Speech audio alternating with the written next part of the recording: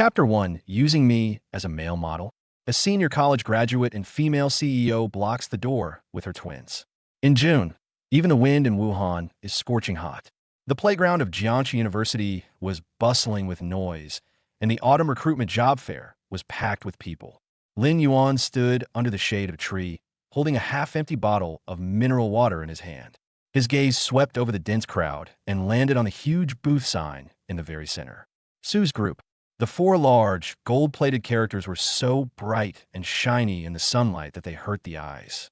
Lin Yuan subconsciously touched his pocket. There was nothing there, yet he felt a heavy weight in it.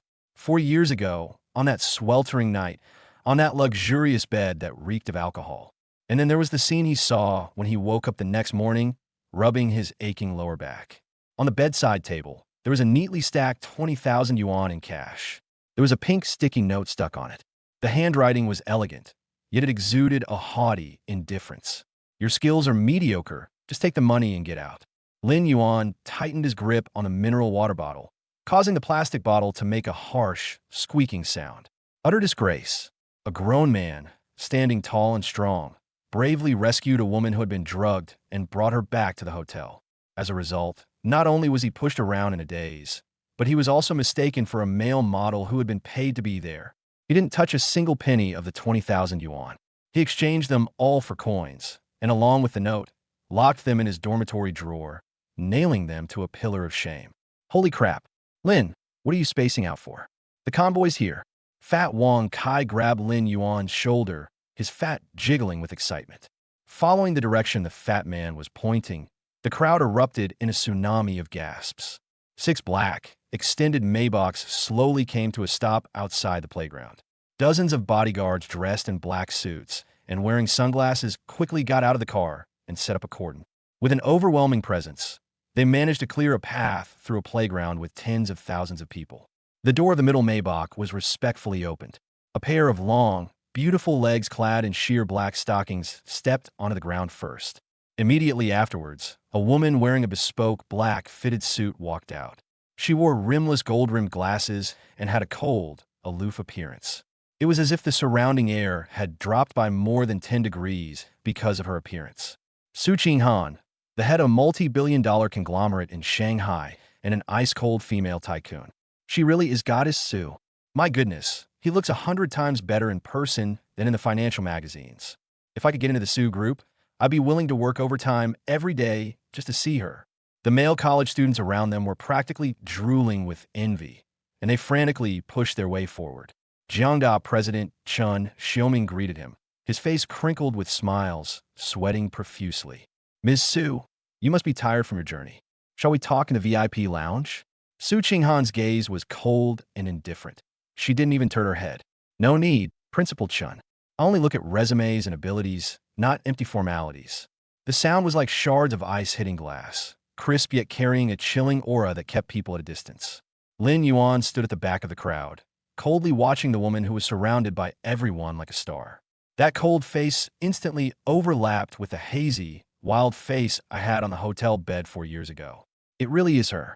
Lin Yuan's lips curled into a mocking smile, finding the experience utterly uninteresting. Feti, Eva checked. I'm going back to the dorm to play games. He slapped Wang Kai's hand away and turned to leave. Just then, a commotion suddenly broke out on the outer security line. Hey, whose kid is that? Don't run around. A burly bodyguard in black shouted anxiously, his arms outstretched, but he dared not lunge down. 2 delicate, petite figures nimbly slipped under the police tape. Those were 2 twin little girls wearing pink princess dresses. She looked to be only 3 or 4 years old, with pigtails and white sneakers. Excuse me. Please make way. The little girl walking in front shouted, and she was even holding a tablet computer in her hand. Her little face was tense, and her chubby fingers were frantically tapping on the screen. The facial recognition system has been activated, scanning skeletal features across the entire area. Wang Kai, the fat guy next to him, was dumbfounded. Old Lin, these days even 3-year-olds are starting to play with hacking techniques. Lin Yuan frowned slightly, ignored him, and continued walking out. The little girl holding the tablet suddenly stopped, her eyes lighting up. Beep. Target locked. 3 o'clock position. Another little girl behind her had half a lollipop in her mouth. Upon hearing this, The little girl immediately spat out the candy, her big eyes widening in surprise. Sister, have you found that scumbag? Yes. Bao unleashed the dogs. No, you hurry and charge. Grab him and don't let him get away. At Bao's command, the little girl Bao shot into the crowd like a chubby little cannonball. Lin Yuan had just stepped down the steps of the playground and was about to take out his phone to hail a taxi. Sudden, a muffled splat sound. A small, chubby creature bumped solidly into his calf. Lin Yuan paused and looked down. A round, fair-skinned little face was looking up at him. Lin Yuan's astonished expression was reflected in those big, watery eyes. Two small, lotus root-like arms, like a koala, clung tightly to his thighs. Lin Yuan was stunned. Little friend, where are your parents? Have you gotten separated from them? He instinctively wanted to bend down and pull the child away. As soon as his hand touched the little girl's shoulder, Bao's lips twitched, her eyes instantly reddened, and large tears fell down in a steady stream. The next second, a piercing cry echoed throughout the noisy playground. Wah! Daddy! Bao has finally found you, Daddy. That shout immediately drew the attention of hundreds of people around.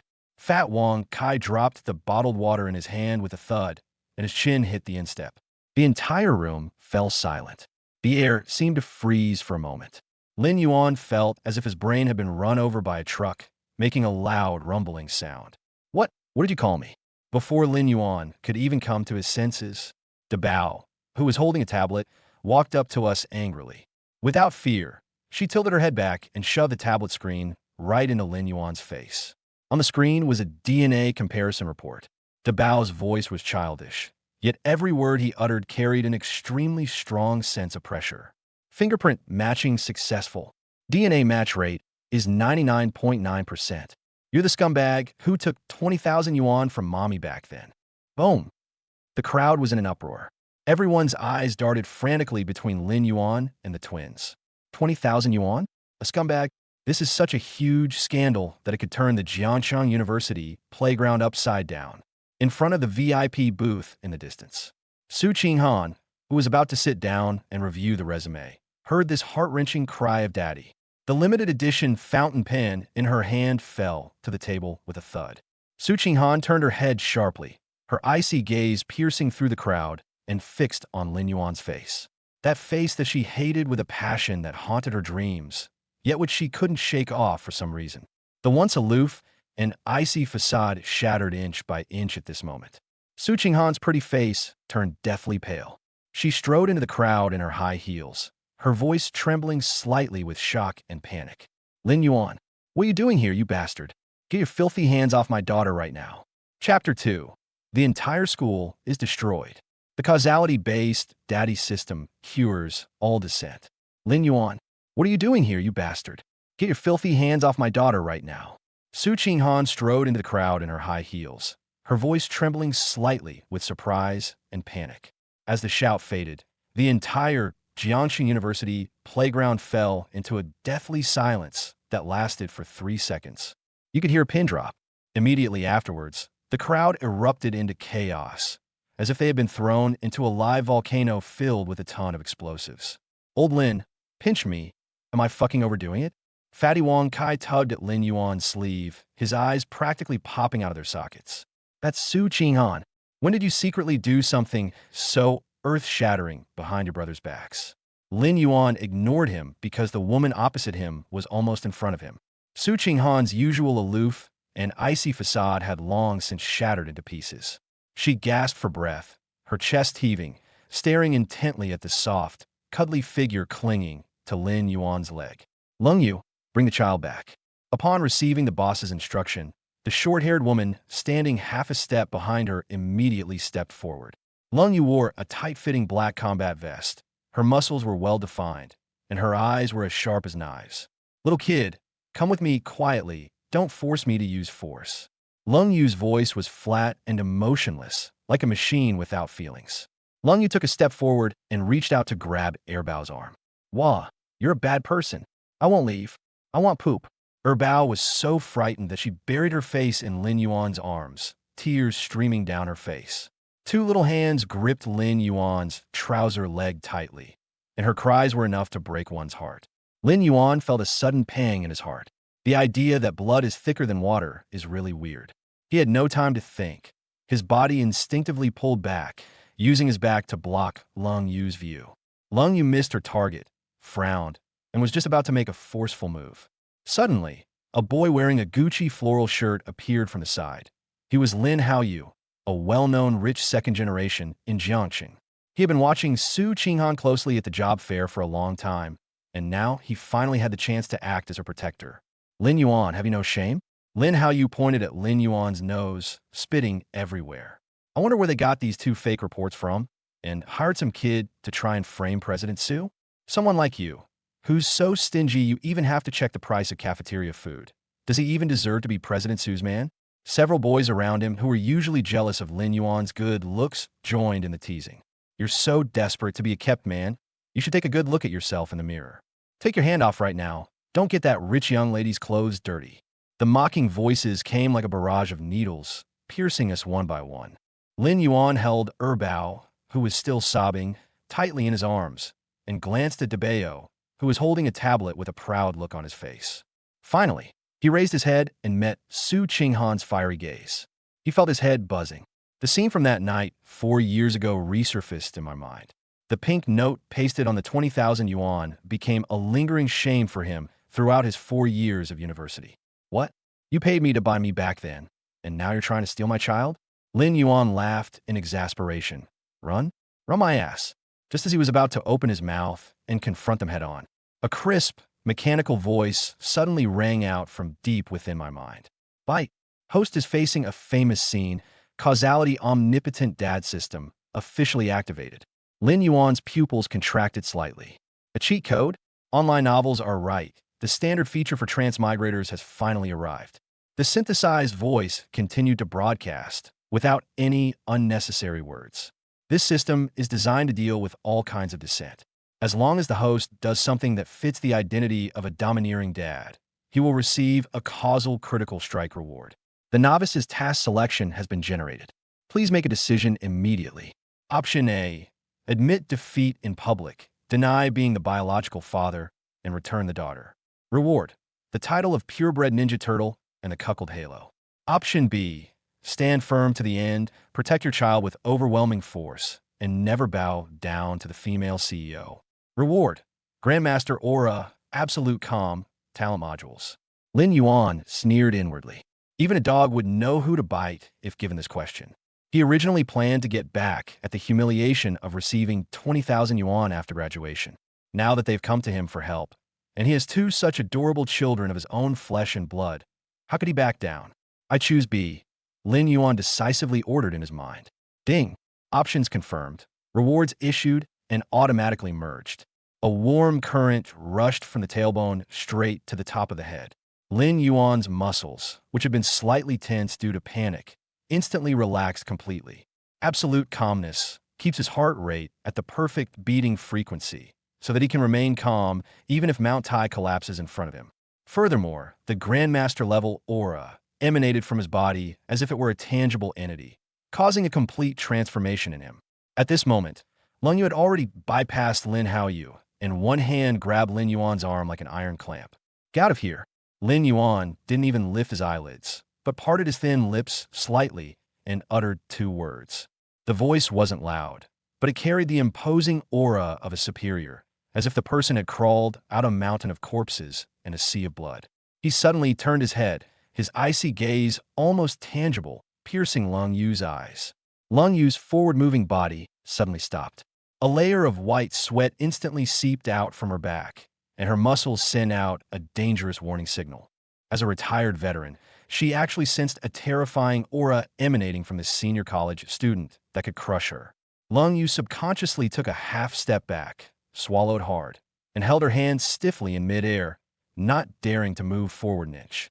Lin Haoyu, who was about to continue cursing, was glanced at by Lin Yuan. The look in his eyes was as if he were looking at a corpse, which frightened Lin Haoyu so much that his legs went weak and he almost knelt down on the spot. The noisy playground came to an abrupt halt, as if an invisible hand had grabbed its neck. Lin Yuan bent down, put his hands under Bao's armpits, and steadily lifted the little girl up with one arm. Feeling his father's broad and strong chest, The second child immediately stopped crying.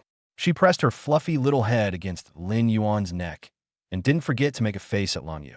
Lin Yuan freed his other hand and patted Dabao's head. Dabao put away the tablet and stood obediently beside him, like a little general who had won a battle. After calming the two divine beasts, Lin Yuan turned his attention back to Su Qinghan. The two were less than 2 meters apart, and it felt as if sparks were crackling in the air. Su Qinghan's heart tightened suddenly. Something's off about that look in his eyes. 4 years ago in the hotel, this kid was clearly a clueless, inexperienced young man. Why is his gaze now filled with condescension and indifference? Su Qinghan even had a misconception. It was as if he wasn't some high and mighty billionaire, but an ant whose fate could be controlled by him at any time.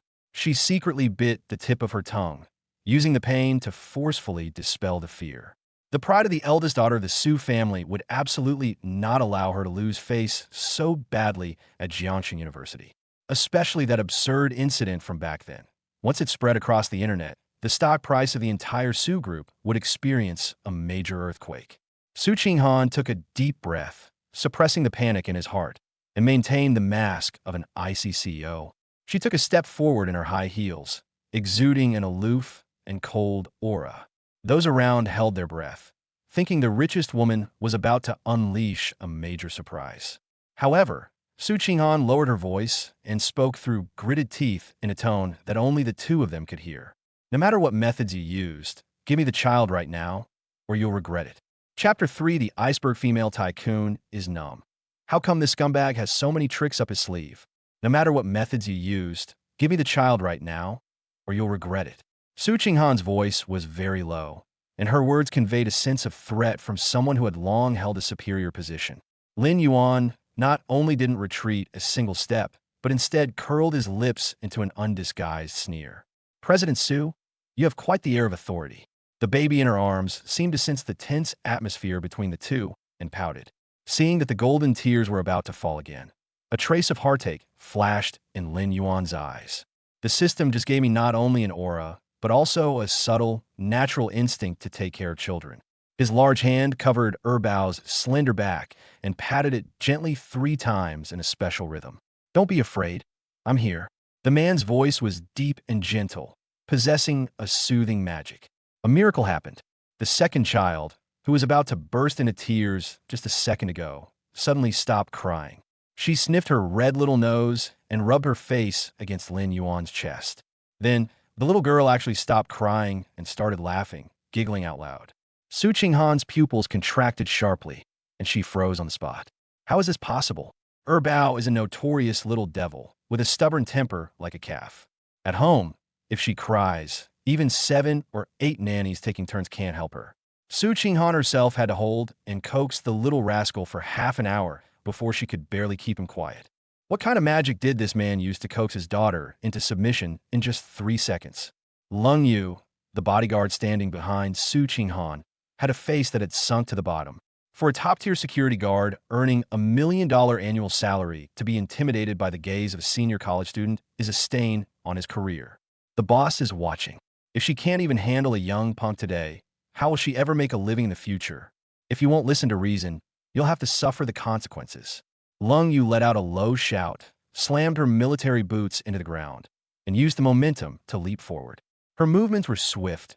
She feinted with her left hand while her right hand, like an eagle's claw, aimed straight for Lin Yuan's shoulder joint. This is a ruthless military-style grappling technique. Once it's firmly clamped, the entire arm will instantly dislocate and lose its ability to resist. Watch out, Lao Lin. Fatty Wong Kai, watching from behind, felt his scalp tingle and his voice cracked with fear. The girls around gasped in surprise, and a few of the more timid ones covered their eyes. However, Lin Yuan, who was at the center of the storm, didn't even blink. With a blessing of absolute calmness, Lung Yu's lightning-fast movements appeared to him like a film reel slowed down 3 times. He even managed to take a moment to adjust his position while holding the second child to avoid jostling the little girl. Just as Lung Yu's fingers were about to touch the fabric of his clothes, Lin Yuan made a move. Instead of dodging, he steadily supported Erbao with his left arm, while his right shoulder moved forward at an odd angle to meet the attack. Instead of retreating, they're advancing. Lin Yuan's toes precisely landed on the path that Lung Yu's steps were bound to take. His right shoulder, as solid as iron, seemingly effortlessly struck the inside of Lung Yu's wrist. Bang! A dull thud of muscles colliding rang out. Lung Yu felt an irresistible, overwhelming force surging up her arm. Her prized fighting skills were instantly neutralized, as if she had hit an impenetrable wall. Moreover, the force of the recoil caused her to completely lose control of her lower body.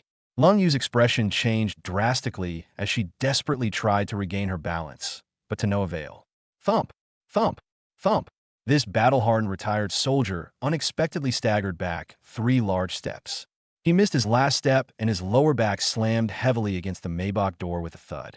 Lung Yu clutched her numb wrist, her eyes filled with horror. An eerie silence fell over the entire room once again. A gentle breeze blew by, stirring up a few fallen leaves. After a brief silence, an even more intense roar erupted from the playground. Holy crap, did I see that right? Holding a baby with one hand, he took down the female bodyguard in one move. What kind of Tai Chi master has descended from the mountain? Old Lin can't even pass the pull-up test normally.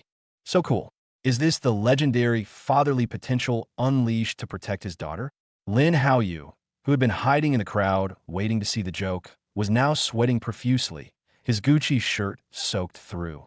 He swallowed hard and shrank back slightly, afraid that Lin Yuan might accidentally hit him like that too. Dabao stood beside Lin Yuan's legs, looked at the disheveled Lung Yu, and snorted coldly. With such a short time, you think you can steal my sister? TSK, TSK. The little girl stuck out her tongue and then tugged at Lin Yuan's sleeve, acting all high and mighty.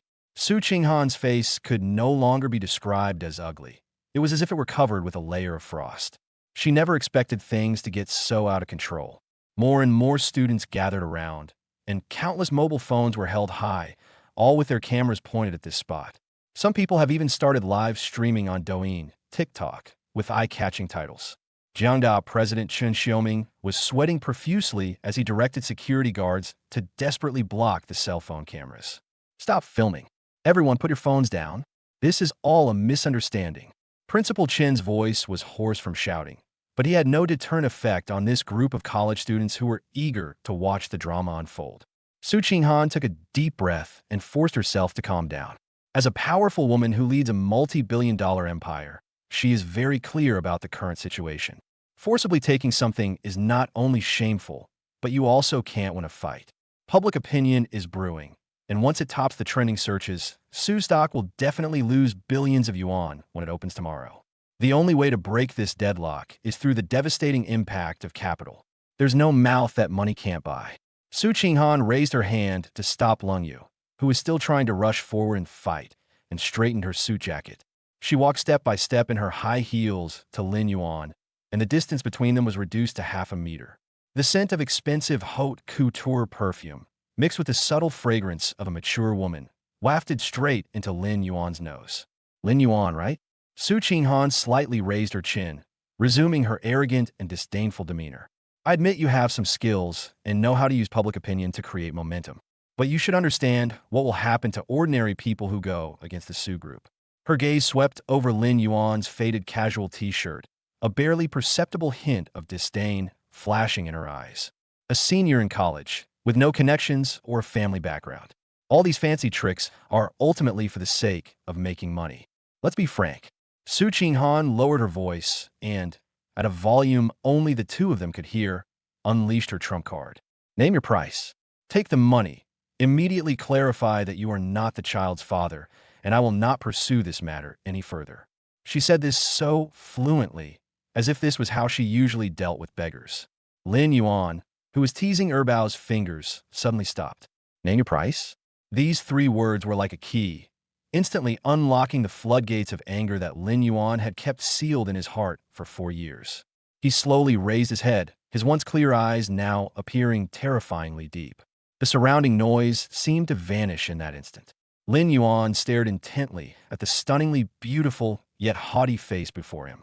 In my mind, the pink sticky note and the 20,000 yuan in cash magnified wildly. Even a clay figure retains a touch of earthiness. Do you really think that having money allows you to trample on other people's dignity at will? Lin Yuan laughed in anger, the curve of his lips so cold it could scrape off ice shards. Is President Su used to throwing money at people? He leaned forward slightly, staring intently into Su Qinghan's eyes with a sense of oppression. For example, 20,000 yuan 4 years ago? Chapter 4, a humiliating 20,000 yuan. Today I'll get it back with interest. For example, 20,000 yuan 4 years ago? Lin Yuan's casual rhetorical question was like a thunderclap falling from the ground. Su Qinghan's pretty face, which was originally covered with frost, turned deathly pale in an instant. Immediately afterwards, a striking blush spread down her slender neck and all the way to her ears. For the first time, a look of fear flashed in her usually calm and aloof eyes. That was the panic of having one's deadly foxtail firmly stepped on. You shut up.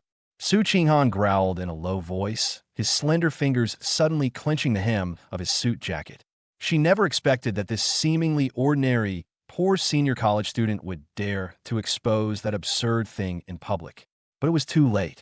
Which of these Jiangda students around isn't a master of gossip? Holy crap. 20,000 yuan? What? 20,000 yuan? I think I just heard the word male model. Pinch me right now. Is this something I can hear for free? Fat Wang Kai rubbed his hands together excitedly and grabbed the collar of the boy next to him. My brother was the most handsome guy at Jiang University back in the day. It's not unreasonable for him to charge 20,000 yuan a night, is it? The onlooker's eyes lit up, and hundreds of people pricked up their ears, afraid of missing a single word.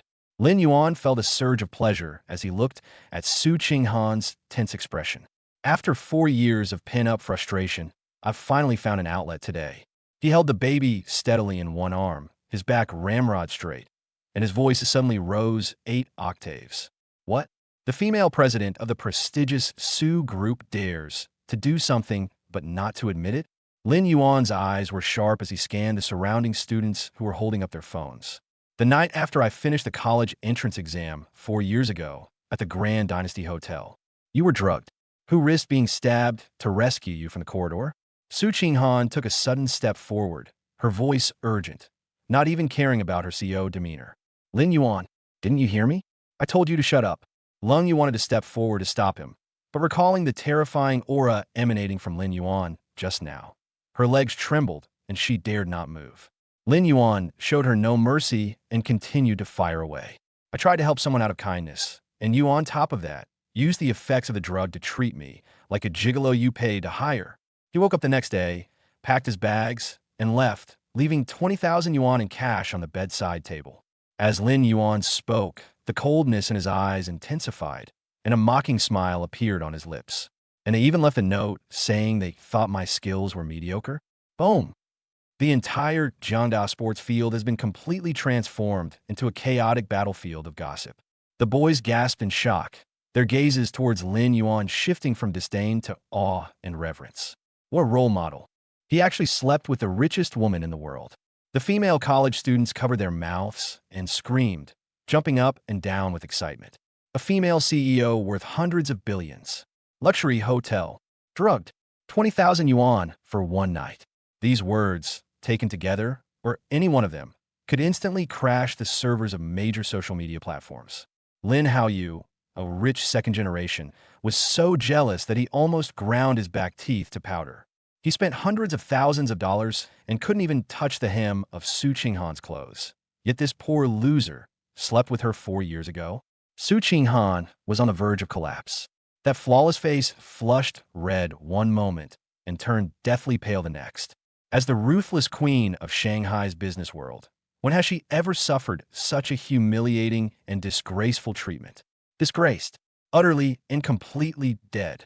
If this situation isn't salvaged immediately, the Su Group's stock price will definitely experience an epic plunge tomorrow. Su Qinghan took several deep breaths, her nails digging deep into her palms, forcibly using the pain to calm herself down. Nonsense. She suddenly raised her head, donned that cold, powerful woman's armor once more, and unleashed her full aura. Lin Yuan, you can keep your nonsense to fool people. Su Qinghan pointed at the second child in his arms, her words ringing out firmly. You just randomly picked 2 cute little girls to ruin my reputation. Aren't you just trying to extort money from me? You're saying the child is yours? Where's the proof? Who can prove that I gave birth to them? and who can prove that they have absolutely no relation to you. Her words were forceful and persuasive, instantly calming the crowd. The onlookers were also drawn in, and the enthusiastic discussions gradually subsided. Yes, words alone are not enough. These days, it's not uncommon for people to hire child models to try and gain fame by associating with wealthy families. Yes, arrest him and take him to the police station. Lin Haoyu quickly followed suit. Sue him for defamation. Let him rot in jail. How could President Su possibly want him?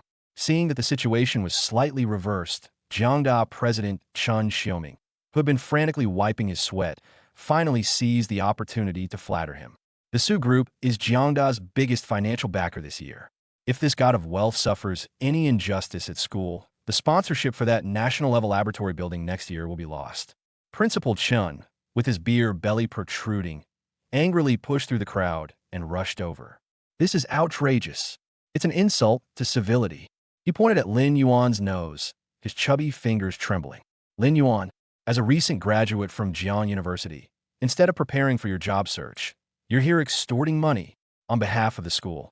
I'm giving you a major demerit immediately. No, I'm expelling you. Principal Chen turned around and shouted at the top of his lungs towards the outside. Where's the security team? Where the hell are they? Get this scoundrel who's spreading rumors and causing trouble out of the school right now. Accompanied by the principal's roar, more than a dozen uniformed school security guards, brandishing rubber batons, menacingly pushed their way into the crowd. The situation instantly became extremely tense. A dozen security guards, along with the black-clad bodyguards brought by Lung Yu, surrounded Lin Yuan and his two daughters. The encirclement tightened, creating a suffocating atmosphere. Bao, seeing the fierce-looking security guards wielding sticks, buried her face tightly in Lin Yuan's neck in fear. Daddy, they are bad people. Are they going to hit me? Bao is scared. The little girl's body trembled slightly, and she gripped Lin Yuan's clothes tightly with both hands. Lin Yuan's eyes turned completely cold in that instant. The aura of a master surged forth without reservation. He shielded his daughter with one hand, his right knee slightly bent, his muscles taut like a fully drawn bow, let alone a dozen or so security guards. Even if the King of Heaven himself came today, he wouldn't be able to touch a single hair on his daughter's head. Let's see who dares to make a move. Lin Yuan gave a cold shout, his voice booming like a bell. The murderous aura that erupted in that instant made the eardrums of the two security guards at the front ache, and they subconsciously stopped in their tracks. Upon seeing this, Su Qinghan sneered repeatedly. Principal Chen, it seems that your school's students not only spread rumors, but also intend to violently resist the law. She crossed her arms and looked down at Lin Yuan, her eyes full of mockery. Weren't you very talkative just now? Without solid evidence, no one can save you today. Just as several rubber batons were about to strike Lin Yuan's back at the critical moment, Bao, who had been standing silently beside Lin Yuan's legs and had no presence whatsoever, suddenly moved. The little girl wasn't scared at all. Instead, she rolled her eyes at Su Qinghan. She held the specially made tablet computer high above her head. The chubby little fingers flew across the screen, leaving a trail of afterimages.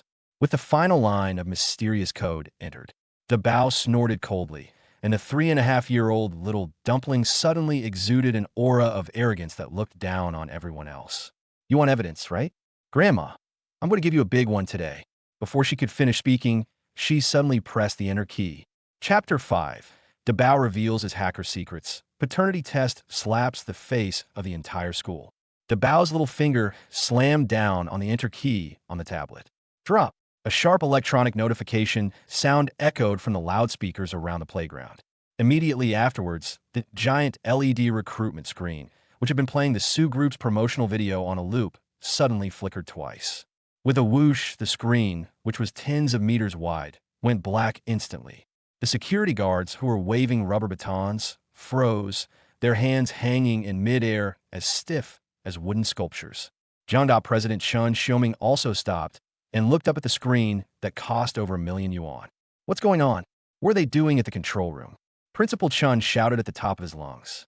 Before the logistics staff could even run over to check, a progress bar suddenly popped up in the center of the black screen. 10%, 50%, 100%. A flash of white light stung the eyes of several students in the front row, causing them to blink rapidly. A high-definition medical document was projected directly onto the giant screen, which was tens of meters wide. In the upper left corner, the bright red official seal of Ruikong Private Hospital, one of the most prestigious hospitals in Shanghai, is prominently displayed. Dabao pulled out a pink mini megaphone from somewhere and brought it to his mouth. The little girl's voice was sweet and clear, yet she spoke with the air of a news spokesperson. Dear uncles and aunts, please look carefully. This report is what I extracted from Ruikong Hospital's internal encrypted database just 10 minutes ago. It contains the DNA sequence data left by this unfaithful man during his physical examination last month.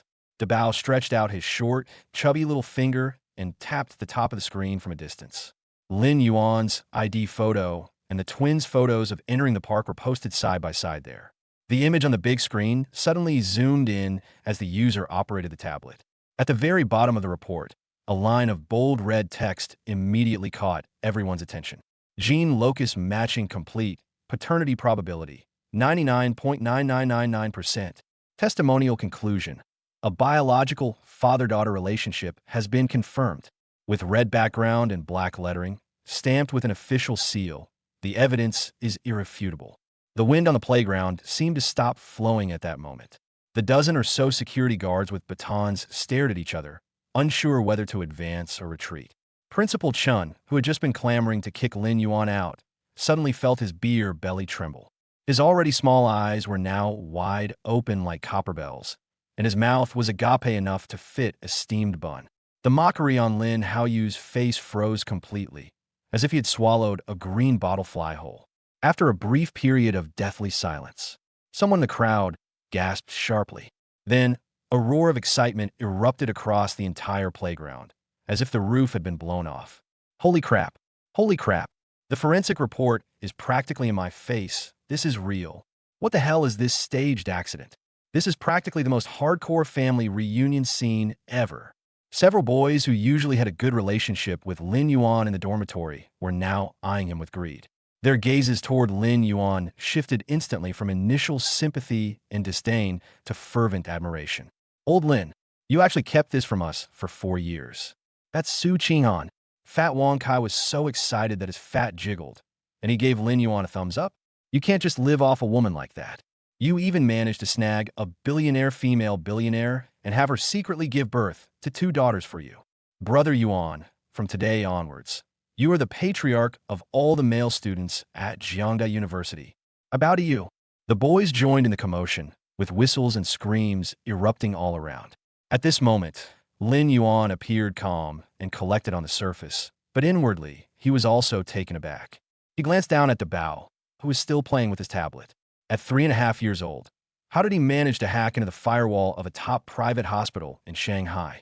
Isn't this little girl's IQ a bit too outrageous? However, looking at the shocked faces of those around him, Lin Yuan felt that the anger in his chest had finally been released smoothly. He raised his eyelids, his gaze passing over the crowd and fixed on Su Qinghan. At this moment, the Ice Queen, who was once so aloof, was nowhere to be seen. Su Qinghan's psychological defenses were completely shattered the moment she saw the DNA report. That aloof and peerless face was now so red it looked like it was about to bleed. Her ears and neck were completely flushed with embarrassment. She felt gazes coming from all directions, each one feeling like it was trying to tear off her clothes. A ruthless and powerful figure in Shanghai's business world, the head of the Su family.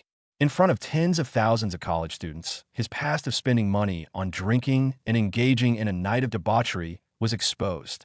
Even the phrase mediocre skills was blurted out by this bastard in public. Society died. A complete and utter public death. Su Qinghan trembled slightly. Her nails dug deeply into her palms, and her breathing became rapid. She only had one thought in her mind right now. Escape. Leave this awful place that made her lose face. Cold Moon. Su Qinghan gritted her teeth, her voice squeezed out from between them, carrying an undeniable sense of panic. Clear the way immediately. Prepare the vehicles. Lung Yu was also quite shocked by the report, and only when she heard her boss's order did she suddenly come back to her senses. She quickly called to the remaining bodyguards, and they forcefully tore a path through the boiling crowd. Su Qinghan, wearing high heels, rushed towards Dabao. She snatched the tablet from Dabao's hand and slammed it face down in front of her chest. You brat, I'll deal with you when we get back. Su Qinghan muttered a curse in a low voice, grabbed Dabao's wrist, and headed towards the Maybach. Dabao shrugged his little shoulders indifferently. Mommy, don't be angry. I've shown you all the evidence. That scumbag won't get away. The little girl obediently shuffled along with Su Qinghan as they retreated outside. Su Qinghan took a deep breath and turned to pull the other one. Lin Zipei, what are you waiting for? Come home with me right now. However, Bao, who is usually the most obedient, refused to move an inch at this moment. The little girl not only didn't let go, but instead clung to Lin Yuan's legs like a koala, using both her hands and feet. Su Qinghan reached out and tugged at her little arm. Bao immediately burst into a heart-wrenching cry. I'm not leaving. I want poop. The little girl cried so hard she could barely breathe, her tears and snot smearing all over Lin Yuan's trouser legs. Mommy's mean. Mommy's going to chase Daddy away. Bao finally found a dad. Bao doesn't want to be a wild child without a dad. Wah! The clear cry, transmitted through the megaphone Bao had left behind, echoed throughout the entire playground. The entire room fell silent instantly. Even the boys who had been egging her on couldn't help but shut up when they saw the little girl crying so heartbreakingly. Lin Yuan's heart skipped a beat. He bent down, gently supporting Bao's back with his large hand, and coldly swept his gaze over Su Qinghan's outstretched hand. What? President Su? You're in the wrong now, and you're planning to snatch the child in public? Lin Yuan did not back down at all. His aura, enhanced by the system, forced Su Qinghan to take a half-step back. Su Qinghan was frantic with worry. People around had already started recording with their phones, and public opinion could explode again at any moment. She stared intently at Lin Yuan's sharply defined face, her eyes even reddening slightly with anxiety. What exactly do you want? Su Qinghan lowered her voice, and her tone revealed a hint of weakness that she herself did not realize. Lin Yuan picked up Bao with one hand, took a tissue, and slowly wiped away the tears from the corners of his daughter's eyes. He looked at Su Qinghan, a playful smile curving his lips. If you don't want to be on tomorrow's social headlines, do as I say. Su Qinghan bit her lower lip tightly. What are your conditions? Lin Yuan gently patted Bao's back, his tone calm, yet resolute.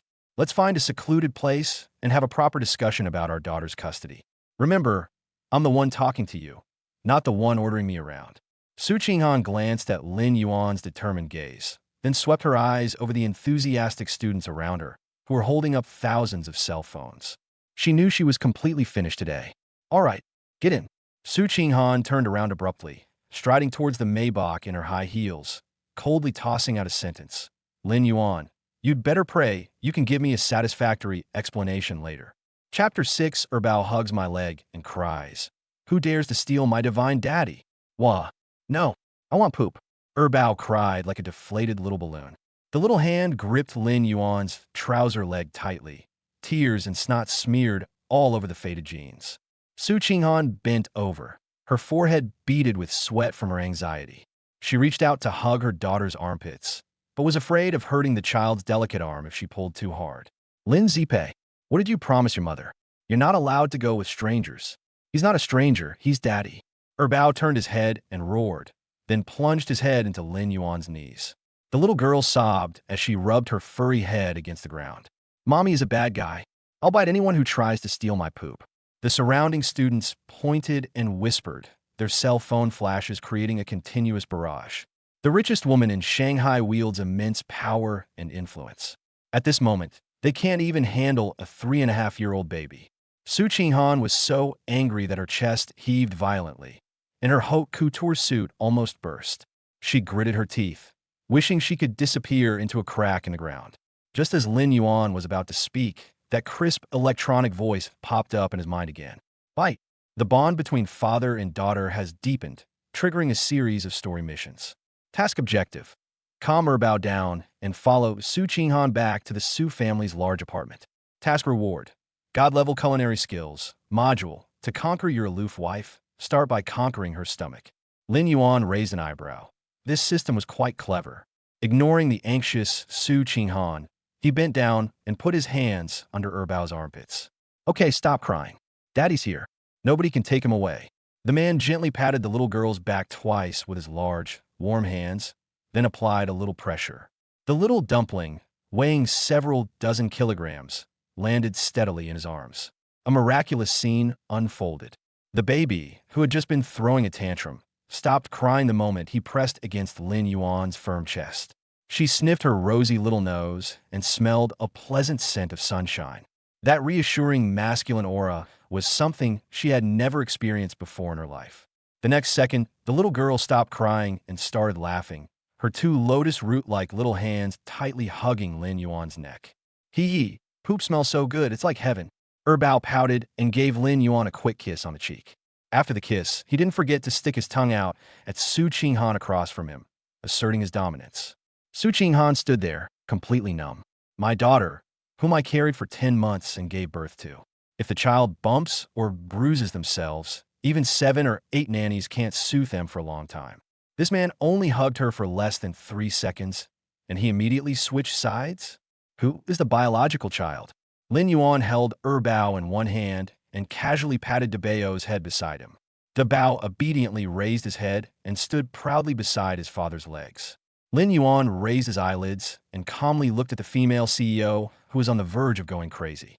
President Su, judging from this situation, you have no chance of taking it by force. Lin Yuan pointed to the increasingly dense array of phone cameras around him, his tone tinged with a hint of mockery. Now that the whole school knows, for the sake of the children, shouldn't we find a secluded place? Let's have a proper talk about who gets custody. Custody? Su Qinghan felt a sudden pang in her heart and almost bit her teeth to pieces. Those two heartless girls, before anything even happened, their hearts have already completely turned to that scumbag. If a lawsuit were to actually be filed, given the man's extraordinary skill in subduing Lung Yu with a single move, add to that Dabao's outrageous hacking skills, and who knows what kind of trouble he might cause. Moreover, the most important thing right now is to evacuate as soon as possible. We absolutely cannot stay at the school and embarrass ourselves any longer. Shut up. Su Qinghan glared and roared in a low voice. She stepped forward in her high heels, ripped open the heavy bulletproof door of the Maybach, and pointed to the leather seats. Get in the car. If you dare to run away today, I'll break your legs.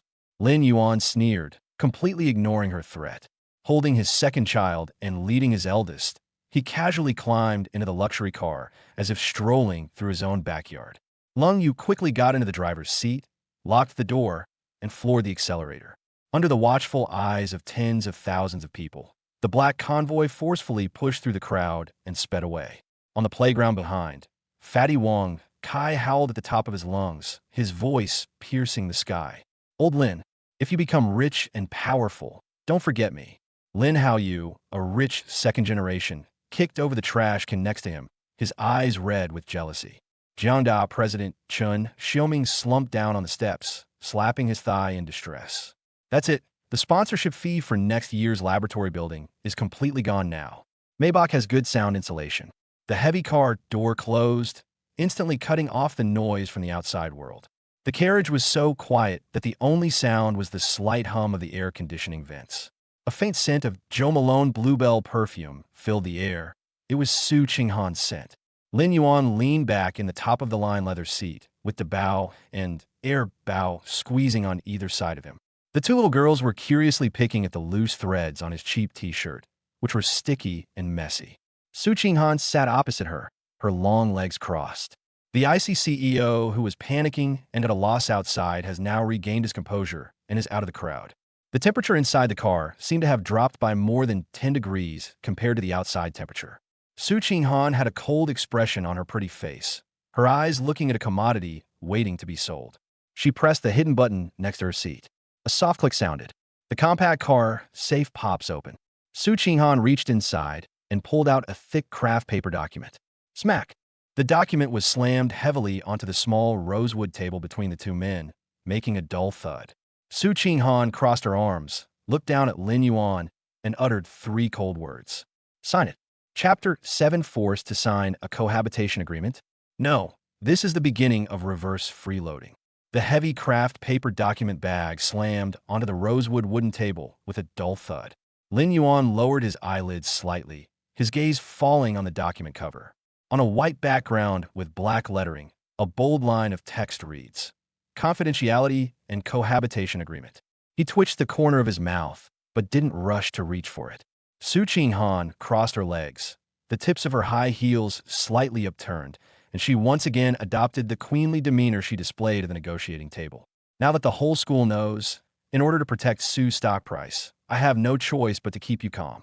She tapped the table with her slender fingers, her voice cool and detached, as if she were discussing a cheap deal worth a few $100s. First, you'll live with me in this large apartment, but you can only sleep in the guest room on the first floor.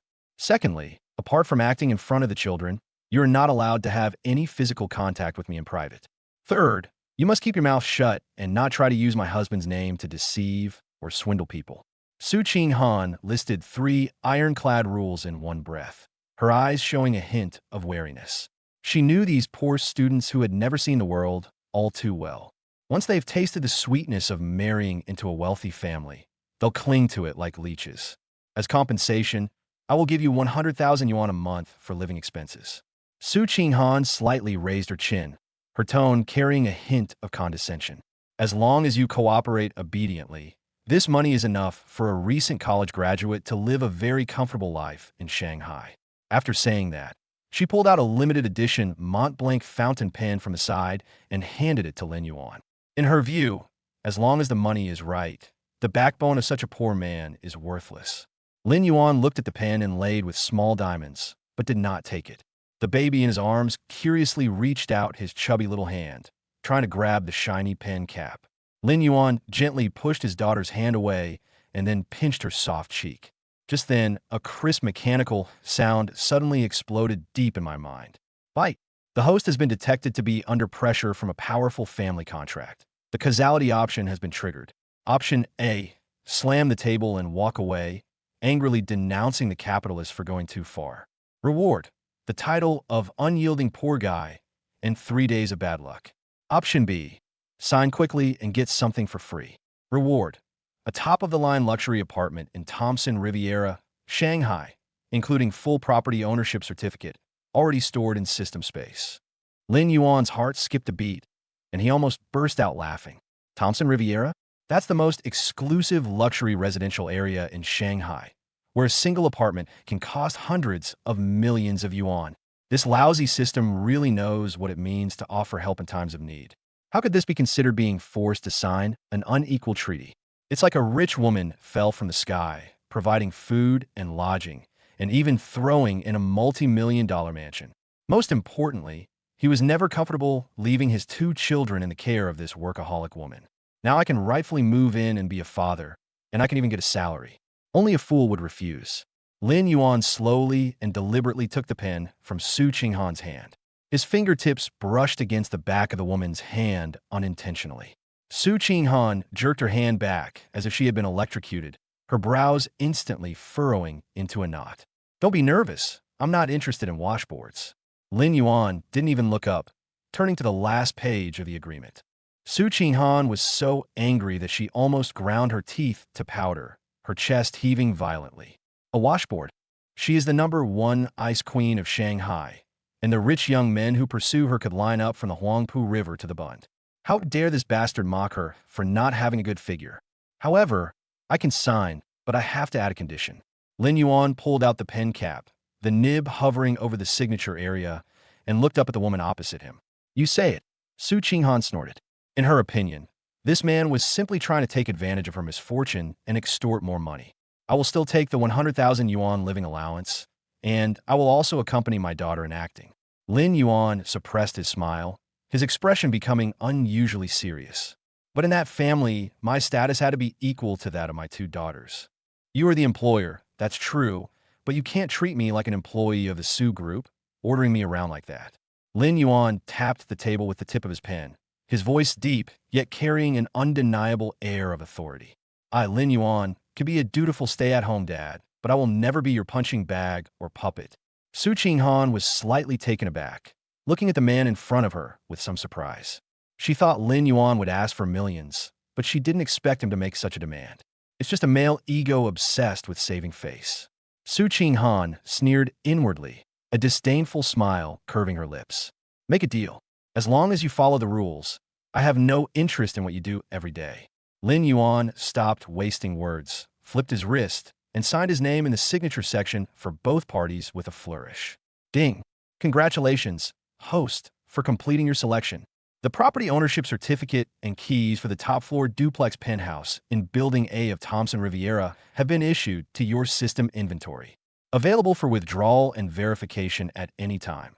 The source of assets has been kept absolutely confidential. Zero risk.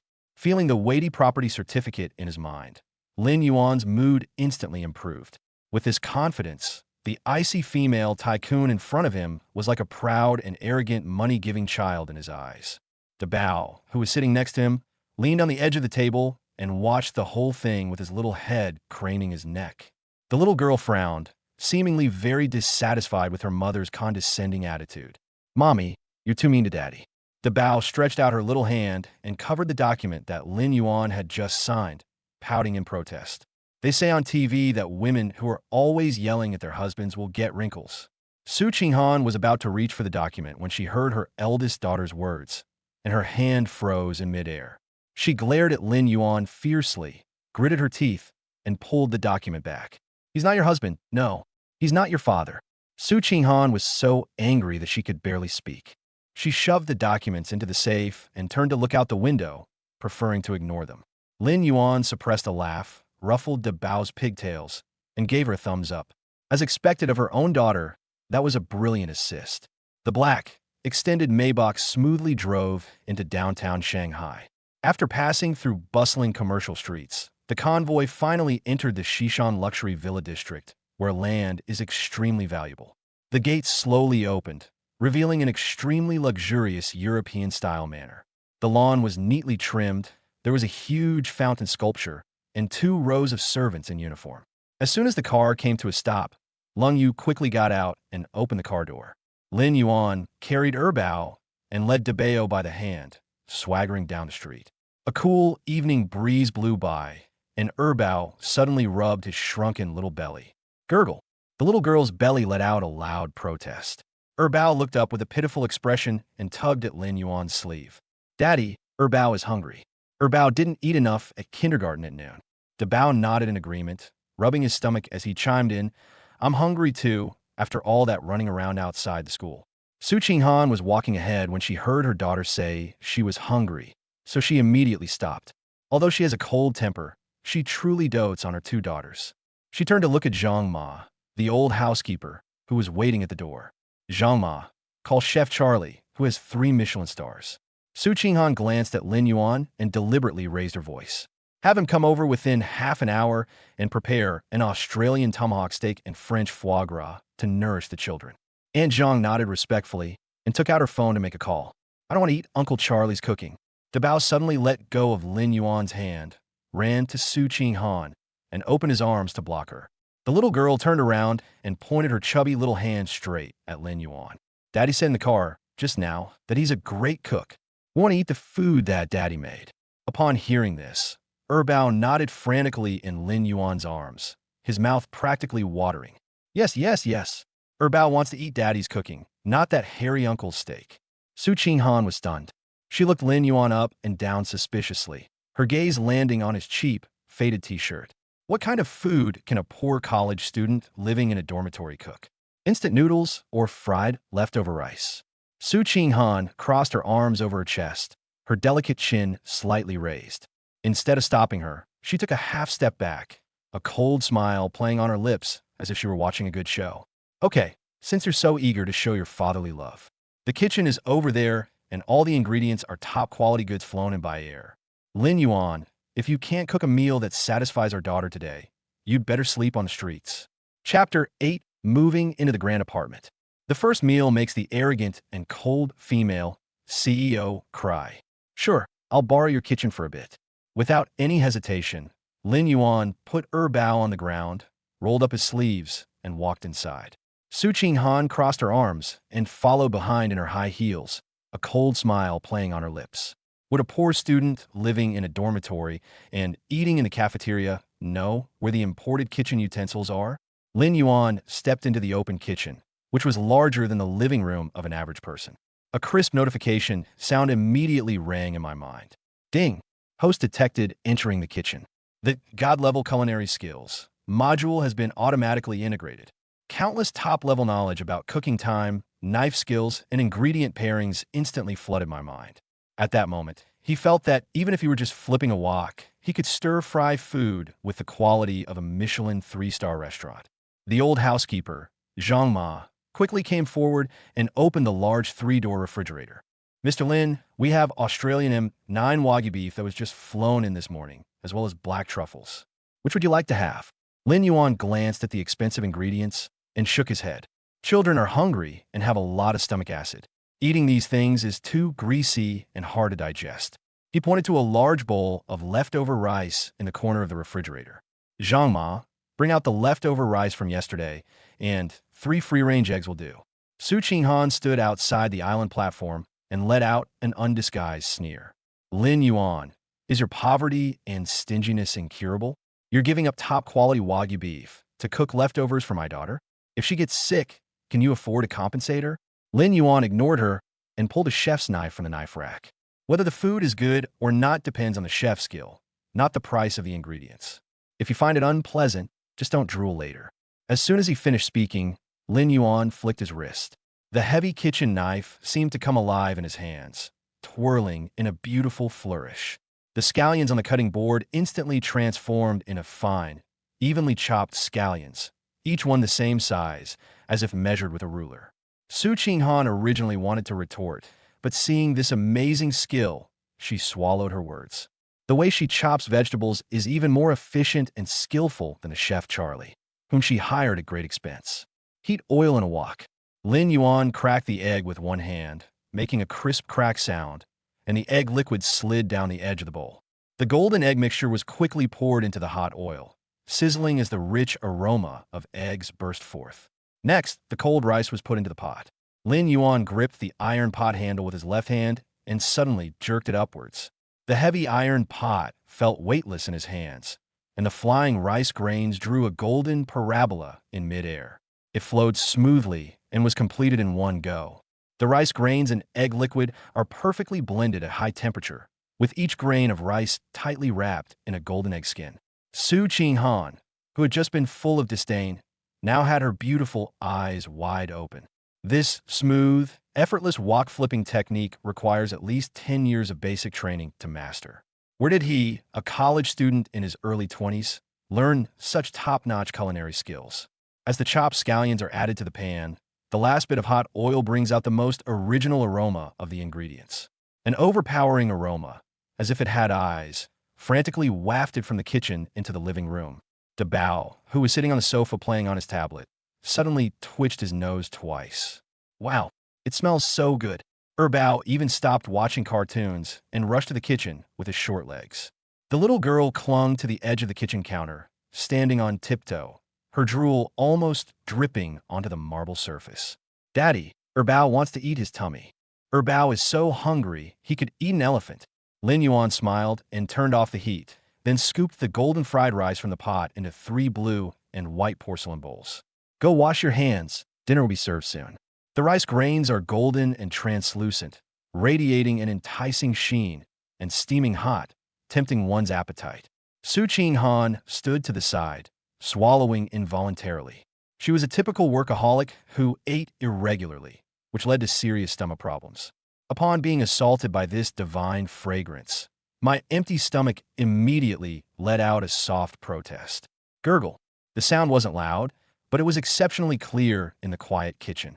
Su Qinghan's usually cold and pretty face instantly turned bright red, and she wished she could find a crack in the ground to crawl into immediately.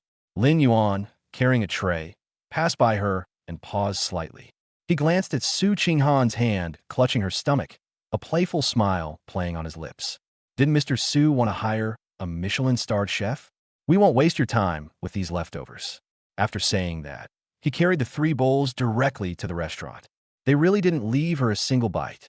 Su Qinghan was so angry that she stomped her feet and gritted her teeth. That bastard definitely did it on purpose. As the president of the prestigious Su Group, she could have any delicacy she wanted. So why would she care about a bowl of his lousy fried rice? Su Qinghan walked into the restaurant with a cold face, sat down in the main seat, picked up her water glass, and gulped down a mouthful of ice water. She wanted to see just how delicious the food was. Maybe it just smelled good. However, reality soon proved her wrong. Dabao took a small spoon, scooped up a big mouthful, and stuffed it into his mouth. His eyes instantly lit up like little stars. Wow, it's so delicious. It's 100 times better than Grandma Zhang's. Bao was even more exaggerated, burying half of his little face in the bowl, slurping his food with oil dripping from his mouth. The little girl mumbled incoherently as she ate. Daddy is the god of cookery. From now on, the second baby will eat Daddy's cooking every day. Seeing her two daughters pouncing on their food like hungry wolves, Su Qinghan's stomach ached even more. The aroma of fried rice kept wafting into her nose, almost like torture. Lin Yuan ate his food slowly and deliberately, occasionally taking a tissue to wipe Bao's mouth. The father and his two daughters were enjoying themselves immensely, as if they were the real family, while Su Qinghan was just an extra spectator. Su Qinghan gripped the water glass tightly with both hands, her knuckles turning white. She wanted to ask Lin Yuan to make another bowl several times, but the words were always swallowed back by her damned pride. If she opens her mouth, won't that bastard's tail be wagging in the sky? Endure. Never bow down to evil forces. In less than 10 minutes, the twins had licked the bowl clean, leaving not a single scallion. Hiccup. Bao let out a loud little burp, rubbed his round belly, and slumped contentedly in the chair. Lin Yuan finished clearing away the dishes and stood up. Come on, Dad will take you to the living room to watch some TV to digest your food. He held one in each hand, not even giving Su Qinghan a proper look, and went straight to the sofa. Su Qinghan looked at the empty restaurant, her eyes reddening with grievance. What's this? He came to her house, used her kitchen right in front of her, and tried to seduce her? She stood up angrily, intending to go back upstairs to her study to avoid seeing the place. As Su Qinghan passed by the kitchen, she glanced at the counter out of the corner of her eye. In a delicate white porcelain pot, there was still a small half bowl of warm golden fried rice. There was also a sticky note next to it. If you have a sensitive stomach, drink less ice water. If there's a sip left, don't eat it. Just throw it away and feed it to the dog. The handwriting was vigorous and powerful, exuding an arrogant and irritating air. Su Qinghan stared at the note, her icy heart skipping a beat. That bastard. When did he leave the food for me? She looked around and made sure that Zhang Ma wasn't there, and that Lin Yuan was in the living room with his back to her. The aloof female tycoon swallowed hard, and feeling guilty, picked up a spoon and quickly scooped up a mouthful, stuffing it into her mouth. The moment the tip of your tongue touches a grain of rice, an exquisite aroma explodes in your mouth. It's so delicious. Su Qinghan's eyes widened suddenly, and he no longer cared about his CEO image, so he started shoveling food into his mouth. At the same time, Lin Yuan, who was sitting on the living room sofa, had just handed the remote control to Dabao. Deep within my mind, a series of piercing, rapid-fire system announcements suddenly erupted. Ding! Detected that the icy female CEO secretly ate the fried rice made by the host. Mission completion, God level. I've completely won over my proud and aloof wife's stomach. Causality, critical strike triggered. 10,000-fold return is being processed. Congratulations, host. You have acquired an absolute controlling stake of 15% in the trillion-dollar conglomerate Qinghan Investment. Lin Yuan's hand trembled violently, and he almost threw the remote control away. A conglomerate worth hundreds of billions? A 15% controlling stake? This bowl of fried rice has turned into a business empire? Before he could even catch his breath, the old cell phone in his pocket suddenly started vibrating wildly. An encrypted text message without a number popped up on the screen. Hello, Mr. Lin. The equity transfer has been completed. Please indicate the next steps. Lin Yuan looked at the screen, suppressing the elation in his heart, and a smile he couldn't hide appeared on his lips. He glanced back at a female CEO who was wolfing down her food in the kitchen and teased her in a low voice. President Su, if there's not enough, there's more in the pot. Don't worry, no one will take it from you. Su Qinghan, caught red-handed sneaking food in the kitchen, froze instantly, her voice filled with gritted teeth. Lin Yuan, shut up. I'm testing the poison for you. Chapter 9.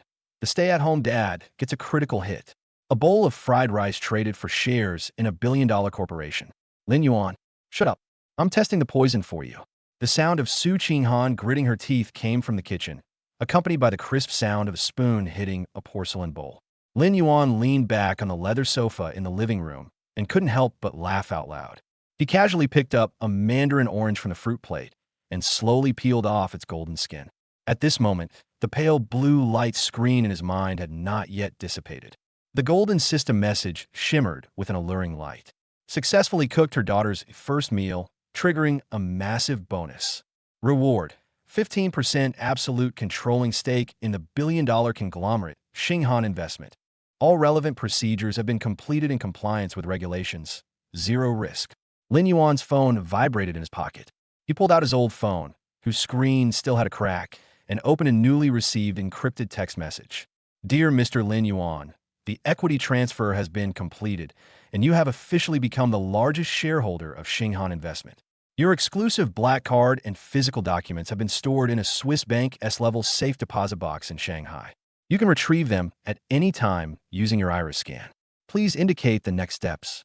Lin Yuan stared at the screen, his fingers, which were holding the orange peel, pausing slightly. Xinghan Investment? He studied finance at Jiangxing University, so he knew all too well what that name meant. This is a true behemoth in Shanghai's capital circle, a giant crocodile lurking in the deep waters. It almost monopolized internet venture capital and prime land development in half of the South. Even Su Qinghan's Su Group can only be considered a partner that has to rely on Xinghan Investment. Lin Yuan stuffed the peeled orange segments into Dabao's mouth. He took a deep breath and casually typed a few words in reply. Stay put. Everything as usual. After sending the message, he put his phone back in his pocket, a playful smile playing on his lips. Just half an hour ago, he was signing and sealing a document for a monthly cohabitation allowance of 100,000 yuan. Now, he has transformed into a financial tycoon who can control the economic lifeline of the Su family. This causal system is simply too domineering. Meanwhile, in the spacious mahogany study on the second floor, Su Qinghan was leaning back in her office chair, gently rubbing her full stomach. That bowl of fried rice smelled so good that she didn't leave a single scallion. My stomach, which had been aching for years, was now filled with a warm current, bringing me unexpected comfort. Before she could even catch her breath, the red work hotline on the table suddenly rang sharply. Su Qinghan immediately sat up straight and grabbed the receiver. President Su, a major earthquake has struck. On the other end of the phone, Li Hai, the executive vice president of the Su Group, was so anxious that his voice cracked. Xinghan Investment has just undergone a change in shareholding, and the original board of directors has been restructured. Su Qinghan's hand gripping the receiver tightened suddenly, her knuckles turning white. What did you say? Xinghan Investment has changed hands? Is the news accurate? The Su Group is preparing to launch a 30 billion yuan multinational new energy project next month. The key to success or failure lies entirely in the life-saving bridge loan promised by Xinghan Investment. Absolutely true. Li Hai gasped for breath on the phone. A 15% controlling stake has been bought out in cash in one go. The entire business district in Shanghai is going crazy. Su Qinghan's face instantly lost all color. Have you found out the background of this mysterious new shareholder? We can't find it. The level of confidentiality is too high. All we know is that the other party's surname is Lin. Li Hai paused, his tone revealing deep anxiety. President Su, all our schedules for tomorrow must be canceled. We must bring generous gifts tomorrow morning and personally visit the new Chairman Lin at Xinghan headquarters. If the new manager cuts our projects, the Su family's cash flow will be cut in half, which would be a catastrophic disaster. Su Qinghan felt dizzy and her palms were covered in cold sweat. The business world is like a battlefield. When a financial behemoth of this caliber suddenly descends upon the market, it can definitely unleash a bloodbath. I see. She pressed her throbbing temples, her voice filled with undisguised exhaustion. Notify all core executives to redo the business plan tonight. Tomorrow morning at 9 o'clock, come with me to Xinghan Building. We will do whatever it takes to see this Mr. Lin. After hanging up the phone, Su Qinghan felt completely drained and slumped back in her chair. She doesn't have the time or inclination to care about that annoying poor student downstairs. As long as we can win over this mysterious Chairman Lin and save the company, I'll do anything for her. Su Qinghan pushed open the study door and slowly walked downstairs in her high heels. Her delicate face was etched with deep weariness, and even her steps were heavy. When she walked down to the living room, she saw Lin Yuan sitting cross-legged on the carpet. He was holding a rattle drum, which was making Bao laugh so hard he was doubled over. Bao, meanwhile, lay on his back, pulling on his short hair and riding him like a horse, laughing loudly. Looking at this heartless picture of fatherly love and filial piety, Su Qinghan felt a mix of emotions. He was working himself to the bone in the business world, constantly facing the crisis of bankruptcy and suicide. This man, on the other hand, took her money and is now comfortably working as a full-time nanny here. If he had even a fraction of the abilities of that mysterious Chairman Lin, he wouldn't be struggling so much. Su Qinghan sighed and walked to the sofa. All right, stop fooling around, it's getting late. Lin Yuan turned his head and immediately saw the anxiety and fatigue in her eyes. President Su looks so pale. Is the company about to go bankrupt? His casual remark, though seemingly a joke, struck a nerve with Su Qinghan. Su Qinghan glared at him fiercely and retorted coldly. Even if the Su family goes bankrupt, a starved camel is still bigger than a horse. Don't ask me about my work. She bent down and patted Bao's chubby little bottom. Go take a shower and get ready for bed. Mom has to get up early tomorrow to meet a bigwig in the financial world. Bao clung to Lin Yuan's arm, refusing to let go, and kicked his legs wildly. I want my poop washed. I want my poop to smell nice. Su Qinghan really didn't have the energy to be jealous or quarrelsome today. She straightened up and pointed towards the master bedroom at the end of the corridor. Go to the master bedroom's deluxe bathroom and run a bath for your daughter. The water temperature is set to 38 degrees Celsius, and it contains their special shower gel. Lin Yuan stood up and patted the dust off his trousers. Okay, you're the boss. I'll listen to you. Su Qinghan rubbed her sore neck and turned to walk to the other side of the corridor. I'm going to the dressing room to change my clothes and get their robes. You take them there first. Lin Yuan nodded, took his two daughters' hands, and slowly walked towards the master bedroom. The large, single-level apartment features a luxurious design. The walk-in closet and the master bathroom are separated by two doors, but the interior is actually a connected suite. Lin Yuan followed the main entrance to the frosted glass bathroom door. He was just about to turn the doorknob. Bao suddenly broke free from his hand and ran forward with her short legs. Daddy, you're so silly. Mommy's duck toy is inside. I'll go get it for you. The little girl stretched out her chubby hand and pushed hard against the door. A soft click sounded. Surprisingly, the door lock wasn't fully engaged, and the frosted glass door slowly opened a crack as Bao pushed it in. Fearing his daughter might slip, Lin Yuan instinctively stepped forward and peered over to check. Steam rose from the crack in the door, and warm yellow light shone on the white marble. To save time, Su Qinghan actually went into the bathroom through the connecting door between the dressing room and the bathroom. She was facing away from the door, having just taken off her sweat-soaked fitted suit jacket. Large swaths of snow-white skin were exposed to the air without any protection. Her slender waist and half-undone black silk bodysuit created a striking visual impact.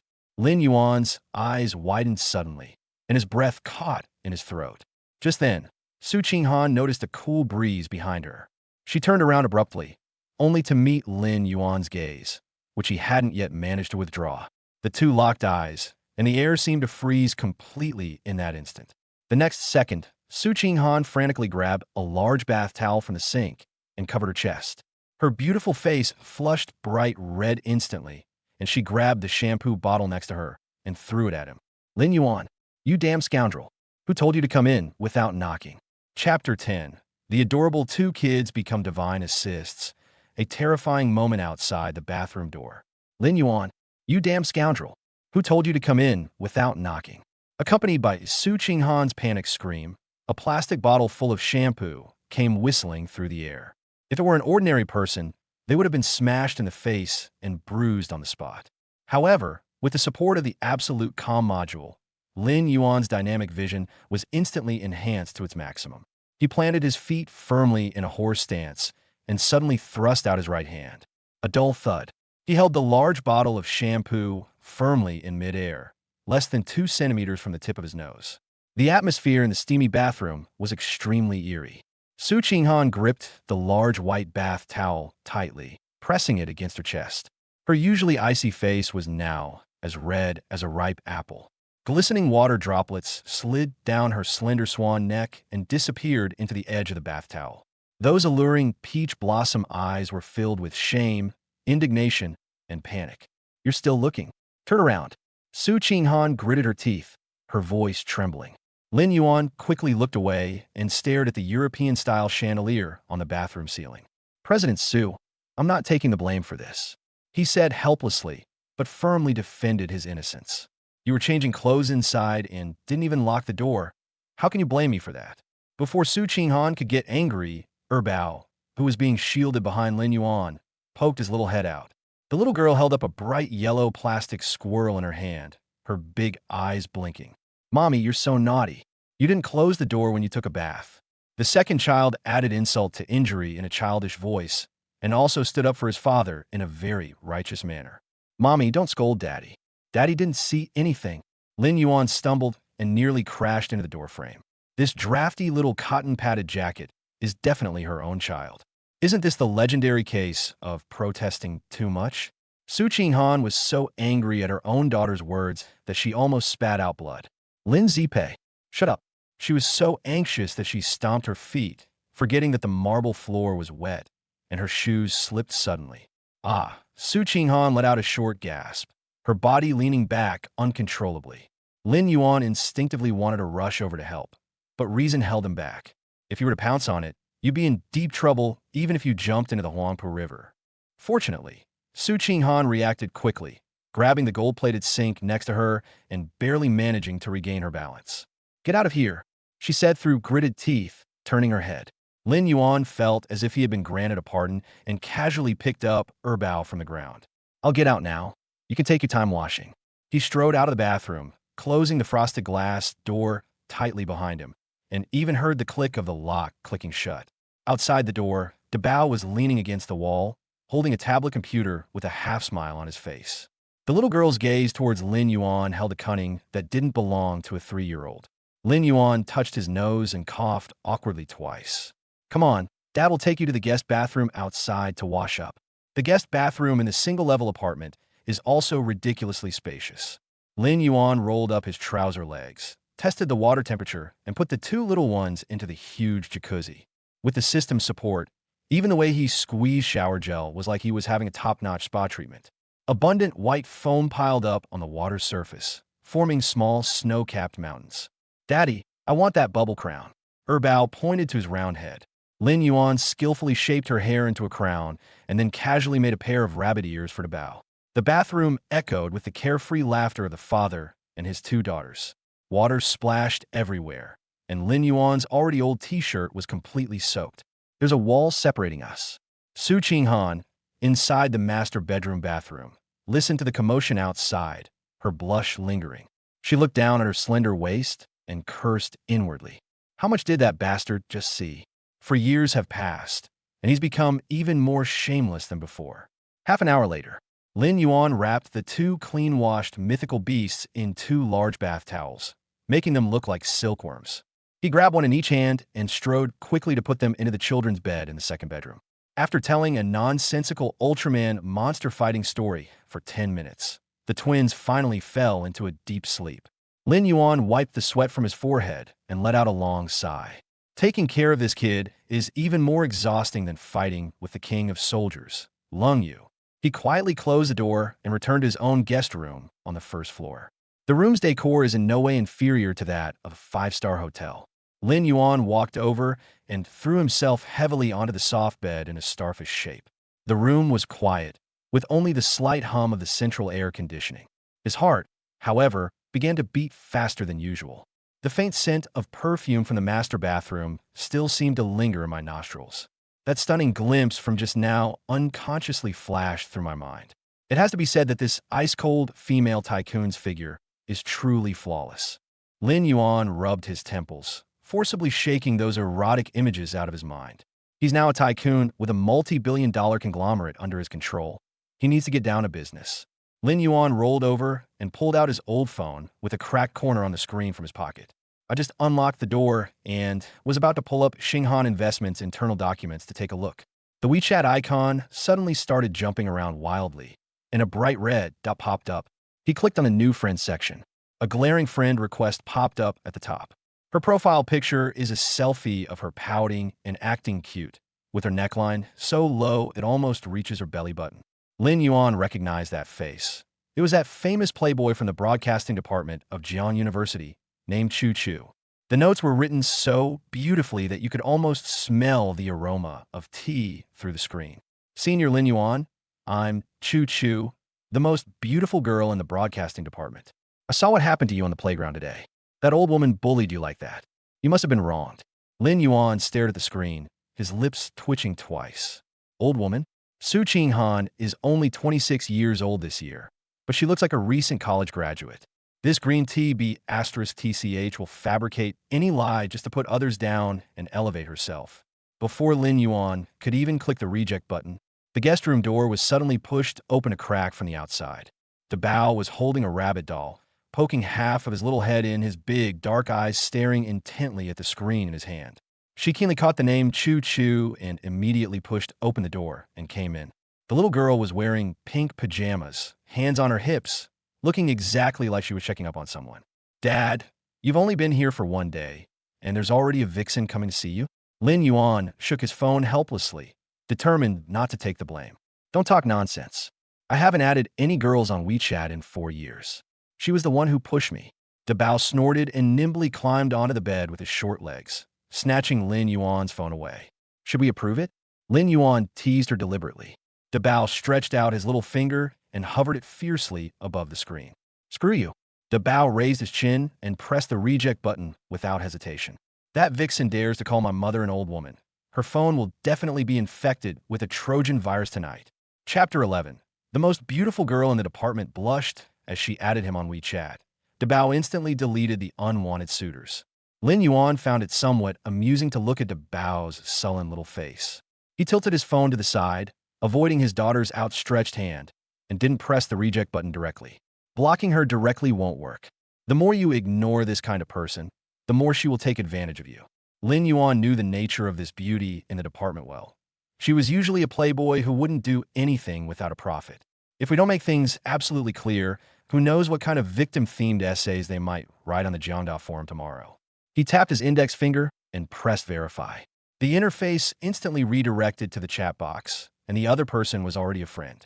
Lin Yuan was about to type a message telling her to stay away from him in the future when his throat became dry and tight. I yelled at school all day today, and when I got home, I cooked and acted as a stay-at-home dad, without even having time to drink water. Dabao, sit here quietly for 1 minute while Daddy goes to get you a glass of water. Lin Yuan casually tossed his phone onto the soft blanket and turned to walk towards the bar outside the door. Dabao nodded obediently and sat cross-legged on the big bed like a delicate porcelain doll. The moment the door was ajar, the old cell phone on the bed started vibrating wildly. Buzz, buzz, buzz. The message notification sounds were as dense as machine gun fire. Dabao's bright eyes darted around, and his chubby little hand grabbed the phone, expertly swiping up to unlock it. On the screen, the woman named Chu Chu had already sent 4 or 5 messages. Senior Lin Yuan, why did it take you so long to get through to me? I saw you being bullied by that old woman on the playground today, and I felt so sorry for you. Those domineering capitalists must have terrible tempers, right? Unlike me, I only feel sorry for my senior. Dabao looked at the words that smelled so good with the aroma of tea and pouted in disgust. Immediately afterwards, 3 photos popped up on the screen. It's a large-scale mirror selfie. The woman in the photo is wearing a short silk camisole, deliberately creating a deep cleavage, and her lips are pouting so much they could hang an oil bottle on them. Dabao stared wide-eyed at the photos for 2 seconds. Then, the 3.5-year-old baby let out a cold, mocking laugh. This photo editing technique is an insult to my eyes.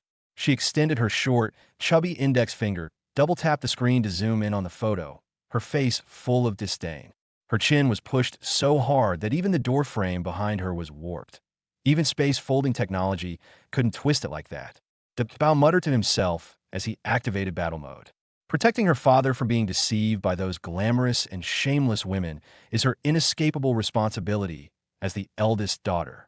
The little hands flew across the 9-key keyboard, so fast that only afterimages could be seen. Annie, you look just like the chubby lady who sells pork at the market downstairs from my house. Also, your eyeshadow looks like you've been punched. Don't even try to match it. It's an eyesore. Click to send. The two sentences were like two sharp knives, piercing precisely along the internet cable. Dabao didn't give the other party a chance to react or retaliate. Her little hand suddenly poked at the three dots in the upper right corner. Complain about this user. Complaint reason: sending obscene and pornographic messages and harassing others. Submit. Next, go back, add to the blacklist, and delete the chat history. It flowed smoothly and was completed in one go. From typing insults to performing a physical ritual to deliver the deceased, the entire process took less than 30 seconds. Done, that's a wrap. Dabao clapped his hands, put the phone back in its original place, and kept his good deed hidden. At this moment, Lin Yuan pushed open the door and walked in, carrying a glass of purified water with ice cubes. He tilted his head back and took a big gulp, looking at his daughter sitting on the edge of the bed, swinging her legs. You didn't mess with Dad's phone, did you? Lin Yuan walked over, picked up his phone, and turned on the screen. It's completely clean. There's no trace of that choo-choo in my WeChat contact list. Dabao raised his proud little chin, like a victorious general who had just won a battle. Dad, I just cleaned up a piece of cyber junk for you. Lin Yuan was stunned for a moment, then realized what was happening and almost choked on the ice water in his mouth. You blocked her? Dabao nodded emphatically and vividly recounted the refreshing selfies in his reply. After hearing about his daughter's impressive feat, Lin Yuan couldn't help but burst into hearty laughter. He reached out and ruffled Dabao's pigtails. Well done. You are worthy of being my daughter, Lin Yuan. But try to avoid looking at such offensive things in the future, or you'll easily get sty. Dabao put his hands on his hips and retorted seriously. I am defending territorial integrity. That stupid mom is all she does is be fierce. She doesn't know how to protect herself from vixens at all. If I don't step in, this family will fall apart sooner or later. Lin Yuan felt a warm current flow through his heart as he listened to the precocious young man's remarks. This girl is incredibly intelligent and knows a lot, but her desire to protect her family is the purest of all. All right, you worrying little housekeeper, go back to your room and go to sleep. Lin Yuan patted her little shoulder and shooed her off the bed. Dabao yawned slightly, rubbed his eyes, and walked outside. Dad, you should go to bed early too. You have to take us to kindergarten tomorrow. Watching Dabao run back to the second bedroom like a little penguin, Lin Yuan smiled and shook his head. The large apartment became completely quiet. Lin Yuan glanced at the wall clock. It was almost 11 p.m. He put down his water glass and suddenly remembered that he had just given the two little devils a bath, and the air conditioning in the bedroom seemed to be set a little too low. Although the twins usually have their own rooms, they felt insecure after moving to a new house these past few days, so Su Qinghan insisted on moving them to the big bed in the master bedroom to sleep together. That woman can't even take care of herself. Don't let the child get cold. Lin Yuan muttered to himself. He was really worried, so he stood up, slipped on his slippers, and walked out of the guest room. The corridor was covered with thick carpets, so there was no sound when you stepped on them. Lin Yuan arrived at the master bedroom door at the end of the corridor. The heavy oak door was tightly shut, with a dim, yellowish glow from the wall lamp shining through the crack. He was about to knock on the door, but then stopped, his hand raised in midair. If you wake up the little monster you just got to sleep, you won't have a peaceful night. Lin Yuan grasped the brass doorknob and tentatively pressed it down. It wasn't locked. He held his breath and gently pushed the door open a crack about 5 centimeters wide. The bedroom was quiet, with only a dim floor lamp on. Lin Yuan poked half his head in, his gaze landing directly on the 3-meter-wide Italian-style bed in the center. The twins were sprawled out on the outside of the bed, with the blankets kicked all the way to their feet. Lin Yuan was about to tiptoe in to cover the children with blankets. His gaze, however, inadvertently swept across the other side of the bed. Upon seeing this, he was frozen in place, as if struck by a spell. During the day, Su Qinghan is a cold and aloof billionaire. She was curled up at the very edge of the bed, sleeping like a little girl who lacked a sense of security. That's not all. What shocked Lin Yuan the most was what she was holding tightly in her arms. It was a faded men's school uniform jacket. It was the very same shirt Lin Yuan had worn on the playground earlier today, which he had casually taken off and left on the living room sofa. Su Qinghan buried her face deep in the collar of the coat and slept soundly. In the dim light, Lin Yuan could even see a familiar plastic medicine bottle on the bedside table. Heavy sleeping pills. Lin Yuan took a deep breath, his mind racing, and a sentence slipped out. This woman can't even sleep without smelling my scent? Chapter 12, Su Qinghan's Secret. Can she only fall asleep when she smells his coat? This woman can't even sleep without smelling my scent? Lin Yuan stood at the door of the master bedroom, his fingers gripping the brass doorknob, pausing slightly. The heavy oak door was pushed open a crack without making sound. Using the dim light filtering through the corridor, Lin Yuan could see the scene inside the room. This luxurious master bedroom, spanning over 100 square meters, is decorated entirely in large areas of cool gray tones. It not only lacked any sense of liveliness, but also exuded a suffocating sense of oppression. On the 3-meter-wide Italian-style bed in the center of the room, one adult and 2 children were fast asleep. Dabao and Bao were sprawled out at the foot of the bed, their blankets already kicked onto the carpet. The second baby's chubby little feet were even brazenly placed on the first baby's belly. Lin Yuan sighed silently and walked in quietly. He bent down, picked up the small blanket from the carpet, and carefully wrapped the 2 drafty little cotton-padded jackets back up. After finishing these tasks, he straightened up, his gaze naturally falling on the other side of the large bed. Upon seeing this, Lin Yuan seemed to be nailed to the spot. During the day, she is aloof and cold in front of tens of thousands of people, a billionaire female tycoon. Right now, I'm curled up at the very edge of the big bed. Su Qinghan's sleeping posture lacked a sense of security. She curled up like a ripe shrimp. Her burgundy silk nightgown had slipped halfway down, revealing a large expanse of her fair and rounded shoulders. But what shocked Lin Yuan the most was what she was holding tightly in her arms. It was a men's school uniform jacket that had been washed until it was faded, and the cuffs were even a little pilled. It was the very same shirt that Lin Yuan had walked through on the playground this afternoon and had casually tossed onto the living room sofa before taking a shower. Her fair fingers gripped the fabric of her coat tightly, her knuckles turning slightly white. Most of her delicate face was buried deep inside the collar that still carried Lin Yuan's scent. Lin Yuan frowned slightly, his gaze sweeping over the bedside table beside him. Next to a glass of water that had been half drunk, sat a pure white plastic medicine bottle. With his eyesight enhanced by the system, he could see the English label at a glance.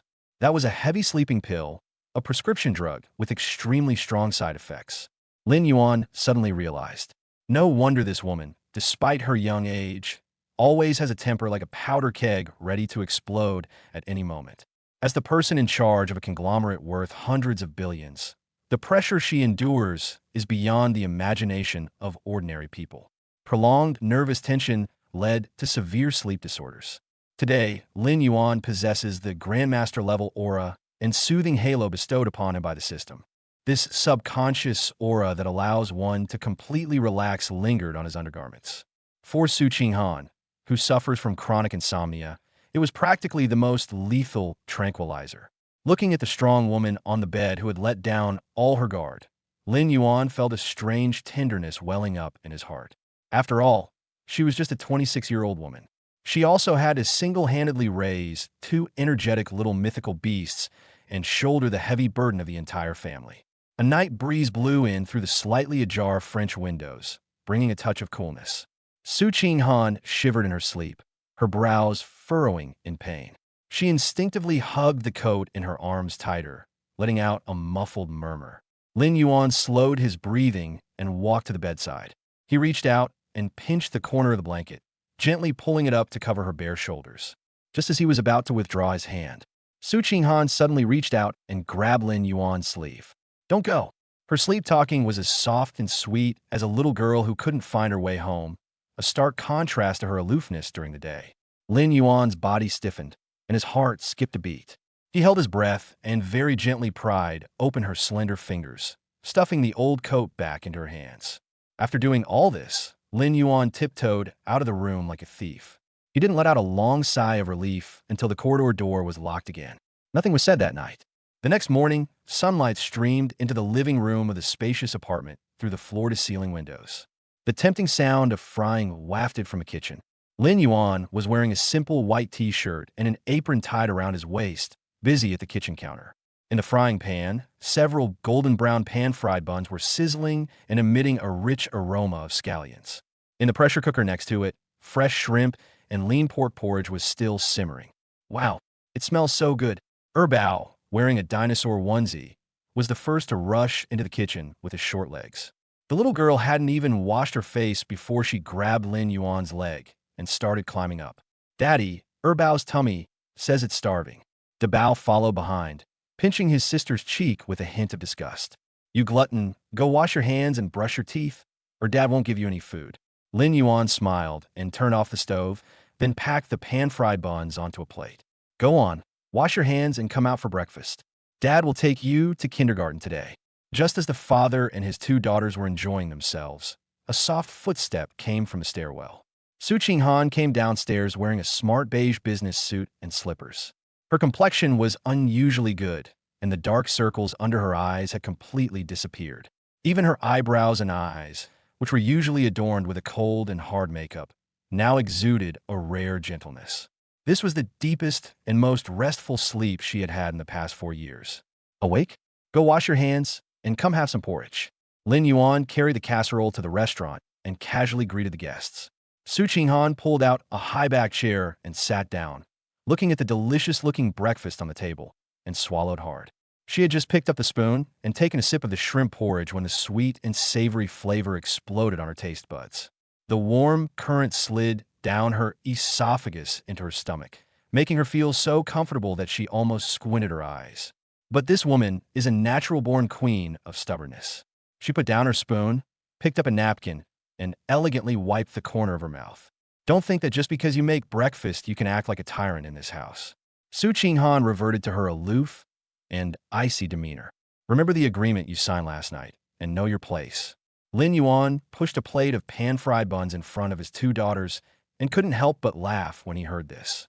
He pulled out the chair opposite Su Qinghan and sat down, crossing his hands and resting them on his chin. Mr. Su is right. I'm a person who values contracts. Lin Yuan stared intently into her eyes, a mischievous smile playing on his lips. However, as an employee, I'd like to ask a question. Where did my old school uniform that I took off on the sofa yesterday go? The moment those words were spoken, the air in the restaurant froze. The pan-fried bun that Su Qinghan had just picked up fell back onto the plate with a plop. A blush crept onto her fair face at a visible speed. The red color spread all the way down to her slender neck. How should I know? Su Qinghan's eyes darted around nervously, not daring to look at Lin Yuan's face at all. Those tattered clothes must have been thrown away by Aunt Zhang as trash. She deliberately raised her voice, trying to use bluster to cover up her inner unease. When she woke up in the morning, she found herself tightly clutching the man's coat. She was so startled she almost jumped out of bed and quickly stuffed the clothes into the bottom of the wardrobe. That's so embarrassing. The dignified president of the Su Group actually slept like a pervert, hugging a man's clothes. Seeing her stubbornness, Lin Yuan smiled even more broadly. Just throw it away. He leaned back in his chair and slowly delivered the final blow. Anyway, I haven't washed those clothes for 3 days after playing basketball. They're covered in my sweat. I'm worried about offending some unlucky soul with the fumes. Su Qinghan felt a churning in her stomach. Haven't washed for 3 days. If I buried my face in it last night, wouldn't I have been inhaling the smell of men's sweat all night long? She glared at Lin Yuan, her chest heaving with anger, and was about to slam her fist on the table in a rage. Beep! Fingerprint verification successful. A sudden and extremely abrupt, electronic, synthesized voice rang out from the quiet villa entrance. Immediately afterwards, a loud click rang out. The million-dollar bulletproof armored door was violently pushed open from the outside. Su Qinghan's expression changed drastically, and she gripped her chopsticks tightly. Besides her and Zhang Ma, only one other person had their fingerprints registered on the door lock of the large apartment. Duh. The sharp heels of high heels slammed against the expensive marble floor, the sound growing ever closer. An extremely oppressive aura instantly swept through the entire restaurant. Lin Yuan turned his head slightly to look. A middle-aged woman dressed in the latest Chanel haute couture and wearing a huge diamond ring strode in aggressively. The lady was very well maintained, and her facial features were about 70% similar to Su Qinghan's. But his eyes and brows now held a hint of condescending sarcasm and sharpness. Su Qinghan's mother, Shun Xiuhua, is a well-known iron-fisted socialite in Shanghai's elite circles. Shun Xiuhua's gaze swept across the restaurant like a searchlight. When she saw Dabao and Air Bao, her eyes softened slightly for a moment. But then, Her gaze was fixed on Lin Yuan, who was sitting opposite the main seat and still wearing an apron around his waist. Shen Xiuhua's expression instantly turned icy, so disgusted that she didn't even bother to hide it. She strode to the dining table in her high heels. With a loud bang, he slammed his Hermes Birkin bag, worth hundreds of thousands of yuan, onto the table. The two little girls who were eating steamed buns were startled and quickly put down their chopsticks. Shen Xiuhua didn't even glance at Su Qinghan and pointed her bright red nail polish directly at Lin Yuan's nose. Where did this poor wretch come from? You think you're worthy of sitting on the Su family's dining table? Chapter 13.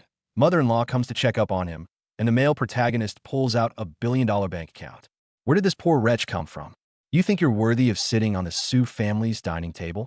Shen Xiuhua's shrill voice was as harsh as fingernails scraping a blackboard. Her eyes, adorned with delicate eyeliner, were fixed on the gray apron around Lin Yuan's waist, her disdain undisguised. The video of Jiangnan University's sports field last night has gone viral among Shanghai's elite circles. Shen Xiuhua spent the night reading the trending topics and almost had a heart attack. She came over early this morning to confront him. The originally cozy breakfast atmosphere in the large apartment was instantly shattered by this oppressive atmosphere. Bao shrank back in fright, and the half-eaten pan-fried bun in his hand fell onto the plate. Bao immediately shielded his younger sister, frowning and glaring at Shen Xiuhua. You're not allowed to talk about my dad like that. Bad people aren't welcome here. Shen Xiuhua looked at her two beautifully sculpted granddaughters, and her eyes softened for a moment. But when her gaze returned to Lin Yuan, it immediately froze again. Children shouldn't meddle in adult matters. Su Qinghan suddenly stood up and shielded her two daughters behind her. Mom, why did you come over without saying a word? She lowered her voice, her tone carrying a hint of helplessness and warning. This matter is complicated. For the sake of the child, Lin Yuan has to stay here now. What's so complicated about it? He's just a male escort who wants to climb the social ladder and become a phoenix. Shen Xiuhua rudely interrupted her daughter. She stepped forward in her high heels and pulled a black gold card from her Hermes bag. With a loud smack, the bank card, a symbol of wealth, was slammed onto the dining table. Kid, there's 5 million in this card, and the pin is 6/8. Shen Xiuhua crossed her arms and held her chin high, as if she were giving alms to a beggar on the street. Take this money and get out of my daughter's villa right now. Never show your face again. Su Qinghan's face turned pale, and she was about to speak to stop him. After all, they just signed a cohabitation agreement yesterday. If Lin Yuan gets angry and leaves now, those two little devils will definitely tear the roof off. Just then, a clear mechanical voice rang out from deep within Lin Yuan's mind. Bite! A malicious snob provocation has been detected. The series of face-slapping missions has been activated. Task option: teach your mother-in-law a lesson with the iron fist of capital. The reward has been distributed in advance. 1 billion in cash has been deposited into the host's personal account. The source of funds is absolutely clean and risk-free. The old cell phone in Lin Yuan's pocket immediately emitted a long vibration. He didn't even lift his eyelids, let alone pay attention to the black card on the table. Lin Yuan slowly pulled over a tissue and carefully wiped the water off his fingers. He took off his apron and casually draped it over the back of the chair, his movements as elegant as a nobleman who had just finished a meal. 5 million? Lin Yuan chuckled and took out the old phone with spiderweb-like cracks on the upper left corner of the screen from his pocket. He unlocked the fingerprint lock with one hand and opened the bank text message he had just received. Then, Lin Yuan flipped his wrist and shoved the screen directly in front of Shen Xiuhua's eyes. Annie, did you forget to wear your reading glasses when you went out? Lin Yuan's tone was calm and collected, yet it carried an extremely strong sense of pressure.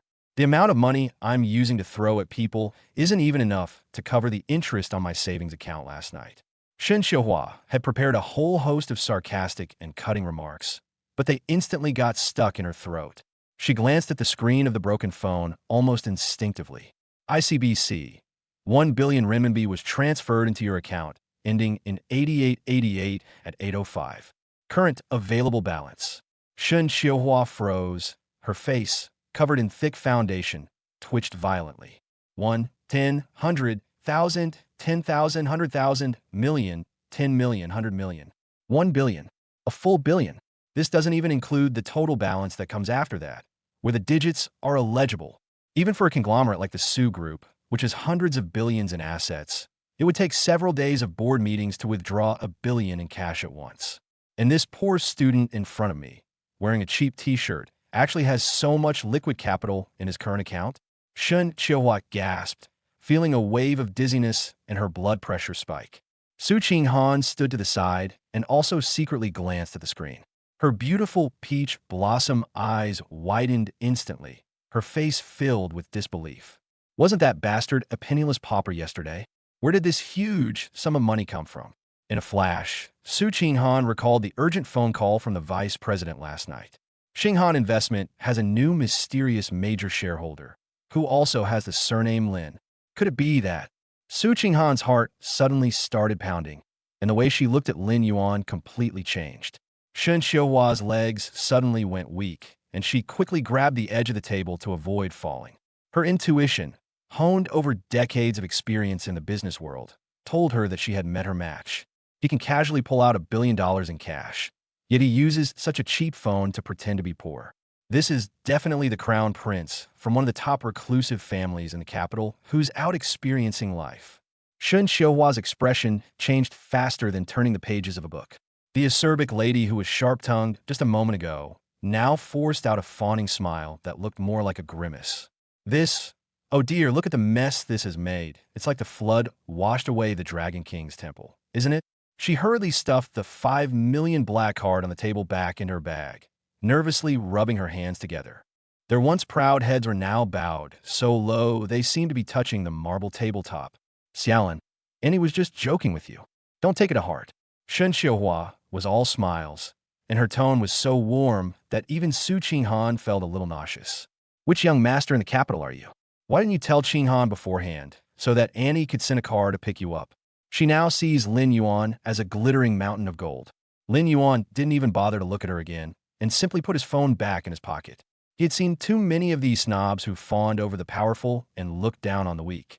He had no interest in even bothering to pay them any attention.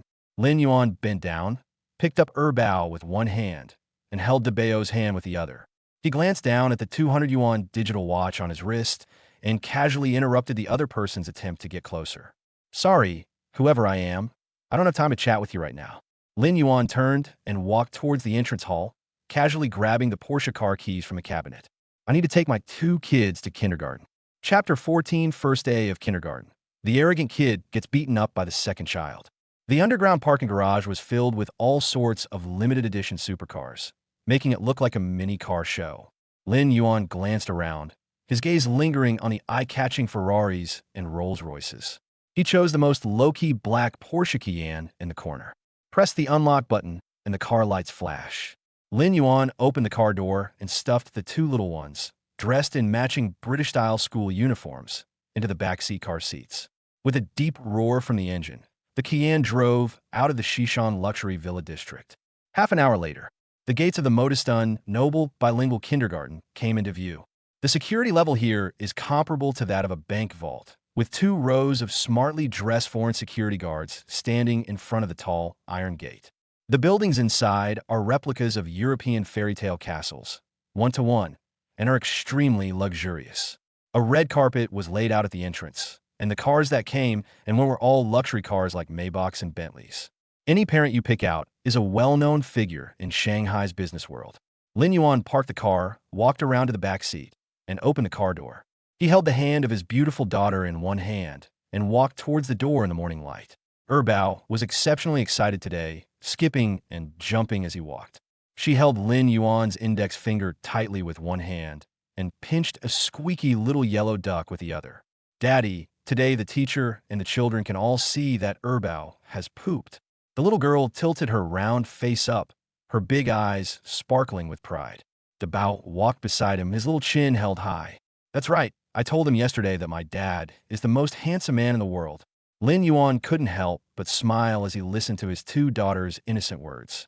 It's really nice to feel like someone is completely relied upon. Just as the father and his 2 daughters were about to reach the card reader gate, a shrill laugh suddenly cut in from the side. He, you liars. You're clearly just wild children without a father. Lin Yuan frowned slightly and looked in the direction of the sound. A chubby little boy, as round as a solid ball of flesh, came running over with his toes pointing outwards. The chubby boy was wearing a brand new Gucci children's outfit worth tens of thousands of yuan, which was tightly bound into a bodysuit. The fat on his belly jiggled, and the fat on his face squeezed half of his eyes away. The chubby boy stopped in front of the bow, an air bow, put his hands on his hips, and made faces at them. My mom said your dad died a long time ago. He stretched out his chubby finger and pointed at Lin Yuan with disdain. This guy must be a fake dad you hired. Upon hearing this, the Bao's dark eyes instantly turned cold. The little girl clenched her fists and took a step forward like a little tiger guarding its food. Wang Xiaopeng, if you dare to talk nonsense again, believe me, I'll knock your teeth out. Wang Xiaopeng was obviously used to being a bully in kindergarten and wasn't afraid at all. Instead of backing down, he arrogantly stuck out his round belly. Hit me? My dad's on the school board. If you dare touch me, I'll have the principal kick you out. The chubby boy shouted as his eyes darted around. Suddenly, his eyes fell on the little yellow duck toy that Bao was holding. That was something Lin Yuan casually took from the sofa for her to play with this morning when he left the house. The second baby loved it dearly. Give me this to play with. Taking advantage of his large size, Wang Xiaopeng arrogantly stretched out his chubby hand and tried to snatch it. Bao was startled, pouted in grievance, and instinctively hid the little yellow duck behind his back. No, Daddy gave it to me. Give it to me. When the chubby boy saw that Bao wouldn't give in, he charged at him like a little wild boar. Lin Yuan's eyes turned cold, and he was just about to reach out and grab the brat by the back of his collar. But he suddenly stopped moving, because he saw that Bao was getting anxious. To protect the toy in her hand, the little girl instinctively reached out her left hand and pushed forward forcefully. Bao herself had no idea that her physique had already been quietly enhanced by the systems accompanying Naniora. Those soft little hands, at this moment, contain a strength that should not be underestimated. Bang! A dull thud of flesh colliding rang out. Wang Xiaopeng, who weighed more than twice as much as Bao, felt as if he had crashed into an invisible iron wall. His forward momentum abruptly halted, and the fat on his face trembled violently. Immediately afterwards, a huge reaction force flipped him over. Wang Xiaopeng took 4 large steps back before tripping. With a crisp smack, the chubby boy rolled 3 times on the red carpet like a bowling ball, ending up on his back. The air seemed to freeze at that moment. Parents dropping off their children nearby stopped and looked over in surprise. Bao was stunned, staring blankly at his little hands. She didn't use any force at all, so how did this chubby guy fly out? After a brief period of deathly silence, Wang Xiaopeng opened his mouth wide and let out a blood-curdling scream like a pig being slaughtered. Wow, Mom, someone hit me. He lay on the ground, rolling around wildly, his face covered in tears and snot, which was extremely damaging. That shout immediately drew the attention of everyone around. Oh, my precious son, accompanied by a sharp scream, a pungent, high-end perfume scent wafted over. A middle-aged woman, adorned with gold and silver and with a fierce-looking face, rushed over frantically in 10-centimeter high heels. The thick gold necklace around her neck swayed violently as she ran. The wealthy woman was so distressed that the hyaluronic acid in her face was trembling. She quickly squatted down to pull the chubby boy off the ground. Little Bao, where did you hurt yourself? Let Mommy see. When Wang Xiaopeng saw that his support had arrived, he cried even harder. He stretched out his thick, carrot-like finger and pointed directly at Bao across from him. Mom, she's the one who pushed me. Her poor, fake father even encouraged her to hit me. This brat's ability to distort the truth is practically self-taught. Upon hearing this, the noble woman immediately bristled like a wildcat whose tail had been stepped on. She turned her head sharply, her eyebrows raised, and stared intently at Lin Yuan and his 2 daughters. The noble woman looked Lin Yuan up and down. That faded t-shirt and those ordinary jeans instantly ignited a condescending and sarcastic glint in her eyes. Every student at Les One Kindergarten is dressed in a suit and tie, wearing haute couture. People dressed so shabbily are really dragging down the air quality here. Where did this poor wretch come from? You can't even get past the kindergarten gate, yet you dare to hit my son? The wealthy woman charged at him like a mad dog. Completely disregarding her image, she poked Lin Yuan's nose directly with her bright red nail-polished fingers.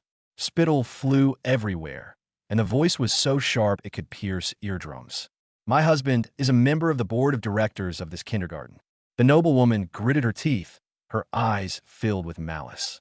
I'll call the principal right now. I'm going to make sure the principal expels all of you scum right now.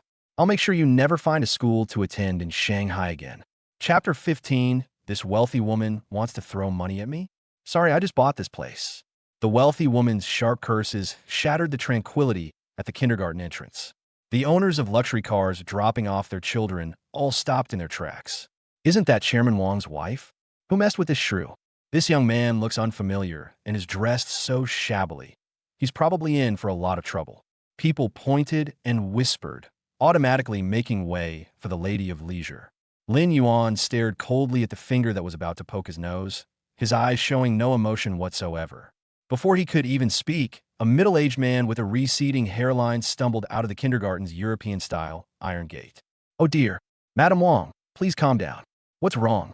Kindergarten director Wu Man squeezed through the crowd, wiping her sweat and forcing a smile. The wealthy woman grabbed Director Wu's tie, spitting everywhere. Wu Man, are you blind? Didn't you see my son being beaten by these poor bastards? My husband donates 2 million yuan to the kindergarten every year, and you hire this kind of lowlife to pollute the environment? Director Wu glanced at Wang Xiaoping, who was lying on the ground throwing a tantrum, and then at Lin Yuan, who was dressed in cheap clothes from street stall. She made a decision in an instant. On one side is the powerful wife of a school board member, and on the other is an ordinary person with no background. Even a dog could answer this multiple-choice question. Director Wu straightened his suit and put on a cold, businesslike expression. He walked up to Lin Yuan and, with a stern face, issued an ultimatum. Parent, our Stanford kindergarten is a top international bilingual school. Your child actually beat up a classmate on the very first day. That's extremely serious. For the sake of the physical and mental well-being of other children, please withdraw your child from school immediately. Upon hearing this, Dabao clenched his little fists in anger. You're talking nonsense. He clearly took his sister's toy first. Bao was so aggrieved that tears streamed down her face, and she clung tightly to Lin Yuan's leg. The noblewoman raised her chin triumphantly, like a victorious old hen. A cold glint flashed in Lin Yuan's eyes. Just as he was about to teach these two idiots a lesson, a crisp notification sound suddenly rang in his mind. Bite. Detection indicates that the host's daughter's right to education has been oppressed by capital. Options generated. Use magic to defeat magic. Use capital to crush capital. Mission reward. 100% land and property rights acquisition contract for the Stan Noble Bilingual Kindergarten. Already stored in the system inventory. A mocking smile curled at the corner of Lin Yuan's lips. By the entire kindergarten? This system is really simple and brutal. He patted his two daughters' heads and took out the old phone with the cracked screen. I dialed the encrypted number that sent me the text message yesterday. Upon seeing this, the noblewoman burst into exaggerated laughter. Oh dear, are you still pretending to call for help at a time like this? Do you think this is a vegetable market where you can just call for reinforcements anywhere? Lin Yuan ignored the barking dog.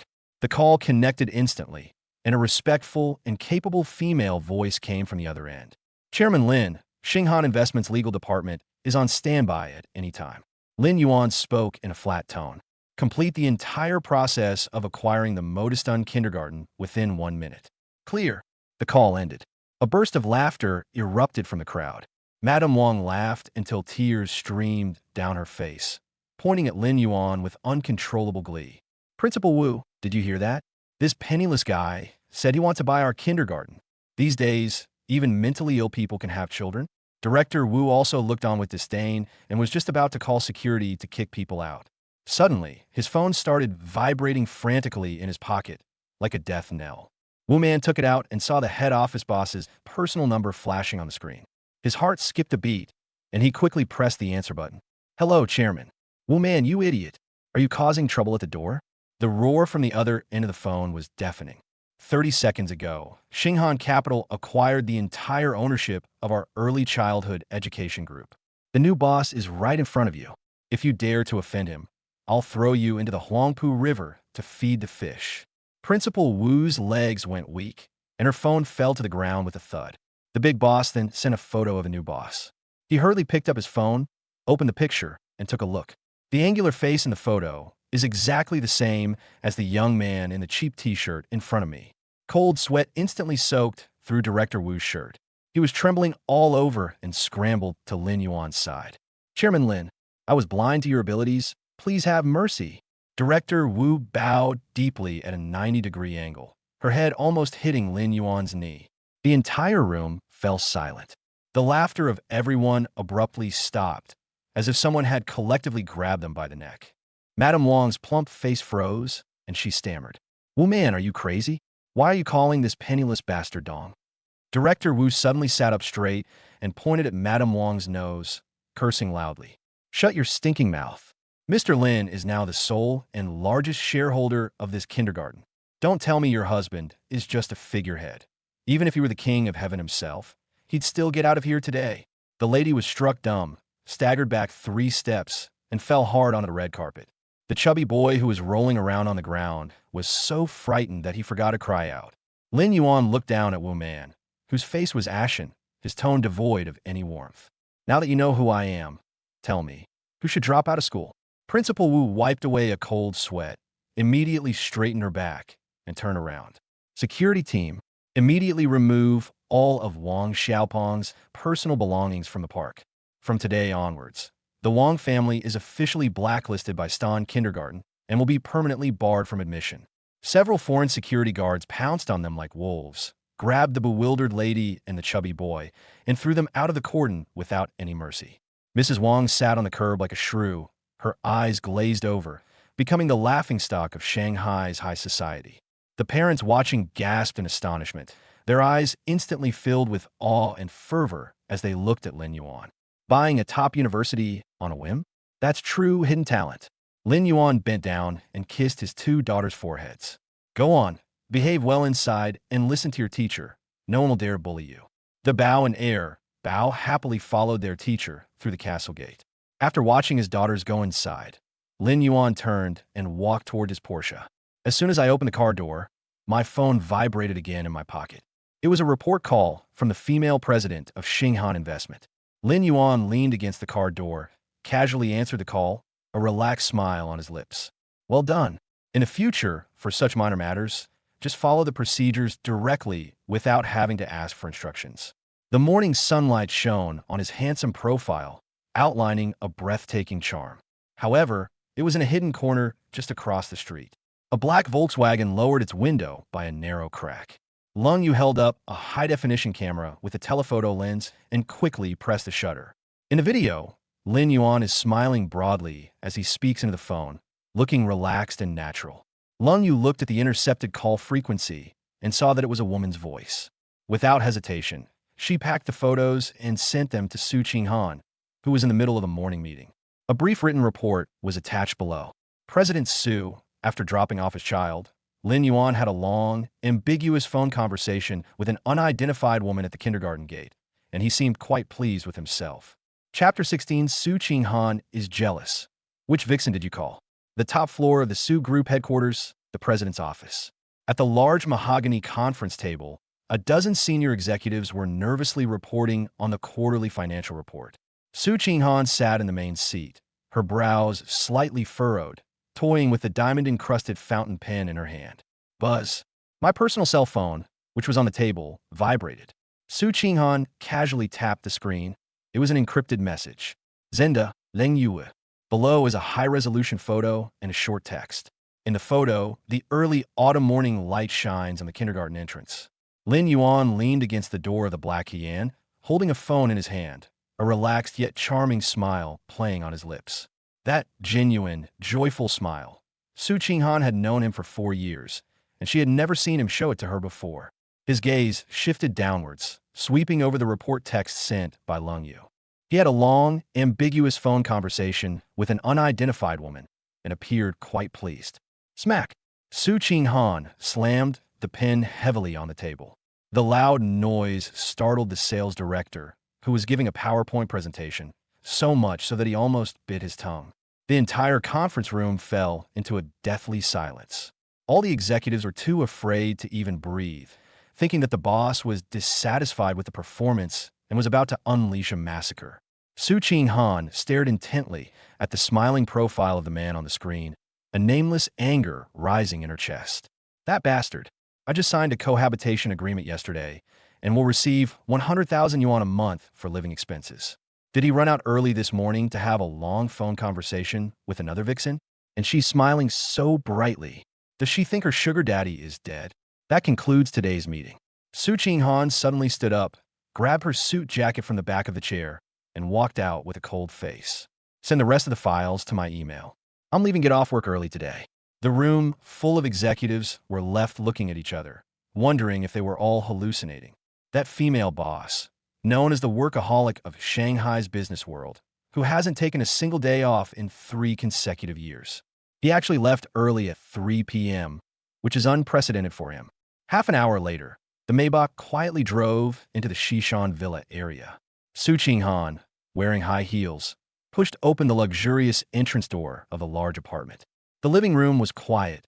Zhang Ma was preparing dinner in the kitchen. A deep, magnetic male voice faintly drifted from the spacious balcony with its panoramic view. Su Qinghan tiptoed and followed the sound. The floor-to-ceiling glass door to the balcony was half open. Lin Yuan had his back to the living room, leaning against the railing with one hand and making a phone call with the other using his old, worn-out cell phone. The early autumn breeze lifted the hem of his faded t-shirt, outlining his firm and strong waistline. Yes, the project funding doesn't need to be so tightly controlled. Just release the funds directly. Yes, you can make your own decisions about this small amount of money. You don't need to report everything to me. Lin Yuan's tone was casual, even carrying a hint of lazy indulgence. Because they weren't far apart, Su Qinghan could even faintly hear the sounds leaking from the phone. It's definitely a woman's voice. Moreover, his tone conveyed a sense of respect and admiration. The anger in Su Qinghan's heart suddenly shot up to the top of her head. So you're taking my money to support a mistress? Why are you acting like a domineering CEO, saying things like it's just a little money? Could this penniless guy possibly have 500 yuan on him? With a cold face, Su Qing stepped heavily onto the balcony in her high heels. Top, top, top. The deliberately heavy footsteps carried a sharp, accusatory air. Hearing the noise, Lin Yuan turned around and glanced at her. He didn't hang up immediately, but instead said something to the female president of Xinghan Investment on the other end of the phone. That's all for now. I have something to do. I'll hang up. After saying that, he put his phone back in his pocket and turned around. Lin Yuan calmly observed the aggressive female tycoon. President Su, you're leaving Get Off Work early today. Did your company go bankrupt? Lin Yuan asked with a half-smile. That same cocky, smug look he always has. Su Qinghan crossed her arms, raised her delicate chin, and stared at him coldly. Lin Yuan, have you forgotten the agreement we signed yesterday? Lin Yuan raised an eyebrow. I haven't forgotten. I'll play the role of a good dad and never touch you. Haven't I been following that rule well? Who were you talking on the phone just now? Su Qinghan took a step closer, and the scent of her haute couture perfume instantly filled Lin Yuan's breathing space. Her beautiful peach blossom eyes narrowed slightly, revealing a scrutinizing look. I'm warning you, now that you're living in this house, you'd better keep your troublesome romantic entanglements out there to yourself. I don't want you coming back smelling like a vixen and corrupting my daughter. That's a perfectly plausible excuse. But paired with her slightly heaving chest and the hint of bitterness in her eyes that she herself didn't even realize, she was also present. In Lin Yuan's eyes, who possessed the absolute calm module, it was full of flaws. He looked at the aloof and arrogant woman in front of him, and a wicked smile suddenly appeared on his lips. Lin Yuan not only didn't retreat, but instead took a big step forward. The distance between the two instantly shrank to less than 10 centimeters. The man's tall frame completely enveloped Su Qinghan, and an extremely aggressive aura of hormones emanated from him. Su Qinghan panicked and instinctively wanted to back away. His back was pressed against the cold balcony railing, leaving him with nowhere to retreat. Lin Yuan leaned down slightly and placed his hands on the railings on either side of her body. This posture is like having a powerful female CEO with hundreds of billions of dollars completely encircled in his arms. What? What do you want to do? Su Qinghan's breathing became completely disordered, and her cheeks began to burn uncontrollably. Lin Yuan lowered his head, bringing his face close to her ear, his warm breath brushing against her earlobe. That deep, magnetic voice, tinged with undisguised mockery, slowly rose into the air. President Su, you came in and immediately started checking up on me, all red-faced and flustered. You're not jealous, are you? These words were like a thunderbolt, instantly exploding in Su Qinghan's mind. Her fair face flushed bright red in an instant, and even her slender neck turned pink. What nonsense are you spouting? Like a cat whose tail has been stepped on. Su Qinghan suddenly reached out and pushed against Lin Yuan's solid chest. She stammered her rebuttal, her voice trembling. Who's jealous of you? Don't flatter yourself. I'm just afraid that a penniless wretch like you will cause trouble outside and end up tarnishing the Su family's reputation. Lin Yuan let her push him, not only without getting angry, but the smile in his eyes deepened. Oh, is that so? He deliberately dragged out the last syllable, his gaze sweeping unabashedly over her flushed cheeks. If you're not jealous, then why are you blushing? I could hear your heart beating so fast. Su Qinghan was so ashamed and indignant that she wished she could jump off the balcony. She has lived for 26 years and is decisive and ruthless in the business world. Why has she ever been teased like this? But in front of this man, her pride and joy and calmness and rationality always crumbled time and time again. Get out of my way. She gritted her teeth and raised her foot to step on Lin Yuan's shoe. Just as the atmosphere between the two became ambiguous and even somewhat tense, suddenly, the sound of hurried footsteps came from the living room. Two little bundles of joy, dressed in pink cartoon nightgowns, rushed toward the balcony like two tiny cannonballs. Daddy, Mommy. Dabao and Air Bao ran over anxiously, each holding a few sheets of paper covered with drawings. Su Qinghan was startled and quickly pushed Lin Yuan away. She frantically straightened the slightly disheveled hem of her suit, taking several deep breaths to barely suppress the burning sensation on her face. Lin Yuan straightened up and turned to look at the two little girls with drafty jackets. What's wrong? Why are you running so fast? Bao grabbed Lin Yuan's leg and held up the crumpled homework paper in his hand. Her little face scrunched up in grievance, and her eyes were brimming with tears. Wah! The teacher assigned advanced math problems as homework, and my little one can't do them. Dabao stood to the side with his hands behind his back, sighing helplessly. It's too simple, but I taught her 3 times, and she still couldn't understand. She's so stupid. Lin Yuan looked down at the so-called kindergarten homework, and his eye twitched suddenly. This is a kindergarten-level question. Chapter 17. Tutoring assignments triggers an epiphany, rewarding you with God-level financial trading skills. Su Qinghan's cheeks were burning hot, and her heart was pounding like a drum. Looking at Lin Yuan's handsome face, which was so close to hers and had a mocking smile on it, she panicked and didn't know what to do with her hands and feet. The sudden intrusion of Dabao and Air Bao was like a lifeline for her. Mommy, Bao can't do the problem. Su Qinghan shoved Lin Yuan's chest away as if she were grabbing a life buoy. She rushed toward her 2 daughters in high heels, almost as if fleeing for her life. Mom, look, what question is so difficult? She crouched down, snatched the crumpled homework paper from Bao's hand, and hadn't even caught her breath yet. Lin Yuan strolled out from the balcony with his hands in his pockets.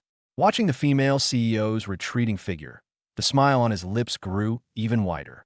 Beside the large coffee table in the living room, Su Qinghan forced herself to calm down, adopted the demeanor of a workplace elite, and began to examine the large class's homework. This is a logically tricky resource allocation problem.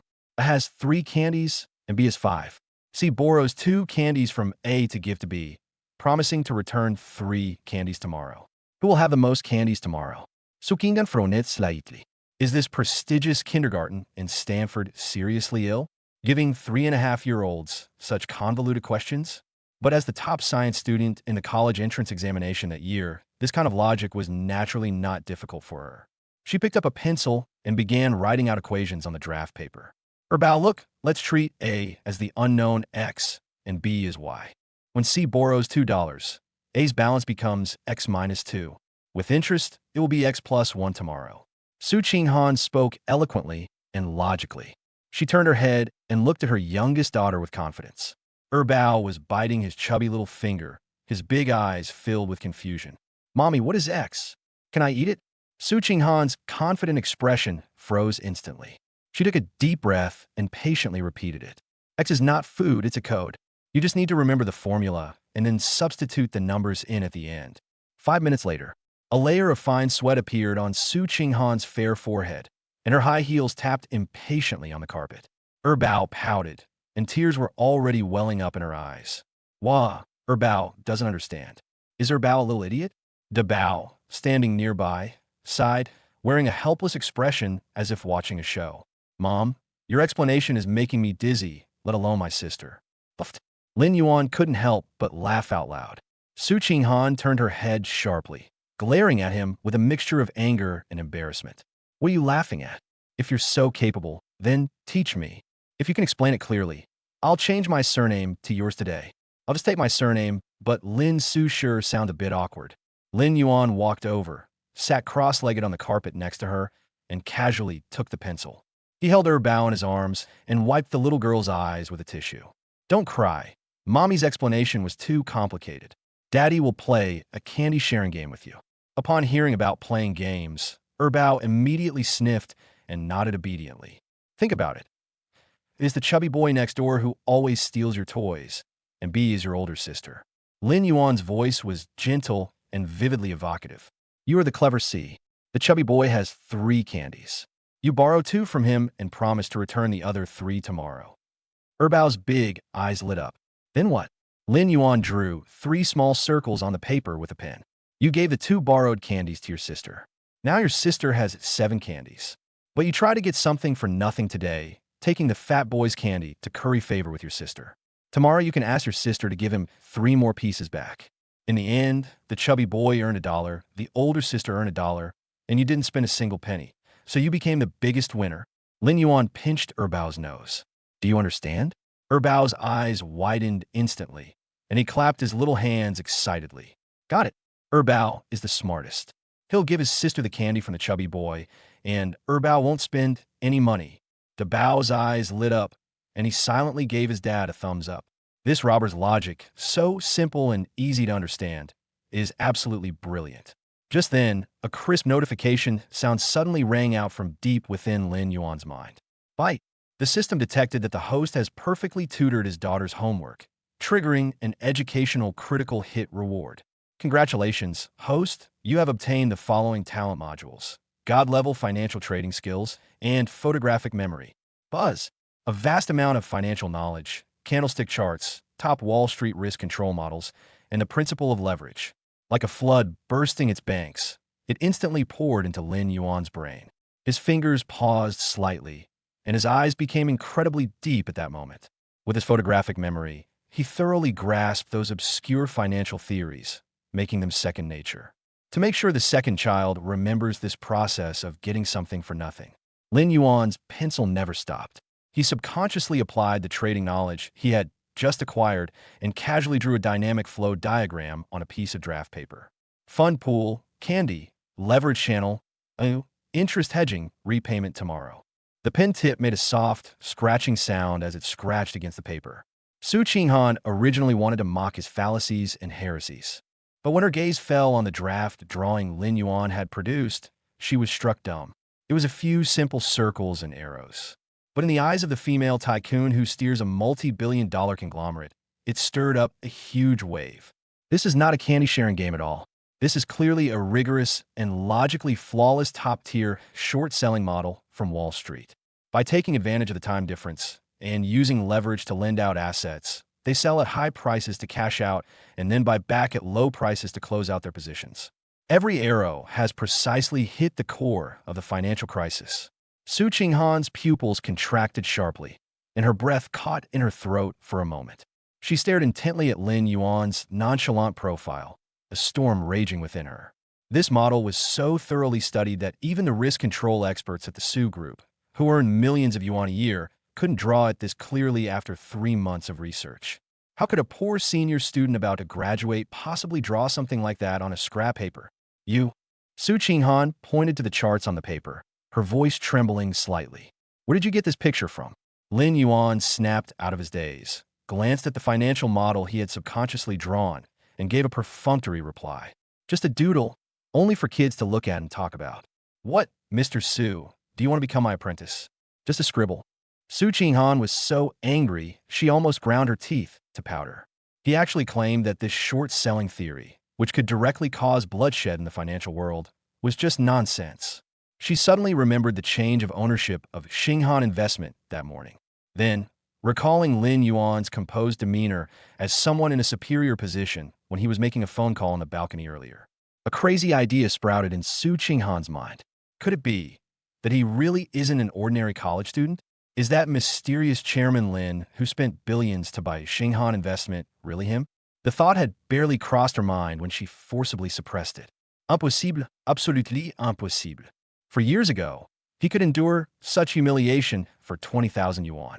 How could he possibly be some reclusive tycoon? Stop patting yourself on the back. Su Qinghan snorted coldly, snatched the draft paper, carefully folded it, and stuffed it into her suit pocket. I'm confiscating this piece of waste paper, so you won't corrupt your daughter. Lin Yuan looked at her hypocritical expression and didn't bother to expose her. The next afternoon, the sun was setting. Luxury cars lined up again outside the prestigious Modestan bilingual kindergarten to pick up children. Lin Yuan was still driving that understated Kian, waiting on the outer edge of the red carpet. When the parents around him saw him, they all respectfully made way for him, their eyes filled with awe. The incredible feat of this man buying out the entire kindergarten with a single phone call yesterday has already gone viral in the parents' group chat. Daddy, two adorable little ones dressed in British school uniforms, carrying small backpacks, ran out and jumped into Lin Yuan's arms from either side. Lin Yuan smiled and ruffled his daughter's hair, just about to lead them into the car. Mr. Lin, please wait a moment. A soft, sweet voice came from behind. Lin Yuan turned his head. Then, Ms. Wang, the twins' homeroom teacher, came running over in quick, hurried steps. Ms. Wang wore a fitted, professional pencil skirt today, and she looked stunning. She ran up to Lin Yuan, slightly out of breath, with two rosy blushes on her fair cheeks. The male parents around them stared wide-eyed, secretly swallowing their saliva. Teacher Wang, has my child gotten into trouble at school? Lin Yuan spoke calmly, his absolute calm. Mode activated, showing no interest in such beauty. No. The Bao and Air Bao were exceptionally good today. Teacher Wang waved her hand repeatedly, but her eyes remained fixed on Lin Yuan's handsome face. Her face flushed. She nervously looked around and suddenly took a step forward. As we got closer, a strong, cheap perfume scent wafted over us. Teacher Wang quietly slipped a folded pink note into Lin Yuan's palm. Her fingers even playfully hooked into his palm. Mr. Lin, I really couldn't understand the logic diagram on the math Olympiad homework that Bao handed in yesterday. Teacher Wang bit her lower lip, her voice so soft and sweet it was almost dripping with moisture. This is my private WeChat account. After 10 p.m., she looked up and gave Lin Yuan a clearly flirtatious wink. I wonder if Mr. Lin has the time to have an in-depth exchange on parenting experiences? Chapter 18. The stunningly beautiful kindergarten teacher flirts with the male lead, who then tries to sell him financial products. Mr. Lin, do you have some time this evening? Would you like to have a more in-depth discussion about parenting experiences? Teacher Wang's voice was sweet and delicate, as if it were mixed with 8 pounds of honey. Her index finger, painted with glitter nail polish, was still subtly drawing circles in Lin Yuan's palm. In the early autumn evening, the breeze still carried a hint of heat. The male parents around them stared so hard their eyes almost popped out of their sockets, secretly swallowing hard. Lin Yuan looked down at the pink note that had been handed to him. Not only does it contain a WeChat ID, but it also features an extremely suggestive red lip print. If it were a man with less self-control, he would probably be completely captivated by a sweet-looking, hot-bodied kindergarten teacher who offered herself to him. But Lin Yuan's eyes were like a dry well, without the slightest ripple. Under the suppression of the absolute calm module, this level of low-level temptation was like child's play to him. What's more, he had just integrated the God-level financial trading techniques. Lin Yuan twisted his wrist slightly and withdrew his hand without any mercy. The pink note lost its support and slowly drifted down onto the red carpet. Teacher Wang, there's no need to exchange parenting experiences. Lin Yuan's voice was calm and indifferent, conveying a sense of aloofness that kept people at a distance. The shyness on Teacher Wang's face froze instantly. She bit her red lips and reluctantly took half a step forward, the strong scent of her perfume wafting into Lin Yuan's nose. Mr. Lin, do you think I'm too stupid to understand the logic diagram you drew? She bent down slightly, deliberately revealing a glimpse of white skin at her neckline, her eyes filled with resentment. They genuinely want to learn from you. Lin Yuan ignored her coquettishness and looked past her shoulder, landing on the designer bag she casually slung over her shoulder. He then glanced at the phone she was holding. Its screen just lit up.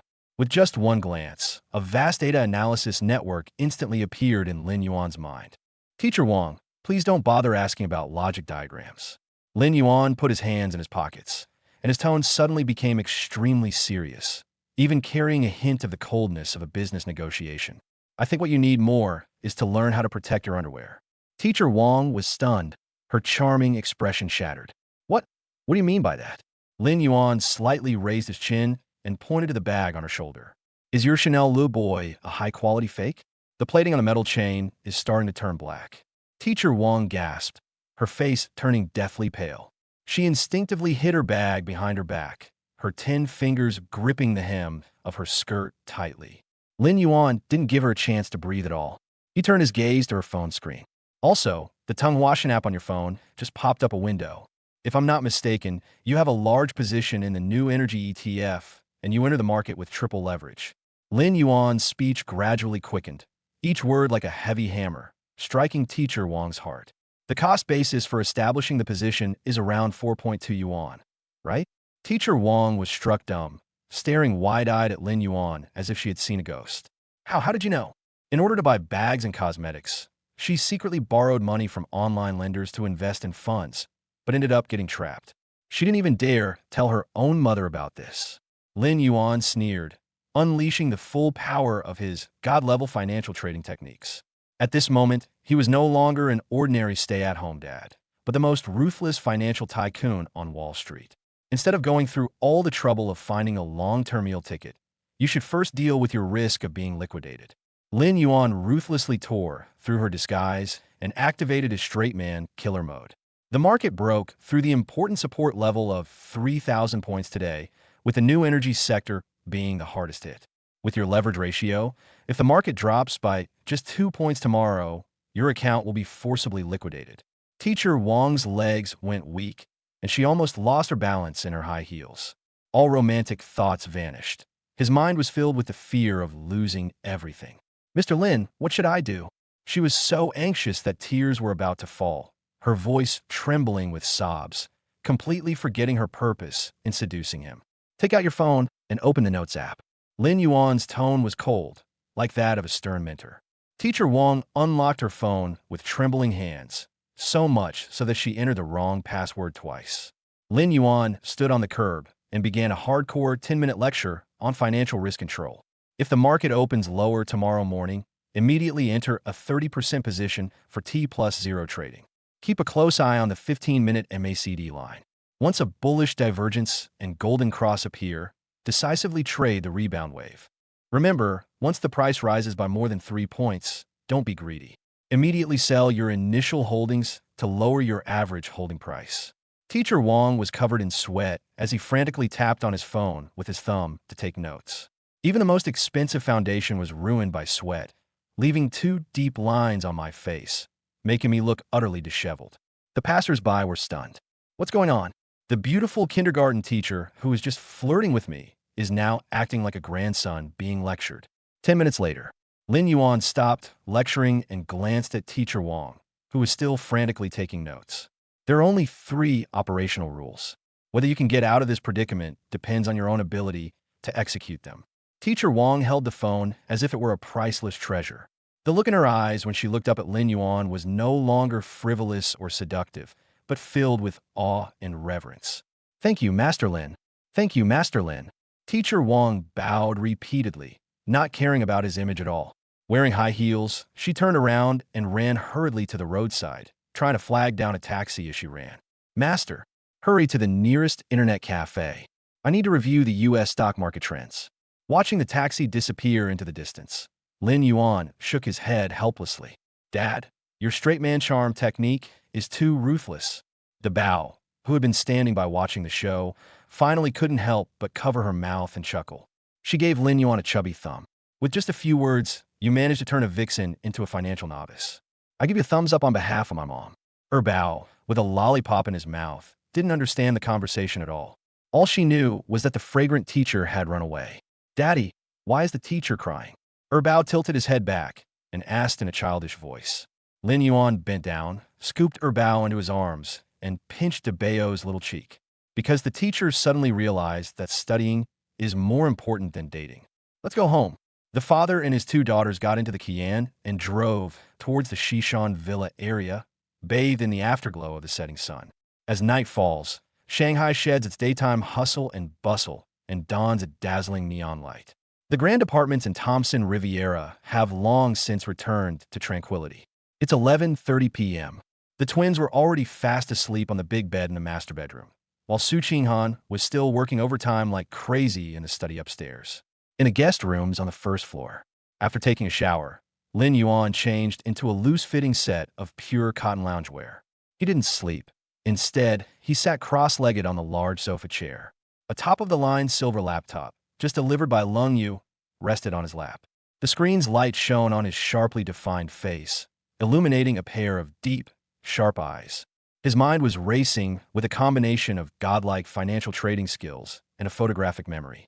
Lin Yuan logged into Xinghan Investment's highest-level backend through a series of complex encrypted channels. Lines of top-secret data and asset reports scrolled rapidly across the screen like a waterfall. Internet Matrix holds a 30% stake and owns 3 office buildings in the core business district of Lujiazui. Lin Yuan rested his chin on his hand as he browsed the pages, secretly alarmed. The financial strength of Xinghan Investment is even more terrifying than he had previously estimated. If this financial behemoth, lurking in the deep waters, were to truly open its bloodthirsty maw, the entire business world of Shanghai would tremble. Just as he was engrossed in reviewing a multi-billion-dollar overseas acquisition deal, a faint sound suddenly entered his ears. Lin Yuan's fingers, which were typing on the keyboard, suddenly stopped. His hearing has been enhanced through a systematic and gradual process, making it far superior to that of ordinary people. Rustle, rustle. The sound was coming from the open kitchen at the end of the corridor. The noise was like that of a giant rat rummaging through a plastic bag. Lin Yuan frowned slightly and closed the computer screen without making a sound. He stood up silently, without even putting on slippers, and stepped barefoot onto the thick wool carpet. In a top-tier villa like Thompson Riviera, the security system is so advanced that not even a fly could get in, so how could there possibly be rats? What's more, Zhang Ma cleans the kitchen spotlessly every day. Lin Yuan breathed softly, like a cheetah lurking in the dark, and crept step by step along the wall toward the kitchen. The corridor was dark, with only the moonlight from the windows casting dappled shadows. As they got closer, the rustling sound became clearer and clearer. It was even accompanied by a slight, chewing sound. Lin Yuan stopped at the corner of the kitchen, his muscles slightly tense. He took a deep breath, took a sudden step forward, and snapped the kitchen light switch on with his right hand. A blinding white light poured down instantly, illuminating the entire luxurious open kitchen. Lin Yuan's gaze was sharp as lightning, sweeping straight towards the direction of the double-door refrigerator. Then, he froze, the rebuke he was about to utter stuck in his throat. It's so late. Has the Su family been robbed? Chapter 19, Shocking. The richest woman sneaks food from the male lead's leftovers in the kitchen late at night. Lin Yuan stopped at the corner of the kitchen, his fingers tightly gripping a broom he had just grabbed from the storeroom. He took a deep breath and took a sudden step forward. With a snap, he forcefully switched on the kitchen ceiling light switch. The dazzling white LED light poured down instantly, illuminating the entire luxurious open kitchen. It's so late. Has the Su family been robbed? Lin Yuan gave a cold shout and slightly raised the broom in his hand. However, the next second he froze on the spot. The broom stopped in midair.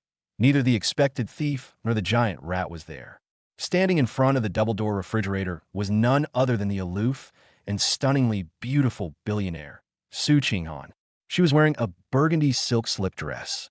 The thin fabric clung to her exquisite figure, and large expanses of snow-white skin dazzled the eye under the lights. But her current posture completely destroyed that aloof and unapproachable aura. Su Qinghan stood frozen in place, like a kindergarten girl caught stealing candy by her parents.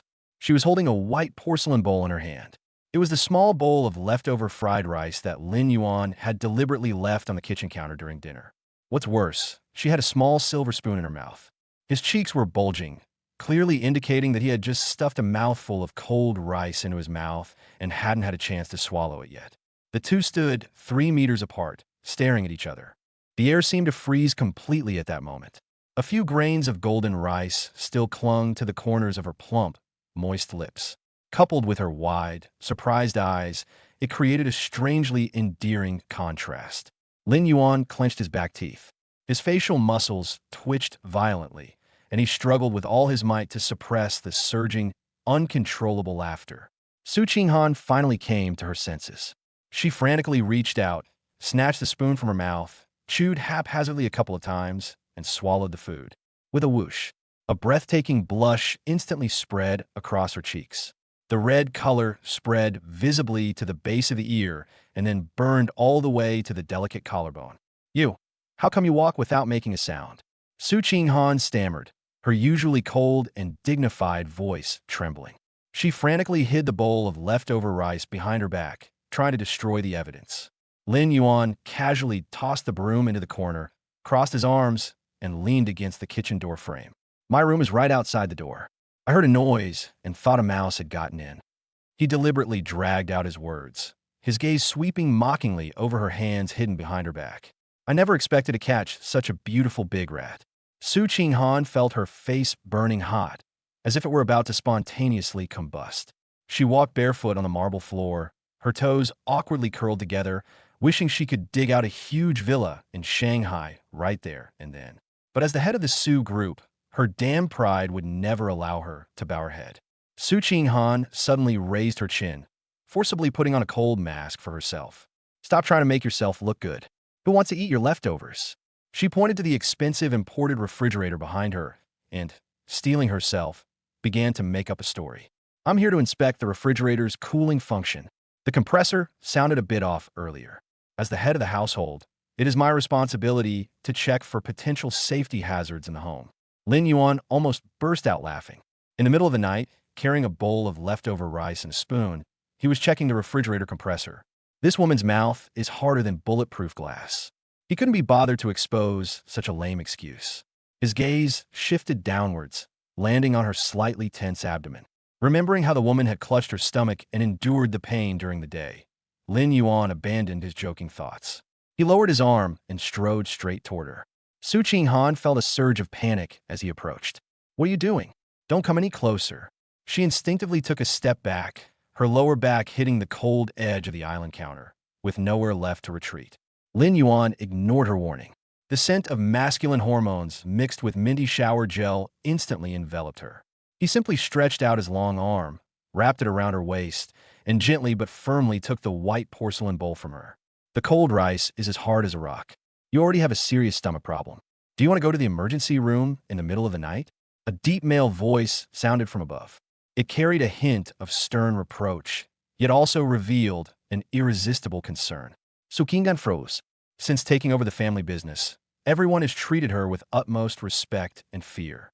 No one had ever dared to reprimand her in such a tone for eating cold food in the middle of the night. That inexplicably domineering warmth made her heart skip a beat, and even the words of rebuttal got stuck in her throat. Lin Yuan turned around, poured the leftover rice from the bowl into the trash can, and turned on the tap. "Go sit by the island platform and wait for me for 5 minutes." He skillfully rolled up the sleeves of his cotton loungewear and pressed the gas stove switch. "I didn't ask you to cook for me." Su Qinghan was still putting on a brave face, but her legs betrayed her as she walked toward the bar stool. She obediently sat down, hugged her knees with both hands, and her gaze involuntarily fell on the figure standing in front of the stove. Pale blue flames licked the bottom of the pot. Lin Yuan's movements were fluid and graceful. He boiled water, cooked noodles, and chopped a handful of finely chopped scallions. He poured a spoonful of top-grade soy sauce into a large porcelain bowl, added a few drops of sesame oil, and sprinkled a pinch of white pepper powder.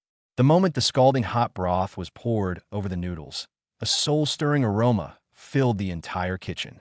This is just the simplest plain noodles. However, with the help of god-level culinary skills, the control of heat and seasoning reached an astonishingly perfect level. Su Qinghan looked at his broad and upright back, her expression gradually becoming complicated. The warm yellow light in the kitchen cast a soft glow on him. She suddenly felt that this man possessed an extremely reassuring and grounding quality. Whether it's single-handedly repelling the king of soldiers Lung Yu, or casually drawing a short-selling model, or perhaps now, quietly cook her a late-night snack. Is this really just a poor student who would sell his self-respect for 20,000 yuan? Sizzle. In the frying pan, a round, sunny-side-up egg is fried until golden brown on both sides. Lin Yuan turned off the fire, placed the steaming bowl of plain noodles on the island platform, and pushed it in front of her. Eat up. The soup is hot. It's good for your stomach and easy to digest. He casually handed over a pair of clean wooden chopsticks. The broth was clear, the noodles were thin and white, and the dish was decorated with bright green scallions and a golden fried egg. It may lack delicacies, but it exudes a strong sense of everyday life. Su Qinghan pursed her red lips, took the chopsticks, picked up a noodle, and put it in her mouth. The savory broth coats the chewy noodles, creating a delightful sensation on the taste buds. It's so delicious. A warm current slid down my esophagus into my perpetually cold stomach, instantly soothing all the fatigue and pain. She no longer cared about maintaining a CEO demeanor and started eating heartily with her head down. They even forgot their usual rule of only eating until they were 3/10 full. Lin Yuan rested his chin on one hand, leaned against the kitchen counter, and quietly watched her. They didn't make a sound to disturb this rare tranquility. In less than 5 minutes, Su Qinghan had finished the entire bowl of noodles and soup. A fine layer of sweat appeared on the tip of her nose, and her originally pale cheeks were flushed with a healthy, rosy glow. After eating and drinking to their heart's content, reason regained its footing. Su Qinghan put down her chopsticks, took out a tissue, and elegantly wiped the corner of her mouth. She instantly dropped her previous weak and gluttonous demeanor. The richest woman donned her cold armor once more. She sat up straight, resuming her condescending CEO demeanor. This is barely edible, but it's worth your 100,000 yuan salary. Su Qinghan's tone was cold, but her shifty eyes betrayed her guilty conscience. Lin Yuan chuckled lightly, not bothering to expose her pretense. As long as the boss is satisfied, I'll go back to sleep. Leave the dishes there. I'll wash them tomorrow morning. He turned and walked out. Stop. Su Qinghan suddenly spoke, her cold voice echoing in the empty kitchen. Lin Yuan stopped and turned to look at her. Su Qinghan stood up from the bar stool, her silk skirt swaying slightly. She looked at Lin Yuan and gave an unquestionable order. Tomorrow is the weekend, so there will be no classes at the kindergarten. The Shanghai Chamber of Commerce is hosting a top-notch charity gala next week, and I'm going to take my 2 kids there to make an appearance. Su Qinghan paused, her gaze fixed on Lin Yuan's cheap clothes. Get ready tomorrow morning. Come with me to SKP Shopping Mall. Go and get your daughter some decent outfits, and while you're at it, make sure you look presentable too. Chapter 20. Shopping with his wife, buying out all the Chanel items, and making the snobbish sales assistant cry. The air conditioning at SKP Mall in Shanghai was blasting on the weekend. This is the nation's premier luxury shopping center, frequented by the wealthiest and most influential customers. Su Qinghan wore brown sunglasses, and her custom-made trench coat accentuated her graceful figure. The 2 children, Debao and Airbao, wore matching pink princess dresses and held their mother's hands, looking like 2 exquisite porcelain dolls. In contrast, Lin Yuan, walking beside him, seemed out of place. He was still wearing that faded casual t-shirt and a pair of old sneakers. The wealthy socialites passing by all turned their heads to look at him. No matter how you looked at him, he seemed like a lowly lackey carrying bags for a rich heiress. A family of 4 walked into the Chanel children's clothing flagship store. The store's interior is extremely luxurious, and the air is filled with the scent of high-end fragrances. Erbao's big eyes darted around, and she was instantly drawn to a sequin tutu in the display case. Daddy, that dress is so pretty. The little girl let go of Su Qinghan's hand, ran over with her short legs, and stretched out her chubby little finger to touch the hem of her skirt. Hey, where did this wild child come from? Don't touch me like that. A sharp and sarcastic voice suddenly rang out. A saleswoman with heavy makeup rushed over and slapped Erbao's hand away with a look of disgust. This is a limited edition that just arrived from the Paris headquarters. If you get it dirty, you couldn't afford to pay for it even if you sold yourself. Erbao was startled, pouted in grievance, and her big eyes instantly filled with tears. Lin Yuan's eyes turned cold, and he strode forward to protect his daughter behind him. How do you talk like that? The child is just looking around. Even if he gets it dirty, I'll pay the full price. The saleswoman looked Lin Yuan up and down. Seeing his clothes, which totaled no more than 200 yuan, the saleswoman scoffed and rolled her eyes dramatically. Pay the bill, An 88,000 yuan dress. Can a poor working class guy like you afford even a single loose thread? Take your child out of here right now. Don't affect our store's high-end image. After saying that, she turned around obsequiously to greet a woman wearing a large mask who had just entered the room. That's Wang Lulu, who recently starred in a web series and can barely be considered a second-tier actress. Oh, Lulu, you finally arrived. The bag I saved for you is in the VIP room. The saleswoman laughed so hard that her makeup was falling off her face, and she bent over so much that she almost touched the ground. Su Qinghan took off her sunglasses, her pretty face covered with a layer of frost. The daughter of the prestigious Su Group, the apple of the eye of Shanghai's richest woman, was actually called a wild child by a clothing seller. Just as she was about to lash out, Lin Yuan reached out and stopped her. At the same time, a crisp electronic sound exploded in Lin Yuan's mind. Bite. Infringement of family dignity detected. Causality task triggered. Mission: defend dignity. Reward: temporary access to an unlimited black card, limited to 1 hour. Perfect for showing off. Lin Yuan's lips curled into a cold, sharp smile. Without saying a word, he reached directly into his pocket. With a thought, he pinched out a pure black frosted card between 2 fingers. The card's edges are inlaid with subtle dark gold patterns, exuding a top-tier quality that keeps strangers at bay. Smack! Lin Yuan casually tossed the black card onto the glass of the display case. Call your store manager out here. His voice wasn't loud, but it carried an undeniable air of authority. The saleswoman was taken aback at first, then burst into a mocking laugh. Hey, what are you trying to prove with that lousy hair clipper? Wang Lulu, standing next to her, covered her mouth and giggled, her eyes full of mockery. These poor people nowadays, they've really lost all sense of shame for the sake of saving face. Quickly call security to kick them out. What's all the noise about? Do you think this is a vegetable market? Hearing the commotion, a female store manager in a business suit came out from the inner room with a frown. She was just about to scold him when her gaze was instantly drawn to the black card on the glass cabinet. The store manager gasped, his legs went weak, and he almost knelt on the ground. Centurion black card. No. The card has a special Rothschild family crest on it. This is a limited edition of only 10 Supreme Infinite cards ever issued worldwide. People who hold this card can buy the entire SKP mall like it's nothing. The store manager was sweating profusely and sprinted towards Lin Yuan at top speed. He immediately gave a deep 90-degree bow. Sir, I'm the manager of this store. How may I help you? Her voice trembled like a leaf. The saleswoman and Wang Lulu were completely dumbfounded. Manager, are you sure you haven't mistaken him for someone else? He's a penniless wretch. Shut up. The store manager slapped the saleswoman hard across the face. Are you blind? How dare you speak so disrespectfully to our most distinguished guest? The saleswoman was hit so hard that blood trickled from the corner of her mouth.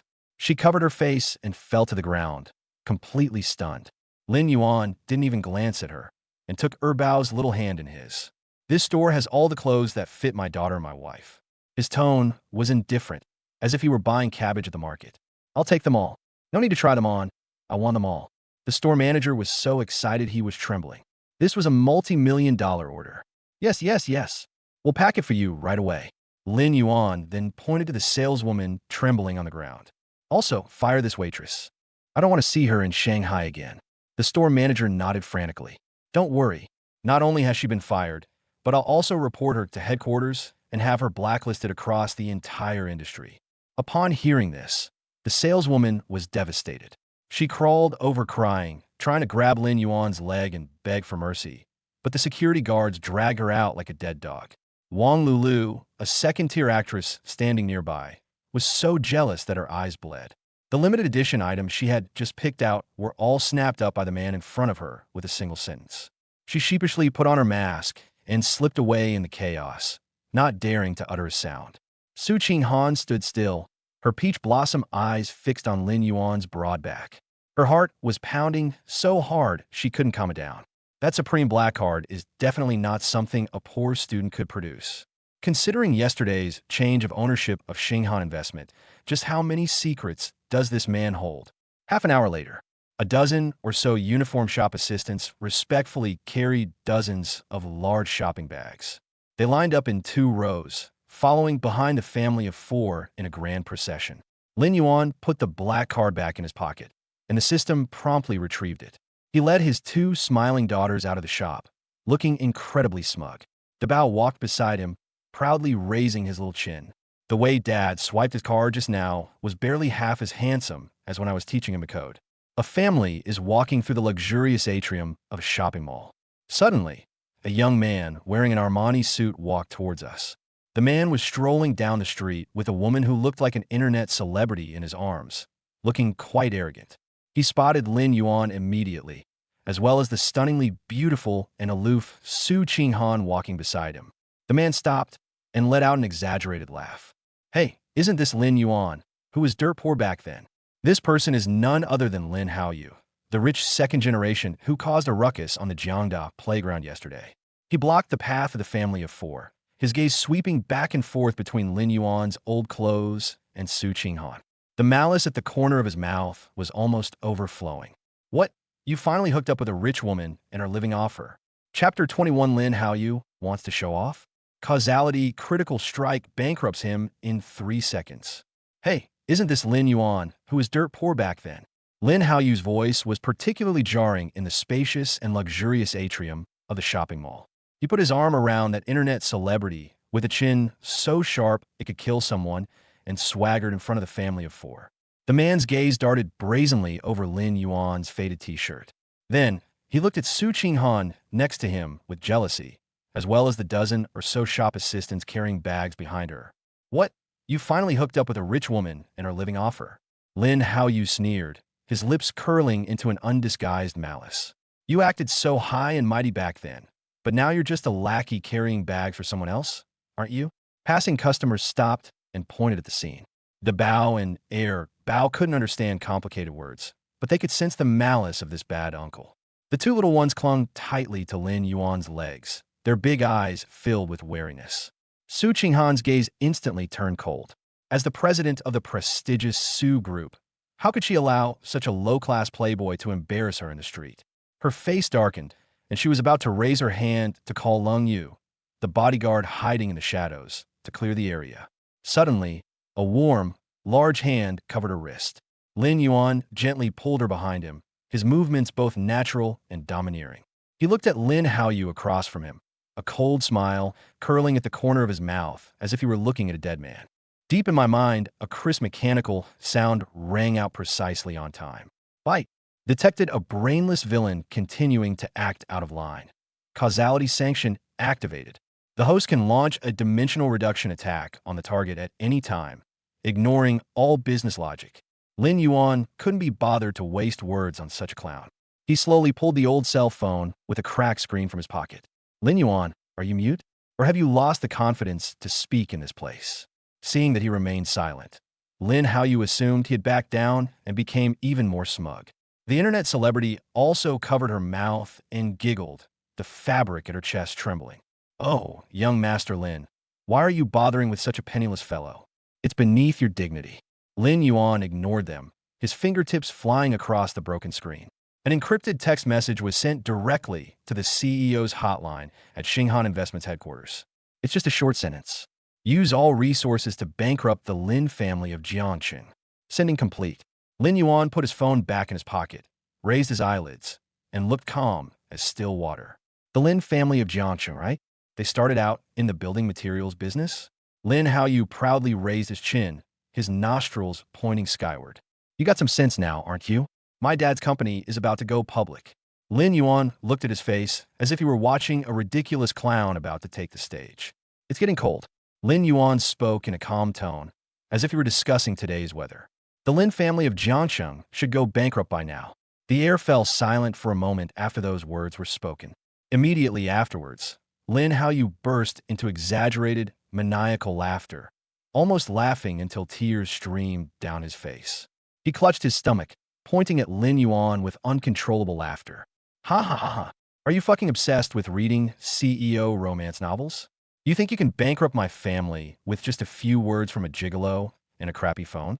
The onlookers shook their heads, thinking that the young man had probably gone mad from some kind of shock. Su Qinghan stood behind Lin Yuan, but remained silent. She stared at the man's tall, straight back, her heart pounding uncontrollably. Only she knew that Xinghan Investment had just changed hands yesterday. If that mysterious Chairman Lin really is him, then this statement is definitely not a joke. 1. Lin Yuan parted his thin lips slightly and uttered a number. 2. 3. The 3-second countdown has ended. Lin Haoyu's brand new iPhone suddenly started vibrating wildly, as if it were a death knell. The shrill, unique ringtone echoed in the empty atrium. Lin Haoyu's laughter abruptly stopped. He took out his phone, glanced at the word Dad on the screen, and impatiently pressed the answer button. Hey Dad, I'm shopping right now, and I've got my eye on a Patek Philippe watch. Go shop on my ass. What kind of devil did you mess with, you little beast? A heart-wrenching roar came from the other end of the phone. The sound was so loud that even the internet celebrity next to him shrank back in fright. Lin Haoyu's smile froze instantly, and his mind went blank. Dad, what's wrong? I didn't offend anyone. Just now. His father's voice was filled with despair and sobs. Our cash flow suddenly dried up. The bank froze all our accounts, and our partners all called to terminate our contracts. Tax and economic crime investigators have surrounded the company building. Lin Haoyu was struck dumb. His face turned deathly pale, and he even forgot to breathe. Our family is bankrupt. Not only bankrupt, but we're also owing $1 billion yuan. The screams on the other end of the phone were incredibly shrill. I've lost everything, even my underwear. Loan sharks are banging on the door. I'm about to jump off a building. Beep, beep, beep. The call was abruptly ended, leaving only the deathly silence of a busy tone. Lin Haoyu's hand trembled violently. The phone fell to the marble floor with a thud, and the screen shattered. He felt as if all his bones had been drained away. His legs went weak, and he collapsed to his knees with a thud. Sweat instantly soaked through his expensive Aston Martin suit. The arrogant rich kid who was just a moment ago is now trembling like a sieve. Seeing that things were not going well, the internet celebrity next to him immediately shook off his arm. Are you crazy? You're bankrupt and still clinging to your old woman. She cursed, then slipped away faster than a rabbit in her high heels, disappearing in the blink of an eye. Lin Haoyu stiffly raised his head, looking at Lin Yuan standing in front of him with eyes full of fear. That indifferent gaze in his eyes at that moment seemed like a soul-reaping messenger from hell. Brother Lin, Master Lin. Lin Haoyu completely broke down, scrambling over and reaching out to hug Lin Yuan's leg. I was wrong. I was just being rude. Please, have mercy and spare my whole family's lives. A hint of disgust flashed in Lin Yuan's eyes, and he took half a step back. He kicked Lin Haoyu in the shoulder, knocking the lump of mud to the ground. It's too late. Lin Yuan uttered 2 cold words, then turned and took to Bao and Air Bao's little hands. He glanced at Su Qinghan, who was still in shock, and his tone instantly softened. Let's go home. The family of 4 left gracefully amidst the awe-inspiring gazes of countless passersby. Lin Haoyu was left lying on the cold floor, pounding his chest and wailing. The Black Qian smoothly drove into the Shishan Villa area. Back in the spacious apartment, the twins excitedly went to the living room to unpack their new toys. Su Qinghan went upstairs without saying a word and went into her study to deal with a mountain of documents.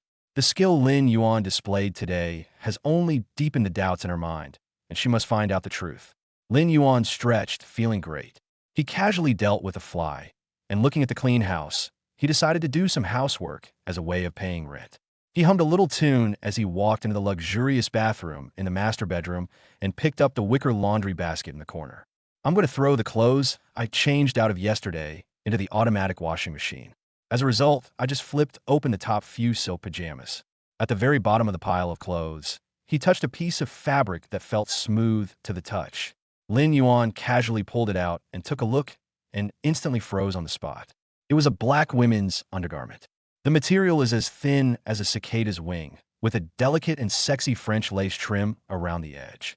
The fabric was so little that you could barely feel its weight in your hand. Lin Yuan held the piece of fabric, raised an eyebrow, and couldn't help but swallow. This woman seems aloof and cold on the surface, but she dresses so wildly in private.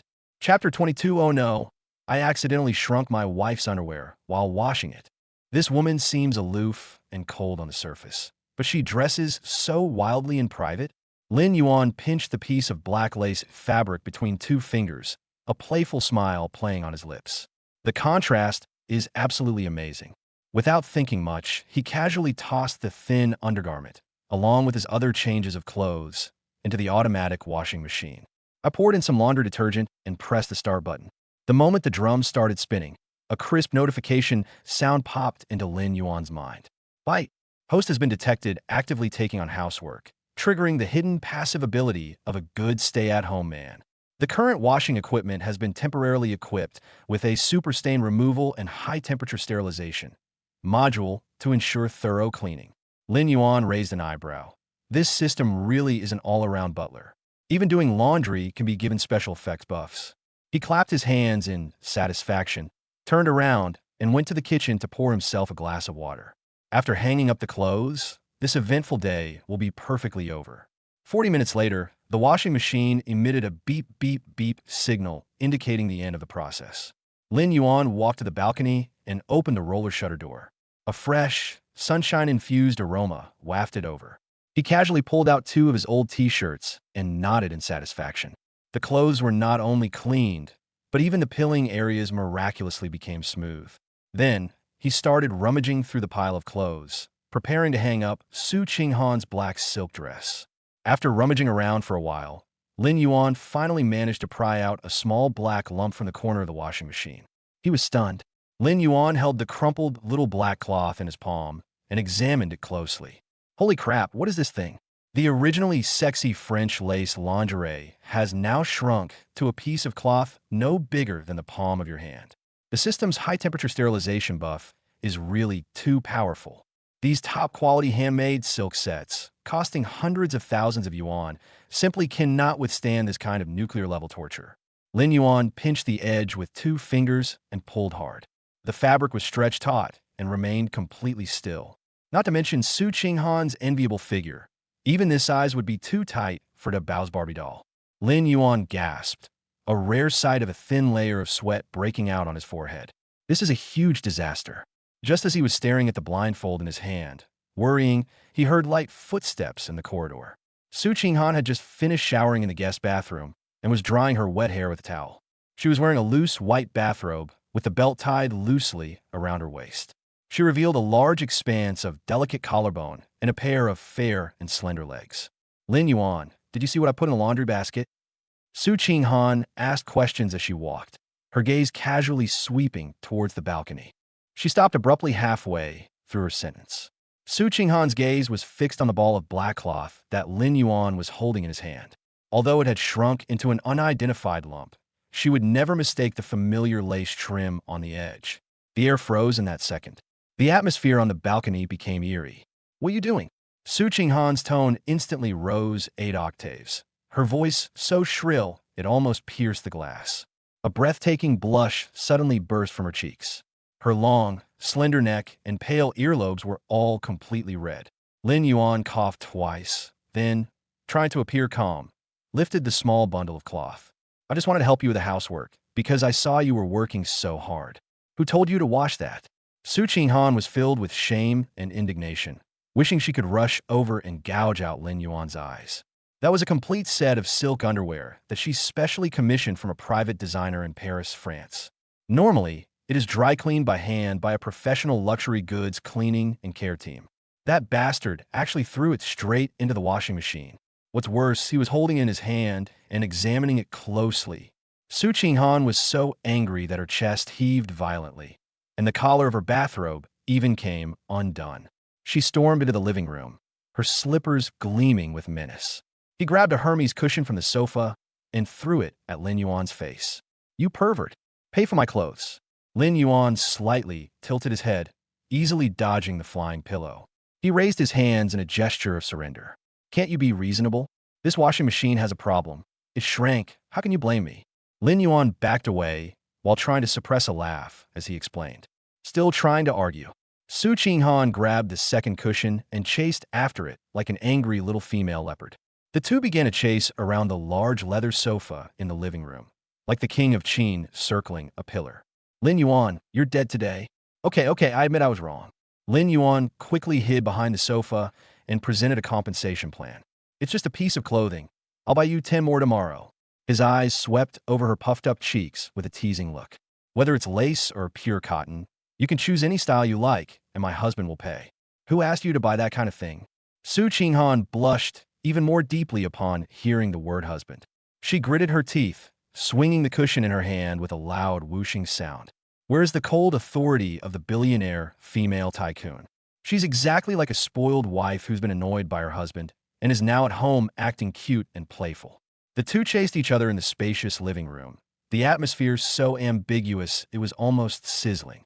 Sudden, a sharp, synthesized electronic sound abruptly ripped apart the laughter and chatter in the living room. Woo-dash, woo-dash, woo-dash. The sound was deafening and the rhythm was rapid. It was just like the highest-level air raid siren sounded in a World War II movie. The pillow in Su Chinghan's hand froze in midair, startled by the sudden loud noise. What was that sound? Lin Yuan's brows furrowed instantly, and the absolute calm. Module activated automatically. He immediately turned his head to look in the direction of the sound. The sound was coming from a low table in the far corner of the living room.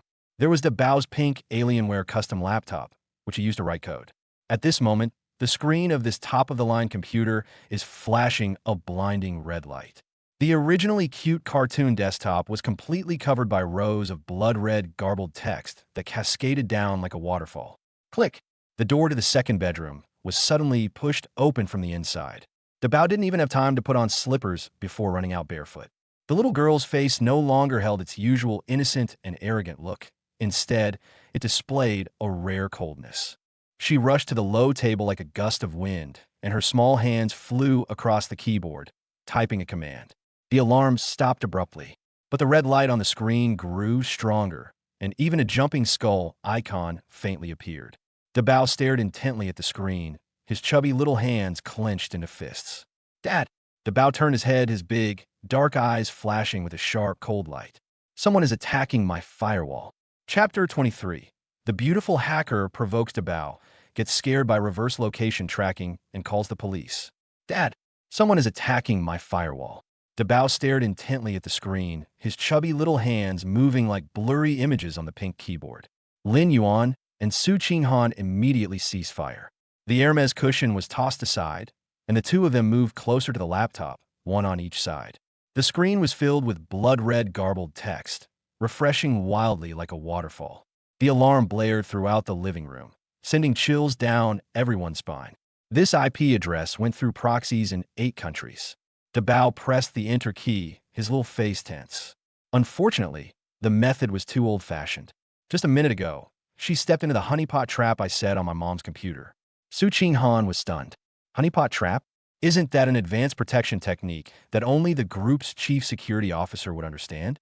Is someone trying to steal the Su family's trade secrets? Su Qinghan frowned and immediately took out her phone to call the technical department. The company is currently filing its core financial report for the next quarter. Lin Yuan reached out and pressed a button on her phone, pointing to the screen. Don't rush. Let things play out for a while. Our daughter can handle it. He casually picked up a cherry from the fruit plate and leisurely popped it into Bao's mouth. Right? Little hacker. Bao chewed on a cherry and mumbled an indistinct hum. Leave it to me. I'll pull her underwear off in 3 minutes. At the same time, in a high-end single apartment in Beijing, the keyboard clicked crisply. The top hacker in the International Red Hacker Alliance, codenamed Black Widow, is wearing a black mud mask and has her legs crossed.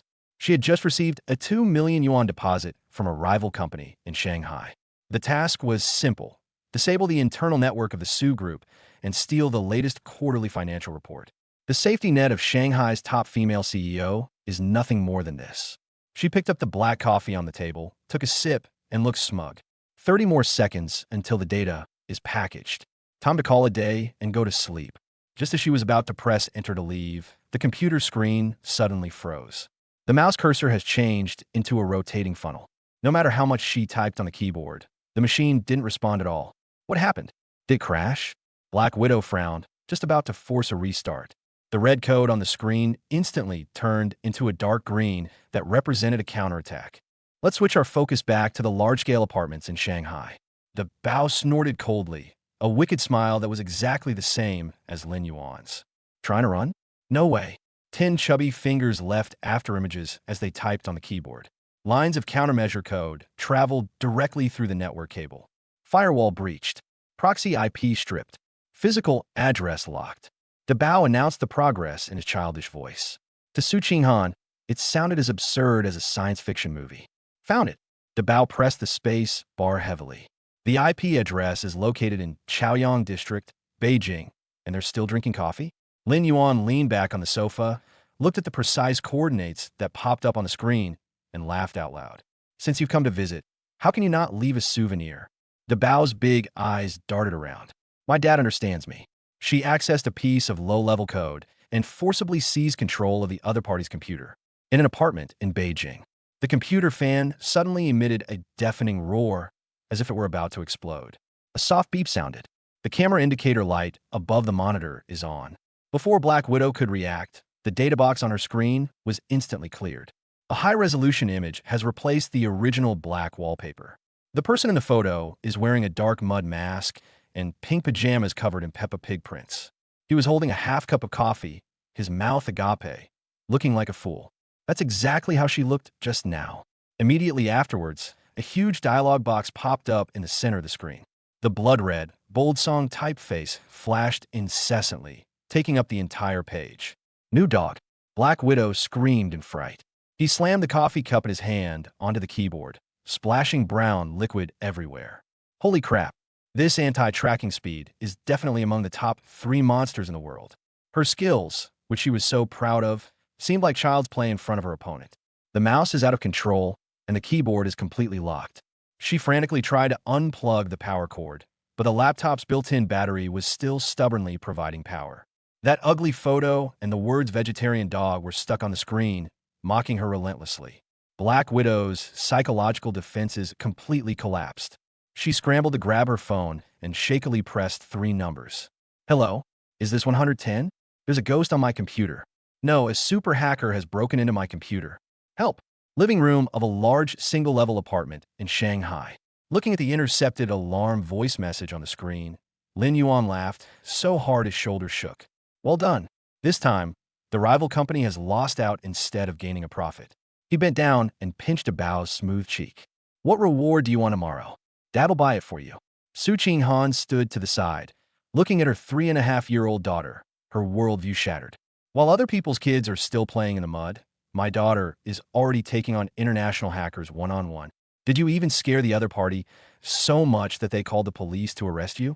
She turned to look at Lin Yuan, a hint of inquiry in her eyes. Genes are truly a strange thing. How could this man's brain possibly produce such a monster?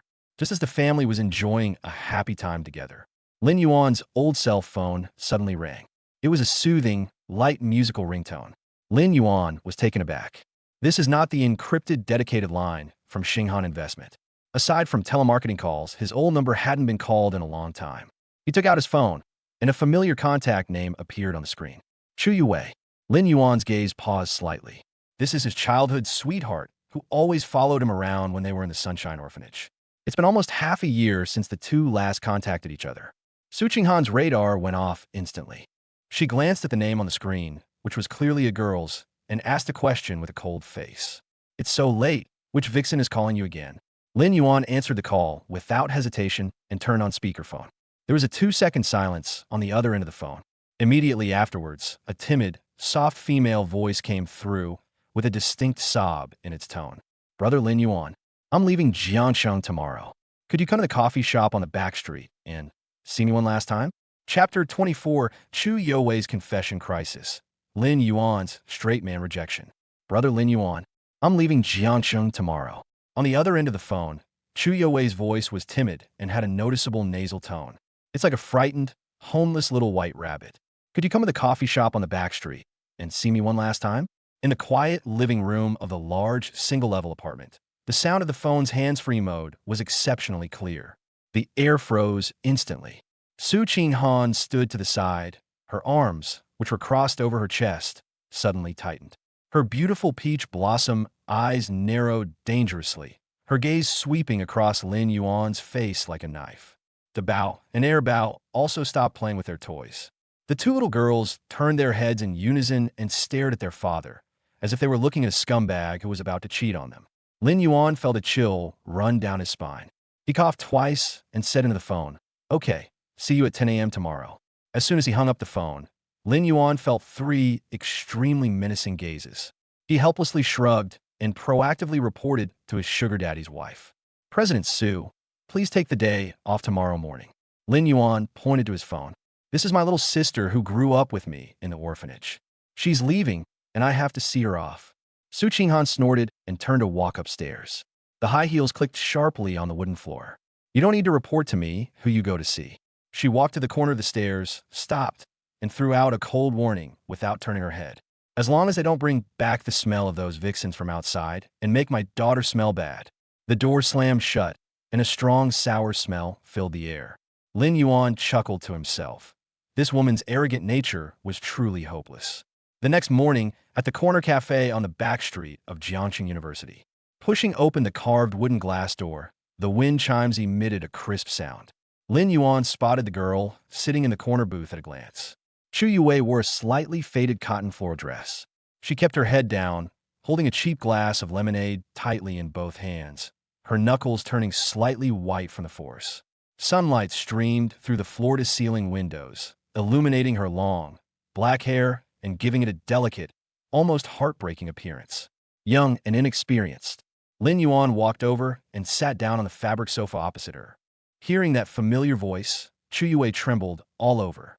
She suddenly raised her head, and her pure, fair face was already flushed with tears. Brother Lin Yuan, you've arrived. She frantically forced a smile, but tears fell first. Lin Yuan frowned slightly, took out a tissue, and handed it over. Why are you leaving all of a sudden? Didn't you agree to stay in Jiangxing and take the civil service exam? Chu Yue didn't take the tissue. Instead, she hastily wiped away her tears with the back of her hand. She bit her lower lip tightly, mustered the greatest courage she had ever had, and looked directly into Lin Yuan's eyes.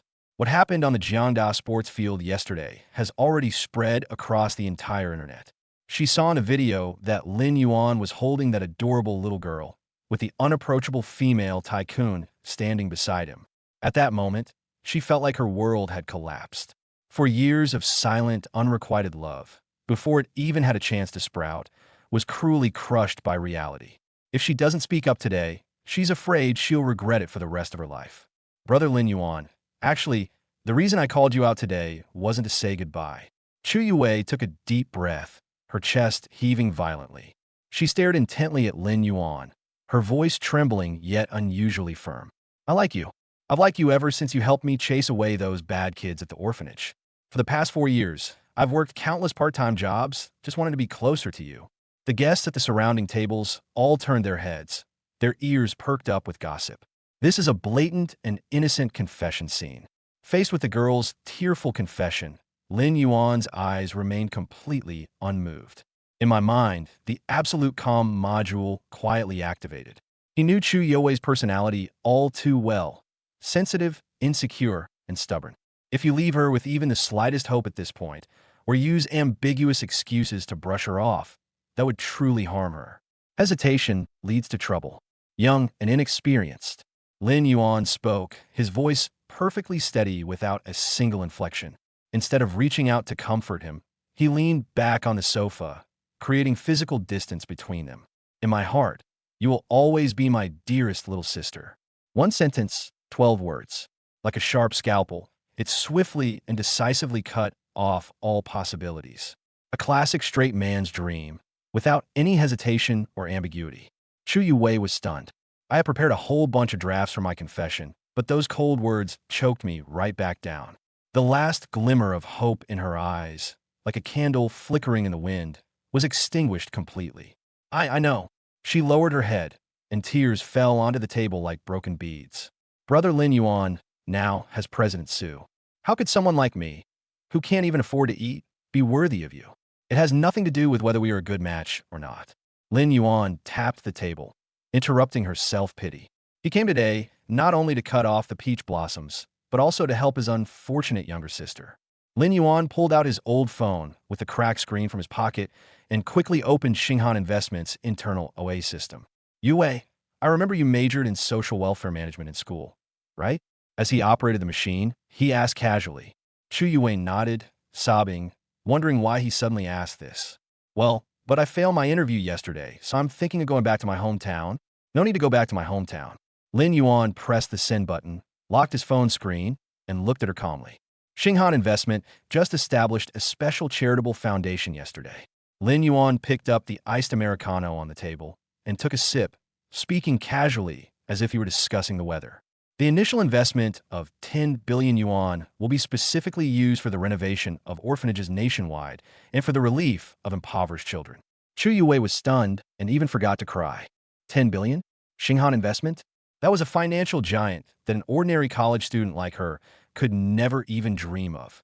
I recommended you to Xinghan Senior Management. Lin Yuan looked at her wide eyes, and a faint smile appeared on his lips.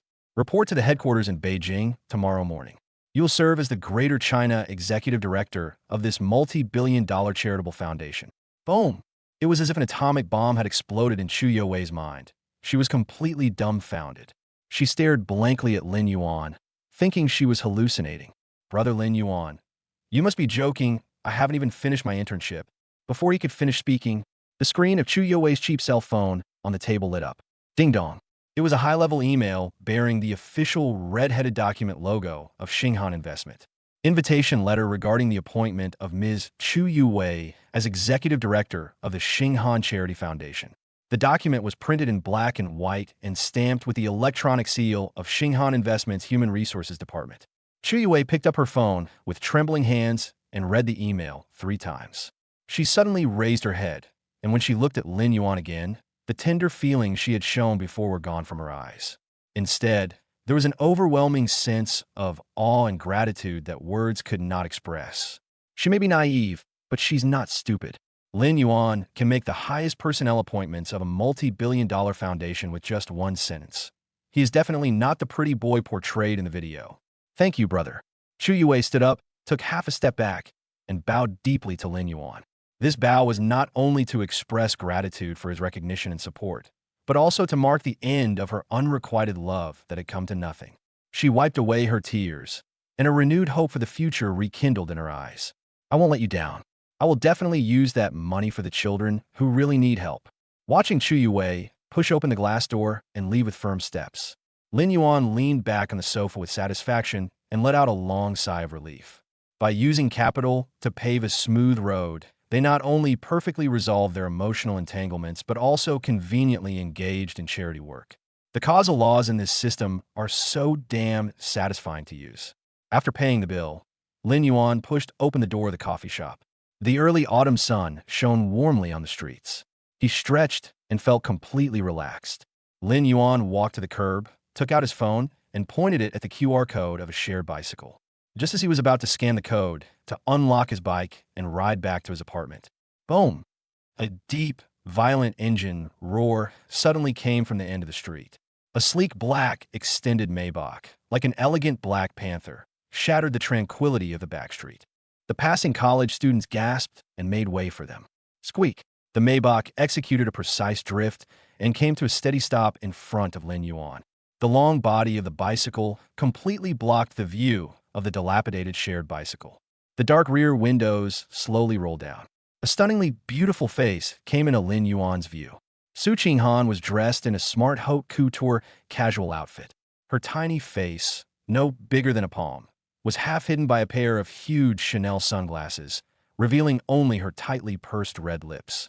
She turned her head slightly and glanced coldly through her sunglasses at the phone in Lin Yuan's hand that was about to scan a QR code. Then, that soothing, mature female voice floated out, carrying an unquestionable commanding tone. Get in the car. Come with me this weekend to take the kids out for a night out. Chapter 25, taking the twins out for a wild ride. The dad who gets 100% attention. Lin Yuan opened the heavy car door and unceremoniously sat in the back seat of the Maybach. The train carriage was very cold. Next to the leather seats was a huge black cardboard box with the gold-stamped logo of an Italian luxury brand. What is this? Lin Yuan raised an eyebrow. Su Qinghan took off her sunglasses and casually tossed them onto the central armrest. Put this on. Since you're taking your daughter out shopping, don't dress like a ragpicker and embarrass the Su family. Lin Yuan curled his lip, too lazy to argue with this arrogant woman. He pressed the privacy shutter button on the back seat and started changing it quietly inside the car. 2 minutes later, the barrier slowly descended. A well-tailored, dark-patterned haute couture casual suit perfectly complemented his broad shoulders and narrow waist, creating an inverted triangle silhouette. After shedding his faded old t-shirt, Lin Yuan's lazy yet sharp temperament was completely revealed. He tugged at his collar with one hand, looking every bit like a tycoon's son who had stepped off the cover of a financial magazine. Su Qinghan was looking down at her phone, replying to a message when she caught a glimpse of the man beside her, and her breath hitched for a moment. She awkwardly looked away, her fair ears slightly flushed. It's barely watchable, let's drive. Half an hour later, the black Maybach stopped outside Nanjing Road Pedestrian Street, the most bustling pedestrian street in Shanghai. The family of four opened the car door and officially stepped into this bustling commercial center. The Bao and Air Bao wore custom-made pink and white princess dresses, looking like two porcelain dolls that had stepped out of a fairy tale. Su Qinghan wore a fitted trench coat, exuding a cold and stunning aura. In addition, Lin Yuan possessed a tall and handsome physique comparable to that of an international male model. These four people walking down the street are like a walking spotlight at full power. Wow, is that a celebrity filming a reality show? Wow, so handsome. Those long legs, those looks, is there anyone like that in the Chinese entertainment industry? Those twins are so cute. What an amazing family. Let's take a picture. The surrounding passersby instantly erupted in excitement, raising countless mobile phones in unison. The flashbulbs of cameras were clicking incessantly through the crowd. Lin Yuan strolled leisurely, holding to Bao's hand with his left hand and Air Bao's arm in his right. With the support of his master-level aura, he didn't give the camera a single unnecessary glance. Yet he perfectly captured the composure that was ingrained in his very being. Several bold young girls covered their flushed faces and stomped their feet excitedly. Su Qinghan walked beside him, listening to the gushing voices all around praising Lin Yuan's handsomeness, and a sense of irritation rose in her heart for no reason. This man usually seems unassuming, but how come he attracts so many women when he dresses up a little? She bit her red lips and, for the first time ever, moved closer to Lin Yuan. She even stretched out her slender arm and naturally took the man's arm. The icy female CEO demonstrated her dominance to all the women on the street through her actions. Feeling the softness in his arms, Lin Yuan turned his head in surprise. Miss Su, it seems the cohabitation agreement states that physical contact is not allowed. Su Qinghan's pretty face flushed, and she pinched his arm, trying to appear calm. Shut up. There are so many people around. I'm just afraid my daughter will get lost. Bao perched on Lin Yuan's shoulder, holding up the cotton candy he had just bought, giggling happily. Mommy is lying. Mommy is just afraid that other aunties will take Daddy away from her. Exposed in public by her own daughter, Su Qinghan wished she could disappear into a crack in the ground. Just as the family was walking along the pedestrian street in a pleasant atmosphere, an unexpected incident occurred. Get out of the way. Get out of the way. It won't stop. On a slope not far away, a blonde-haired boy on a skateboard screamed in terror. The skateboard went completely out of control, its tires screeching as they rubbed against the cobblestones. It hurtled towards Bao like a cannonball flying close to the ground. The speed is just too fast. Passers-by were so frightened that they screamed and scattered, covering their heads. Bao. Su Qinghan was so frightened that her face turned pale and her mind went blank. Instinctively, she wanted to rush over to block him. But someone was faster than her. With the absolute calm, module in operation, the skateboard that was hurtling towards him at high speed looked like it was in slow motion in Lin Yuan's eyes. He remained completely calm. Lin Yuan held Bao firmly behind him, took a half step back with his right leg, and suddenly exerted force with his waist and abdomen. The system granted Grandmaster level Bejiquan. Inch force burst forth instantly from the legs. Bang! A dull bang echoed throughout the entire street. Lin Yuan's long, slender legs left a sharp afterimage in midair. A beautiful high side kick lashed the side of the out-of-control skateboard. The thickened skateboard made of solid wood came to a sudden stop in midair and actually shattered in the middle. The two pieces of broken wood spun out and flew away, crashing heavily onto a trash can in the distance. The blonde-haired boy lost his balance, fell hard on his backside, and slid several meters away, turning pale with fright. The entire street fell silent for 2 seconds. Immediately following, screams and cheers erupted, as if the roof was about to be blown off. Holy crap, was that a martial arts master? He kicked the skateboard in half. This is so damn cool. This must be a movie scene. Protecting the baby with one hand, breaking the deadlock with one kick. I'm gonna have his babies. Bao peeked his little head out from behind Lin Yuan. The little girl didn't cry. Instead, she excitedly clapped her little hands, which were covered in icing. Wow, Daddy's so awesome. He beat the bad guys. Lin Yuan pulled his long legs back, casually straightened the hem of his suit jacket, and didn't even disturb his breathing. He turned to look at Su Qinghan, who was still in shock. Are you all right? Su Qinghan stared blankly at the man in front of her. The explosive power you just experienced gave me an overwhelming sense of security. Her heart, which had been frozen for years, was now being violently struck by a wild deer, its throbbing deafening. She completely forgot about aloof CEOs and wealthy heiresses. Su Qinghan's eyes reddened slightly, and she hugged Lin Yuan's arm tightly, her nails digging into the fabric of his suit. A strong sense of pride and possessiveness grew wildly in her heart like vines. This incredibly powerful man is hers. This little incident made the family of four the absolute focus of attention on the pedestrian street. Unable to bear the eerie green stares from those around them, Lin Yuan escorted the mother and her two daughters to a coffee shop on the street corner. Just as she sat down to catch her breath, Su Qinghan's phone rang urgently in her bag. She answered the phone, her expression gradually turning serious. I understand. Have the legal department prepare the contract, and I'll go back to the company to sign it right away. After hanging up the phone, Su Qinghan apologetically rubbed Abao's head. There's been a slight mishap in one of the company's overseas acquisitions. There's an urgent document that needs to be processed, so I have to go back immediately. Lin Yuan stood up and picked up Bao, who was still licking a cotton candy. Let's go. We can't shop around here anyway. We'll go to the company with you.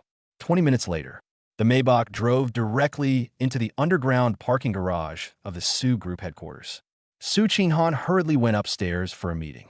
Lin Yuan, with his two little ones in tow, made his way to the rest area outside the top-floor CEO's office. Bao took out his tablet and started writing code, while Bao lay on the sofa drawing. Lin Yuan was bored, so he went downstairs to the nearby Starbucks and bought 2 iced Americanos. When he returned to the top floor with a coffee, the secretary's desk was completely empty. Lin Yuan didn't think much of it and walked straight to the heavy mahogany door of the CEO's office with his coffee in hand. Without even knocking, he pressed the metal doorknob with one hand and pushed open the heavy door. Mr. Su, your coffee. Before he could finish speaking, Lin Yuan stood rooted to the spot in the doorway. A suppressed gasp escaped from the spacious CEO's office. Su Qinghan's panicked voice followed immediately. Lin Yuan, close your eyes and get out. Chapter 26 Springtime Scene in the President's Office. Accidentally stumbling upon changing clothes. As soon as Lin Yuan stepped in, the heavy mahogany door was pushed open. Before he could even utter a word, he froze on the spot. 2 cups of Americano with ice were held in my hands, and I almost spilled them because of my surprise. The midday sun streamed through the floor-to-ceiling windows, bathing the spacious CEO's office in its warmth. Behind the large black marble desk, Su Qinghan was facing away from the door. The silk shirt she was wearing had now been partially removed. The front of the shirt was stained with a large brown tea stain, obviously from accidentally knocking over a teacup. The clothes that had been taken off were piled up in the crook of his arm.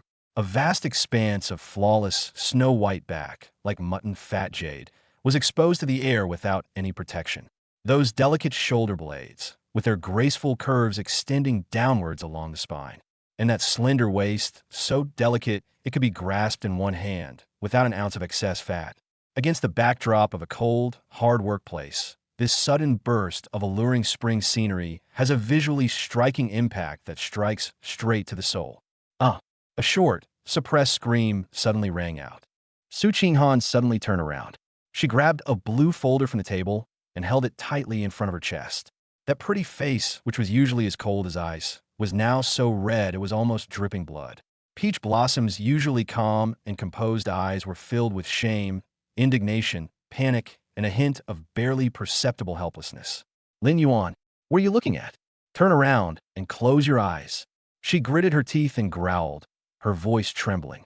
Lin Yuan then seemed to wake up from a dream. He quickly turned his back, coughed twice, and tried to cover up the inexplicable dryness in his throat. Sorry, I didn't see the secretary outside, and the door wasn't locked. I thought you were still looking at the documents. He tried to keep his tone calm, but the ability to remember everything he saw was working overtime in his mind. That stunning image is etched into my retina. I can't shake it off. You still dare to argue? Get out of here right now and close the door. Su Ching Han was furious, her fingers gripping the folder so tightly they turned slightly white. Lin Yuan was just about to leave and close the door. Two short, stocky figures like slippery eels slithered right past his legs. "Mommy, are you playing hide and seek?" Bao, chewing on a lollipop, blinked his big eyes and looked curiously at Su Ching Han hiding behind the desk. Bao crossed his arms and touched his chin like a little adult. "Wow, Mom, the skin on your back is so white and smooth." The little girl turned to look at Lin Yuan, who had his back to them, with a look of sudden realization. No wonder Dad was staring so intently just now. He even forgot to close the door. Lin Yuan stumbled and almost bumped into the door frame. This little dreadlock, she usually seems quite clever, but why does she always cause trouble for her dad at crucial moments? "Bao, don't talk nonsense." Lin Yuan forced himself to explain, his gaze fixed on the murals in the corridor. "Dad was just looking at the pattern on the carpet in your mom's office. It's quite unique." Bao took the lollipop out of his mouth and tilted his little head in protest. "But Daddy, your ears are so red. Just like the crab's grandma, Zhang, cooked this morning." Hiding behind her desk, Su Ching Han felt her face burning up as if it were about to spontaneously combust. She took 2 deep breaths and forced herself to project the authority of a female CEO. "Lin Zipei, Lin Zijin, you two, turn around and face the wall to reflect on your mistakes right now." Su Ching Han's voice sounded like she was gritting her teeth. She frantically pulled a clean white shirt from the spare wardrobe next to her.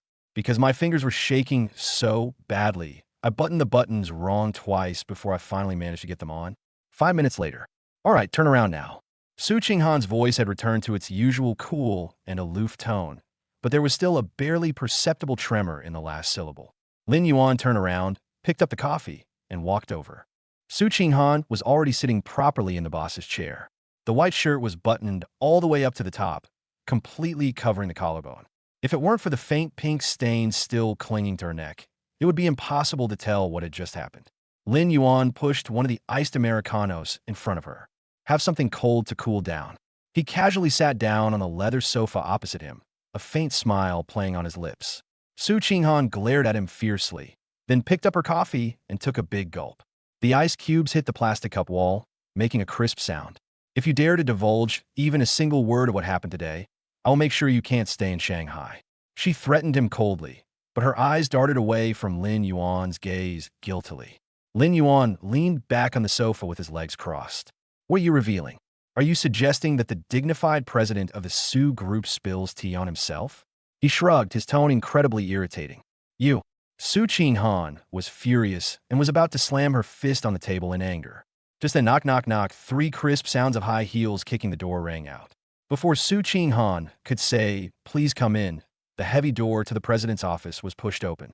A strong, pungent scent of expensive perfume rushed into the room first. A woman wearing a bright red, deeply bodycon dress walked in, swaying her exaggeratedly slender waist. The woman had long, wavy hair, glamorous makeup, and an air of arrogant arrogance in every gesture. "Oh, Ching Han, I heard you went back to the company to work overtime again this afternoon, so I came to see you as your older sister." The woman's voice was charming and alluring, yet it had a distinctly artificial quality. Su Ching Han's brows furrowed instantly, and a hint of undisguised disgust flashed in her eyes. "Shen Manchu, who gave you permission to enter my office without an appointment?"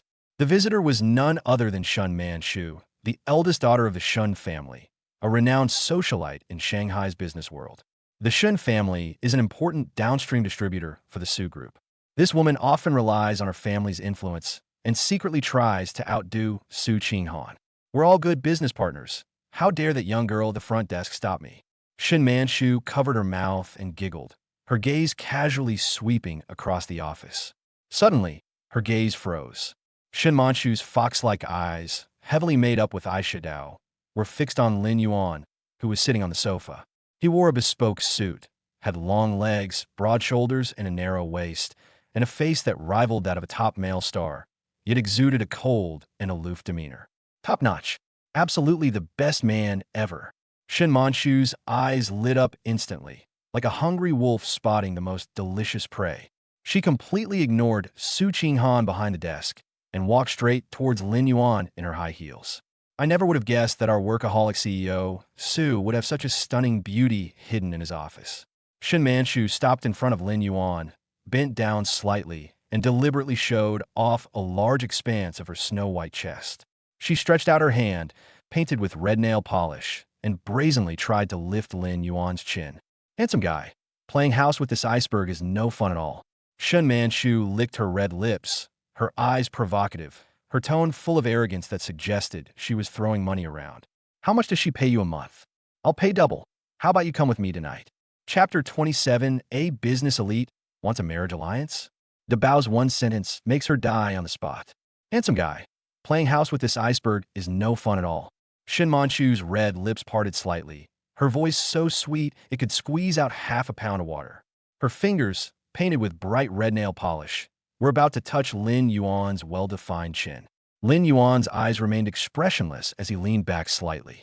With a swift dodge, the hand exuding a strong perfume scent missed its mark. Miss Shun, please have some self-respect. His tone was cold, as if he were looking at a piece of expired pork belly. Shin Manchu didn't feel embarrassed at all. Instead, she giggled. Oh, you've got quite a stubborn temper. How much does Qing Han pay you a month? She glanced defiantly at Su Qing Han behind the desk, recklessly testing the limits of danger. I'll pay double. Come with me tonight, and I'll show you what a real woman is. Bang! Su Qing Han slapped her hand on the black marble tabletop. Her chest heaved violently with anger, her slender fingers clenched into fists, her knuckles turning white. What a shameless woman. They actually dared to come to her territory and brazenly poach her talent, right in front of her. Su Qing Han gritted her teeth, just about to press the intercom on the table to call security to throw this female hooligan out. Cough, cough. A soft, dry cough suddenly broke the silence of the office. DeBao, who was sitting at the other end of the sofa, put down the pink Alienware computer in his hand. The 3.5-year-old prodigy stood up, put his hands on his chubby waist, and looked at Shin Manchu with a look of disgust. Annie, did you forget to look in the mirror when you left home this morning? DeBao's childish words were like a small knife flying across the room. Shin Manchu was stunned and looked down at the beautiful little girl. Where did this little brat come from? Why are you interrupting when adults are talking? She rolled her eyes dramatically. DeBao ignored her and instead extended a short, chubby index finger, tapping it lightly on the tablet. Drop. The 100-inch LCD conference screen hanging on the side wall of the office suddenly lit up. The screen suddenly changed. The screen that was originally playing Sue's corporate promotional video has been transformed into a high-definition image gallery. The slideshow started playing automatically, accompanied by upbeat nightclub DJ music filling the office. The first photo, Shin Manchu, dressed in a revealing leather outfit, was in the dance floor of an underground bar abroad, with 3 muscular foreign men on her left and right, her eyes glazed over. The second photo, it is a medical record written entirely in English. The barefaced photo in the upper right corner shows a flat nose and a square face, making her look completely different from her current V-shaped face. The file also details silicone rhinoplasty, jaw reduction, and European-style double eyelid surgery. Shin Manchu's charming expression froze instantly. She stared wide-eyed at her artificially created double eyelids, her eyeballs almost popping out of her head. What are you putting on? Turn it off right now. She screamed and lunged at the control panel on the wall, tripped on the carpet with her high heels, and fell flat on her face. Su Qing Han was originally furious, but when she saw the bombshell on the screen, she almost burst out laughing. She picked up the cold coffee on the table, took a sip, and her mood instantly soared to its peak. Even the way he looked at DeBao conveyed a sense of admiration. Like, well done. DeBao sighed, looking disappointed in him. Annie, the implant in your nose is about to fly out, and your brain is probably filled with hyaluronic acid too. The little girl mercilessly delivered the final blow. With your cobbled-together appearance, you think you can woo my dad? Who gave you the courage? Fish Liang. Lin Yuan leaned back on the sofa, barely suppressing a laugh. His eldest daughter definitely inherited Su Qing Han's sharp tongue, and she's even more so. The combination of hacking skills and psychological manipulation is a devastating blow. You just wait. Shin Manchu completely broke down. The immense humiliation of being killed by the company made her tremble all over, and even her implanted nose seemed to crooked a bit. She covered her face with her hands, not even bothering to pick up the designer bag that had fallen to the ground. She turned and slammed open the office door. Then, amidst the astonished gazes of her secretaries, she ran crying towards the elevator. The office has returned to its former quiet state. Only the foreign hunky man on the screen was still frantically twisting his waist. "Turn it off. It's an eyesore," Lin Yuan said, rubbing his temples. Dabao immediately waved his little hand, and the screen went black again. She obediently ran to Lin Yuan's side and raised her chin. "Dad, am I a good protector of this flower? She's so capable. She's like my sweet little cotton-padded jacket." Lin Yuan smiled and pinched Dabao's chubby cheeks. Watching the interaction between the father and daughter from behind his desk, Su Qinghan couldn't help but smile slightly. The sour anger I felt earlier has long since dissipated. For the first time, she felt truly grateful to have this man and his two quirky daughters by her side. Even annoying business, socializing has become interesting. At 5:30 p.m., the setting sun painted the skyline of Shanghai red. Su Qinghan rarely left work on time, and the family of four walked out of the Su Group building. With the autumn breeze blowing, the neon lights along both banks of the Huangpu River have gradually lit up. Lin Yuan didn't rush to hail a taxi, but instead suggested taking a walk along the riverside promenade. The river breeze ruffled Su Qinghan's long hair as she took off her high heels and put on her spare flats. The rare sense of relaxation allowed her to let down all her guard. The two walked side by side along the riverbank, while two little girls in pink dresses chased and played ahead of them. "Thank you for today." Su Qinghan suddenly spoke softly, her voice slightly scattered by the river breeze. Whether it was Dabao who stepped in, or you, who didn't accept that woman's advances. Lin Yuan stopped and turned his head to look at her profile, which was gilded by the setting sun. "President Su, although I'm poor, I'm quite picky about food." He had his hands in his pockets, his tone casual yet earnest. "I really can't stomach those mass-produced industrial products." Su Qinghan was amused by his analogy and burst out laughing. That smile, like a gentle spring breeze, left Lin Yuan somewhat dazed.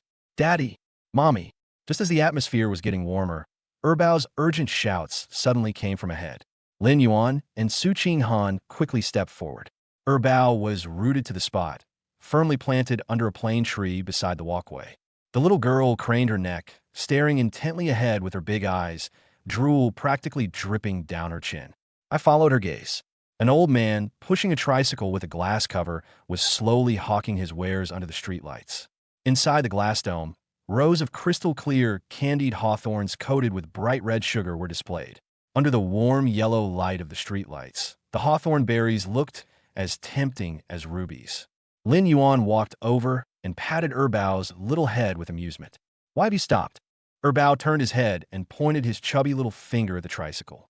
She swallowed hard and called out in a childish voice. "Daddy, that red skewer keeps calling to Erbao, and Erbao is so tempted he can't move." Chapter 28, The President's Daughter, is chasing after me. I only care about my daughter's candied hawthorns.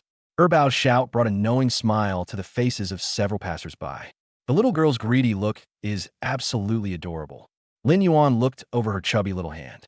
Inside the large glass dome, the bright red hawthorns, coated in glistening sugar, looked truly tempting under the streetlights. "Okay, Dad will go buy it for you." Lin Yuan chuckled and pinched Erbao's nose before turning to look at Su Qinghan, who was wearing flat shoes. "President Su, why don't you take Dabao to sit on that bench over there for a while? I'll go queue up." Su Qinghan nodded and led Dabao to a wooden bench by the river to sit down.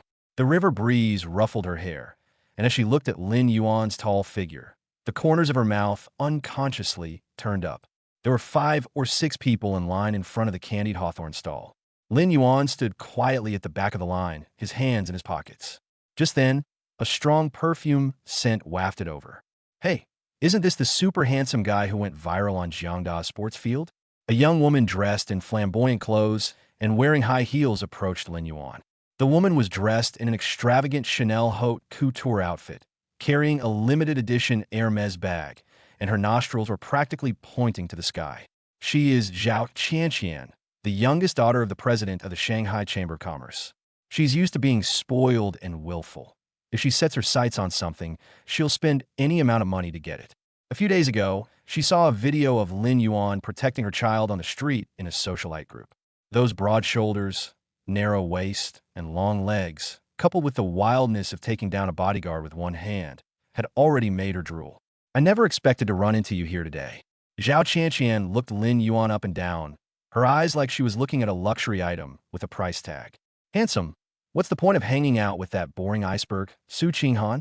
She stretched out her fingers, which had an extravagant manicure, and tried to hook Lin Yuan's suit jacket. How much pocket money does she give you each month? 1 million? Or 2 million? Zhao Qianqian tossed her hair, her posture extremely arrogant.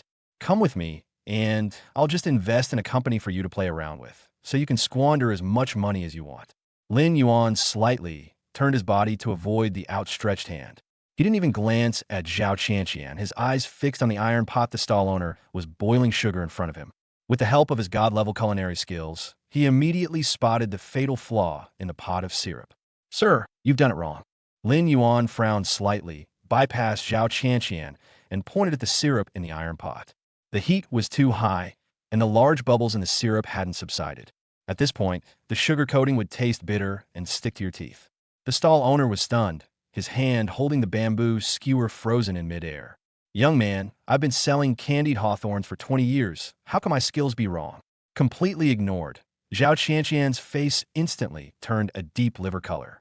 She, the daughter of a prominent Chamber of Commerce president, offered herself to him. Yet this man only cared about a pot of worthless syrup? Hey, didn't you hear me talking to you? Zhao Qianqian stomped her feet in anger, her high heels clicking loudly on the bluestone slabs.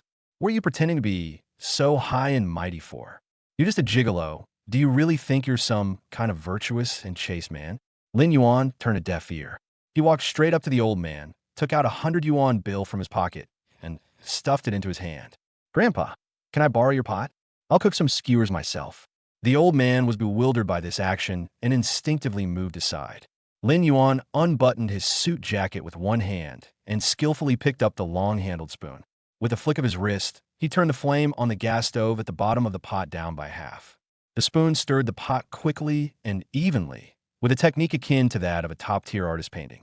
In just over 10 seconds, the originally yellowish sugar syrup in the pot visibly turned into a clear amber color.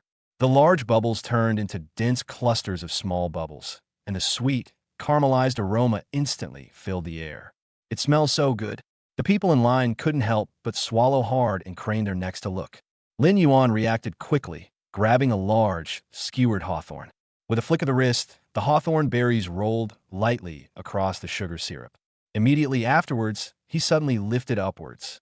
A crystal-clear, hair-thin sugar thread was pulled out. In the cool autumn breeze, it instantly solidified, turning into perfect ice crack patterns that wrapped around hawthorn. The whole string of candied hawthorns reflected an alluring luster under the streetlights, resembling a fine work of art. The old man was stunned and excitedly gave a thumbs up. You're an expert. Young man, your skill is 100 times better than this old man's.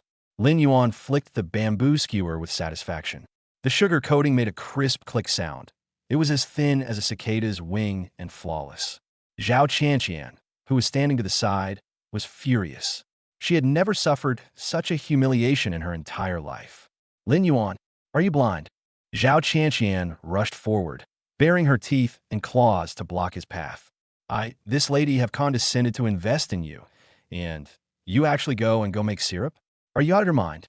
Lin Yuan finally stopped and glanced at her indifferently. His gaze was as cold as if he were looking at trash on the roadside. Excuse me, could you please move aside? Lin Yuan held up the perfect string of candied hawthorns, his voice completely flat. You're blocking the light from my daughter eating candy. Zhao Qianqian was struck dumb, frozen in place. A burst of low laughter immediately erupted around them, and several young girls even took out their phones to record the scene. She's so shameless. I don't even want to look at her. Exactly. She looks like a plastic surgery monster, yet she wants to keep a godlike man as her sugar daddy. The mocking laughter slapped Zhao Qianqian across the face. She covered her face, tears of humiliation streaming down her face, and ran crying into the night in her high heels. Lin Yuan, holding a candied hawthorn, strolled leisurely back to the bench. Daddy is so great. Bao cheered and grabbed the candied hawthorn, taking a bite without hesitation. Snap! The sugar coating crumbled between my teeth, making a very crisp sound. The sweet and sour flavors exploded in her mouth, and the little girl's eyes narrowed into crescent moons with happiness. Su Qinghan sat next to her and watched as her eldest daughter also leaned over and took a bite. She gave a soft hum, her tone carrying a hint of barely concealed sourness. What? That gorgeous woman just came to your door? Didn't you add her on WeChat? She saw everything that just happened clearly. Lin Yuan sat down next to her and shrugged helplessly. Mr. Su, my appearance fee is very high. Those low-end players simply can't afford my bill. The two were arguing when Jiang Feng suddenly brought a strange noise. Boom! In the distance, a large cluster of buildings suddenly lit up with colorful neon lights. The deafening, energetic music, mixed with the excited screams of riders as the roller coaster plunged, drifted over on the wind. The two little ones, who were just struggling with the candied hawthorn, stopped moving at the same time.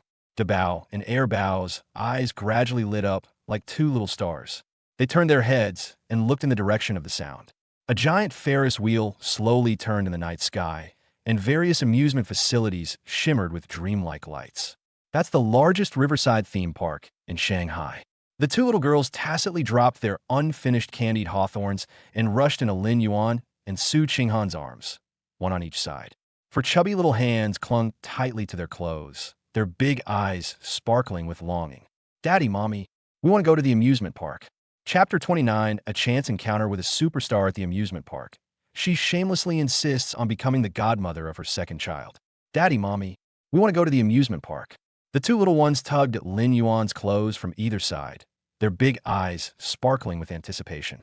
A dazzling, tentative firework streaked across the distant night sky, completely igniting the girls' enthusiasm. All right, you can have as much fun as you want today. Lin Yuan waved his hand and took his two daughters' hands, heading towards the gate of the Shanghai Fantasy Park. Su Qinghan followed behind, the corners of her mouth unconsciously turning up. She hadn't experienced this kind of stress-free family time in a long time. The park entrance was packed with people, and the queue stretched for 3 full circles. Lin Yuan went straight to the VIP exclusive channel, took out his cracked screen phone, and scanned the code to pay for 4 top-of-the-line black gold annual cards that allowed him to skip the queue. We entered the park without any hindrance. After playing 3 games, Erbao's stamina bar was completely depleted, and his stomach started rumbling in protest.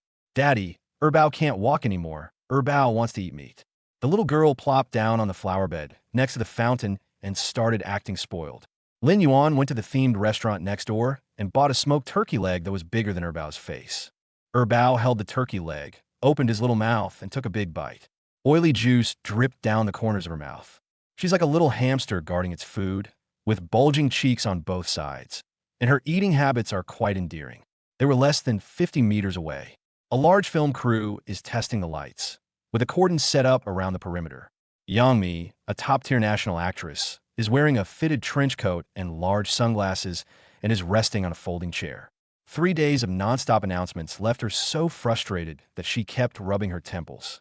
Suddenly, her gaze swept across the crowd and landed on the fountain. That little girl who's munching on a turkey leg is just too cute, especially those bright, sparkling grape-like eyes, which exude an innocent and naive charm. Yang Mi felt her heart suddenly jolted, and a surge of intense maternal love instantly overwhelmed her. Hey, honey, where are you going?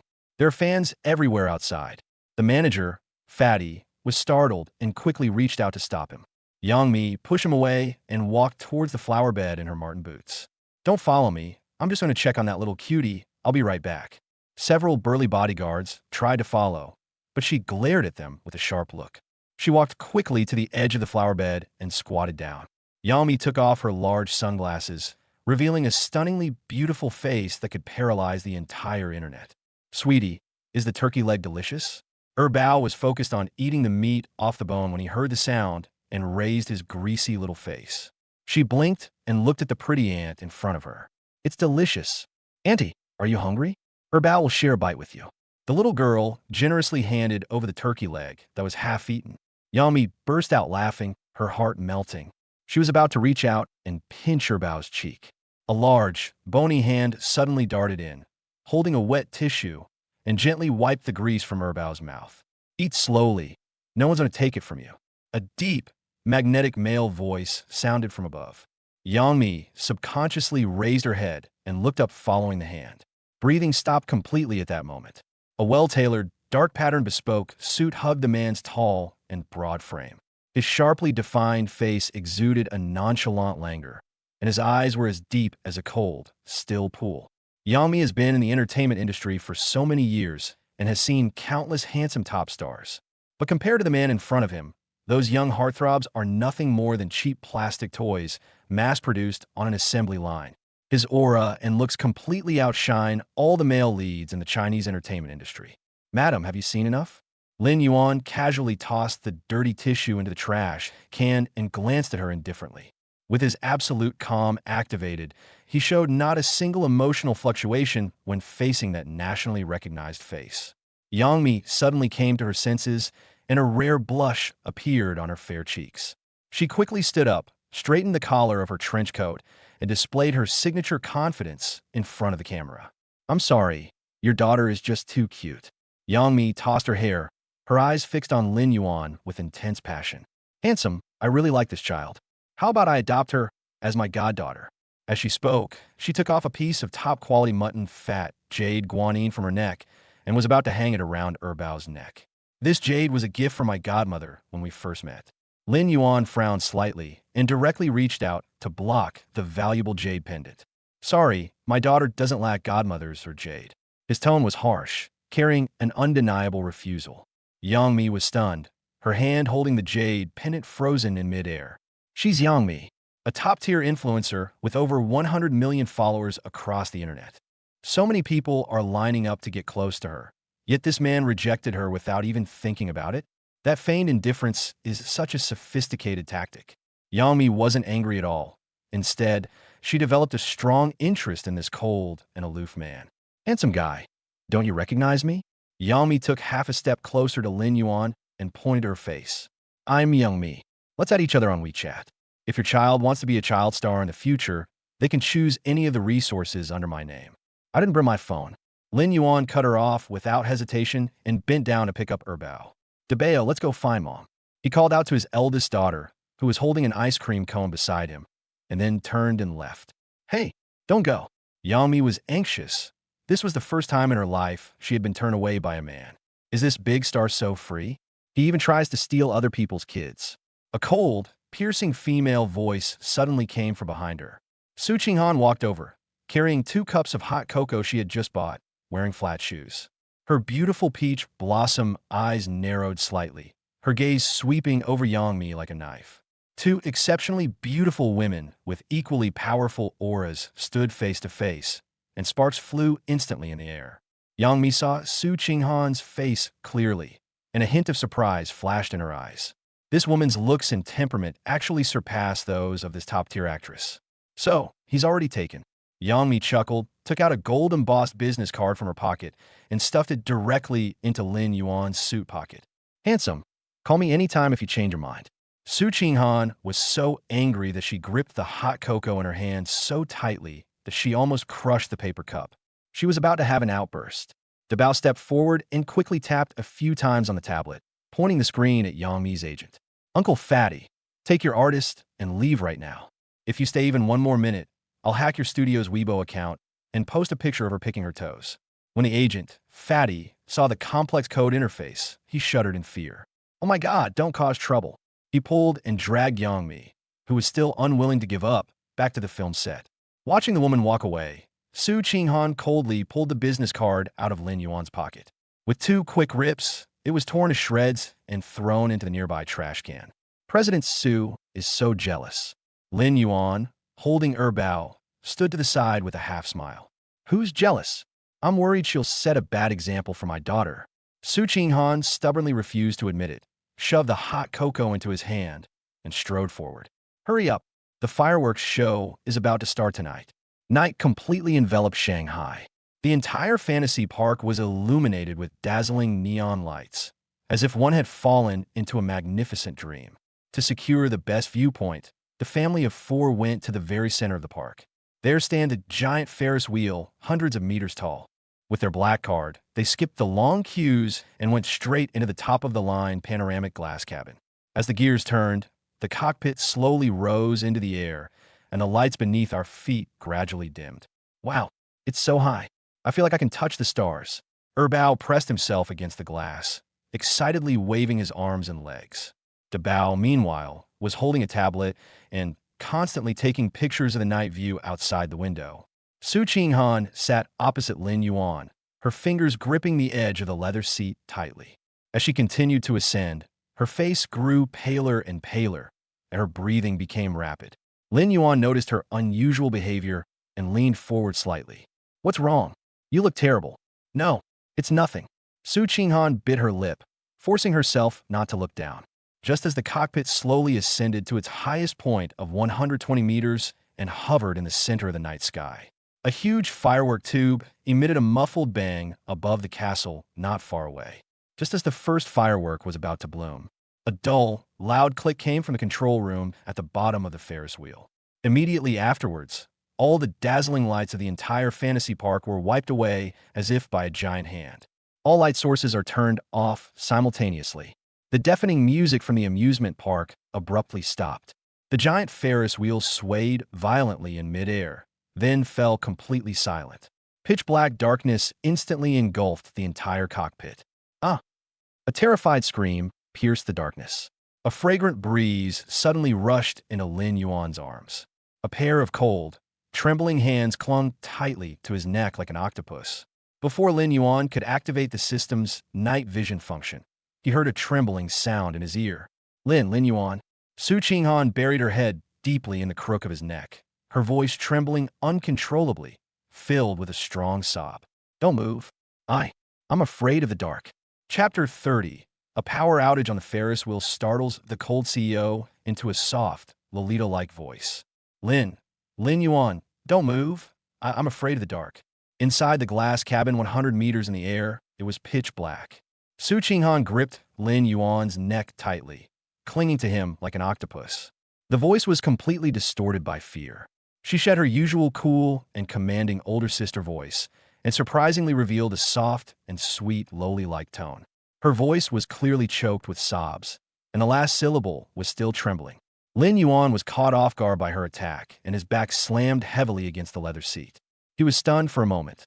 Then a look of surprise flashed in his eyes. She is the richest woman in Shanghai and a powerful businesswoman who steers a conglomerate worth hundreds of billions. How could someone have both claustrophobia and acrophobia at the same time? "Don't worry, it's just a temporary power outage." Lin Yuan did not push her away, but instead used both hands to support her slender waist to prevent her from slipping down. "Wah, it's too dark. Let me down." Su Qinghan buried her face deeply in his neck, her whole body trembling like fallen leaves in the autumn wind. Her long, slender legs were wrapped tightly around Lin Yuan's waist, her fingernails almost digging into the fabric of his suit.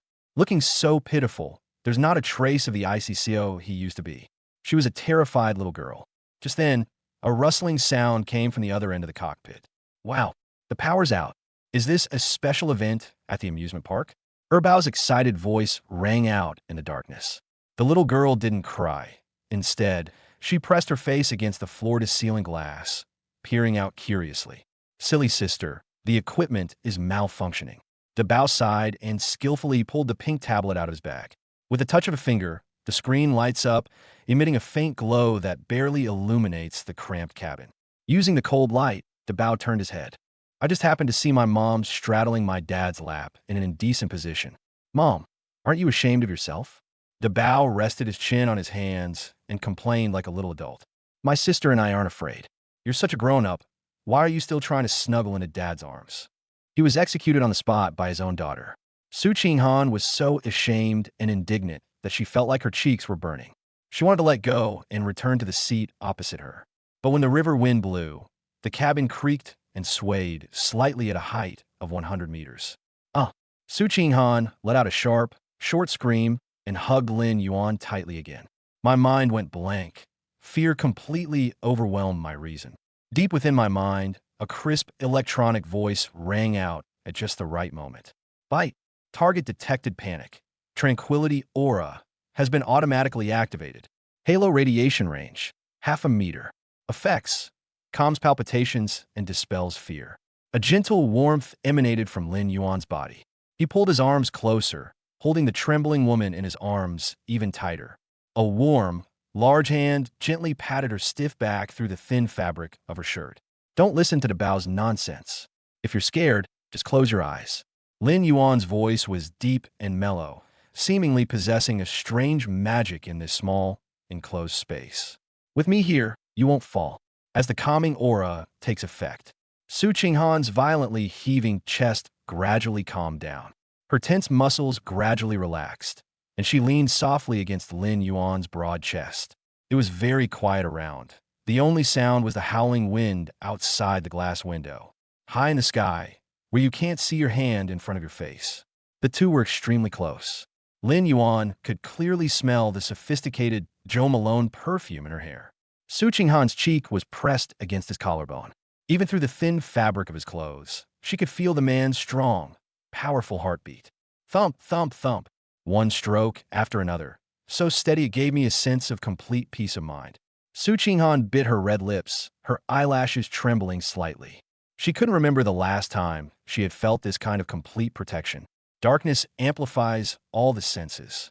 Inside the cramped cabin, the atmosphere subtly became ambiguous. Even the air seemed to become thick and sticky, and the temperature kept rising. Just as Lin Yuan felt he was about to be melted by the heat. Bang! Suddenly, a huge golden firework exploded in the night sky outside the window. Immediately afterwards, with a soft hum, the backup power supply started. The lights inside the Ferris wheel cabins instantly turned on, casting a blinding white light into every corner. Light returned. Su Qinghan suddenly opened her eyes. The first thing she saw was Lin Yuan's Adam's apple, which was almost touching his face, and the half-smile on his lips. Then I looked down again. She was straddling the man's lap in an ambiguous, straddling position. Her skirt even rolled up quite a bit because of the struggle. The Bao and Air Bao were squatting nearby, their big eyes staring intently at them. Boom! Su Qinghan's mind went blank for a second. Her fair face flushed red to her ears in an instant, and she sprang up from Lin Yuan's lap like a startled rabbit. You let me go. She hurriedly straightened her skirt, retreated to the opposite corner, and covered her burning cheeks with her hands. She didn't even dare to look at Lin Yuan again. Lin Yuan patted the wrinkles on his suit and looked at her leisurely. President Su, you were the one who threw yourself in my arms. How can you turn around and accuse me? Shut up. Su Qinghan glared at him angrily, gritting her teeth. If you dare to utter a single word about what happened today, I'll dock all your allowance tomorrow.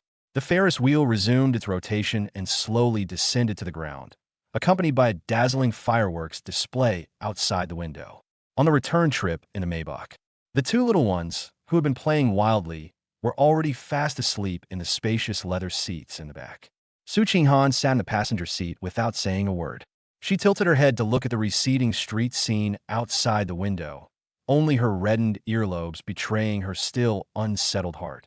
40 minutes later, the car smoothly drove into the Shishan Villa area and parked in the underground garage of the large apartment. Lin Yuan picked up his sleeping daughter in each arm and gently carried her upstairs. After settling the two little girls into the large bed in the second bedroom and covering them with blankets, he finally breathed a long sigh of relief. Stepping out of the room, Su Qinghan was nowhere to be seen in the living room.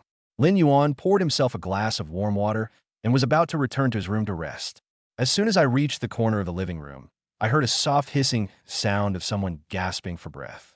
He stopped and looked in the direction of the sound. On a large Italian-style leather sofa, the icy female tycoon who dominates the business world is currently sprawled on the cushions without any regard for her image. Her high heels were kicked away and left to the side, her long, straight legs dangling limply over the edge of the sofa. Su Qinghan buried her face in her arms, her delicate eyebrows furrowed in pain. She stretched out one hand and struggled to reach the back of her neck and shoulder blade. Just now on a Ferris wheel, her muscles were tense for a full 10 minutes because of fear. Now that she was completely relaxed, intense muscle spasms and cramps instantly swept over her back. Ouch! It hurt so much. Su Qinghan was in so much pain that a layer of cold sweat broke out on her forehead, and her voice was filled with suppressed sobs. Lin Yuan put down his water glass and walked forward. He looked down at the woman lying motionless on the sofa and raised an eyebrow. What? Even the richest woman gets back pain? Hearing that familiar voice, Su Qinghan turned her head with difficulty. Her eyes were still glistening with tears, and she glared at him fiercely, but the intense pain prevented her from getting angry. Lin Yuan, stop making sarcastic remarks. She bit her bloodless lips, her voice soft and pitiful. I have cramps in my back and neck. It hurts so much I can't move. Could you call Aunt Zhang for me? Aunt Zhang went to bed early. It's not appropriate to wake the elderly so late. Lin Yuan sat down directly on the edge of the sofa and unceremoniously rolled up the sleeves of his shirt. He looked at Su Qinghan's stiff back, a meaningful smile curving his lips. Mr. Su, calling her Aunt Zhang won't help. We need to use professional techniques to push her away. Lin Yuan clasped his hands together, his knuckles cracking as he leaned closer in a low voice. Would you like me to give you a massage myself? But that would be at a different price. Chapter 31 System Reward. Top-tier massage. Su Qinghan lies on the sofa, begging for a massage. Would you like me to give you a massage myself? But that would be at a different price. Lin Yuan lowered his voice, a half-smile playing on his lips. Su Qinghan lay on the pillow, gasping for breath and pain. She glared fiercely at Lin Yuan. You're blinded by greed. Does the Su family need your massage fee? You don't need to touch me. As soon as he finished speaking, Lin Yuan heard a crisp ding in his mind. Wife's muscle spasm detected. Causality mission triggered. Bonus gift pack. Hua to a level divine massage technique. A cure for all stubborn and inflexible people. With a buzz. A vast amount of TCM meridian charts and massage techniques were instantly imprinted into Lin Yuan's muscle memory. Su Qinghan braced herself against the edge of the sofa, trying to stand up on her own. But as soon as he exerted force, the muscles in his back felt like they were being violently torn apart. She gasped and fell heavily back onto the sofa. Her eyes instantly reddened, and 2 physiological tears welled up from the corners of her eyes. Lin Yuan stopped smiling and stopped wasting words with her. He stepped forward, placed his hands on Su Qinghan's rounded shoulders, and pressed down slightly. Stop being stubborn. Lie down properly. Su Qinghan froze, instinctively wanting to struggle. Don't touch me. Relax, Lin Yuan said in a deep, powerful voice. His thumb precisely located the fengqi acupoints on both sides of Su Qinghan's cervical spine. Apply slight pressure and knead it with a special rhythm. Hiss! Su Qinghan gasped, the words of curse she had intended to utter stuck in her throat. A strange, tingling sensation exploded from my neck. Immediately afterwards, a warm current flowed through Lin Yuan's fingertips and into his body. This warm current is like a pair of magical irons. Wherever it passed, the stiff muscles miraculously relaxed. Su Qinghan solidinosinit had kudanchet feast. Lin Yuan's fingers traced down her spine. Jianjing, GB21, Tianzong, SI11, and Gao Wang, BL43, acupoints. Each press precisely hits the sore spot, then transforms into a feeling of comfort. Su Qinghan buried her face in the cushion, biting her lower lip tightly. She didn't want to make any embarrassing statements in front of this man. But Lin Yuan's technique was simply too skillful. He's hundreds of times better than those royal-level therapists she hired at great expense. When Lin Yuan's warm palm slid down her clothes to her slender lower back, an acupoint was pressed down hard. A soft, sweet hum escaped from Su Qinghan's nose uncontrollably. The sound wasn't loud, but it was exceptionally clear in the quiet living room. Su Qinghan shuddered as if she had been electrocuted. She gripped the leather sofa tightly, her cheeks burning like a red-hot iron. You're gonna die. I can't believe I made such a shameless sound. Did I hurt you? Lin Yuan didn't stop what he was doing, a wicked smile playing on his lips. And nothing. Su Qinghan didn't even dare to lift her head, her voice barely audible. Lin Yuan spread his palm flat and massaged her stiff back muscles. President Su's neck and shoulders are as stiff as iron. You must lose your temper quite often at the company, right? He pressed the button while casually making sarcastic remarks. Su Qinghan no longer had the strength to refute. The warm current had spread throughout her body, making her feel so comfortable that even her toes curled up. My brain felt like a lump of mush, and my rational defenses completely collapsed. Forget about the icy richest woman. Forget about being reserved and arrogant. Before the Hua to a level divine massage technique, all are rendered ineffective. Lin Yuan's fingers moved to her left shoulder blade. This is where she suffered the most severe cramps due to excessive tension on the Ferris wheel. Lin Yuan lightened his grip slightly, afraid that she wouldn't be able to withstand it. However, having tasted the sweetness, Su Qinghan felt that this intensity was not enough. That tingling, aching sensation was stuck halfway, neither here nor there, making one's heart itch with impatience. She bit her red lips, hesitating for a long time. Finally, she tilted her head slightly, revealing a bright red ear. Lin Yuan. Her voice was soft and gentle, with a hint of ingratiation. What's wrong? Lin Yuan raised an eyebrow. To the left, apply a little more force to the left side. With her eyes closed, Su Qinghan hummed those words softly, filled with shame and indignation. After saying that, she buried her face in the pillow and pretended to be dead. Lin Yuan suppressed a laugh and increased the pressure on his fingers. Okay, I guarantee you'll be satisfied. The next 20 minutes were nothing short of sensory torture for Su Qinghan. It's both shameful and irresistible. She lay lazily on the sofa like a cat whose fur had been stroked. Every now and then, it would let out a satisfied hum. At last, Lin Yuan patted her lower back twice. All right, that's a wrap. He straightened up and shook his slightly sore wrists. Su Qinghan was still lying on the sofa, her whole body limp like a puddle of spring water. I barely have the strength to lift a finger. It took her a long time to slowly come to her senses. Realizing her earlier lapse in composure, Su Qinghan hurriedly scrambled to her feet from the sofa. With her back to Lin Yuan, she hurriedly straightened her slightly disheveled clothes. The spot where the man's palm had been pressed still retained its scalding heat. The atmosphere in the living room became subtle and languid. Su Qinghan took 2 deep breaths, forcibly suppressing her wildly beating heart. She turned around, her face still flushed. To cover up this incredibly awkward situation, she immediately adopted a businesslike, CEO-like demeanor. The massage was SOSO. It's only worth 50 yuan. She brushed a stray hair behind her ear, but dared not look Lin Yuan in the eye. Lin Yuan leaned back on the sofa armrest, watching her pretentious act with amusement. You think you can get rid of me with such a small amount of money? Su Qinghan straightened her back and parted her red lips slightly. Since you've been working so hard, I'll give you a task. She paused, then raised her delicate chin. Tomorrow night, the Shanghai Chamber of Commerce is hosting a top-notch charity gala. As my date, you must attend.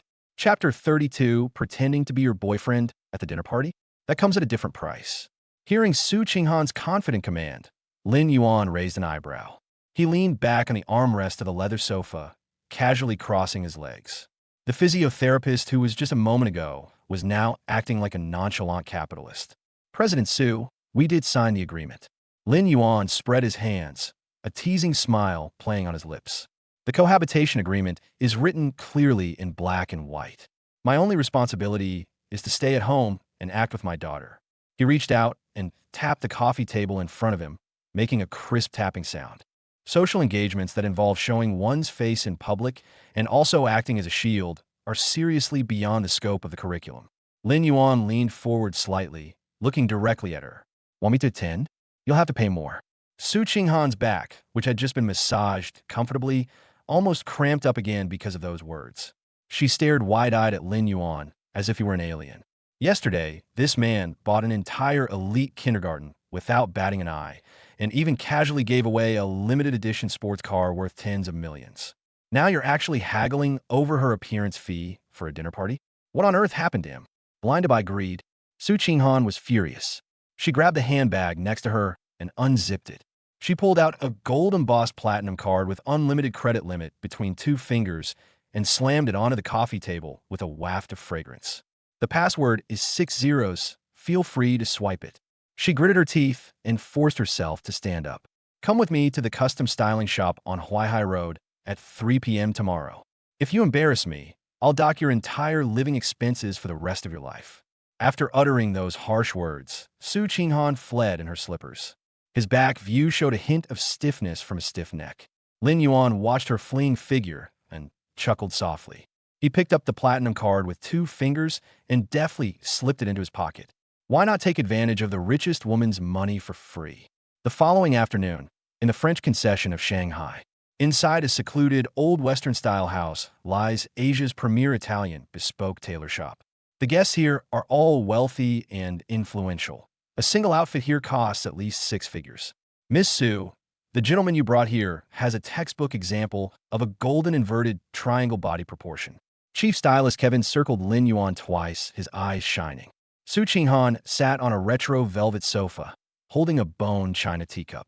Stop talking nonsense and pick out the one that will make him look the most imposing. 10 minutes later, the heavy velvet curtains of the fitting room were slowly pulled open. Lin Yuan stepped out, one hand fastening the platinum French cufflinks on his sleeve. Su Qinghan's hand, which was holding the teacup, froze in midair. Her deep gaze could not be taken off him for even a moment. He wore a bespoke dark blue suit with a sharp, razor-sharp cut that perfectly accentuated his tall, broad back. There were no ostentatious accessories. The inner layer was a high-quality black silk shirt with the collar slightly open, under the invisible blessing of the Grandmaster-level aura. Even when Lin Yuan was just standing there quietly, he exuded a suffocating aura of authority. That innate composure and aloofness made it seem as if he was born to be a king who ruled over everything. Cough, cough. Su Qinghan snapped out of her daze and, to cover up her unease, lowered her head and took a sip of red tea. Her fair ears had already been subtly tinged with a blush. It's SOSO, but barely enough to take out in public. Lin Yuan walked to the full-length mirror and straightened his collar. If you find it really amazing, Mr. Su, you could take a second look. I won't charge you for watching it. Stop being so vain. Let's go. Su Qinghan put down her teacup and walked out first in her high heels, afraid that staying even a second longer would reveal her erratic heartbeat. Night falls and the city lights begin to twinkle. Inside the 1,000 square meter banquet hall of the Park Hyatt Shanghai, elegantly dressed guests gathered, their presence a vibrant and lively atmosphere. Tonight is a top-tier charity gala jointly hosted by the business community. Those who receive an invitation must have assets of at least $1 billion. A black, extended Rolls-Royce came to a smooth stop at the end of the hotel's red carpet. The doorman respectfully opened the car door. Lin Yuan got out of the car first, turned around, and very gentlemanly extended his right hand into the car. A slender, jade-like hand wearing a long black velvet glove gently rested on his palm. Su Qinghan, dressed in a dark red backless evening gown and diamond-studded high heels, gracefully stepped onto the red carpet. The two walked side by side into the banquet hall. The moment they stepped across the threshold, the once noisy hall seemed to be muted. All eyes turned to him. The wealthy young men present were all holding wine glasses, ready to approach this icy female tycoon at any moment. But when they saw the man next to Su Qinghan, they were all stunned. Lin Yuan's indifferent gaze slowly swept across the entire room. The palpable aura of menace and oppression caused several usually arrogant and domineering young masters to instinctively avert their gazes. They don't even have the courage to look you in the eye. Who exactly is this man? When did such a terrifying and ruthless character emerge in Shanghai? Countless whispers spread through the crowd. Su Qinghan, holding Lin Yuan's arm, keenly noticed the awe-inspiring gazes around them. An unprecedented sense of security instantly filled her chest. She tilted her head slightly, her red lips close to Lin Yuan's ear. Those people in front are the elders of the Shanghai Chamber of Commerce. I have to go over and say hello. Su Qinghan's warm breath gently brushed against Lin Yuan's neck. Go find a seat in the rest area over there and wait for me to come back. Remember, don't cause any trouble. Lin Yuan nodded. Don't worry, I'm just doing my job for the money. I'll never steal the spotlight from my clients. Su Qinghan glared at him helplessly, let go of his hand, picked up a glass of champagne, and walked towards a group of big shots. Lin Yuan was happy to have some free time. He walked to the semicircular velvet sofa in the corner of the hall, sat down, and took a glass of iced lemonade from the waiter's tray. He didn't notice that at the very moment he sat down, behind a pillar on the other side of the hall, a pair of eyes filled with calculation and jealousy were fixed on him. Su Anya, the heiress of Su's real estate.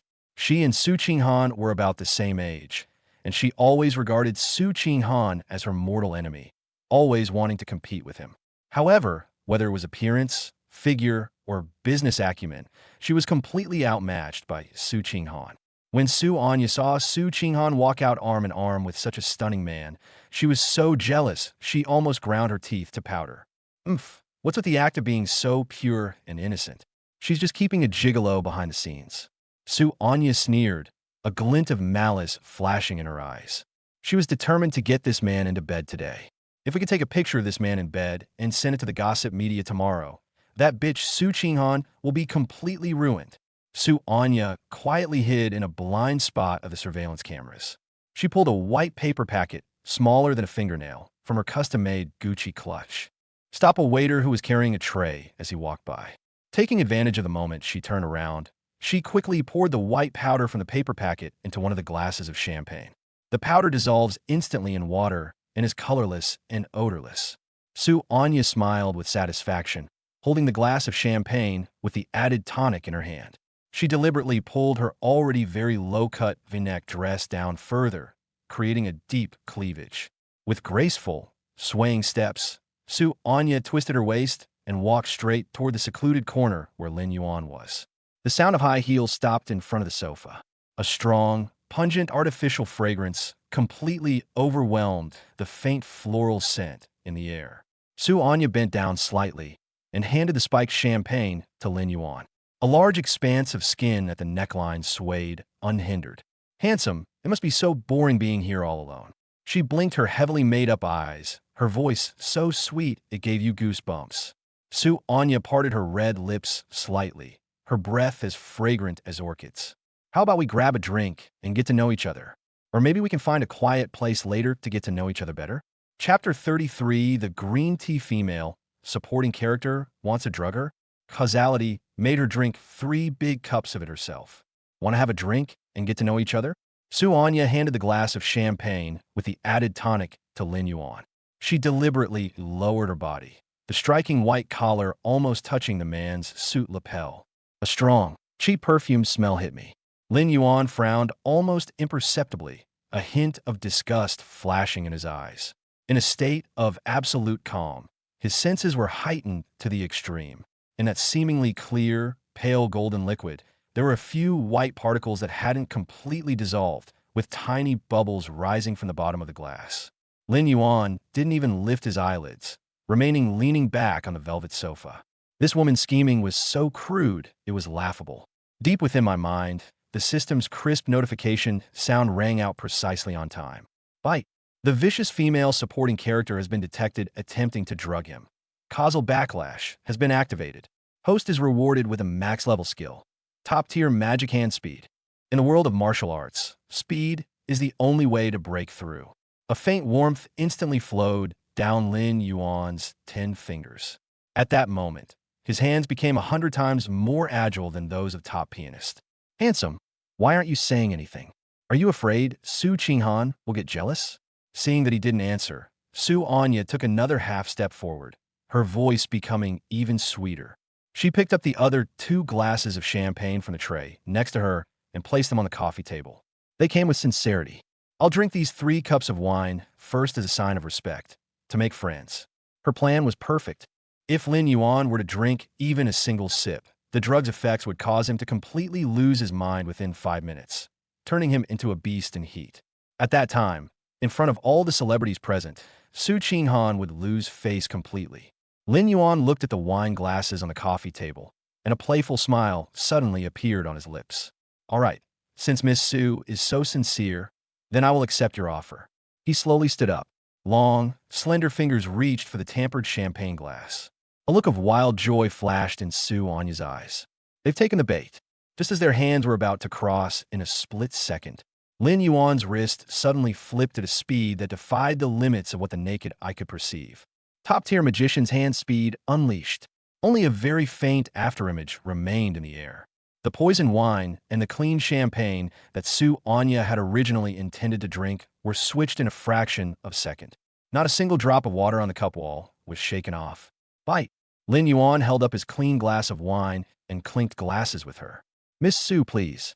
Su Anya didn't notice anything unusual at all. She was overjoyed. She picked up the switched poison wine, tilted her head back, and drank it all in one gulp. In order to demonstrate his generosity and to dispel Lin Yuan's doubts, she then picked up the other 2 clean glasses of champagne on the coffee table and gulped them down. After downing 3 large glasses of wine, a blush rose on Su Anya's cheeks. Handsome, I've finished my drink. Isn't it your turn? She licked the remaining wine stains from the corner of her mouth, her eyes filled with impatient calculation. Lin Yuan held the wine glass and gently swirled the liquid inside. He not only didn't drink it, but instead took a step back, as if watching a good show about to begin. No need for the alcohol. Lin Yuan looked at her, his voice as calm as still water. I'm afraid the scene later will be too shocking and affect my appetite. What do you mean? Su Anya was stunned. Just as I was about to get angry, a strange heat suddenly rose from my lower abdomen. The medication took effect. Moreover, because she had downed 3 large glasses of wine, the alcohol accelerated her blood circulation, and a surge of lust was more intense than a tsunami. It's so hot. Su Anya felt a sudden dizziness, and her breathing became heavy. She staggered back 2 steps, and the empty wine glass in her hand fell to the ground with a clatter and shattered. The rational defenses that were originally used to disguise their true intentions were completely torn apart, like paper. Soothing classical symphonic music played in the banquet hall. But to Su Anya, it sounded like a deafeningly loud nightclub DJ. It's so hot. Why are these clothes so tight? Su Anya's eyes were glazed over, and she let out low, irrational moans. In front of all the celebrities present, she actually grabbed her expensive deep V evening gown. A crisp ripping sound. She ripped a large gash in the expensive silk fabric, revealing a large expanse of snow-white skin. The wealthy socialites who had been chatting were all stunned by this sudden turn of events. All eyes turned to them. My God, what is Miss Su doing? Is she crazy? This is a top-tier charity gala. Su Anya couldn't hear the gasps of surprise around her at all. Her brain had been completely overwhelmed by the drug's effects, and her whole body writhed like a water snake. Her gaze was unfocused as she stared at the gilded, load-bearing column in the center of the hall, which was used for decoration. Under the gaze of everyone who saw Ghost, Su Anya kicked off her high heels and rushed barefoot toward the pillar. She suddenly wrapped her legs around the pillar and, oblivious to everyone else, began to perform a sizzling pole dance. Come on, let's have some fun. She twisted her waist while frantically tearing at the last piece of clothing she had on her body, letting out blush-inducing moans. The entire venue was completely silent for a full 5 seconds. Immediately afterwards, a commotion erupted, as if the roof had been blown off. Dozens of mobile phones were held high in the air, with flashes going off wildly. Quick, quick, take pictures. The heiress of a Shanghai real estate tycoon is doing a striptease in public. This is going to be tomorrow's headline. How shameless. The Su family has utterly disgraced themselves today. Hearing the commotion, Su Qinghan, who was not far away, quickly walked over with her wine glass in hand.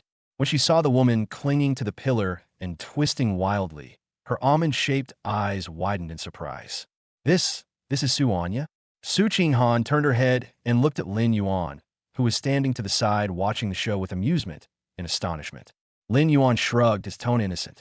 President Su, this has nothing to do with me. She insisted on drinking 3 large glasses of wine to liven things up. Maybe she drank fake alcohol. Su Qinghan was incredibly intelligent and saw through the trickery at a glance. Su Anya is known for her underhanded tactics.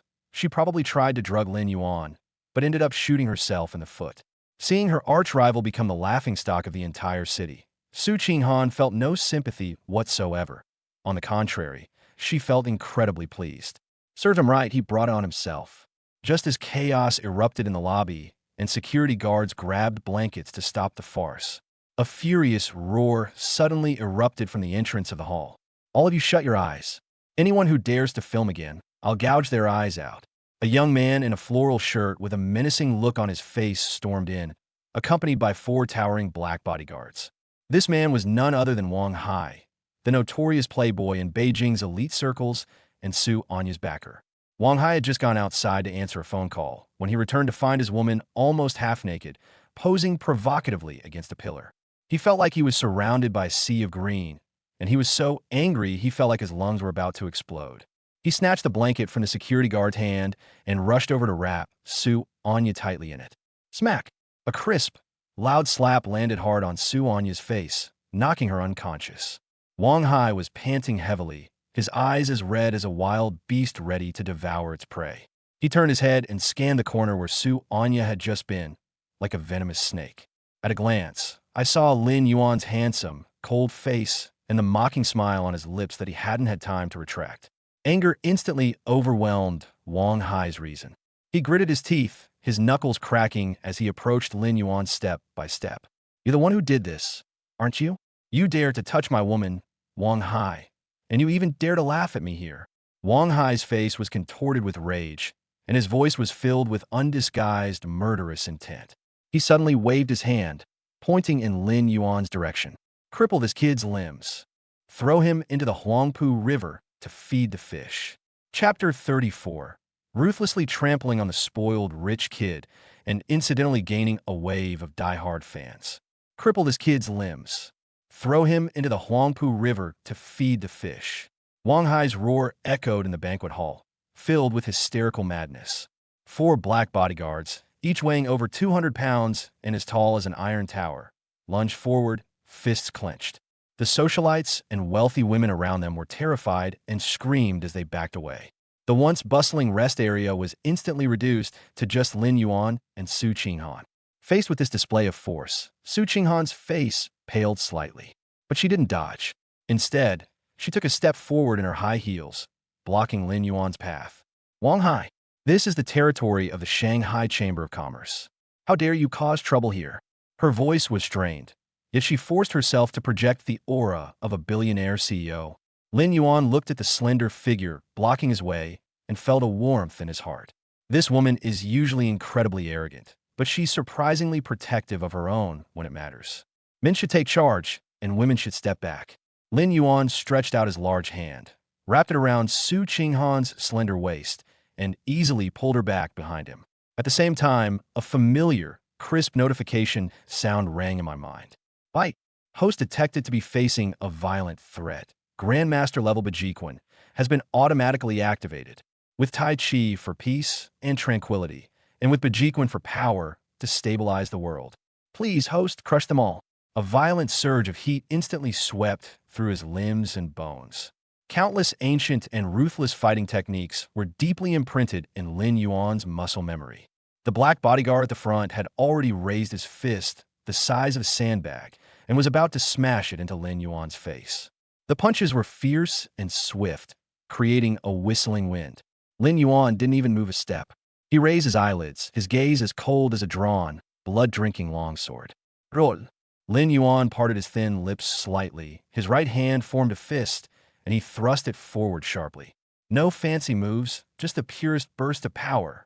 The fist struck first, landing hard on the black bodyguard's chest. Bang! A dull thud that made your teeth ache. The burly man, weighing over 200 pounds, looked as if he had been hit by a speeding truck.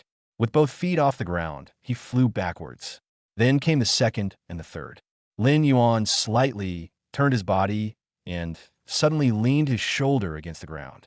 Bejiquan, Iron Mountain lean. Boom! The 2 bodyguards were sent flying sideways, crashing heavily into the champagne tower behind them.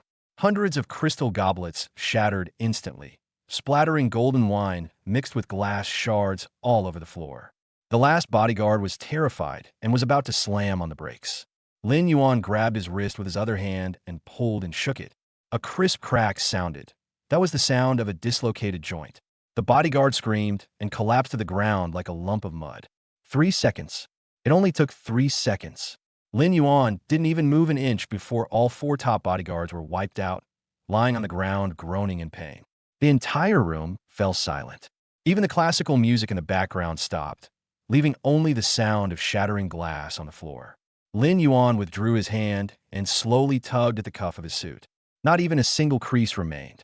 He lifted his leg, his leather shoes crunching on the shards of glass, and walked step by step toward Wang Hai. Click, click, click. The crisp sound of footsteps, to Wang Hai's ears, was like a countdown to death. The ferocity on Wang Hai's face froze completely, replaced by terror. You stay away. He trembled as he backed away, his legs as weak as noodles, and he collapsed to the ground with a thud. A foul odor of urine instantly wafted from Wang Hai's crotch. The wet liquid quickly seeped onto the expensive, custom-made trousers. The arrogant young master of a wealthy family in the capital was so scared that he wet his pants. Didn't you just say you were going to cripple my limbs and throw me into the Huangpu River? Lin Yuan stopped half a meter away, looking down at him. The contempt in his eyes was more humiliating than a direct slap in the face. Wang Hai's face turned deathly pale. He shook his head frantically, not daring to utter a single word. The socialites and wealthy women around them finally came to their senses. They looked at Wang Hai, who had wet his pants, and then at Lin Yuan, who was dressed in a dark blue suit and exuded a cold and domineering aura. The contrast is just too striking. OMG, that's so cool. protecting his wife with one hand and clearing the area in 3 seconds. He can fight so elegantly while wearing a suit. He's practically walking hormones. Several young heiresses had hearts in their eyes. She was so excited that her face turned red, and she wished she could rush up and ask for his WeChat right then and there. "Hey, handsome, do you have a girlfriend? I can offer my family's mine as dowry." A bold, wealthy, and beautiful woman couldn't help but shout out. Su Qinghan was still immersed in Lin Yuan's terrifying martial prowess. Upon hearing this, she instantly became extremely jealous. She walked quickly to Lin Yuan's side, wearing rhinestone-studded high heels. She took his arm with her slender arms, as if asserting her ownership, and coldly glanced at the women around them. "Everyone, wipe your drool." Su Qinghan slightly raised her chin, exuding an aura of power. "This is Su Qinghan's man. Anyone who dares to covet him should first ask the legal department of the Su Group if they will allow it." In short, it effectively shut down all the romantic notions of potential suitors. The richest woman's possessiveness towards her food is so domineering, it's unreasonable. The dinner party turned into a complete farce. Su Qinghan lost all interest in socializing and pulled Lin Yuan directly out of the hotel through the VIP passage. On the way back, the black Rolls-Royce drove smoothly through the night of Shanghai. The carriage was very quiet. Su Qinghan turned her head and, using the flashing neon lights outside the window, carefully examined the man driving the car. He plays the piano like a pro and can draw a Wall Street short-selling model. Today, he even took down 4 professional bodyguards in a single move. "Lin Yuan, how many things are you still hiding from me?" Su Qinghan bit her red lips and finally couldn't help but ask the question that had been bothering her. Lin Yuan placed his hands on the steering wheel, his eyes fixed straight ahead. "President Su, I am just an ordinary recent graduate." A wicked smile curled at the corner of his mouth. "If you really want to know more about my secrets, you'll have to pay more. Or you can trade something else for it. Money grubber." "Fine, don't tell me then." Su Qinghan was furious and turned her head to look out the window, but a blush crept up her ears. 40 minutes later, the car drove into the Shishan Villa area and parked in the garage of a large, single-level apartment. The two took the elevator directly to the entrance hall. As soon as Su Qinghan entered her fingerprint, the heavy security door clicked open. However, the scene before them made them both stop in their tracks. The spacious living room was brightly lit. The twins, who should have been sleeping upstairs, now looked like 2 frightened little quails. Dabao and Airbao stood obediently against the wall, not daring to even breathe loudly. And on the mahogany sofa in the very center, an elderly man dressed in a dark brown tang suit sat upright. The old man had a full head of white hair and leaned on an expensive sandalwood cane. An aura of authority, emanating from someone who commands respect without even raising their voice, wafted over me. At that moment, he was clutching his chest, coughing violently in waves. Cough, cough, cough, cough, cough. The way he was screaming in agony made it seem like he was about to run out of breath at any moment, and that he was terminally ill. Chapter 35, Su Jinan feigns illness to test Lin Yuan, who sees through it at a glance, and then gives him 2 acupuncture treatments. "Grandfather." Upon seeing the old man's face on the sofa, Su Qinghan exclaimed in surprise. Her face turned deathly pale instantly. She didn't even bother to take off her high heels before rushing over in a panic. The elderly man in a tang suit who was coughing violently while clutching his chest was none other than the pillar of the Su family in Shanghai. "Suina les biological grenade, Sushenen. How did you manage to escape from the sanatorium?" Su Qinghan's eyes reddened, and she hurriedly patted the old man's back. "Didn't the doctor say that you have heart and lung failure and absolutely cannot be exposed to wind or overexertion?" Su Jinan waved his hand and forcefully pushed away his granddaughter's attempt to help him up. He coughed twice more, feigning seriousness, before shakily raising his head. Those seemingly cloudy old eyes looked past Su Qinghan and were fixed on Lin Yuan at the door like searchlights. "Qinghan, get out of my way." The old man snorted coldly and slammed his sandalwood cane heavily on the marble floor. It produced a deafening thud. "If I hadn't come today, this brat would have completely disgraced the Su family." Lin Yuan stood in the entryway, hands in his pockets, without even raising an eyebrow. A crisp electronic voice suddenly popped into my mind. "Bite. Target character detected performing an extreme act. Hua to a level divine medical skill. Passive activated." The 4 diagnostic methods of observation, auscultation, inquiry, and palpation have been activated, seeing through all pretenses at a glance. In just a moment, Lin Yuan's vision felt like it was equipped with an X-ray scanner. Cardiopulmonary failure? Incurable disease? Lin Yuan looked at Su Jianan's rosy and bright forehead and his strong and powerful breathing rhythm, and a cold smile appeared on his face. This old man's cardiopulmonary function is stronger than that of a 30-year-old young man. Those coughs just now were forced out purely by the deep energy in my dantian. Feigning illness to test someone?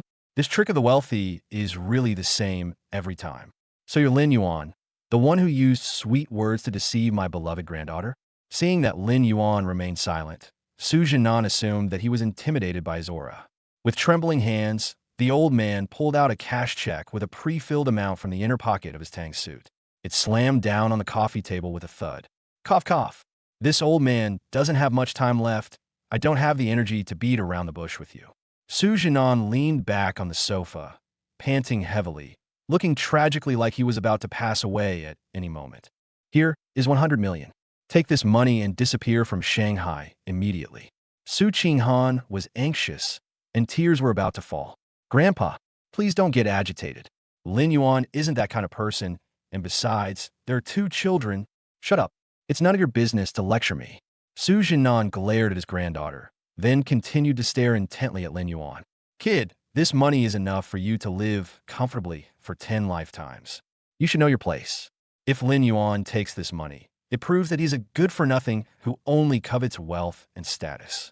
The bodyguards Su Jianan left outside the door would immediately break his legs and throw him into the Huangpu River. The air fell into a deathly silence.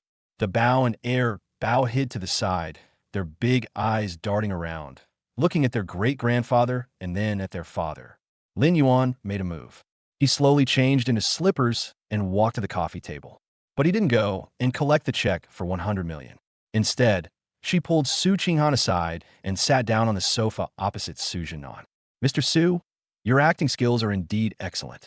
Lin Yuan leaned back on the sofa, a playful smile curving his lips. Su Jianan's heart skipped a beat. However, when you coughed just now, your breathing was deep and your lung sounds were clear and loud. Lin Yuan casually picked up an apple from the table and tossed it around in his hand a couple of times. With your physique, if you go clubbing tonight, you could probably outlast several young people. When his lies were exposed on the spot, Su Jianan's face froze. But he's a cunning old fox. How could he possibly admit it so easily? Nonsense. Enraged, Su Jianan immediately clutched his chest and collapsed onto the sofa, shouting even louder. Ouch, my heart. Qinghan, this kid not only wants to swindle money, he's going to drive me crazy. Su Qinghan was so frightened that she lost her composure and quickly picked up her phone to call 120. Lin Yuan, don't talk nonsense. My grandfather really does have heart disease. Yeah? Lin Yuan's eyes turned cold. Dealing with this kind of old rascal requires more than just words. You need to use some drastic measures. He flipped his wrist. While treating Erbao's illness during the day, a few silver needles that I bought at the pharmacy appeared between my fingers as if by magic. A cold glint flashed from the needle tip. Since the old man is terminally ill, it's perfect. My ancestors passed down a set of acupuncture techniques to prolong life. Lin Yuan suddenly sprang up, his figure as elusive as a ghost. Before Su Jianan could react, Lin Yuan's fingers had already tapped his ribs and abdomen 3 times. Swish, swish. 2 slender silver needles were precisely inserted into Su Jianan's laughing and numbness acupoints. What? What did you do to me? Ha ha ha. Just as Su Jianan was about to start cursing, an uncontrollable, strange, tingling sensation rushed to his head. His dignified old face instantly contorted. His lips curled up uncontrollably, and he burst into a deafening laugh. Ha ha! Help! Ha ha! Quickly pull this thing out for me. Ha ha! Su Jianan threw away his crutches and rolled around frantically on the leather sofa, clutching his stomach. Tears and snot streamed down my face from laughing. I looked like a boiled lobster. Su Qinghan was completely stunned, holding her phone. What happened to the promised heart and lung failure? That laughter was loud enough to shatter the windows of a large apartment. Oh dear, the old man's illness is indeed serious. His vital energy is too strong. Lin Yuan stood to the side, arms crossed, and slowly teased. I think it will take at least half an hour of needing to get the needles in to help you release all the heat in your heart. No, no, no. Ha ha ha. I'm not sick. I was faking it. Su Jinan finally couldn't hold back anymore. This tingling, itchy, and relentless torment is even more unbearable than the 10 great tortures of the Qing dynasty. Good grandson-in-law, hurry up and pull it out. Grandpa's convinced. Ha ha. This old man is really about to have a seizure. He pounded on the sofa while pleading with Lin Yuan for mercy with tears in his eyes. Whereas even a trace of the heirs of a wealthy family patriarch. Seeing that the time was almost right, Lin Yuan flicked his wrist. The 2 silver needles were quickly retracted and disappeared into the palm of his hand. The laughter abruptly stopped. Su Jinan slumped on the sofa like a dehydrated fish, panting heavily. His clothes were soaked with sweat.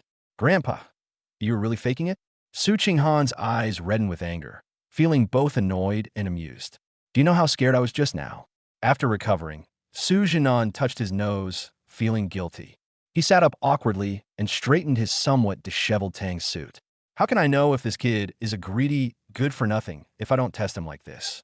The old man wasn't angry at all. Instead, his eyes gleamed with a sharp light as he looked at Lin Yuan. This kid wasn't tempted by 100 million in cash. He saw through his disguise at a glance, and even knew this amazing traditional Chinese medicine acupuncture technique. He remains calm in the face of danger, acts with lightning speed, and even has a touch of the wicked. He is absolutely a dragon among men. Great, great. Su Jinan stood up, leaning on his cane, and patted Lin Yuan's shoulder heavily. I can finally rest easy now that Qing Han is in your hands. He turned his head and waved to the twins hiding nearby. Zabao, Hebao, come on. Great-grandpa will take you to eat something delicious. I won't be a third wheel here tonight. The 2 little girls happily followed Su Jinan outside. Just before leaving, the old man suddenly turned around and winked at Lin Yuan. Young man, don't waste this precious spring night. This old man is really looking forward to holding his great-grandson. With a bang, the security door slammed shut. In an instant, only Lin Yuan and Su Qinghan remained in the large living room. An ambiguous atmosphere, hard to define, filled the air. Su Qinghan's cheeks flushed again. Remembering her grandfather's words about a wonderful spring night, she felt the air here become hot and dry. I went upstairs to take a shower. She stammered out a sentence and hurriedly walked towards the spiral staircase in her high heels. My mind was a mess, and my steps were a little unsteady. When Su Qinghan stepped onto the 3rd marble step, her 10-centimeter stiletto heels suddenly twisted. A sharp pain shot through my ankle. Su Qinghan completely lost her balance and fell straight backward. Lin Yuan reacted quickly, taking a step forward. He stretched out his long arm and steadily supported her waist, pulling her into his embrace. Mr. Su, you're so careless when you walk. Lin Yuan looked down at the still-shaken woman in his arms, a wicked smile playing on his lips. My ankle is swollen like a bun. Looks like I'll have to use a special method to climb the stairs tonight. Chapter 36. My proud wife sprained her ankle, so I reluctantly carried her in a princess carry. My ankle is swollen like a bun. Looks like I'll have to use a special method to climb the stairs tonight. Lin Yuan's deep voice carried a hint of mischief. Su Qinghan leaned against his broad, muscular chest, her heart pounding wildly. A sharp pain shot through her ankle, and she gasped, her eyes instantly welling up with tears. Ouch, it hurts. She instinctively gripped the front of Lin Yuan's suit jacket, her knuckles turning slightly white. Looking down, I saw that my once fair and slender ankle was swollen up at a visible speed, like a ripe red apple. Put me down, I can walk by myself. Su Qinghan bit her lower lip, stubbornly trying to stand on one leg. As soon as his toes touched the ground, a tearing pain struck. Her body went limp, and she uncontrollably fell back into that warm embrace. All right, stop being stubborn. Without saying a word, Lin Yuan put one hand under her knees and put the other arm around her back. With a slight exertion of his waist and abdomen, he executed a perfect princess carry, lifting her entirely into the air. Suddenly feeling weightless, Su Qinghan instinctively wrapped her arms around Lin Yuan's neck. What are you doing? Put me down right now. What if Aunt Zhang sees us? She protested in a low voice, her 2 slender, white legs flapping twice in midair. Aunt Zhang went to bed early. If you want to wake her up, Keep calling. Lin Yuan steadily stepped onto the spiral staircase, his steps firm and powerful, without even breaking a sweat. Su Qinghan immediately shut her mouth, feeling the man's strong and powerful arms and the burning heat of his body through the fabric. Her cool and beautiful face flushed again, and she simply buried her burning cheeks in his chest in despair, like an ostrich burying its head in the sand. Lin Yuan kicked open the master bedroom door, walked to the bedside, and gently placed her on the soft mattress. He knelt on the edge of the bed and held her uninjured ankle. I helped her take off her other 10-centimeter high heel and casually tossed it onto the carpet. Wait here for a moment. I'll go get the first aid kit. Lin Yuan turned and went downstairs. Less than 2 minutes later, he returned carrying a white medical kit. Only one warm yellow bedside lamp was left on in the master bedroom. Lin Yuan sat on the edge of the bed and placed Su Qinghan's injured right foot on his thigh. He unscrewed the cap of the safflower oil bottle, poured some brown medicinal wine into his palm, and rubbed it vigorously to warm it up. Bear with it. You need to massage the bruises to break them up, otherwise you won't be able to walk tomorrow. Lin Yuan glanced at her, a hint of seriousness in his deep eyes. Su Qinghan gripped the bed sheet beneath her and nervously closed her eyes. A large hand, imbued with the power of Hua to level divine massage techniques, covered the swollen ankle. The moment they touched, Su Qinghan cried out softly in pain, and 2 crystal tears welled up in the corners of her eyes. Lin Yuan applied force with his fingertips, the rhythm of his kneading subtly aligning with the flow of meridians in traditional Chinese medicine. The pungent aroma of the medicinal wine filled the air. As the massage continued, the intense pain was gradually replaced by a wonderful soreness. Su Qinghan's tense body gradually relaxed. She opened her eyes, and her gaze fell on the man kneeling in front of the bed. Lin Yuan lowered his head slightly, his expression focused. The dim light shone on his angular profile, outlining a 3-dimensional silhouette. Gone was his usual carefree attitude. At this moment, he exuded an irresistible charm. As she watched, Su Qinghan's heart skipped a beat for no apparent reason. What? Is there something on my face? Lin Yuan didn't look up, but he softened his movements a bit. Caught red-handed, Su Qinghan looked away in a fluster. Who's looking at you? Stop being so narcissistic. Lin Yuan chuckled and pulled out a tissue to wipe his hands clean. All right, the bruising has mostly dissipated. Don't move around too much tonight. He pulled the silk quilt over and covered Su Qinghan with it. He casually tucked a stray strand of hair that had fallen across her cheek behind her ear. His rough fingertips brushed against her warm cheek unintentionally, sending a jolt of electricity through her. Su Qinghan was stunned, even forgetting to breathe. Sleep well, good night. Lin Yuan withdrew his hand, turned off the main light, and walked out of the room. Only when the door lock made a soft click did Su Qinghan suddenly pull the blanket over her face. My heart was pounding wildly in my chest, and it wouldn't calm down for a long time. Guest rooms on the first floor. Lin Yuan quickly washed up and changed into cotton loungewear. Today was quite an ordeal, involving fighting, acting, and even working part-time as a massage therapist. He walked to the bedside, just about to reach out and turn off the light switch on the wall. Knock, knock, knock. A barely perceptible yet rhythmic tapping sound suddenly broke the silence of the night. Lin Yuan paused. The sound was coming from outside the huge floor-to-ceiling window of the guest room. He frowned slightly. Security in the Shishan Villa area is so tight that even a stray cat can't sneak in. Where did this noise come from? Lin Yuan walked barefoot and quietly to the French windows, then suddenly pulled open the heavy blackout curtains. By the dim light of the landscape lights in the courtyard, he could make out the figures outside.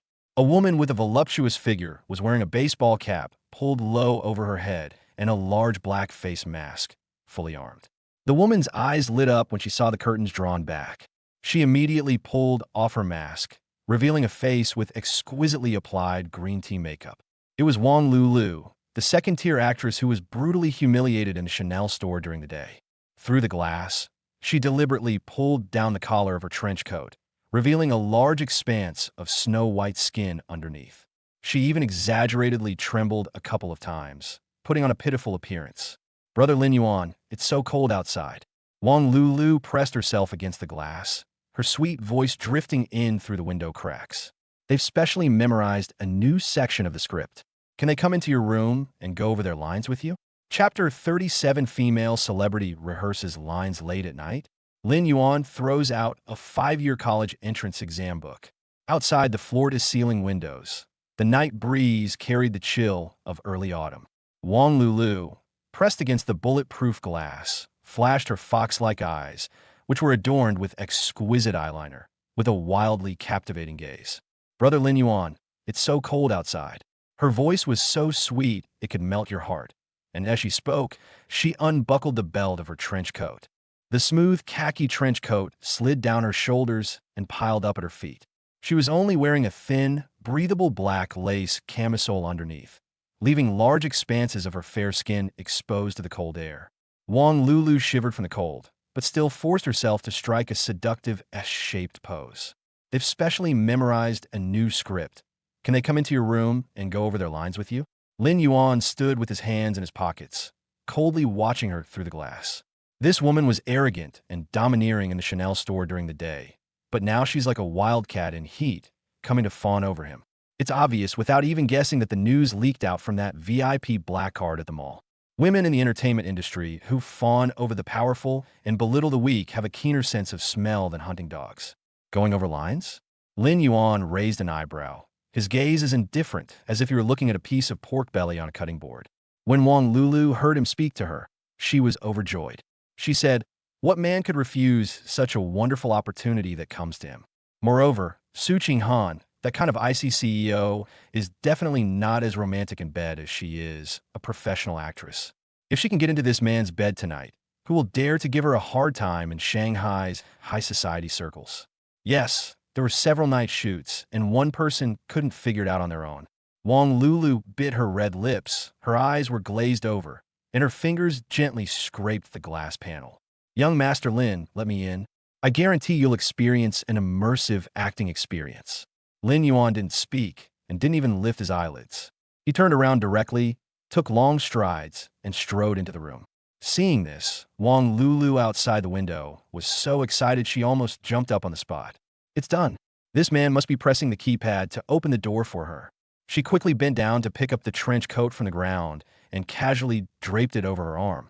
She reached out and adjusted her deep V neckline, trying to push her cleavage to the most eye-catching angle. Why pretend to be so serious? You're just like those fat, bloated investors. Wang Lulu scoffed inwardly, but wore a pitiful and charming smile on her face as she stared longingly at the side door of the guest room. Half a minute passed. The door wasn't open, but the blackout curtains in front of the French windows were suddenly pulled open halfway. Lin Yuan reappeared in front of the glass window.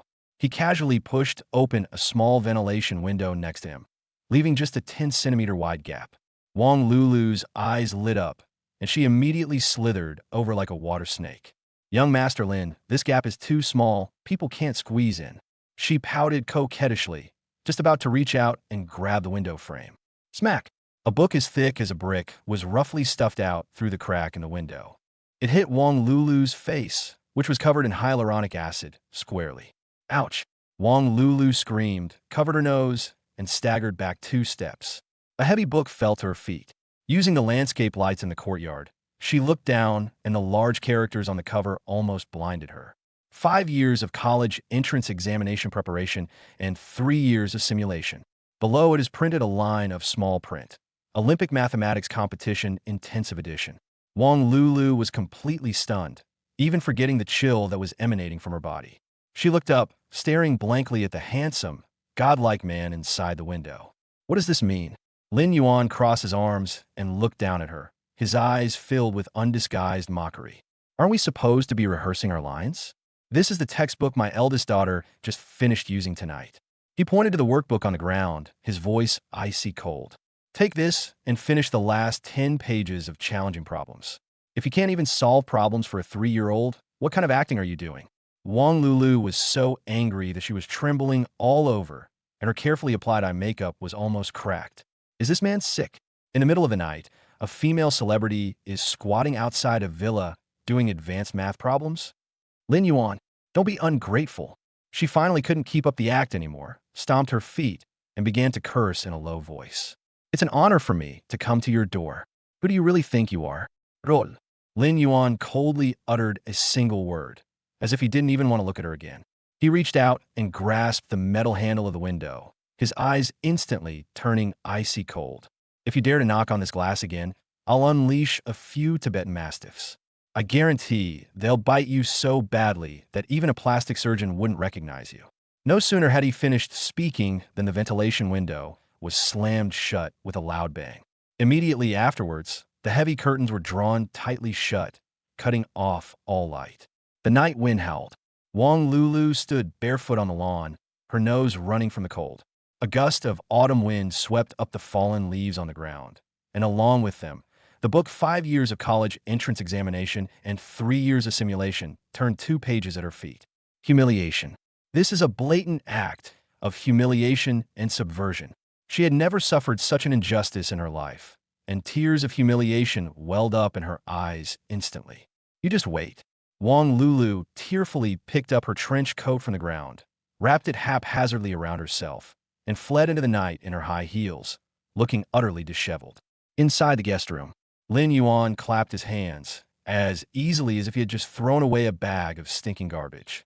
He walked to the bedside, just about to lift the silk quilt to go to sleep.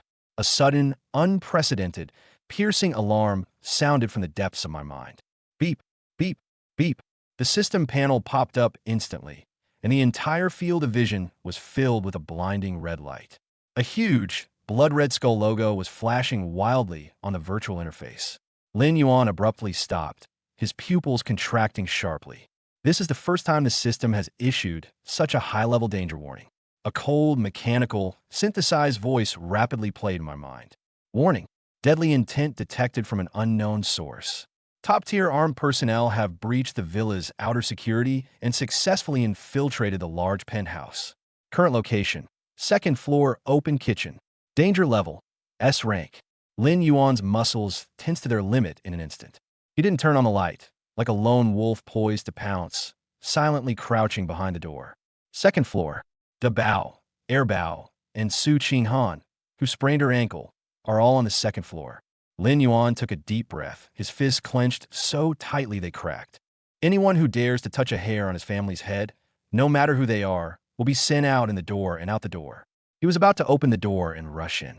Suddenly, a suppressed yet clearly audible childish voice came from the direction of the kitchen upstairs. Are those my tomato-flavored potato chips in your hand? Chapter 38: A mysterious female assassin infiltrates, mistaken by Erbao for a takeout thief. Are those my tomato-flavored potato chips in your hand? A soft, sweet child's voice suddenly rang out in the dark 2nd-floor kitchen. Lin Yuan's steps faltered abruptly as he stepped onto the stairs, and a cold sweat instantly broke out on his back.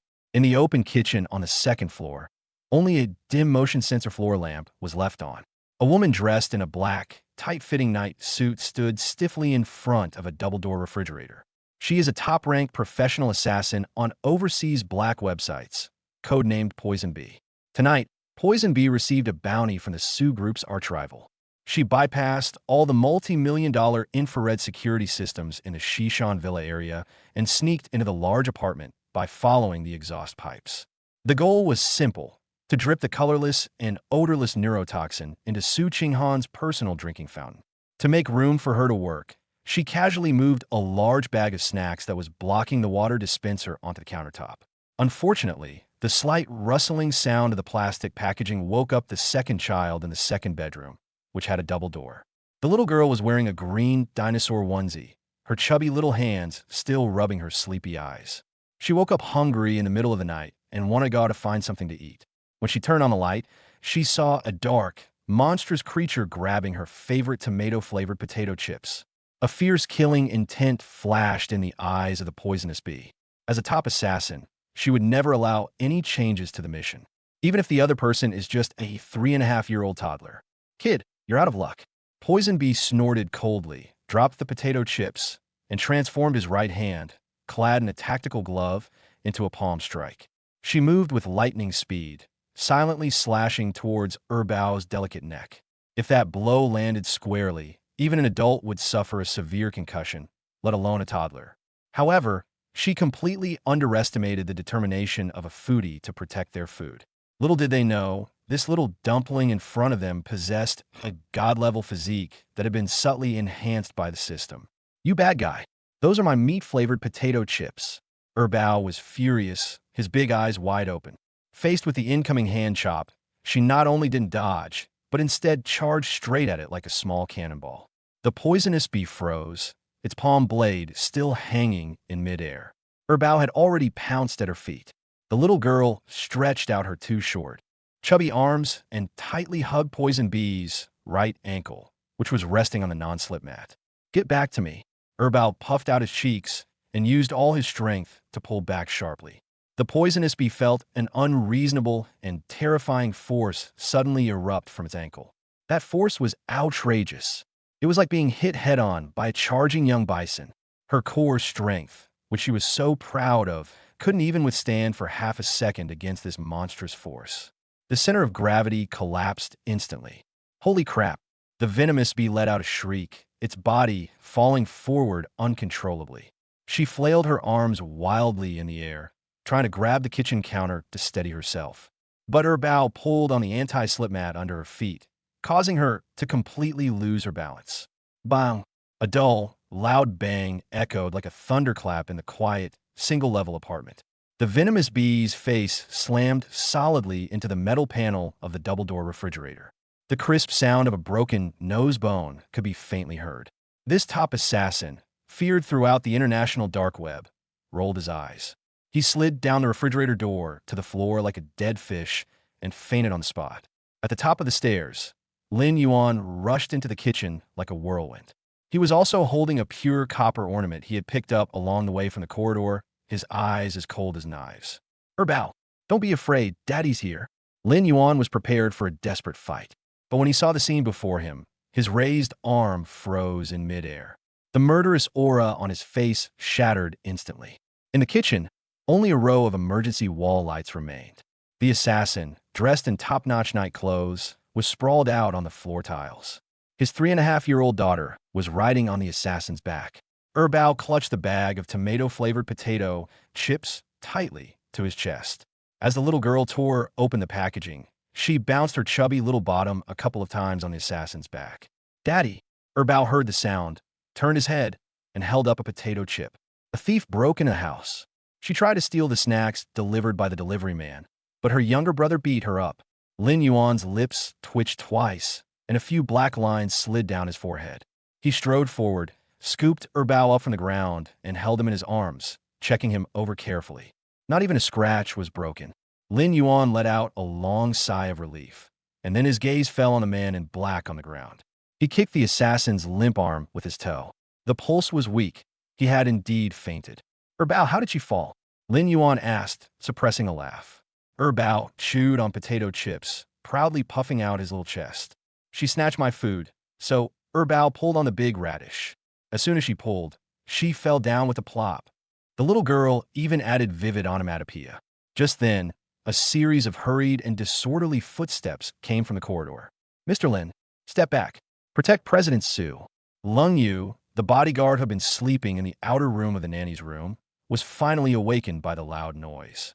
Wearing a tactical vest and clutching a retractable baton, she rushed into the kitchen as if facing a formidable enemy. Seeing that Lin Yuan and Bao were safe and sound, Lung Yu's tense nerves relaxed a little. Then, her gaze fell on the woman in black lying on the ground. Lung Yu's expression changed, and she quickly stepped forward to use her baton to pry open the black mask covering the woman's face. When Lung Yu saw the face that was bruised and swollen from the impact, she gasped. "Poisonous bees." Lung Yu's voice changed, and her eyes were filled with disbelief and horror. "How could she be here?" Lin Yuan raised an eyebrow.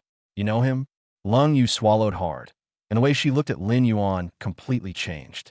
"Mr. Lin, this is a top assassin ranked among the top 30 on the international RedNet. She was an expert in infiltration and assassination. When I served in special forces, my entire squad was completely outmaneuvered by her." At this point, Lung Yu suddenly stood up. She glanced at the unconscious poison bee, then at Lin Yuan, whose breathing hadn't even faltered. In her view, how could Bao, a 3-year-old child, possibly subdue such a terrifying killer? This was definitely Lin Yuan's doing. Moreover, it was a one-hit kill without even a sound of fighting. Lung Yu imagined a scene of earth-shattering instant kill. Her hand holding the baton trembled slightly as she was deeply mired in self-doubt. He, a bodyguard earning $1 million annual salary, was practically nothing in front of this man. Mr. Lin. Lung Yu suddenly stepped forward, her gaze fixed intently on Lin Yuan. A fervent passion for martial arts ignited in her eyes. I know you've been hiding your true strength. Lung Yu clenched her fists, her voice trembling slightly with excitement. Please don't hesitate to offer your guidance and accept my challenge. I want to see just how big the gap is between myself and a true master. Chapter 39. The uniformed female bodyguard, Lung Yu, was unconvinced but was turned into a little fangirl in one move. I want to see just how big the gap is between myself and a true master. Lung Yu's eyes shone with an astonishing brightness, burning with the fervent fire of a martial arts fanatic. She stared intently at Lin Yuan, determined not to give up until he agreed. Lin Yuan sighed. He was holding his second child, who was crunching on potato chips, in his arms, and he really had no interest in fighting with this woman. The difference is bigger than you can imagine. Lin Yuan gave a perfunctory reply and turned to walk into the corridor. Clean up this piece of material on the ground first, so it won't be an eyesore when President Su wakes up later. He carried the second child back to the second bedroom and tucked him into the blankets. After the little girl had eaten and drunk her fill, she turned over, smacked her lips, and instantly fell asleep. Lin Yuan closed the door and was just about to go back to his room to catch up on some sleep. Turning around, Lung Yu stood upright in the middle of the corridor like a gatekeeper. She had taken off her cumbersome tactical vest and was only wearing a black, tight-fitting, quick-drying short-sleeve shirt. His well-defined muscles, honed through years of training, exuded explosive power even in the dim light. Mr. Lin, please enlighten me. Lung Yu gritted her teeth, lowered her body slightly, and assumed a fighting stance. Lin Yuan rubbed his temples, knowing that he wouldn't be able to sleep until he beat her into submission today. Go to the backyard. Don't break anything in the house, or Mr. Su will deduct from my allowance. The two walked one after the other through the side door to the spacious lawn in the backyard of the villa. The night breeze was cool, and the moonlight cast long shadows of the two people. Lung Yu twisted her neck, and her joints made a crisp cracking sound. She took a deep breath, and all the muscles in her body tensed up instantly. In contrast, Lin Yuan was wearing loose-fitting cotton loungewear. He didn't even bother to strike a pose, simply putting his left hand behind his back and letting his right hand hang casually at his side. Let's get this over with quickly. I'm really sleepy. Lin Yuan yawned, his eyes looking lazy. This nonchalant attitude completely ignited Lung Yu's competitive spirit. As a former top soldier, she had never been looked down upon like this before. Excuse me. Lung Yu let out a low shout and stomped her foot hard on the grass. He moved like a cheetah, creating a gust of wind, and pounced on Lin Yuan in an instant. There are no fancy moves. His first strike is the most ruthless chokehold grappling technique in the military. Her speed was astonishing. Her fingers had even touched the air beneath Lin Yuan's chin. Lin Yuan's eyes were calm as still water.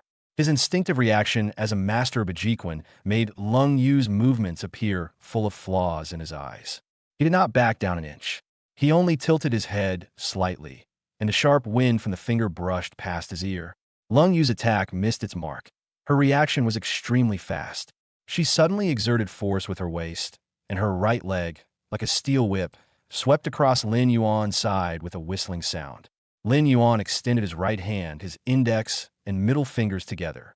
Without dodging or flinching, he used only two fingers to precisely pinpoint Lung Yu's ankle joint. Bang! A muffled thud. Lung Yu's whip-like leg, powerful enough to break a thick wooden stick, seemed to have struck a mountain, abruptly halting in midair. A tremendous recoil force spread along the shin bone. Lung Yu felt a numbness in her right leg and instantly lost consciousness. She was terrified and used the momentum to tumble in the air before landing awkwardly 3 meters away. A thin layer of sweat had already seeped out on his forehead. How could that be? He caught her full-force attack with just 2 fingers. Again, Lin Yuan kept one hand behind his back and didn't move an inch. Lung Yu gritted her teeth, her eyes burning with fervor. She charged forward again like a madwoman. A series of kicks, elbow strikes, and short punches. Every move was ruthless, aimed directly at vital organs, showing no mercy. Lin Yuan, however, acted as if he were taking a stroll in his own backyard. He swayed slightly, dodging with ease within a small space. No matter from which angle Lung Yu attacked, Lin Yuan's two slender fingers could always strike her joints first. Each touch made Lung Yu feel a deep sense of powerlessness. That was the terrifying, suppressive power of a dimensional reduction attack. The final move, Lung Yu roared and, with all her might, leaped into the air. She slightly bent her knees and slammed them down hard into Lin Yuan's chest, a deadly move meant to take him down with her. Lin Yuan's eyes narrowed, and he finally moved. He took a half step forward with his right foot, and his body suddenly lowered. Those two fingers, like unsheathed swords, pierced through Lung Yu's defensive net with lightning speed. The night wind suddenly stopped. Lung Yu's body stiffened in midair before falling limply onto the lawn. She was panting heavily, her clothes soaked with sweat. Lin Yuan's two fingers stopped steadily, just 1 millimeter away from the skin of her throat. If we push it forward just half a bit more, we can easily puncture her throat. A bone-chilling coldness traveled up Lung Yu's spine and straight to the top of his head. She smelled death. The man in front of her didn't even jolt his breathing.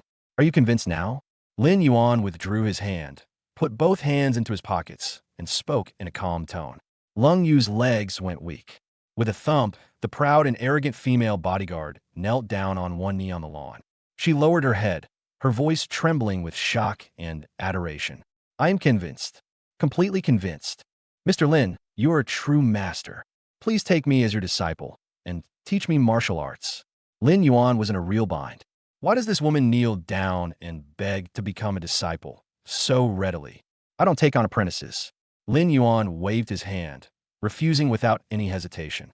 Go and tie up that female assassin in the kitchen right away. Find out who the employer is and report it to President Su first thing tomorrow morning. After saying that, he turned and left, not giving Lung Yu a chance to pester him again. Lung Yu knelt on the grass, looking at Lin Yuan's tall and straight back. The fervor in her eyes not only did not diminish, but intensified. You don't take on apprentices? Then be the master. She's determined to stay with this godlike man for the rest of her life. The next morning, the sun shone brightly. A gentle autumn breeze swept across the tree-lined avenues of the Shishan Villa area, bringing with it the fragrance of osmanthus blossoms. Lin Yuan got up very early, made breakfast for his wife and children, and then strolled out the door.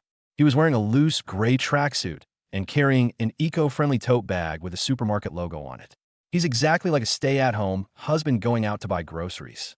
Inside the Shishan Villa area, there's a high-end fresh food supermarket exclusively for the residents. They have a wide variety of imported top-quality seafood and organic vegetables.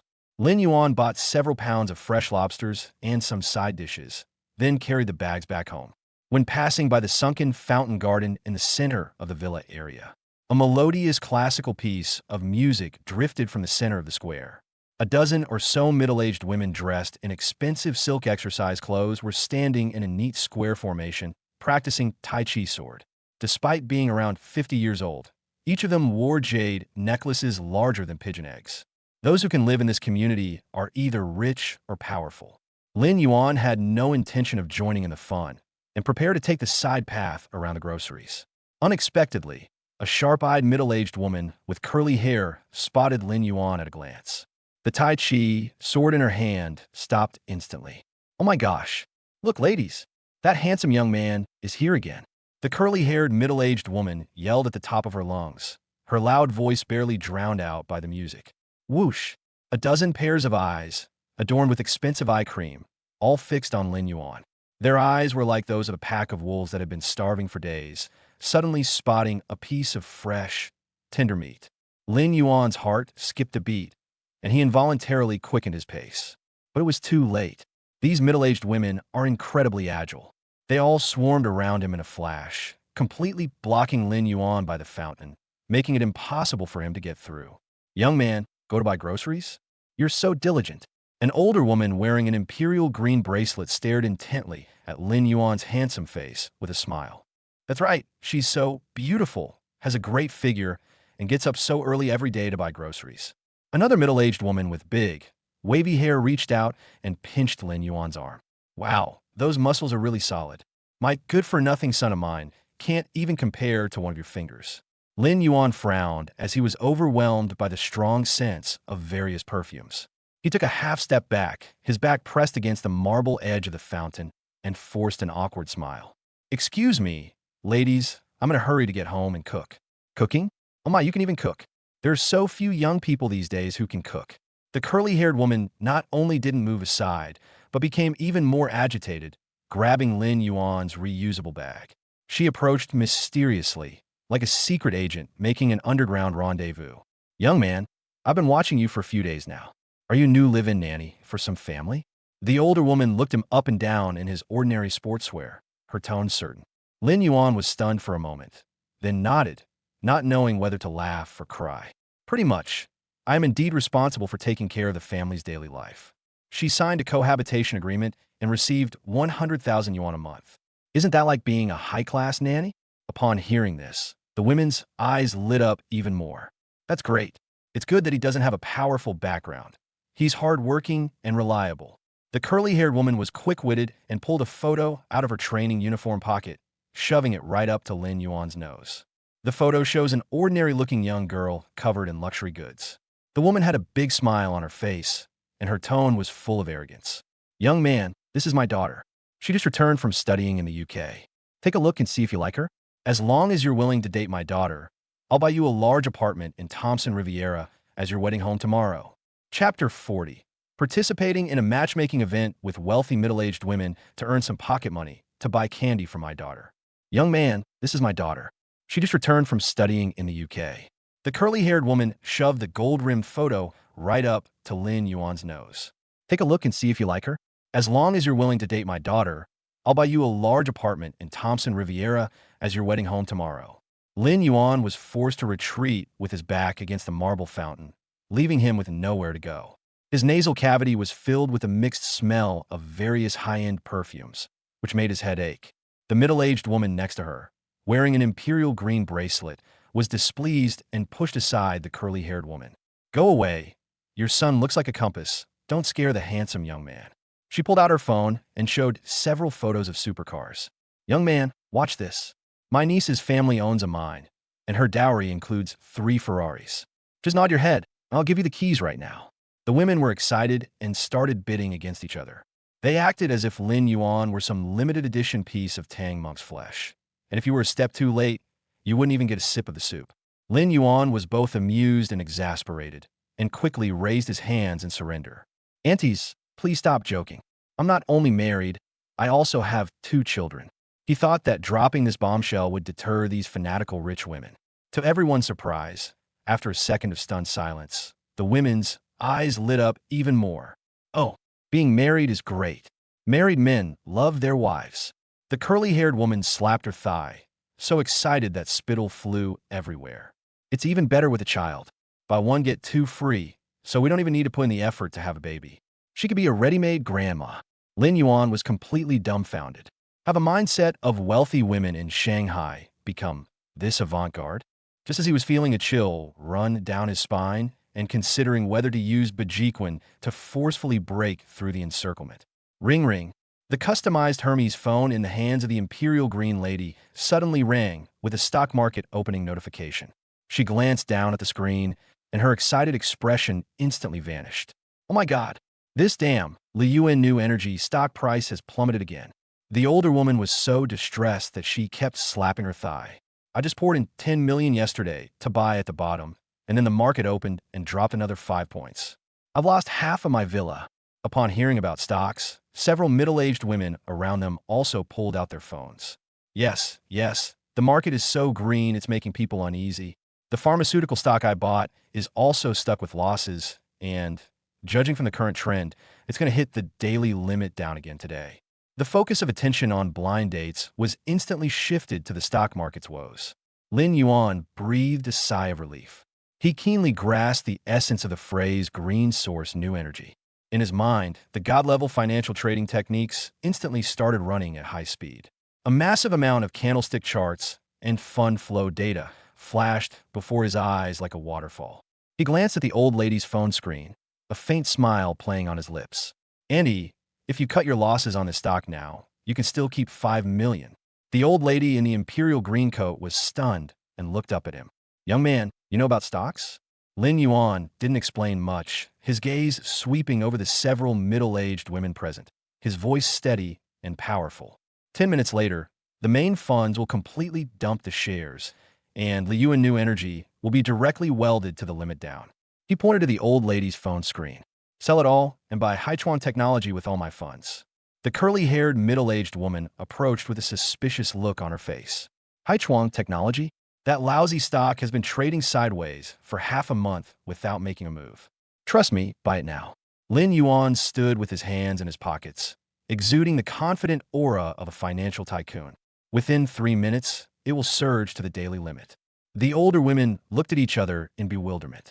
But looking at Lin Yuan's confident and handsome face, the Empress Green Granny gritted her teeth.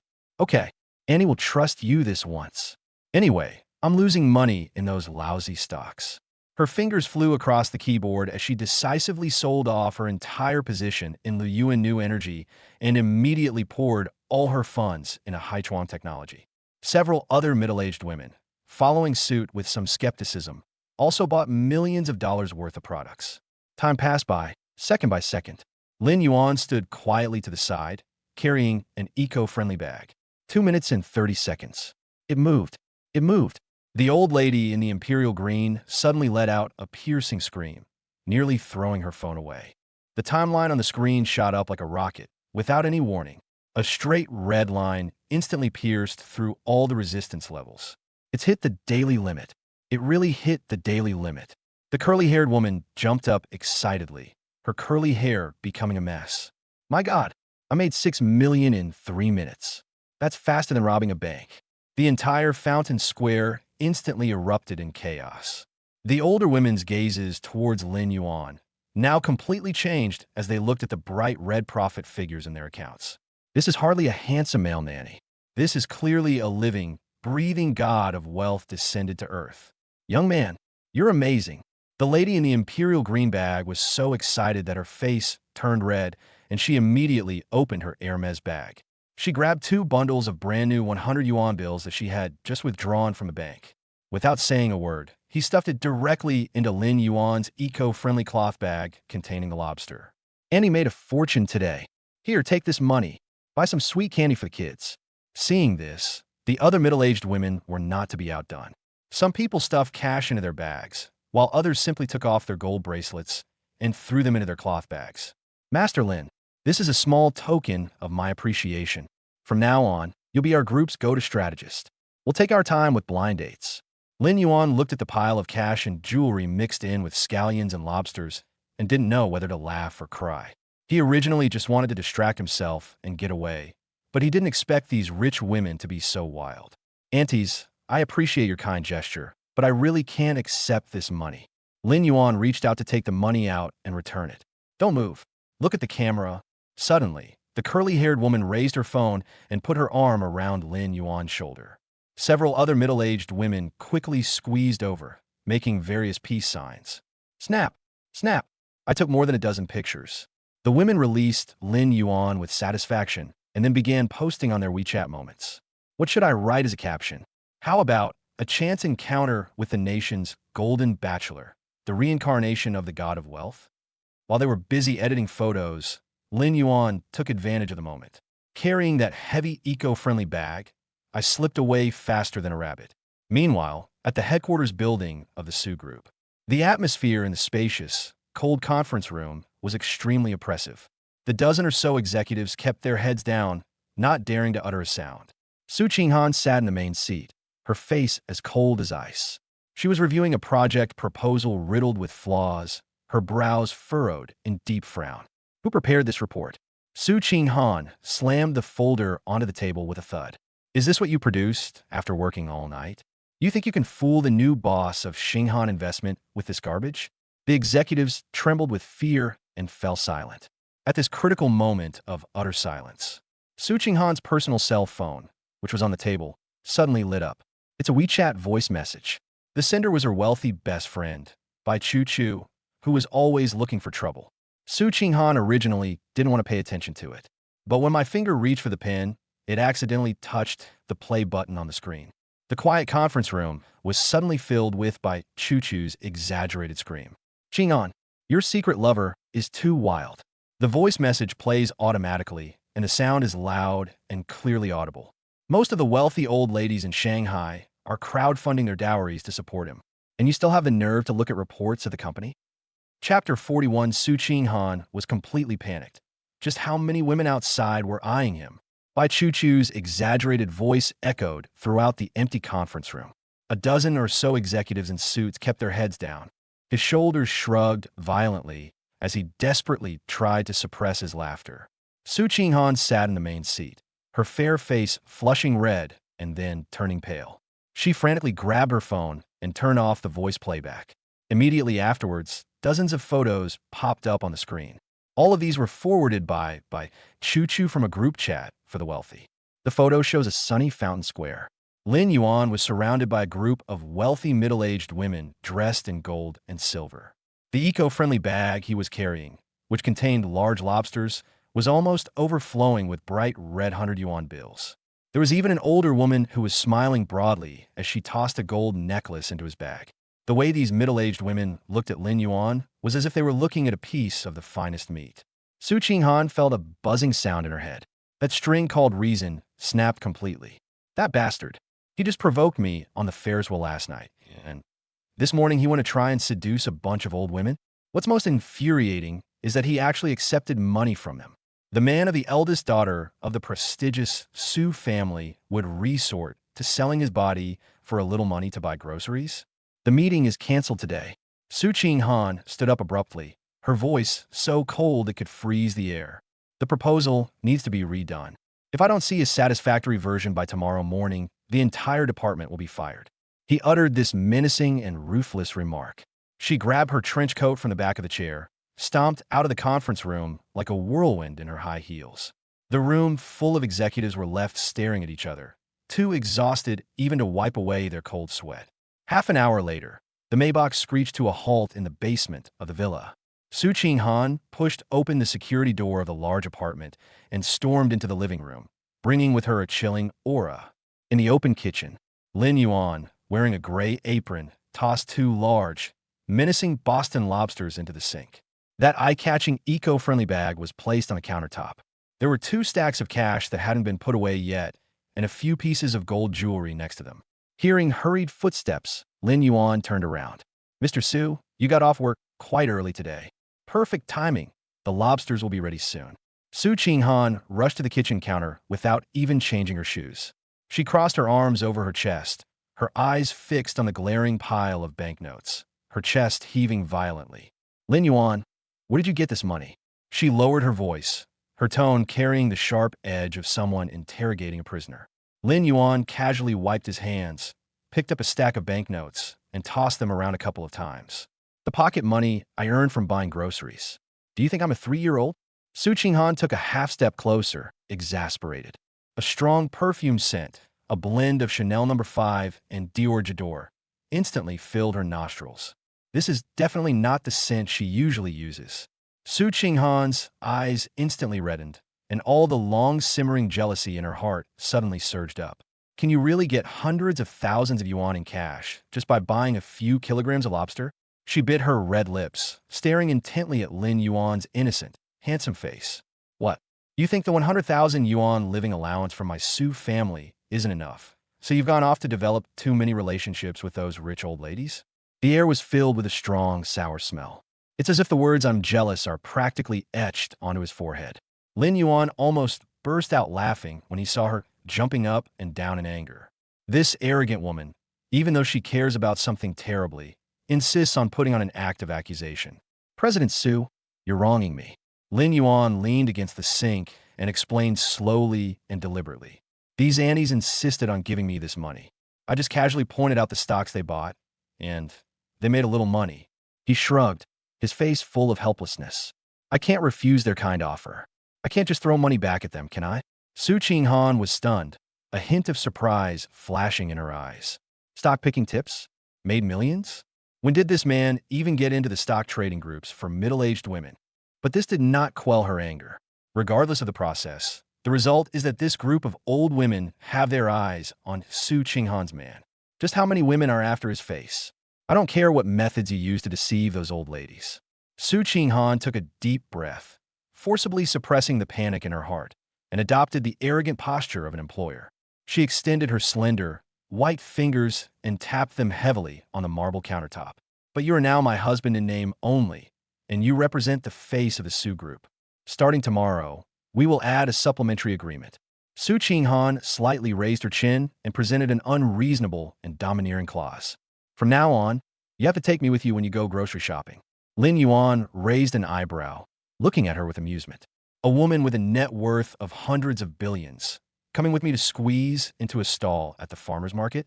That's to maintain the image of a loving couple. Su Qinghan's cheeks burned, her eyes darted around, and she forced herself to come up with a plausible excuse. So that outsiders won't say that my man, Su Qinghan's man, has to earn money to buy groceries by chatting with people. Lin Yuan looked at her flushed ears, and the smile in his eyes grew stronger. He didn't try to expose the truth, but instead nodded in agreement. Okay, you're the boss. You make the decisions. Lin Yuan turned around and continued to process the lobsters in the tank. If I can't wake you up by 7:30 tomorrow morning, I'll go by myself. Looking at the man's broad back, Su Qinghan secretly breathed a sigh of relief. My tense shoulders finally relaxed. As long as we keep this troublemaker by our side, let's see who dares to openly hand over photos. This chaotic jealousy storm finally subsided amidst the delicious aroma of lobster. As night deepened, moonlight streamed into the master bedroom through the floor-to-ceiling windows. The Bao and Air Bao have already finished their hot baths. The two little girls, dressed in matching pink strawberry nightgowns, rolled into the soft blankets like two little dumplings. Su Qinghan sat in front of the dressing table applying skincare products, glancing at the bedside through the mirror from time to time.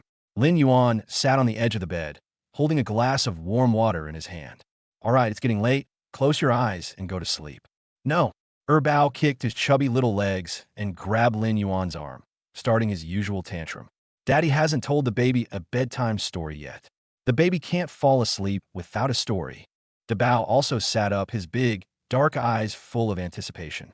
The candy-sharing game that Dad taught her yesterday was so much fun. She wants to hear even more interesting ones. You two are such a handful.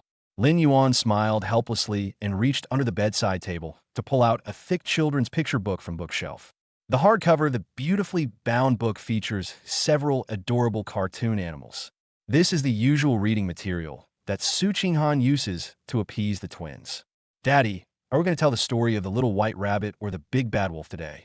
Bao blinked her big eyes and excitedly snuggled into Lin Yuan's arms. Lin Yuan opened the childish picture book, glanced at it, and then closed the book with disdain. He casually tossed the picture book aside, his gaze becoming deep. Those things that are meant to fool children are meaningless. Lin Yuan cleared his throat, a meaningful smile curving his lips. Tonight, let's talk about something hardcore.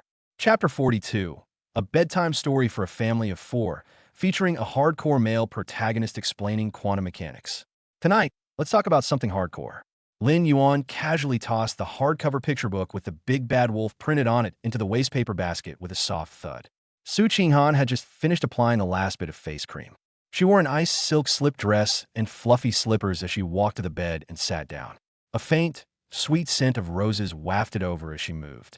Lin Yuan, stop with the nonsense. What do you mean by hardcore? You try telling your daughter a ghost story and see what happens. She rolled her eyes at Lin Yuan and reached out to tuck the blanket around her bow. Lin Yuan leaned against the headboard, his posture languid. Stories like Snow White eating the poison apple are brain-dead and can negatively impact brain development if you hear too many of them. Just then, a clear buzzing sound came from deep within my mind. Bite. Host has activated high-quality early education mode, triggering hidden reward. Congratulations, host, you have obtained Universal Holographic Knowledge Base. It possesses vast knowledge of astronomy and geography, and comes with God-level eloquence. In an instant, the vast evolution of galaxies, the laws of physics, and the mysteries of dimensions poured into Lin Yuan's mind like a dazzling galaxy. He took a deep breath, his deep eyes seemingly sparkling with starlight. Big treasure and little treasure, listen up. Today, Daddy's going to tell you a story about a super gluttonous kid. Lin Yuan lowered his voice, his tone becoming extremely vivid and full of mystery. Its name is Black Hole. Bao was rubbing his eyes when he heard glutton, and his little ears immediately perked up. Daddy, is it as greedy as Bao? Does it eat fried chicken legs? It's much better than you. Lin Yuan reached out and pinched her chubby cheeks. This guy eats everything, even the fastest thing, Light. If it passes by its mouth, it will be swallowed whole, leaving not a trace. Bao covered his little belly in fear, worried that the snacks inside would also be sucked away. Bao's eyes lit up, and he immediately raised his little hand. Dad, if I fall into a black hole, will I be torn into a noodle? Su Qinghan sat next to him, originally intending to mock Lin Yuan for explaining such dry astronomical knowledge. When he heard Bao's question, he was immediately stunned. What does a 3.5-year-old know about the ramen effect? Clever. Lin Yuan snapped his fingers approvingly. But Daddy won't talk about ramen today. Daddy's talking about magic. Do you know what telepathy between twins is? Bao raised his hand and answered quickly, I know. My sister had a stomachache yesterday, and Bao also felt uncomfortable in his tummy. In the universe, this is called quantum entanglement. Lin Yuan casually picked up 2 small plush toys from the table and held them in his hands, one in each hand. Imagine these 2 toys are 2 quanta. As long as they are entangled, even if one is placed on Earth and the other is thrown into the Andromeda galaxy tens of thousands of light years away. He suddenly flipped his hands over. If I crush this one on Earth, the one in Andromeda will be crushed in an instant at the same time. Bao seemed to understand, but not quite. His big eyes were full of confusion. So, if you feed a candy on Earth, will the Andromeda one burp? Lin Yuan was amused and patted her head. Yes, it will be strawberry flavored. Bao smacked his lips contentedly, as if he had already tasted the strawberry candy. The little girl had a blast at the amusement park all day and was already tired. As Lin Yuan's deep, calming voice swayed, her eyelids began to droop, and within 2 minutes she was tilting her head and snoring softly. Su Qinghan was about to breathe a sigh of relief when she saw that her youngest daughter had fallen asleep. Turning my head, I saw that my eldest daughter was not asleep at all. Instead, she sat up in bed as if she had been injected with adrenaline. Bao stared intently at Lin Yuan with his bright black eyes, his little face flushed with excitement. Dad, if they can communicate instantly even though they're that far apart, wouldn't that be faster than the speed of light? Didn't Grandpa Einstein say that the speed of light is the fastest? Su Qinghan gasped, staring at her daughter as if she were a monster. What on earth does that brat always look at on that tablet? Lin Yuan remained calm and composed, instead displaying a fatherly smile of satisfaction. With the universe holographic knowledge base, questions of this level are a piece of cake, because they don't convey any information at all. Lin Yuan picked up a red yarn and gestured with it in midair. Zabao, Ima Dindis? The entire universe is actually made up of countless strings that are billions of times thinner than a human hair. This is called string theory. Bao listened with rapt attention and unconsciously moved closer. What we usually see is up, down, left, and right is only the 3-dimensional world. Lin Yuan drew a cross on the bedsheet with his finger. But if you magnify this string, you'll find that it also has other unseen dimensions curled up on it. A total of 11. Bao suddenly realized and clapped his hands. I get it. It's like a water pipe. From a distance, it looks like a line, but you only realize it's a cylinder when an ant climbs on it. Therefore, quantum entanglement is not about faster than light, but rather that they are inherently connected in a higher dimension. Perfect score. Lin Yuan praised him generously and then tucked a blanket around Bao. Su Qinghan, sitting to the side, was completely petrified. She's a business school graduate from a prestigious Ivy League university, and she considers her IQ to be superior to 99% of ordinary people. But now, listening to this father and daughter talking about string theory and 11-dimensional space, she felt like her brain's CPU was smoking out of control. She could understand each word individually, but when put together, they were as obscure and difficult to understand as a book written in a foreign language. No, as the head of the family, I absolutely cannot be marginalized at this time. Su Qinghan cleared her throat, trying to force her way into the group chat to make her presence known. Well, actually, if we look at quantum entanglement from the perspective of macroeconomics, she adopted the airs of a CEO and spoke nonsense with a straight face.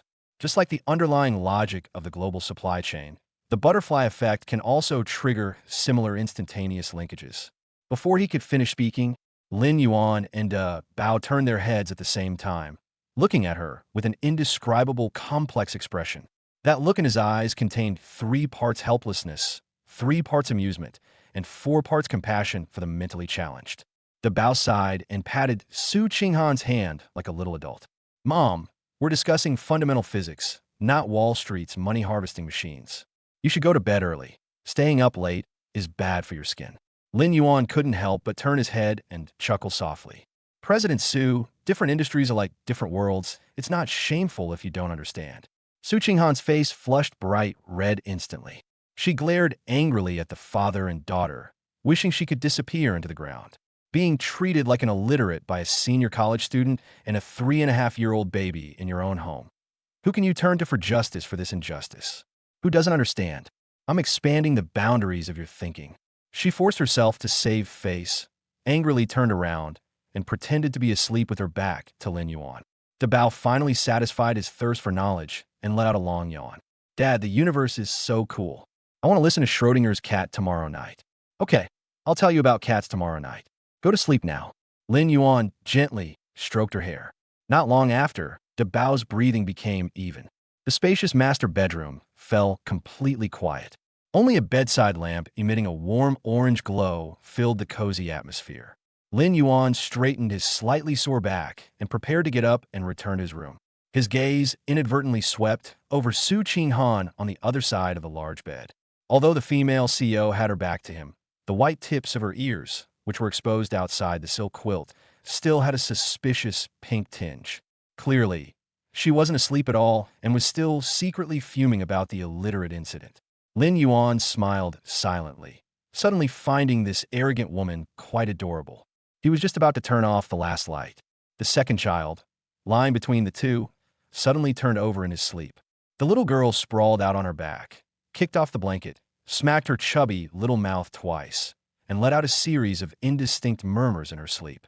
Lin Yuan and Su Qinghan both stopped moving at the same time. In this quiet room where you could hear a pin drop, Erbao's baby voice sounded exceptionally clear. Daddy, Erbao smacked his lips as if he was dreaming of something wonderful, and a silly smile appeared on his face. Immediately afterwards, a shocking statement uttered from his sleep. Mommy will give you a kiss. Second baby will have to pay 100 yuan. Chapter 43, Little Money Grubber, Erbao. Mommy kisses daddy. Charge 100 yuan. Mommy will give you a kiss. Second baby will have to pay 100 yuan. Soft, sweet murmurs echoed throughout the spacious master bedroom, where you could hear a pin drop. The air froze completely in that instant. Lin Yuan's hand, which was reaching for the lamp, froze in mid-air, and the corner of his mouth twitched involuntarily. He slowly turned his head and cast his gaze to the other side of the bed. Su Qinghan had been pretending to be asleep with her back to him. But at this moment, the slender neck exposed outside the silk quilt was visibly turning crimson. The blush spread upwards, even making her small earlobes so red they looked like they were about to bleed. Su Qinghan suddenly pulled the blanket over her head. She huddled under the covers like an ostrich burying its head in the sand, refusing to make a sound. Lin Yuan looked at the bulge in the blankets and smiled silently. This little girl, she's even dreaming about being a wingman. He didn't expose the female CEO's thin-skinned disguise. With a light touch of his fingertip, Lin Yuan turned off the last bedside lamp and quietly left the master bedroom. The next morning, sunlight streamed through the floor-to-ceiling windows into the spacious restaurant. Lin Yuan carried the freshly fried ham and egg sandwich out of the kitchen. The two babies were already sitting obediently in their high chairs, tapping their plates with small forks. Good morning, Daddy. Erbao's big eyes darted around, revealing a clever and quick-witted nature. She woke up exceptionally early today, seemingly still clinging to her sweet get-rich-quick dream from last night. A crisp sound of high heels came from the stairwell. Su Qinghan, dressed in a neatly tailored white business suit, walked downstairs with light, quick steps. Although she was furious last night, she miraculously slept well in the latter half of the night. Her complexion was rosy, and her cool and elegant eyes now had a touch of girlish charm. She had just walked to the dining table and hadn't even had time to pull out a chair. Erbao suddenly put down his fork, opened his two short, chubby arms, and hugged Lin Yuan's neck. The little girl turned her head and stretched out a chubby little hand towards Su Qinghan. Palms facing up, fingers spread out. Mommy, pay the money. Erbao raised his chin and urged in a childish voice. Su Qinghan was stunned, holding the hot milk that Zhang Ma had just poured. What money? Why are you collecting tolls so early in the morning, little girl? Erbao, counting on his chubby fingers, began to do the math with a serious expression. Last night, Erbao dreamed about the god of wealth. The god of wealth taught Erbao a way to make a lot of money. The little girl pointed to Lin Yuan, whom she was holding tightly, her big eyes sparkling. A kiss from daddy costs 100 yuan, a hug costs 50 yuan. Honest and fair dealing, no credit. Puff. Lin Yuan almost spat out the mouthful of warm water he had just taken a sip of. This little money grubber actually brought his dream-based business plan to life. Su Qinghan's face flushed red instantly. The embarrassing thing she said in her sleep last night kept playing on repeat in her mind.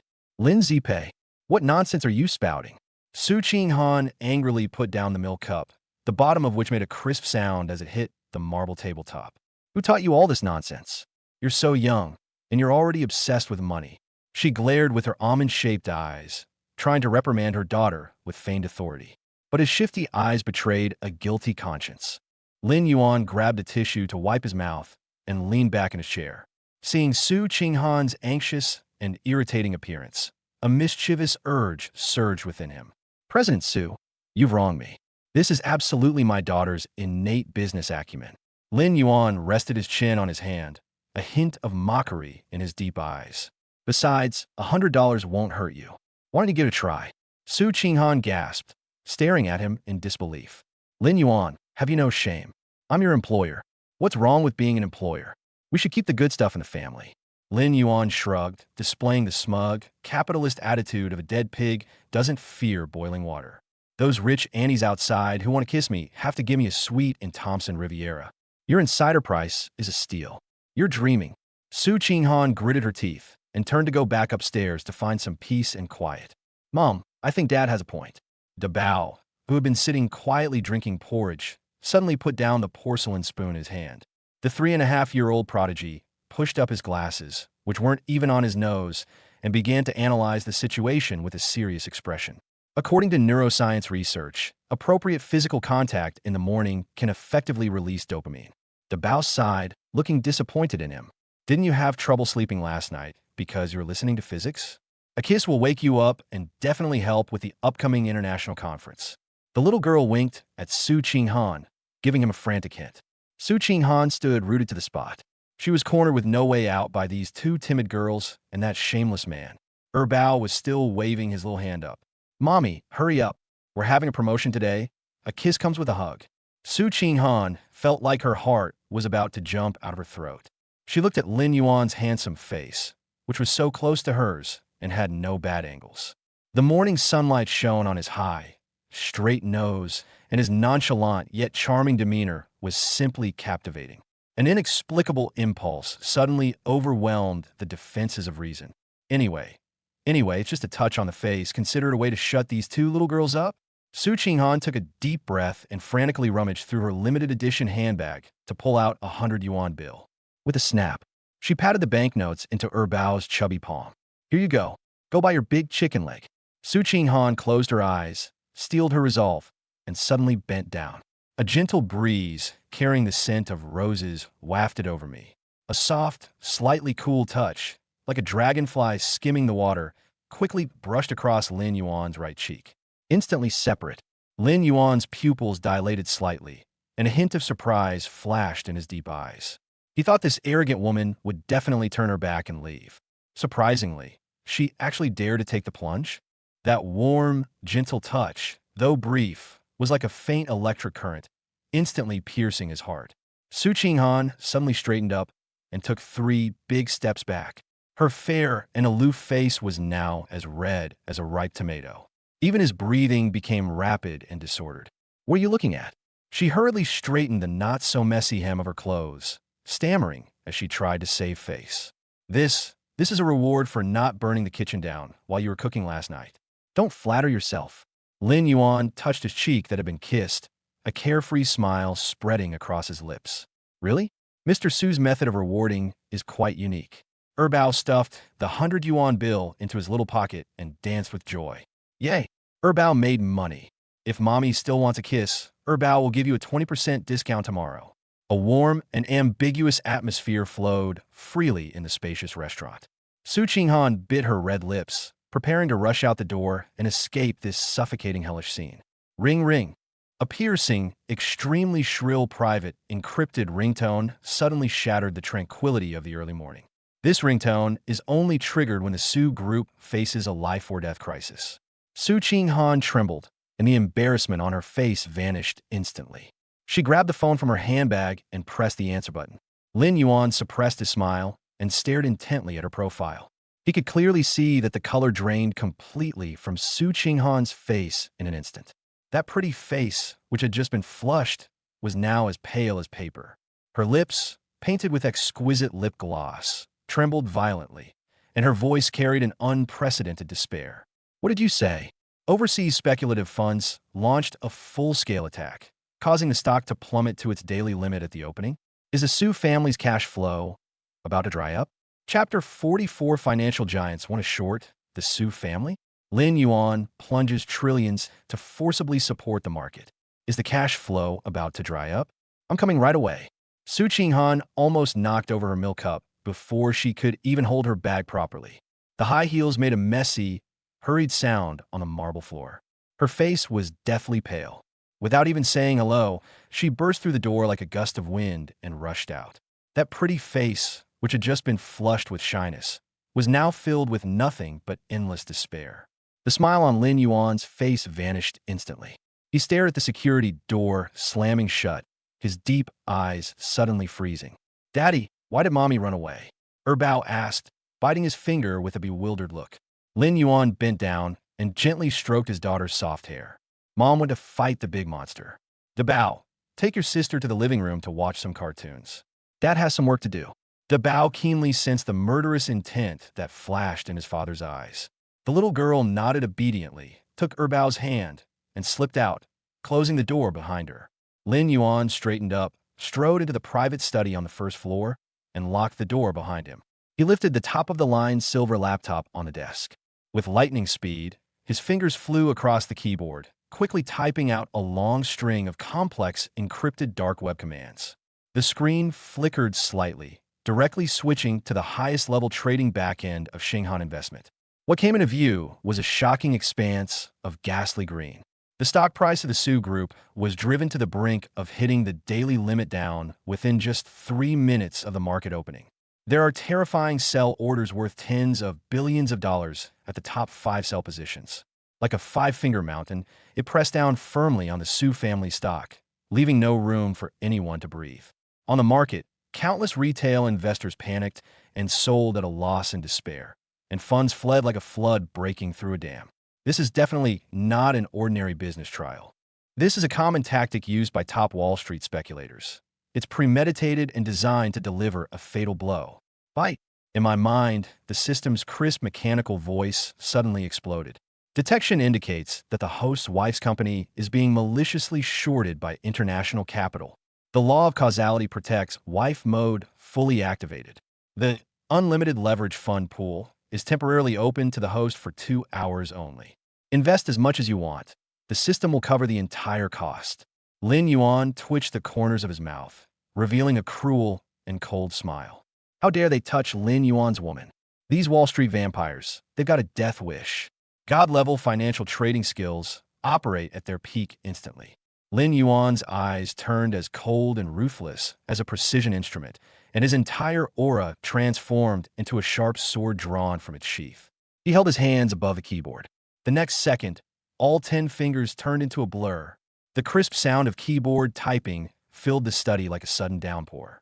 First, absorb the 10 billion yuan worth of scattered orders at the bottom to stabilize the market. Lin Yuan muttered to himself, his fingertips slamming down the enter key. In an instant, a super buy order worth tens of billions appeared out of nowhere on the trading panel. The stock price, which was originally teetering on the brink of collapse, was miraculously held up by just 1 cent above the daily limit down.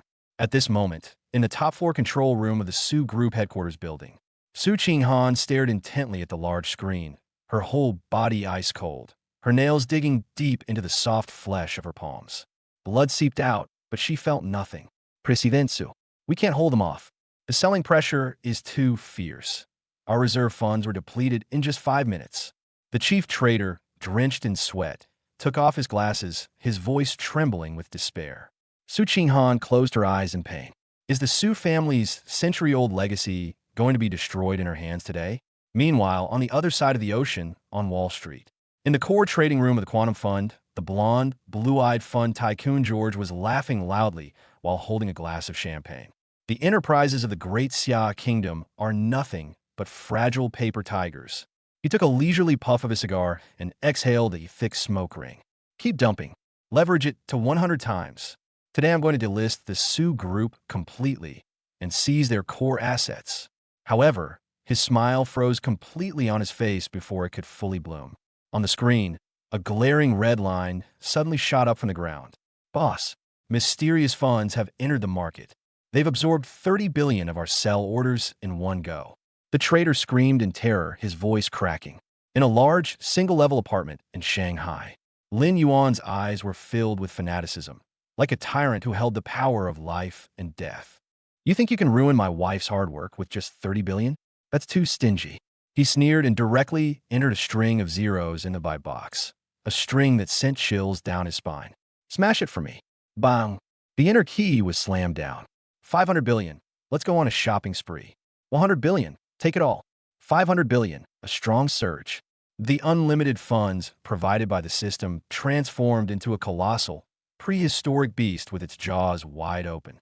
It shattered all the defenses set up by Wall Street speculative capital with overwhelming force. On the trading floor, the stock price of the Su Group soared like a super rocket.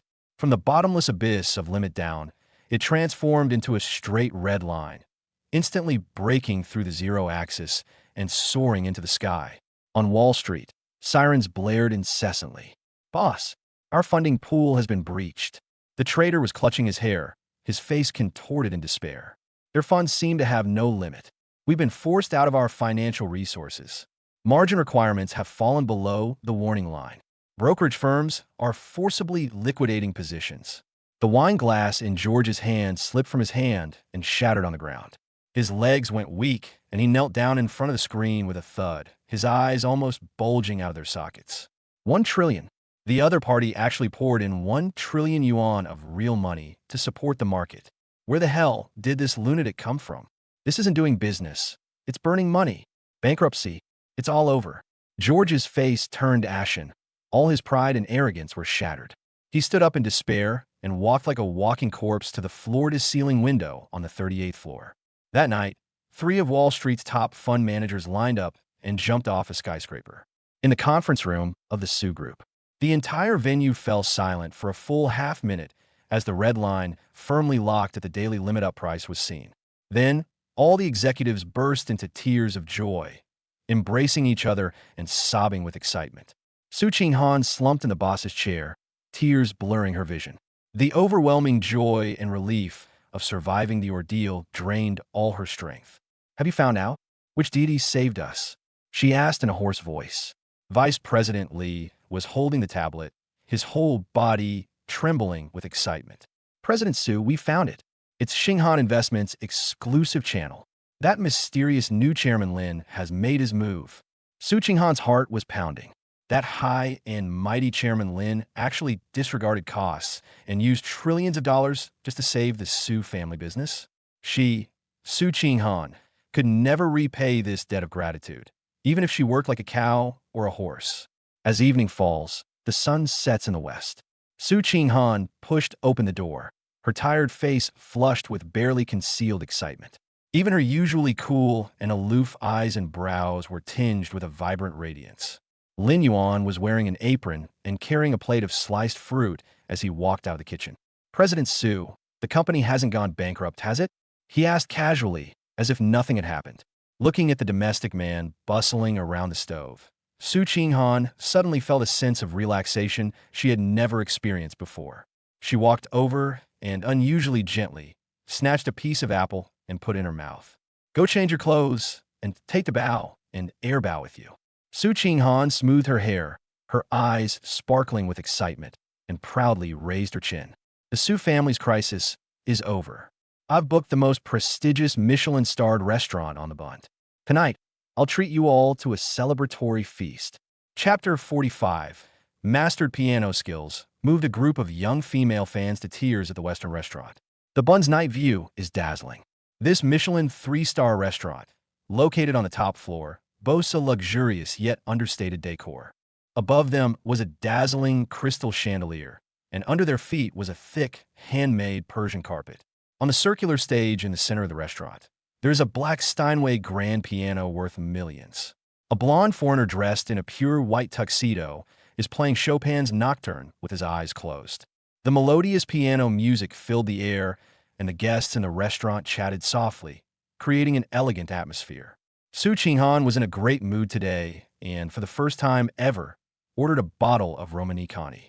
She held a wine glass, her cheeks slightly flushed, revealing a rare hint of languid femininity.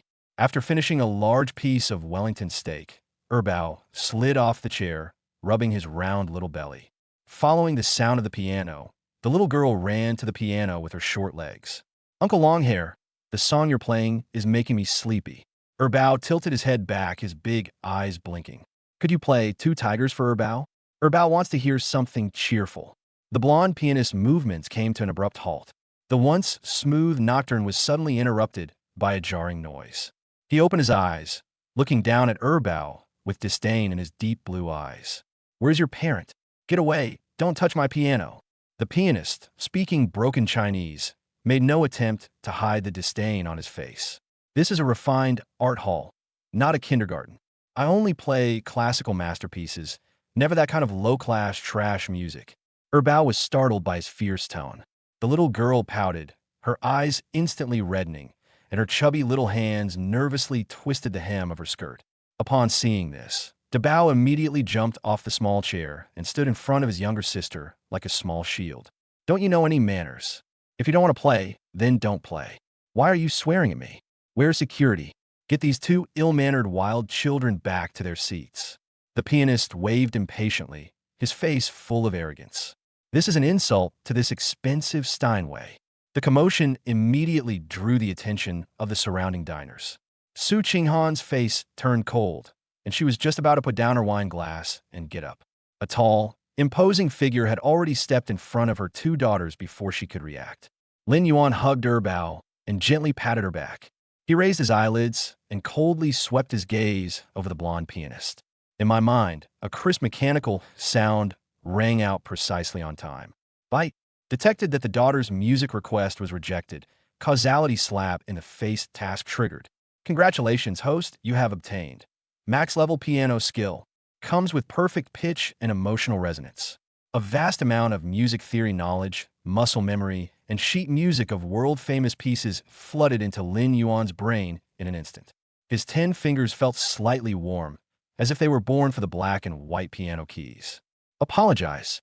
Lin Yuan looked at the pianist, parted his thin lips slightly, and uttered 2 words. The sound wasn't loud, but it carried a suffocating chill. The pianist scoffed and arrogantly raised his chin. "Apologize? Who do you think you are? If you're so capable, why don't you play it yourself? You bumpkin who can't even read sheet music." Lin Yuan didn't waste any words and took a step forward. The master-level aura was released without reservation. The terrifying pressure, like a mountain of corpses and a sea of blood, struck the pianist's chest as if it were a tangible force. The blonde foreigner's mocking expression froze instantly, and he caught his breath. His legs went weak, and he uncontrollably fell off the piano bench, landing awkwardly on the carpet. Lin Yuan straightened the hem of his suit jacket and calmly sat down on the piano bench. Long, slender fingers gently caressed the black and white piano keys. "This piece of music is called Rhapsody for my daughter." He tilted his head slightly and gave the 2 little ones a gentle smile. The next second, Lin Yuan's finger moved. The moment the first note fell, the air in the hall seemed to stand still. That's the well-known Für Elise. The melody is light and simple, and could even be described as an introductory-level piano piece. The pianist, who had fallen to the ground, got up, his face full of mockery. "Ha, that's it. A nursery rhyme that doesn't even qualify as a graded song dares to show off on the Steinway." However, before he could finish speaking, his words were abruptly stuck in his throat. Lin Yuan's finger technique suddenly changed. The originally soothing and simple Für Elise suddenly rose several octaves after a brief build-up. His hands moved across the piano keys, leaving only a blur of motion. Every note was precise to the millimeter, carrying an overwhelming force. This is not just a simple performance. It's an auditory storm that will overturn your understanding. Lin Yuan perfectly blended wild jazz and rousing symphonic music into this simple nursery rhyme. The sound of the zither was like thunder from the heavens, or like 10,000 horses galloping across a vast wilderness. One climax after another resounded, pounding the eardrums of everyone present. The restaurant was deathly silent. All the diners stopped using their knives and forks, and even the waiters stood there with their trays in hand. Su Qinghan sat not far away, her hand holding the wine glass, trembling slightly. She looked at the radiant man in the center of the stage, and her heart felt as if it were being tightly gripped by something. In those peach blossom eyes, there shimmered an infatuation that even she herself was unaware of. The emotional resonance of the music permeated the entire restaurant with the notes. That was a father's deep love for his daughter, the arrogance of a butterfly emerging from its cocoon, and the untamed spirit that looked down on all others. Several young girls sitting by the window listened with red eyes. She couldn't help but cover her mouth, letting the scalding tears slide down her cheeks. They were completely moved by the emotions contained in the music. The blonde pianist was ashen-faced and trembling like a leaf. His prized musical skills were nothing but a pile of unrecyclable junk in front of this man from the great Xia kingdom. Overwhelmed with shame and shock, he covered his face and fled the restaurant like a stray dog. Zheng, as the last heavy and powerful chord fell, Lin Yuan withdrew his hands, bringing the performance to a perfect close. The lingering sound echoed in the air, never fading away. The entire restaurant was silent for a good 10 seconds. Immediately afterwards, thunderous applause erupted. Some people even stood up excitedly and cheered loudly. The female fans who were moved to tears by the impact of the impact frantically raised their phones and started snapping photos of Lin Yuan. It's so beautiful. It's like a celestial being descending to Earth. 5 minutes. I need all the information on this man. Bao clapped his little hands excitedly, while DeBeo proudly raised his little chin. Lin Yuan stood up and calmly buttoned up his suit jacket, ignoring the fervent gazes around him. He strode forward and headed straight for Su Qinghan's seat. Just as he was about to reach the dining table, suddenly, the door to a luxurious VIP room next door was pushed open from the inside. A rich, luxurious perfume scent wafted over. Several young socialites, dressed in glamorous attire and adorned with jewels, filed out in high heels. They had heard the piano music outside from inside the private room and came out to investigate out of curiosity. Leading the way was a beautiful, wealthy woman with long hair, wearing a deep V red evening gown. She immediately fixed her gaze on Lin Yuan in the corridor. His handsome, aloof face, coupled with the ascetic air he exuded after playing the piano, instantly captivated her. Wow, when did our Shanghai produce such an amazing male god? The socialite in the red dress had a gleam in her eye and immediately led several of her friends to block Lin Yuan's path. She held a glass of red wine and deliberately swayed her hips as she moved closer. His gaze lingered unabashedly on Lin Yuan's broad chest. Handsome, was that the piece you just played? Your piano skills are pretty good. Her red lips parted slightly, her breath sweet as orchids, and her eyes held an undisguised seduction. Let's get acquainted. My name is Zhou Ruodong. Would you like to come to our private room for a drink? It's on me. Lin Yuan frowned slightly, about to refuse with a cold face. A sharp, piercing shout suddenly came from behind. Zhou Ruodong, you're being so flirtatious without even looking where you're going to flirt with my man. Chapter 46. The female CEO's group of girlfriends were stunned. Where did she find such a perfect man? Zhou Ruodong, you're being so flirtatious without even looking where you're going to flirt with my man. A sharp, piercing shout suddenly rang out in the corridor of the Western restaurant. Su Qinghan, in her high heels, strode over like a tornado carrying ice shards. She grabbed Lin Yuan's arm and pulled him behind her. Those beautiful peach blossom eyes glared at the woman in the red dress in front of her, exuding a powerful aura, just like a tigress protecting her food. Zhou Ruotong's hand, holding the wine glass, froze in midair, and the charming smile on her face instantly vanished. She stared blankly at Su Qinghan, who was protecting her chicks like a mother hen, her eyes almost popping out of their sockets. Qianan? Zhou Ruodong gasped and pointed at Lin Yuan incredulously. You You're saying he's your man? That college student who's been all over the news in our circle for living off a woman? The several wealthy and beautiful women following behind Zhou Ruodong were also dumbfounded. They were all from Shanghai's top socialite circle. So they naturally heard the gossip about Su Qinghan giving birth to a daughter out of wedlock and dating a bankrupt college student. In their original imagination, he should have been a timid, cheap gigolo who made a living off his looks. But the man in front of me was dressed in a dark patterned bespoke suit, and his posture was as upright as a pine tree. Those cold and deep-set eyes, coupled with his superb piano skills on stage just now, which are like a god descending to earth. This guy calls a cheap gigolo. He's practically the perfect male god who dances wildly on top of all their criteria for choosing a partner. Nonsense. Su Qinghan, with a cold face, ruthlessly slapped away Zhou Ruodong's outstretched hand. Stop looking at me like that. He's Lin Yuan, the father of my daughter. The Bao and Air Bao stood obediently to the side, cooperating by hugging Lin Yuan's legs. Any look, my dad's drooling. Bao added innocently. The atmosphere in the corridor instantly became subtle. Zhou Ruodong was the first to react. A flicker of fervent jealousy flashed in her eyes, but she quickly put on a warm smile and grabbed Su Qinghan's arm. Oh dear, what a mess. Since he's our sister's man, we should definitely have a drink together. She pulled and dragged the family of four into the luxurious VIP private room, without giving Su Qinghan a chance to refuse. The private room was spacious and intimate, with the table laden with top-quality black truffles and caviar. Lin Yuan led his two daughters to sit down on the sofa in the corner and gave them some delicate macarons. He crossed his legs, leaned back lazily in his chair, and quietly watched the group of women perform. As soon as Su Qinghan sat down, she was surrounded by four of her best friends, all adorned with jewels. Su Qinghan, you liar. A young lady with short hair lowered her voice and excitedly slammed her hand on the table. Didn't you say he was a penniless recent graduate? This demeanor, this amazing piano skill, which top-tier club did you buy from? Exactly. You're absolutely wasting a good resource. Another round-faced, rich woman clutched her chest, her face contorted with jealousy, looking every bit like a lemon. The male model I paid $3 million for last month isn't even as good as one of his toes. These socialites, who are usually arrogant and haughty, were completely captivated by Lin Yuan's charm today.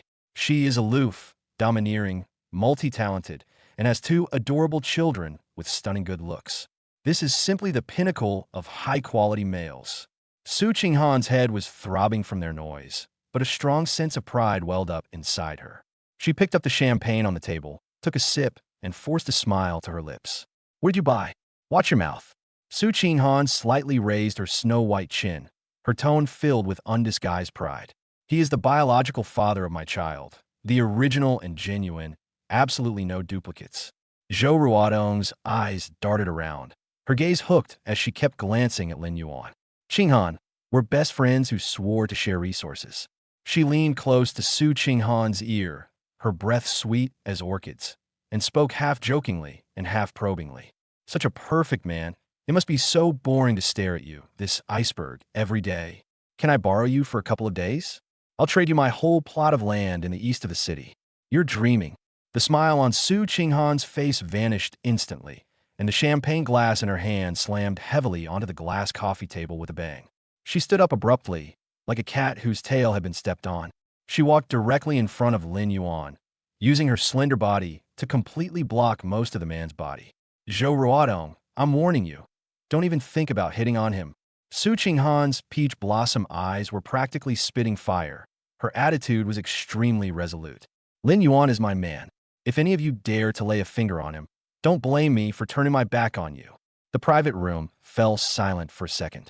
The girlfriends exchanged glances, all realizing that Su Qinghan was serious this time. The workaholic woman who used to treat men like dirt would actually turn against her best friend in public and protect her food for a man. Lin Yuan leaned back on the sofa, looking at the slender yet stubborn back that blocked his way. He picked up the lemonade in his hand, took a sip, and a gentle smile appeared in his eyes that he himself did not even realize. This proud woman is actually quite adorable when she's defending her own. Oh, just kidding, look how anxious you are. Zhou Ruodong chuckled twice and quickly picked up her wine glass to smooth things over. Come on, let's drink. Congratulations to our CEO, Sue, on the marriage. The atmosphere became lively again, and several bottles of Romani Connie were opened one after another. Although Su Qinghan usually has a good alcohol tolerance, today, in order to assert her dominance, she stubbornly took several toasts for Lin Yuan. After a few rounds of drinks, a hazy blush spread across Su Qinghan's fair cheeks. Her eyes also became somewhat watery. Lin Yuan, watch over to Bao and air Bao. I'm going to the restroom. She rubbed her slightly feverish temples, and with her unsteady high heels, pushed open the door to the private room and walked out. The private room was suddenly left with only Lin Yuan, two little dumpling girls focused on eating desserts, and the four socialites, each with their own ulterior motives. Su Qinghan had just left. Zhou Ruodong, who was originally sitting opposite, immediately stood up with her wine glass in hand. The deep V-neck dress she wore today already had a very low neckline. At this moment, she deliberately pulled it down further, revealing a deep and alluring cleavage. Zhou Ruodong moved with cat-like steps, quietly moving to the empty seat next to Lin Yuan. A strong, pungent, high-end perfume scent instantly replaced the faint rose fragrance left by Su Qinghan. Lin Yuan frowned almost imperceptibly and leaned to the side to create some distance. Handsome, drinking lemon water all the time is so boring. Zhou Ruodong was completely unconcerned by his indifference. She lowered her voice so sweet it could melt your bones, and almost pressed half her body against Lin Yuan's suit sleeve. Qinghan is so busy with work. He probably doesn't have much time to spend with you, right? Her fox-like eyes stared intently at Lin Yuan's resolute profile, greed and scheming surging wildly within them. What's so great about strong women? They're like dead fish in bed. They're nothing compared to older women who know how to take care of people. Lin Yuan held the glass of water in his hand, not even glancing at her. Under the suppression of the absolute calm module, this level of low-quality seduction looked like a ridiculous monkey show to him. Miss Zhou, please have some self-respect. Lin Yuan's tone was calm as water, but the words he uttered were as cold as ice. Hey, don't be so cold. Seeing that he was unmoved by reason, Zhou Ruodong was not angry at all. Instead, she found it even more exciting. Conquering a man who exudes both wildness and a sense of asceticism is the most rewarding. While her other girlfriends were selecting songs, she quickly glanced at the closed door of the private room. It was confirmed that Su Qinghan had not returned yet. Zhou Ruodong's lips curled into a confident, alluring smile. She pretended to reach for a tissue on the table and suddenly leaned forward. Taking advantage of a blind spot, her bright red nail-polished fingers discreetly slid towards the side pocket of Lin Yuan's suit jacket. A stiff plastic card slipped silently from her fingertips into the man's pocket. Handsome, tonight at 11 p.m., Peninsula Suite 8806 on the top floor. Zhou Ruodong leaned close to Lin Yuan's ear and whispered in a very low voice that only the two of them could hear. I'll put the room key in your pocket. I'll wash up and wait for you, so don't let me down. Chapter 47, a stunningly beautiful and wealthy best friend tries to steal someone else's boyfriend, but is caught red-handed by Su Qinghan. I'll be all clean and ready for you, so please don't let me down. Zhou Ruodong's voice was extremely low, exuding a sticky, seductive charm. The stiff plastic room key had already slipped silently through her fingertips in a Lin Yuan's suit side pocket. She curled her red lips into a smug smile, ready to gracefully retire and return to her original seat. As long as the man keeps quiet, tonight's prey is practically caught. However, before the smile on her face could fully bloom, it froze completely. Lin Yuan's eyes suddenly turned cold. Without even glancing down, he used his long legs to stand up abruptly from the sofa. This sudden movement startled Zhou Ruodong, who was standing nearby. Wearing extremely high heels, she lost her footing and stumbled back 2 steps. Lin Yuan stretched out his right hand and, using his index and middle fingers as if holding a piece of waste paper covered in viruses, pulled the room key out of his pocket. Miss. Lin Yuan suddenly raised the volume, his deep, magnetic voice instantly drowning out the noisy background music in the private room. He flipped his wrist. A crisp snap sounded. He ruthlessly tossed the gold-embossed room key with the Peninsula Hotel logo onto the transparent glass coffee table. Your room key accidentally fell into my pocket. Lin Yuan's tone was calm and even. It was like a resounding slap across Zhou Ruodong's face. The socialites who were originally ordering songs and playing drinking games in the private room suddenly seemed to be frozen in place. The music was still playing, but no one dared to breathe. Dead silence.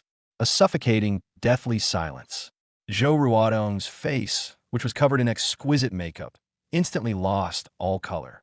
She never expected that this man would act so unpredictably. Not only did he pull out the room key in public, but he also tore off her last shred of dignity. Ah, what nonsense are you talking about? This isn't mine at all. Zhou Ruodong waved her hands frantically, her voice shrill and cracking as she tried to make a last-ditch effort. Click! Just then, the heavy solid wood door of the private room was pushed open from the outside. Su Qinghan had just returned after touching up her makeup. She had just stepped 1 foot across the threshold when she saw the hotel room key prominently displayed on the coffee table.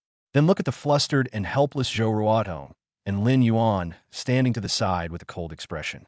How could a shrewd and intelligent female tycoon not guess what had happened? The air pressure in the private room instantly dropped to absolute zero. Su Qinghan's beautiful peach blossom eyes were fixed on the room key on the coffee table. The Peninsula Hotel, Suite 8806.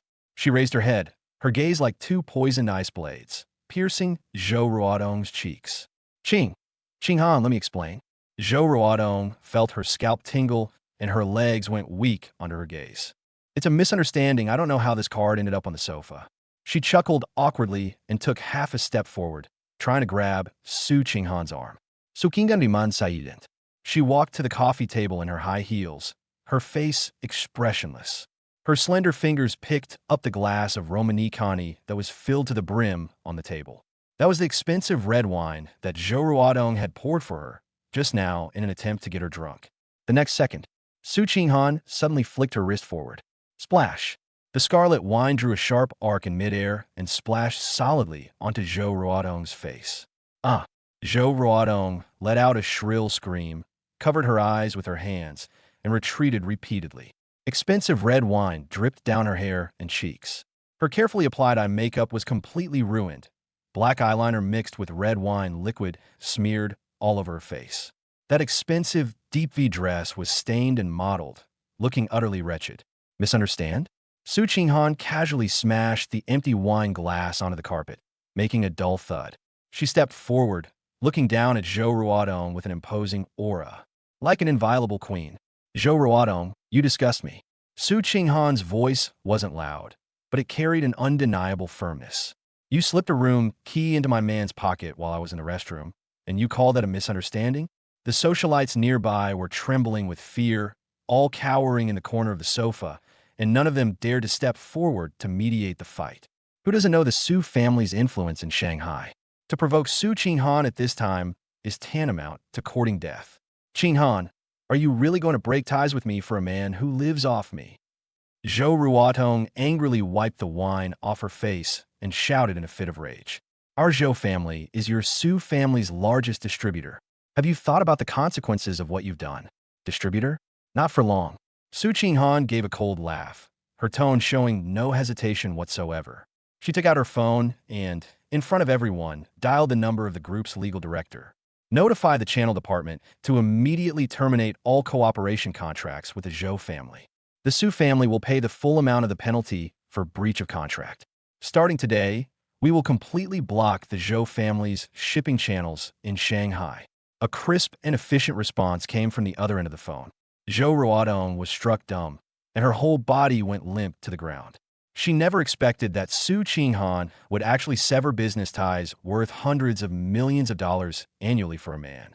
From today onwards, I, Su Qinghan, am no match for a two-faced best friend like you. Su Qinghan gave her one last cold glance. Take your room key and get out. Lin Yuan stood to the side, a strange light flashing in his deep eyes. He had initially thought this woman was just prone to throwing tantrums. I never expected her to go to such lengths, willing to sacrifice real business profits to protect his dignity. This domineering yet protective demeanor, like a soft feather, quietly touched Lin Yuan's heartstrings. Let's go home. Su Qinghan turned around and walked towards Lin Yuan. She bent down, took the Bao's hand in one hand and Bao's hand in the other. After what just happened, she now feels nauseous just looking at this group of fake friends. Mommy is so amazing. She's like a superheroine from TV. Bao, holding up his little fist covered in cream, excitedly cheered for Su Qinghan. Dabao, holding his tablet, made a face at Zhou Ruodong on the ground. Annie, you look worse than red wine mixed with Sprite right now. Lin Yuan suppressed a laugh and casually put his arm around Su Qinghan's shoulder. President Su was really assertive just now. Let's go. Let them clean up the mess themselves. The family of four strode out of the VIP box amidst the awe-inspiring gazes of several socialites. On the way back, the Maybach drove smoothly on the viaduct. The carriage was very quiet. Su Qinghan leaned back in the leather seat, tilting her head to look at the receding night view outside the window.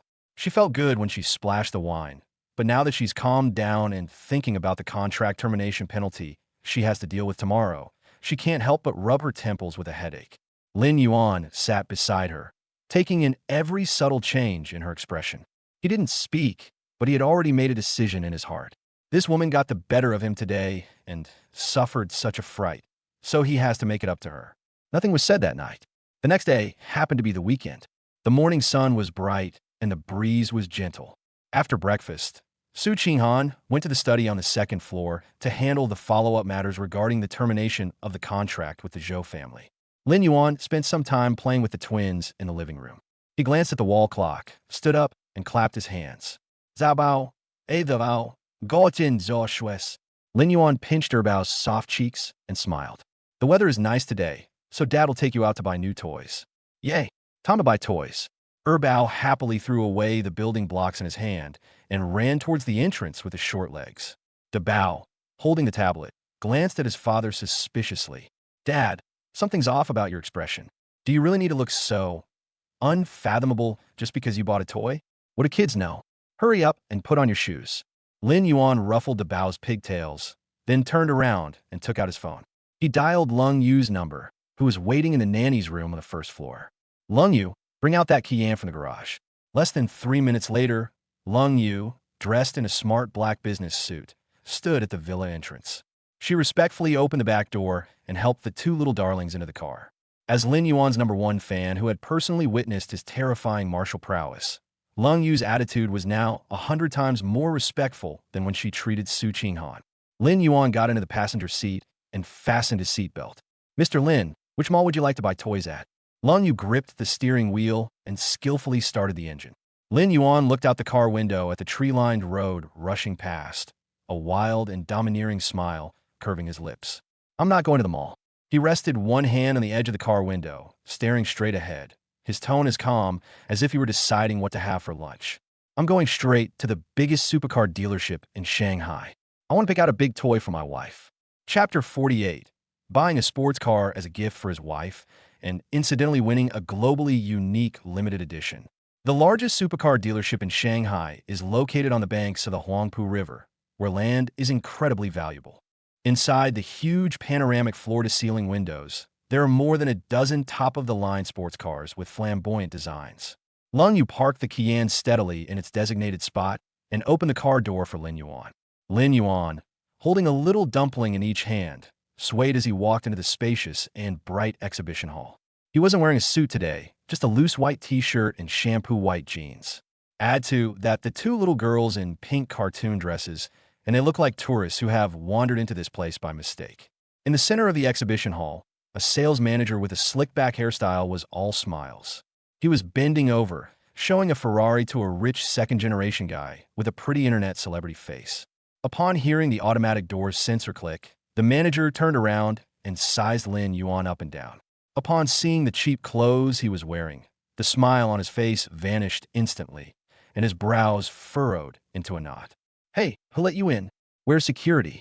The manager strode over, waved his hand dismissively like shooing away a fly, and looked utterly disgusted. This is a top-tier supercar showroom, not an indoor amusement park. Get out now. He pointed at Dabao and Erbao, his tone extremely sarcastic. You can't afford to pay for this scratch on your car, even if you sold yourself. Get out of the way.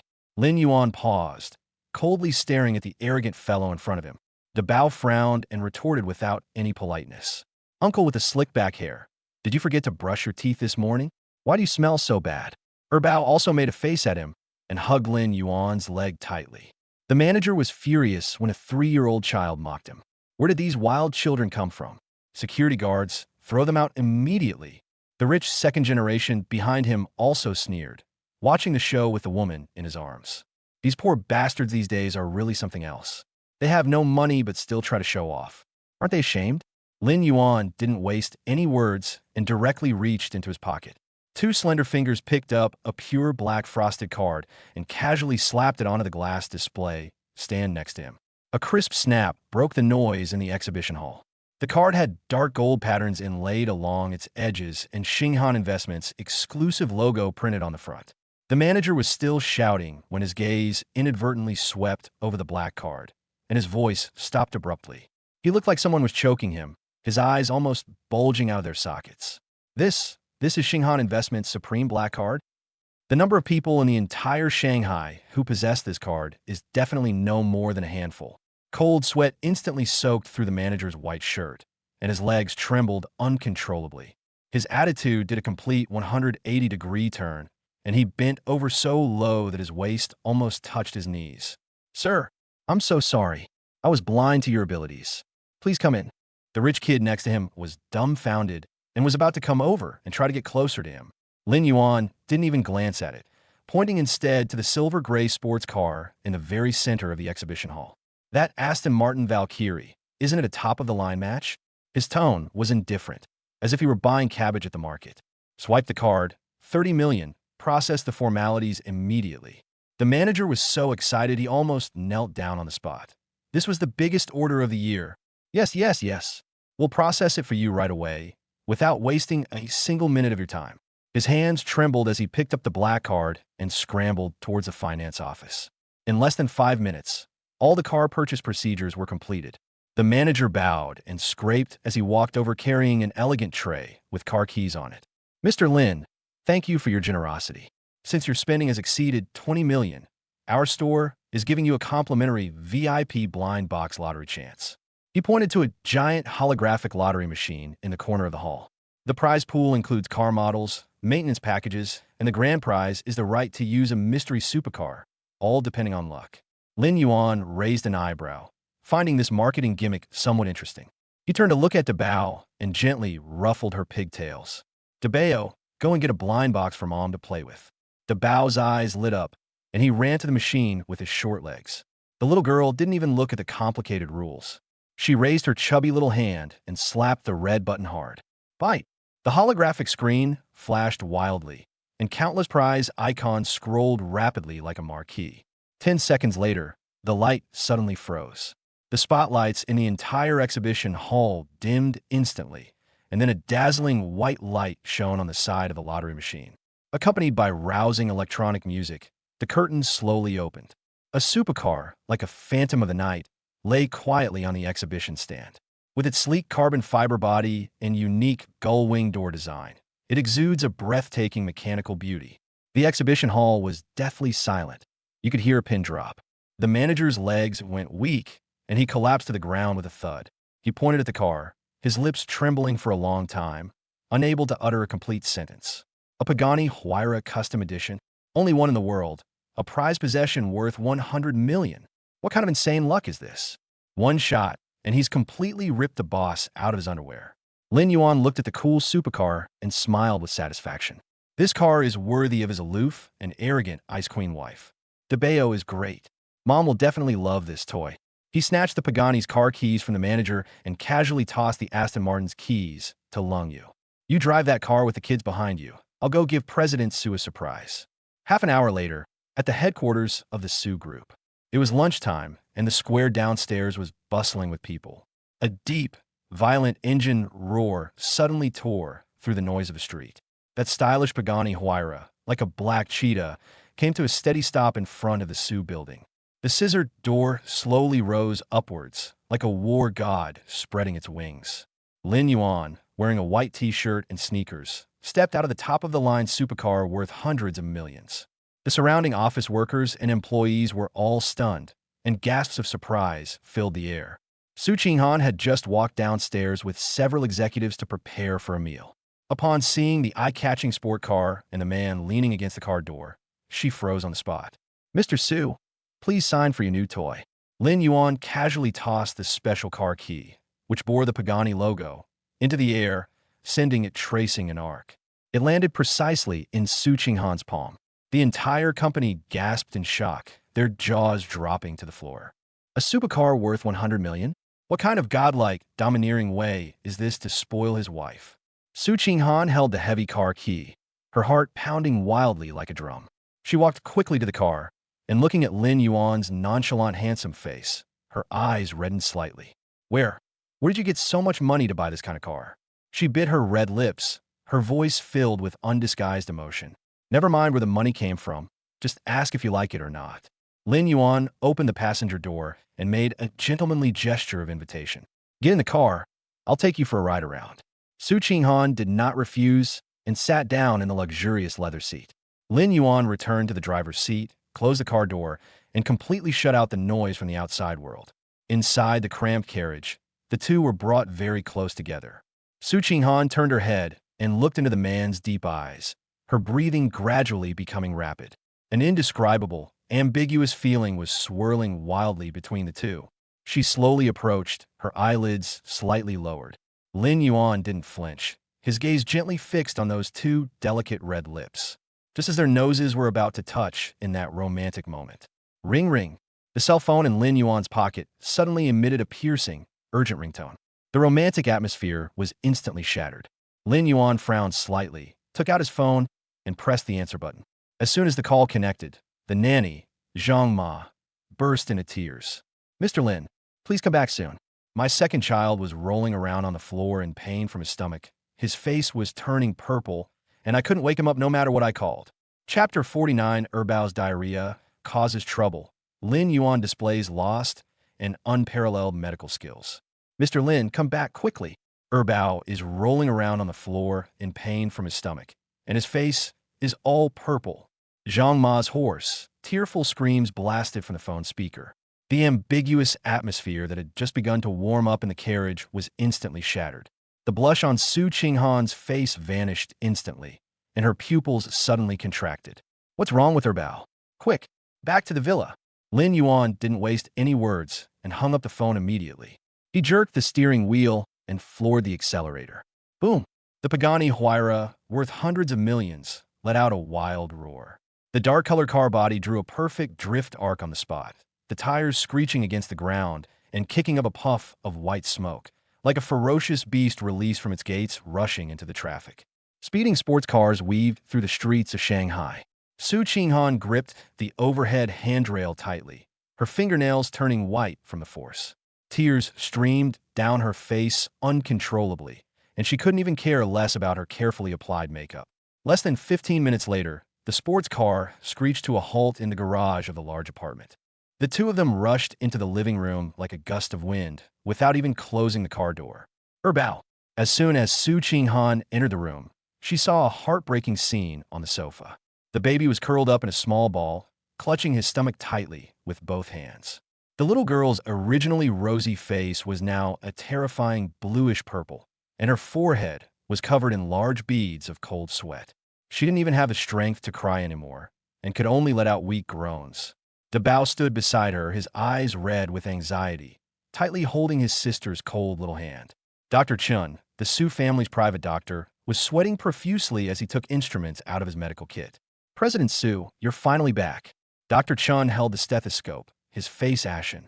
The second young lady's heart rate is dropping rapidly. These symptoms strongly resemble acute food poisoning. I've already called an ambulance. The situation is critical. They need to intubate and pump the stomach immediately when they get to the hospital. Gastric lavage. Su Qinghan felt as if she had been struck by lightning. Her legs went weak, and she collapsed to her knees beside the sofa. Imagine the suffering of a 3.5-year-old child having such a thick tube inserted into their throat for stomach lavage. She was heartbroken and almost went crazy, her hands trembling as she tried to hug her daughter. Don't touch her. A deep, powerful shout suddenly rang out in the living room. Lin Yuan strode forward, grabbed Su Qinghan's shoulder, and pulled her behind him. At the same time, a crisp notification sound suddenly exploded deep in his mind. Bite. Daughter's vital signs detected as threatened. Causality protection mode activated. Congratulations, host, you have obtained the Lost Tai Divine Needle Technique. It can bring the dead back to life and heal flesh and bones. The vast collection of traditional Chinese medicine, meridian diagrams, and acupuncture techniques were instantly imprinted into Lin Yuan's muscle memory, like a brand. The panic in his eyes vanished, replaced by absolute calm and focus.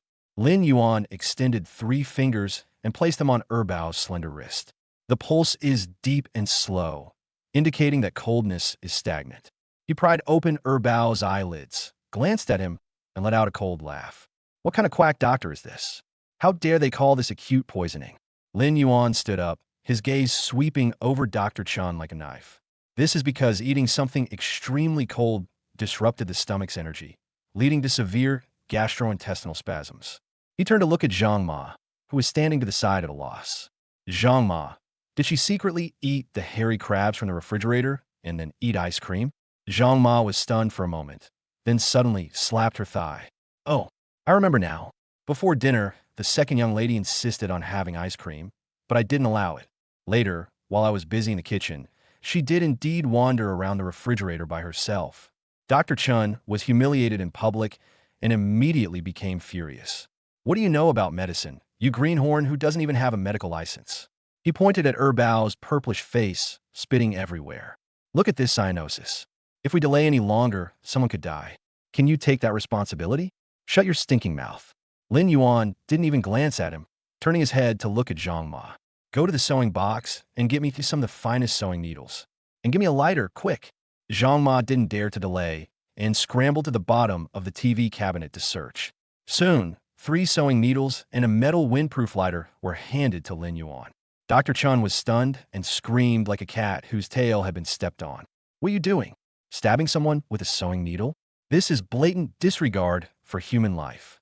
President Su, you must do something about him. Su Qinghan's face was covered in tears as she gripped Lin Yuan's arm tightly, her fingertips trembling. Lin Yuan, will this work? Trust me. Lin Yuan turned his head, his deep eyes meeting hers directly. The unshakable power in his eyes suppressed the panic in Su Qinghan's heart. She bit her red lips and slowly loosened her grip. Lin Yuan pressed the lighter, and a dark blue flame shot out instantly. He held the sewing needle and quickly scorched it over the flame to perform temporary high-temperature sterilization. Dabao, help Dad hold your sister's shoulders. Lin Yuan gave an instruction. Dabao immediately stepped forward obediently and held Bao down to prevent her from moving around. Lin Yuan's eyes suddenly turned sharp. With a flick of his wrist, his right hand, which was holding the sewing needle, became a blur. Without any hesitation, the first needle is inserted directly into the Zhongwan acupoint on the abdomen. The second needle is inserted down to the Zhu Sanli acupoint on the leg. The third needle is inserted obliquely into the Tianshu acupoint. This is insane. Absolutely insane. Dr. Chen was so anxious that he was jumping up and down, and he took out his phone to call the police. However, the next second, his movements were as if he had been frozen in place, completely immobilized. As Lin Yuan's fingertips gently flicked the end of the needle, an invisible stream of air flowed into Bao's body through the needle tip. The little girl, who was originally sweating profusely from the pain, suddenly let out a loud groan from her stomach. Gurgle. Lin Yuan reacted quickly, grabbing the nearby trash can and bringing it to Bao's mouth. To spit it out. Wow. Bao suddenly opened his mouth and vomited out a large mouthful of extremely sour and foul-smelling filth. Inside, there was a surprising mix of undigested crab meat and melted, colorful ice cream. After vomiting the filth, Bao gasped sharply. The bluish-purple discoloration on her face faded visibly, quickly restoring her healthy, rosy complexion. Her tightly furrowed brows relaxed, and she loosened her grip on her stomach. Daddy, Bao let out a long breath and opened his big, watery eyes. The baby's tummy doesn't hurt anymore, but he's a little sleepy. Dr. Chen was holding his phone, his eyes practically popping out of the trash can. How is this possible? A few broken sewing needles cured a severe spasm in 2 minutes? This completely overturned his 20 years of clinical medical knowledge. Lin Yuan took out a tissue and gently wiped away the crumbs from Bao's mouth. He stood up, threw the sewing needle into the trash can, and gave Dr. Chun a cold glance. Pack your medicine kit and get out. The Su family doesn't need a quack like you anymore. Dr. Chun opened his mouth, his face turning pale, and then flushed. Faced with Lin Yuan's murderous gaze, he didn't dare utter a sound and slunk away with his tail between his legs. A close call that had been terrifying has finally subsided. Zhang Ma quickly brought warm water for Bao to rinse his mouth. The little girl was exhausted after all that fussing, and she started snoring softly within 2 minutes of lying in Lin Yuan's arms. Lin Yuan carried Bao upstairs and settled her in the children's bed in the second bedroom. Bao obediently climbed onto the bed, snuggled under the covers, and took his little sister's hand. "Dad, thank you for saving my silly sister." Bao lowered her voice and gave Lin Yuan a sweet smile. "Go to sleep. Dad will be next door tonight." Lin Yuan patted Bao's head, turned off the overhead light, and quietly left the room. As soon as the door closed, under the dim light of the wall lamps in the corridor, Su Qinghan was leaning against the wall. After the tension and fear subsided, the lingering adrenaline instantly drained all her strength. She didn't even have the strength to stand up straight, and her body was about to slump down against the wall. Lin Yuan reacted quickly, taking a step forward. His strong arms grabbed her slender waist and pulled her into his embrace. Su Qinghan did not struggle. She was like a rag doll with its spine removed, completely limp on that warm, broad chest. Tears welled up again, silently soaking Lin Yuan's t-shirt. "It's all right, it's all over now." Lin Yuan gently patted her back and comforted her in a low voice. Su Qinghan's body was still trembling slightly, her hands gripping the fabric around his waist tightly. Lin Yuan sighed. He bent down and lifted her up in a princess carry. I took a long stride and pushed open the door to the master bedroom at the end of the corridor. The room was dark, with only moonlight streaming in through the window. Lin Yuan walked to the bedside and gently placed her on a soft mattress. I was just about to pull my hand away and get up. A cool, soft little hand suddenly grabbed his wrist. Su Qinghan lay on her back on the pillow, her long hair disheveled. The moonlight illuminated her misty, almond-shaped eyes, revealing a fatal vulnerability and dependence. She was slightly out of breath, her red lips parted slightly, and her voice was so soft it could melt anyone's heart. "Don't go. Stay here tonight and sleep with me. Okay?" Chapter 50. Finally sleeping in the same bed, although there are 2 kids in between. "Don't go. Stay here tonight and sleep with me. Okay?" Moonlight streamed through the window screen, falling on Su Qinghan's tear-streaked face. Those usually cold and hard peach blossom eyes were now filled with fragile vulnerability. Lin Yuan looked at the wrist that she was gripping tightly. The force was astonishing. Even the fingertips were turning slightly white. He knew that tonight's fright had completely shattered the woman's psychological defenses. "I'm not leaving." Lin Yuan took her cold little hand in his own, his voice low and gentle. "However, I'm worried about leaving you here alone with those 2 little girls next door." Upon hearing this, panic resurfaced in Su Qinghan's eyes. She tried to struggle to get up, but Lin Yuan gently pressed her back onto the pillow. "Lie down quietly, I'll go get them." Lin Yuan withdrew his hand, turned around, and walked out of the master bedroom. A few minutes later, he carried his eldest child in his left hand and his second child in his right, and walked back steadily.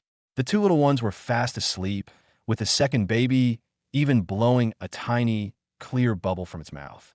Lin Yuan moved very gently, placing the 2 little girls side by side in the center of the 3-meter-wide Italian-style bed.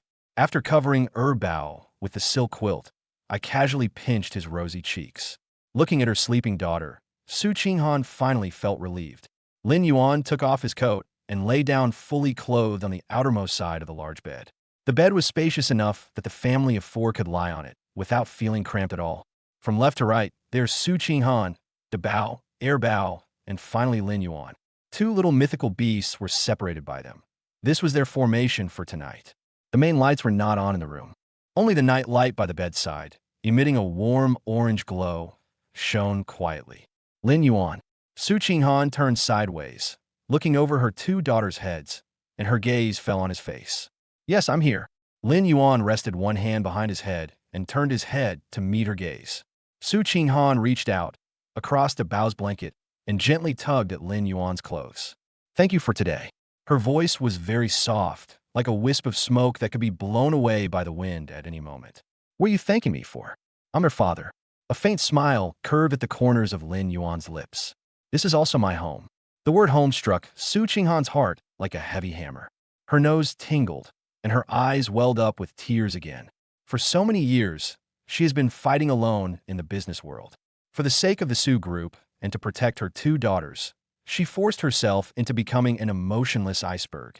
Even when she was sick and had a fever, she could only grit her teeth and swallow it down. But now, looking at the broad shoulders of the man opposite her, Su Qinghan suddenly felt that she was no longer an isolated island. Even if the sky falls, he'll hold it up. The two looked at each other through the dim light. There were no overstepping embraces, nor any ambiguous words. But at this moment, something called soul connection quietly spread through the air. The high wall that had stood between the two of them for 4 years finally collapsed. Su Qinghan's grip on his clothes gradually loosened. My tense nerves completely relaxed, and an overwhelming sense of fatigue swept over me. Go to sleep, I'll watch over you, Lin Yuan murmured softly. Su Qinghan slowly closed her eyes. She finally fell into a deep slumber, enveloped in the absolute sense of security this man provided. Lin Yuan watched the mother and her two daughters breathe evenly. He reached out and tucked the blanket that Erbao had kicked off, then slowly closed his own eyes. I slept exceptionally soundly that night. The next morning, a ray of blinding sunlight shone directly onto Lin Yuan's face through the gap in the curtains. Lin Yuan frowned, and then groggily regained consciousness. He sensed something was wrong even before he opened his eyes. It felt like I was holding something in my arms. It was smooth and soft to the touch and had a faint rose scent. What's worse is that it feels like a huge, heavy rock is pressing down on me. He remembered that he had placed the baby next to him last night. Could it be that this chubby little girl rolled into his arms again in the middle of the night?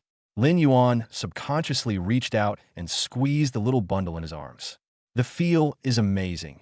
This is definitely not the size a 3.5-year-old child should have. He suddenly opened his eyes. The focus gradually became clear. What came into view was not a little girl at all. Instead, it was Su Qinghan's stunningly beautiful face magnified before my eyes. Lin Yuan gasped, instantly sobering up. He looked down and almost had a brain hemorrhage on the spot. The two children, who were supposed to be sleeping in the middle, had somehow rolled to the foot of the bed. The two little ones were snuggled together, fast asleep. The aloof female CEO, who was originally sleeping at the very back. At this moment, it was like an octopus, clinging tightly to him. Su Qinghan wrapped her arms tightly around Lin Yuan's neck, pressing her whole body against him. Her long, straight, fair legs blatantly crossed over Lin Yuan's waist and rested on his lap. The burgundy silk nightgown was rolled up to her upper thighs. This position is so tense that even the slightest movement could lead to an accidental discharge of fluids. Lin Yuan stood frozen in place. Even his breathing stopped.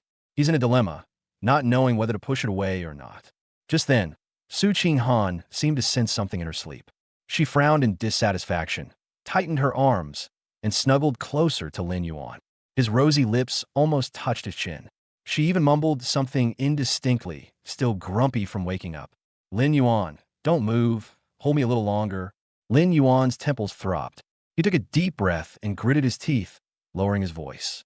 Mr. Su, if you keep hugging me like this, I'll have to charge you for work-related injuries. The words had barely left his mouth. Su Qinghan's long eyelashes trembled suddenly, and her peach blossom eyes snapped open. Their eyes met, staring at each other intently. Su Qinghan looked at the handsome face of the man so close to her and felt the firm touch beneath her legs. The air was utterly still at that moment. Lin Yuan, a scream that pierced the sky, nearly blew off the roof of the Thompson Riviera penthouse. You pervert, get off the bed. Chapter 51. Joining the company as a personal assistant, the receptionist was stunned. Bang! A soft pillow with a floral print flew towards him and hit Lin Yuan hard in the face. Lin Yuan, you scoundrel, get off the bed. Su Qinghan clutched the corner of the blanket tightly to her chest, her voice nearly lifting the roof off the master bedroom. Her usually aloof face was now as red as a boiled shrimp.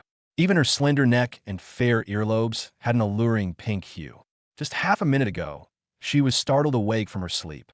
As a result, he found himself clinging to the man like an octopus, using both his arms and legs. Her thighs were even pressing down on his waist without any restraint. Lin Yuan caught the pillow with one hand and slowly sat up from the bed.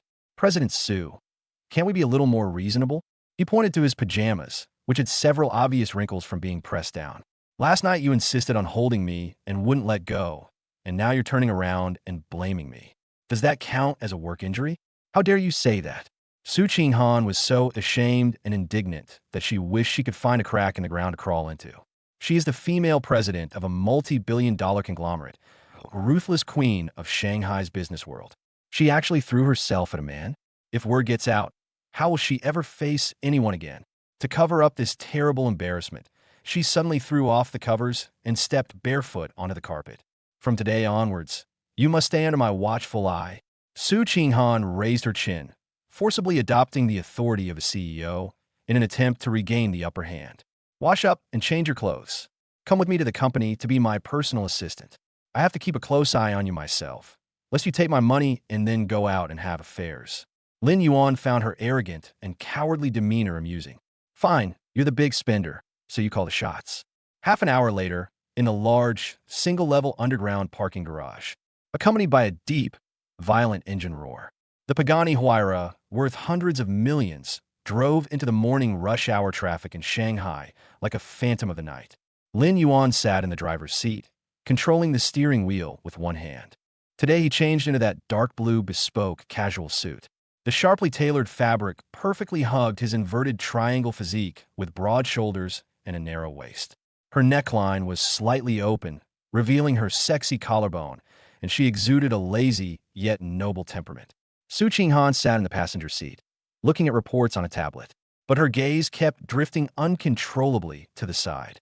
That bastard, he usually dresses like a junk collector. With just a little dressing up, how come she attracts more attention than those tycoon sons in financial magazines? President Su, peeping at the boss will result in a pay cut. Lin Yuan didn't turn his head, but a mocking smile appeared on his lips. Su Qinghan felt guilty and almost dropped the tablet in her hand.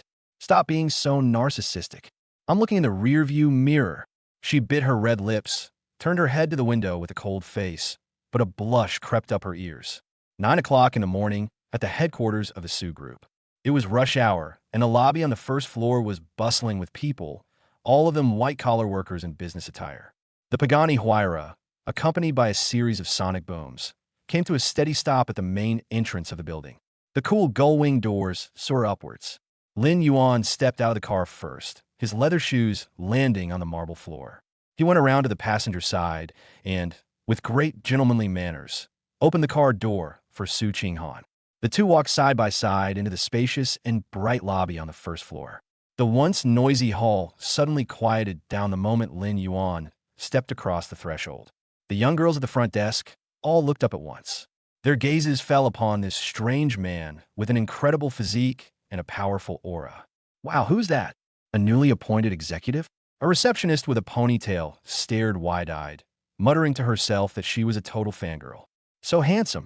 Those legs, that waist, even more amazing than the top celebrities in the entertainment industry. The female secretary next to him, holding documents, was completely engrossed in watching. The iced Americano she was holding tilted, and with a whoosh, it spilled all over the folder. Oh dear, my report. The female secretary hurriedly wiped it, but her eyes kept drifting towards Lin Yuan. Whispers quickly spread through the crowd. In this high-pressure company that only cares about work KPIs, the sudden appearance of such an extremely handsome guy is like a bombshell. As Su Qinghan walked beside them, she naturally noticed the lecherous gazes around her. A nameless anger suddenly rose within her. These female employees usually seem quite dignified, so why do they all become unable to walk past men? She abruptly stopped, her cold gaze sweeping across the entire room. Isn't anyone doing anything? If you're even a minute late, your perfect attendance bonus will be deducted. The cold voice, carrying an undeniable air of authority, echoed through the hall. The receptionist shrank back in fright and quickly lowered her head to frantically type on the keyboard. Those infatuated female office workers also woke up from their reverie and scattered like birds and beasts, clutching their documents. Walk. Su Qinghan turned her head, glared at Lin Yuan with annoyance, and headed straight for the president's private elevator in her high heels. Lin Yuan followed leisurely behind, his hands in his pockets. President Su, are you jealous already? The elevator doors closed, cutting off the view from the outside world. Lin Yuan leaned against the stainless steel car and joked, "I'm doing this to straighten out company discipline." Su Qinghan stubbornly refused to admit it, staring at the fluctuating numbers on the elevator screen. "You're my personal assistant now, so put away your flirtatious tricks."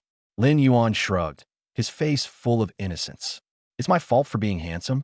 Isn't that workplace bullying?" "Shut up." Su Qinghan was furious. "Bite." The elevator reached the top floor. This is the core power center of the Su Group. The corridors are covered with thick carpets and are so quiet you could hear a pin drop. Su Qinghan stepped out of the elevator first, while Lin Yuan followed half a step behind her, maintaining his role as an assistant. The two had just turned a corner and were heading towards the door of the president's office. A young man suddenly walked towards us. The man was wearing a flashy pink suit, and his hair was slicked back with thick hair wax, making it look shiny and smooth. He was also twirling a Porsche car key in his hand. It was Su Qinghan's cousin, Su Mingjie, the deputy general manager of the Su Group. He often antagonized Su Qinghan at the company, relying on his status as the eldest grandson of the Su family. He had always coveted the CEO's throne and couldn't wait for Su Qinghan to make a mistake and get out of there. Seeing Su Qinghan approach, Su Mingjie gave a forced, insincere smile. "Hey, cousin, you're here pretty early today." Su Qinghan gave him a cold glance, didn't even say hello, and walked straight ahead. Su Mingjie didn't feel embarrassed at all and turned his gaze away. It landed on Lin Yuan, who was following behind Su Qinghan. This person looks completely unfamiliar. Moreover, she was walking behind Su Qinghan without even carrying a briefcase. Su Mingjie looked Lin Yuan up and down. Although he was dressed appropriately, he wasn't wearing any executive badge. Subconsciously, she mistook him for a new intern or an errand boy hired by Su Qinghan. A surge of arrogant superiority instantly welled up in my heart. He was just looking for an excuse to annoy Su Qinghan, so he decided to take her subordinates down as his own. Su Mingjie stopped and stood in the middle of the corridor, blocking Lin Yuan's way. He extended his index finger, which was painted with clear nail polish, and arrogantly pointed it at Lin Yuan's chest. "Hey, newbie." Su Mingjie lowered his head and looked at his custom-made leather shoes, which were slightly dusty. He lifted his foot and casually rubbed it twice on the expensive carpet in the corridor, raising his chin high. "Go, polish my shoes." Chapter 52, The Domineering CEO Falls in Love with Me? "No, it's my arrogant wife who's always on guard against thieves. Go, polish my shoes." Su Mingjie, wearing those shiny custom-made leather shoes, had an arrogant and overbearing expression on his face. A chilling glint flashed in Lin Yuan's eyes. He didn't even bother to glance at the pink peacock. He raised his right hand slightly, and the knuckles made a crisp, dislocating sound. In just half a second, he could use even a fraction of the force of Bajiquan's inch force to knock out all of this idiot's teeth. In the blink of an eye, just as he was about to take action, with a click, the tightly closed double mahogany doors were suddenly yanked open from the inside. A strong breeze, carrying the fragrance of roses, swept over us. Su Qinghan, wearing high heels, grabbed Lin Yuan's wrist and forcefully pulled him behind her. "Su Mingjie, are you blind?" Su Qinghan's pretty face, as cold as ice, was covered with a layer of coldness as she reprimanded him mercilessly. "This is my personal assistant, whom I personally appointed. Since when did you, a vice president, have the authority to order my people around?" Su Mingjie's outstretched hand froze, his face turning pale and then red. Although he usually liked to sabotage things behind the scenes, he was still wary of Su Qinghan's ruthless methods on the surface. "Cousin, you're too hot-tempered." Su Mingjie chuckled dryly, withdrew his foot, and glared at Lin Yuan with a gloomy look. "Fine, I can't afford to mess with your people. We'll see." The man in the pink suit snorted coldly, tucked his tail between his legs, and slunk into the elevator. Su Qinghan ignored him, grabbed Lin Yuan's wrist, and turned to go into the office. With a loud bang, she slammed the heavy solid wood door shut, completely cutting off any view from the outside world. Lin Yuan leaned against the door and glanced down at his wrist, which was still being held tightly by the woman. "President Su, is this a typical domineering CEO protecting his little wife story?" A mischievous, teasing smile played on his lips as he spoke in a languid tone. Su Qinghan released her grip abruptly, as if she had been electrocuted, a blush creeping up her ears. "Stop talking nonsense. I'm just afraid that a brainless brute like you will beat up the company's vice president and cause me trouble." She turned around, forcing herself to remain calm, and walked to the large desk in her high heels. Lin Yuan rubbed his wrists and looked around at the luxurious office, which was at least 200 square meters. The floor-to-ceiling windows offer a view of the bustling Shanghai skyline, while the interior is decorated in a cool and sophisticated style, perfectly matching her aloof persona. Okay, let's not cause trouble. So, where's my workstation? Lin Yuan looked around, preparing to go out to find the administrative department to get an employee badge. No need to go out. Su Qinghan stretched out her slender white finger and pointed to a spot less than 2 meters away from her boss's chair. Your desk is right there.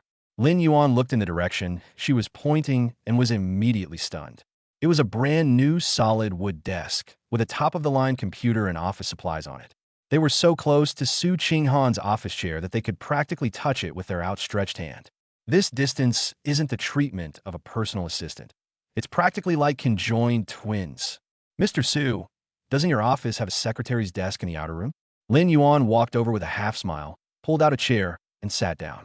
Keeping me under your nose, are you afraid those young girls outside will have their eyes on me? Su Qinghan picked up a financial statement and held it in front of her, trying to hide her panicked expression. Nonsense. I'm doing this for business confidentiality. She bit her red lips, but her voice grew softer and softer. You have no sense of propriety. If you go around spreading rumors about us living together, where will the Su family put their face? Lin Yuan chuckled inwardly as he looked at her stubborn and arrogant demeanor. The way this woman was guarding against the thief was as if she was about to tie him to her waistband with a rope. Okay, keep a secret. Lin Yuan didn't expose her. He casually flipped open an industry magazine on the table and leaned back comfortably in his chair. The morning passed quickly. The office was quiet, with only the slight hum of the central air conditioning and the occasional rustling of papers being turned. The two began a cohabitation-style office arrangement that appeared to be subordinate to each other, but was actually fraught with undercurrents. Lin Yuan, as the so-called personal assistant, did not receive any substantive work at all. His job was simply to sit there, drink coffee, and flip through magazines. With the absolute calm module, his senses are extremely sharp. He gradually discovered something interesting. The seemingly focused, aloof female CEO across from me wasn't even looking at the reports. The diamond-encrusted fountain pen in Su Qinghan's hand had been suspended in mid-air for a full 10 minutes without making a single stroke. Her gaze seemed fixed on the documents, but her peripheral vision kept drifting towards Lin Yuan, as if hooked. Look at his long, slender fingers with distinct joints. Look at his collarbone, which is faintly visible beneath his slightly open collar. Look at his deep, cold jawline. Lin Yuan deliberately changed his posture. He crossed his legs, propped his chin up with one hand, and suddenly raised his eyelids to meet the peeking glance from the corner of his eye. Their eyes met. Su Qinghan, like a cat whose tail had been stepped on, was startled and quickly looked away. In his panic, the pen in his hand drew a long black line on the expensive financial report. Cough, cough. She cleared her throat awkwardly and tactically took a big gulp of the cold coffee on the table. The blush on her face spread all the way to the base of her neck. President Su, how does the financial report look? Lin Yuan rested his chin on his hand, his eyes full of mockery. You seem to have that document upside down. Su Qinghan looked down, and, sure enough, all the text on the report was upside down. She was so ashamed and furious that she wished she could disappear into the ground right then and there. Mind your own business. I'm just practicing my reverse thinking. She gritted her teeth, flipped the file over, and slammed it onto the table with a bang. The ambiguous atmosphere in the air was fermenting wildly. So sweet, it was almost stringy. Lin Yuan stood up, ready to go over and tease his wife who was saying one thing but meaning another. Knock, knock, knock. An untimely knock on the door suddenly shattered the sweet atmosphere in the office. Su Qinghan felt as if he had been granted a pardon and quickly sat up straight, reverting to his icy CO demeanor. Enter. The office door was pushed open, and the HR director of the Su Group walked in respectfully. President Su, the candidate for the senior personal secretary you asked us to recruit last week, has been selected. The HR director handed over a resume. All background checks were perfect, and I'm here today to start my new job. Su Qinghan frowned slightly, took the resume, and glanced at it. Let her in. A series of crisp sounds rang out as high heels clicked against the marble floor. A woman with a stunning figure walked into the CEO's office with a cat-like gait and exuded charm. She was wearing a tight-fitting white silk shirt with 2 buttons deliberately undone at the collar. Her lower body was clad in a black leather pencil skirt, paired with eye-catching black stockings and long legs. This outfit makes her look more like she's going to a nightclub fashion show than a secretary. Su Qinghan looked at the woman's attire, a clear hint of displeasure flashing in his eyes. She was about to reprimand the woman for her attire, which was not in accordance with workplace norms. The stunningly beautiful woman ignored Su Qinghan, who was sitting in the main seat. She turned her head slightly, her gaze fixed on Lin Yuan, standing to the side. Taking advantage of Su Qinghan's blind spot while she was looking down at her resume, the stunningly beautiful woman parted her red lips slightly and gave Lin Yuan a subtle, yet provocative wink. The HR director was completely unaware and continued to diligently introduce the product/service. Mr. Su, this is Ms. Liu. Her overseas resume is very impressive, and she is fluent in multiple languages. The stunning woman withdrew her alluring gaze, turned to look at Su Qinghan, and a professional yet charming smile appeared on her lips. Hello, Mr. Su. I look forward to working for you and to collaborating well with your assistant. Chapter 53. A competitor sent a stunningly beautiful corporate spy who was immediately thrown into the cleaning department. Hello, Mr. Su. I look forward to working for you and to collaborating well with your assistant. The stunningly beautiful woman bowed slightly, seemingly introducing herself. In reality, as her alluring eyes darted around, she blatantly gave Lin Yuan a flirtatious wink. Su Qinghan sat in the large executive chair, taking in the entire scene. The temperature in the office instantly dropped to freezing. Her beautiful peach blossom eyes narrowed dangerously, and she almost crushed the pen in her hand. What audacity! How dare she come to the CEO's office and flirt with her man right in front of her, her rightful employer? Does this vixen think she's dead? Su Qinghan's chest heaved violently as she prepared to dial the internal phone with a cold expression. She wanted to kick this shameless woman out of the Su building on the spot and also fire the blind HR director next to her, just as she was about to have an attack. Bite!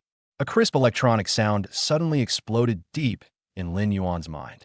Unidentified individuals have been detected spreading malicious intent. God-level hacker scan has been automatically activated. A dark blue light curtain, visible only to Lin Yuan, instantly enveloped the stunningly beautiful woman before him. The dense data poured down like a waterfall. Name: Lu Ruyan. True identity: a top-tier corporate spy heavily cultivated by Tunglong Group. Objective: to steal the core financial statements of the Su Group for the fourth quarter and its bid price. Hidden equipment: a miniature high-definition pinhole camera is embedded in a pearl necklace, and a miniature listening device is hidden in the heel of a high heel. A hint of mockery flashed in Lin Yuan's eyes. Tunglong Group? That's the #1 rival of the Su family in Shanghai's business world. Sending a spy and making such a big fuss. Does the Su Group really think it's a beauty pageant? Just as Su Qinghan was about to slam her hand on the table and kick him out, Lin Yuan suddenly moved. He took 2 steps and walked directly behind the boss's chair. His tall frame leaned slightly forward, his hands naturally resting on the armrests of Su Qinghan's chair. The man's warm breath brushed lightly against Su Qinghan's sensitive earlobe. President Su, please don't get angry yet. Lin Yuan deliberately lowered his voice, whispering in a volume that only the two of them could hear. This woman's resume is fabricated. She's a corporate spy sent by the Tunglong Group. There's a camera hidden in her necklace. Su Qinghan froze. The initial surge of jealousy was instantly extinguished, replaced by a chilling aura emanating from a powerful businesswoman.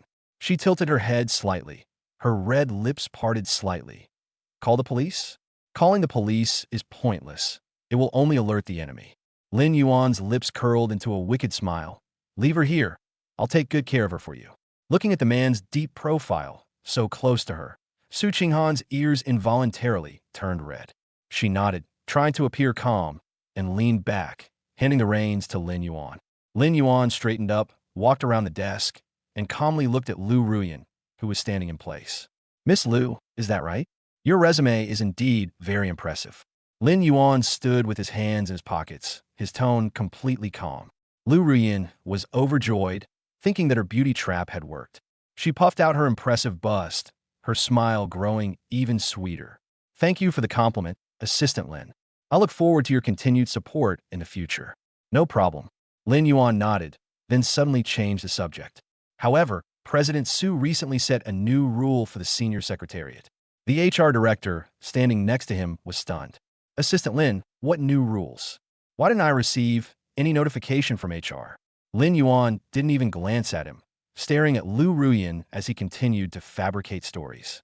In order to cultivate the spirit of hard work and perseverance among senior managers, all newly hired personal secretaries must first undergo a week of grassroots training. Lu Ruyan's smile froze slightly. Get some experience at the grassroots level? Assistant Lin means I should start by working at the front desk? The front desk job is too easy. It doesn't provide the necessary training. Lin Yuan stretched out his long, slender finger and pointed outside the door.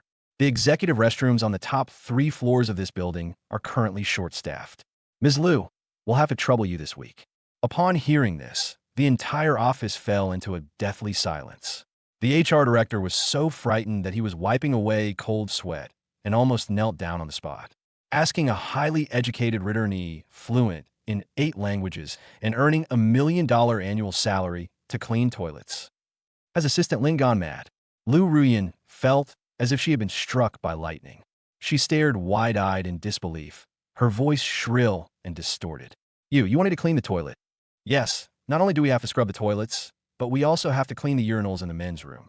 Lin Yuan's tone was cold, showing no mercy whatsoever. The Su Group doesn't keep delicate vases. If Miss Lu feels wronged, the door is over there. Goodbye. Lu Ruyan was so angry that she trembled all over, her carefully manicured nails digging deeply into her palms. She's Tanglong Group's top spy. In the past, when I infiltrated a company, weren't I treated like royalty by those male executives? They actually want her to clean the toilets today? This is an absolute disgrace. Her first instinct was to turn around and leave. But when she thought of the 2 million yuan bonus promised by the CEO of Tanglong Group, she swallowed her anger. As long as I can stay, I'll clean toilets. Once I get the secrets, I'll make sure that Lin guy is utterly destroyed. Okay, I accept the company's arrangement. Lu Ruyan gritted her teeth and forced out a smile that looked more like a grimace. No pain, no gain. Lin Yuan nodded in satisfaction. Good awareness. Director Wang, take her to the logistics department to get mops and rubber gloves. Get her on the job immediately. The HR director, wiping away sweat, quickly led the stunningly beautiful spy, who looked utterly humiliated, out of the office. The heavy door had just closed. Su Qinghan could no longer hold back, clutching her stomach and lying on her desk, laughing uncontrollably. Lin Yuan, you're so mean. She laughed until tears streamed down her face. You think you can send a top corporate spy to clean the men's restroom? Lin Yuan leaned back on the sofa and shrugged. Free skilled labor is free, so why not take advantage of it? After she's been scrubbing toilets for a week, her perfume will probably smell like toilet cleaner. 3 p.m. Sunlight streamed into the corridor through the blinds. In the men's restroom on the top floor of the building, Lu Ruyan was wearing a large, bulky blue cleaning uniform and pink plastic gloves. He was holding a stiff bristled brush and frantically scrubbing at a yellowish urinal. You damned Lin Yuan. You stinking Lin Yuan. I'm not finished with you. As she scrolled through the page, she mentally cursed Lin Yuan's ancestors for 18 generations. The haute couture black stockings were splattered with murky water stains, and the expensive pearl necklace was discolored from the fumes. At that moment, Lin Yuan was stretching lazily. After sitting in front of the computer all afternoon, he picked up the mug on the table, intending to go to the break room to make himself a cup of coffee to perk himself up. The tea room on the top floor is at the very end of the corridor, and it's usually empty at this time. Lin Yuan stepped onto the soft carpet and just turned the corner outside the tea room. A figure suddenly appeared from a blind spot next to the coffee machine, blocking his way. Lin Yuan paused in his steps. A strong and sophisticated perfume scent wafts up with a highly aggressive quality. Standing in front of him was a woman wearing a burgundy, deep V, tight-fitting dress. Her long, wavy hair cascaded over her shoulders, and her figure was incredibly voluptuous and sexy, exuding the scent of a ripe peach. This is a female executive in the sales department of the Su Group, a well-known social butterfly. Before Lin Yuan could even speak, the female executive suddenly took a big step forward, forcing Lin Yuan's back against the cold wall. Immediately afterwards, she raised an arm that was as white as a lotus root. With a snap, he placed his palms heavily against the wall beside Lin Yuan's face, encircling him completely between his arms. a standard and forceful wall slam. The female executive slightly tiptoed, and a large expanse of her snow-white skin pressed down on her without any concealment. Her red lips parted slightly, and her breath was as fragrant as orchids. Assistant Lin, you must be having a very boring time following Su Ching Han, that cold and aloof woman, around every day, right? Chapter 54. Being pinned against the wall by a female executive in the break room? Her Bao just happened to walk in. Assistant Lin, you must be having a very boring time following Su Ching Han, that cold and aloof woman, around every day, right? Molly tiptoed slightly, and a large expanse of snow-white spring light almost brushed against Lin Yuan's shirt buttons. She stretched out her white, lotus-like arm and cornered Lin Yuan in the tea room. This woman is the sales director of the Su Group. He usually acts arrogantly and domineeringly in the company because he controls several important downstream channels. Privately, she is known in Shanghai's business circles as a younger man harvester. Any young man who catches her eye, whether an intern or an assistant to a business partner, will find it hard to escape her grasp. As soon as Lin Yuan entered the lobby today, she stared at him intently from the second-floor corridor. That inverted triangle figure with broad shoulders and a narrow waist. That absolutely stunning, ascetic beauty. She's 100 times better than the top girls in those high-end clubs. Lin Yuan's back was pressed against the cool tiles, and he held a freshly made Americano in his hand. He didn't even lift his eyelids, his gaze as cold as a block of ancient ice. Director Ma, please make way. Lin Yuan's voice was soft, and his tone was completely calm. Instead of backing down, Molly giggled. Her fingers, painted with bright red nail polish, reached out to hook Lin Yuan's chin. Oh dear, why are you pretending to be so serious? Molly exhaled softly, deliberately lowering her voice, revealing a self-satisfied charm. All Su Ching Han can give you is a fixed salary. Her gaze lingered on the contours of Lin Yuan's strong chest muscles with burning desire, her eyes filled with greed. As long as you follow me, the position of Deputy General Manager of the sales department will be yours tomorrow. The strong, cheap smell of cosmetics hit my nose and gave me a headache. Lin Yuan frowned slightly, a hint of undisguised disgust flashing in his eyes. With the blessing of absolute calm, he didn't even have the slightest physiological reaction.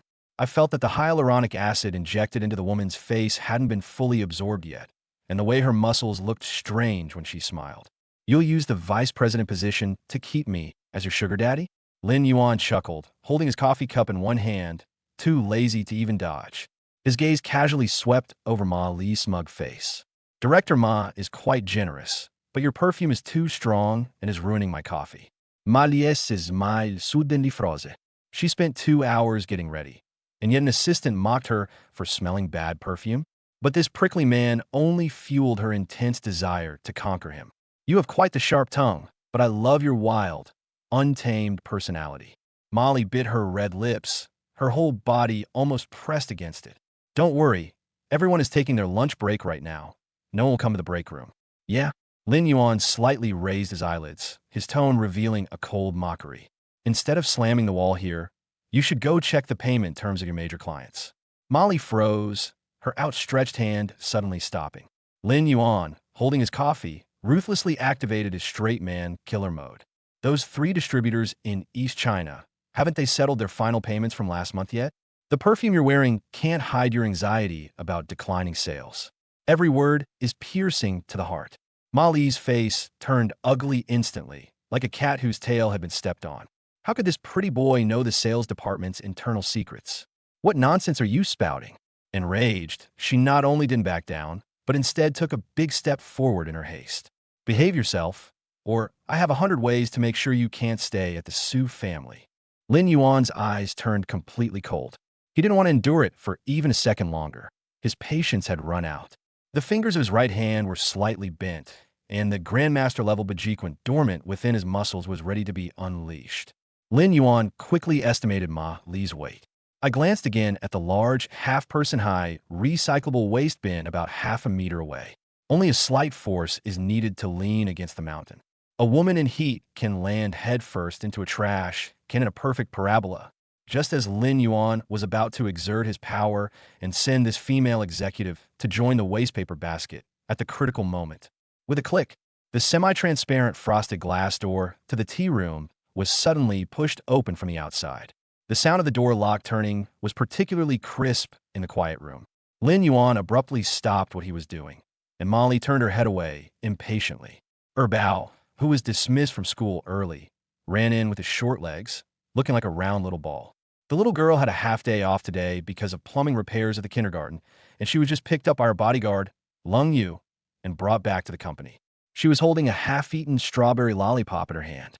I originally wanted to go in the break room to find some cookies to eat. As soon as they stepped across the threshold, they witnessed this shocking scene. The little girl was stunned. Her big eyes were wide open, and her long eyelashes fluttered twice. In her simple 3.5-year-old worldview, a strange ant with heavy makeup and bared teeth and claws is opening her blood-red mouth, trying to bite her beloved father. Clatter. Bao's favorite lollipop fell straight to the floor and broke in two. The little girl panicked, her chubby little legs moving quickly as she took a step back. Her chubby little finger pointed at the female executive, and her eyes instantly welled up with tears. The next second, Bao shouted at the top of his lungs, "Mommy, there's an old hag who's going to eat poop." That clear and loud child's voice was like a thunderclap in the deathly quiet tea room. It had extremely strong, penetrating power and instantly reached the outside corridor. Molly was so frightened that she trembled all over, and her hand, which was supporting her against the wall, slipped, almost causing her to twist her ankle. She turned her head in a panic and looked towards the door. The light in the corridor seemed to freeze completely at that moment. Su Qinghan appeared outside the door with a dark face, the air pressure dropping to absolute zero. Chapter 55, Su Mingjie attempts to force his way out of office. Lin Yuan releases dirt on him and sends him to jail.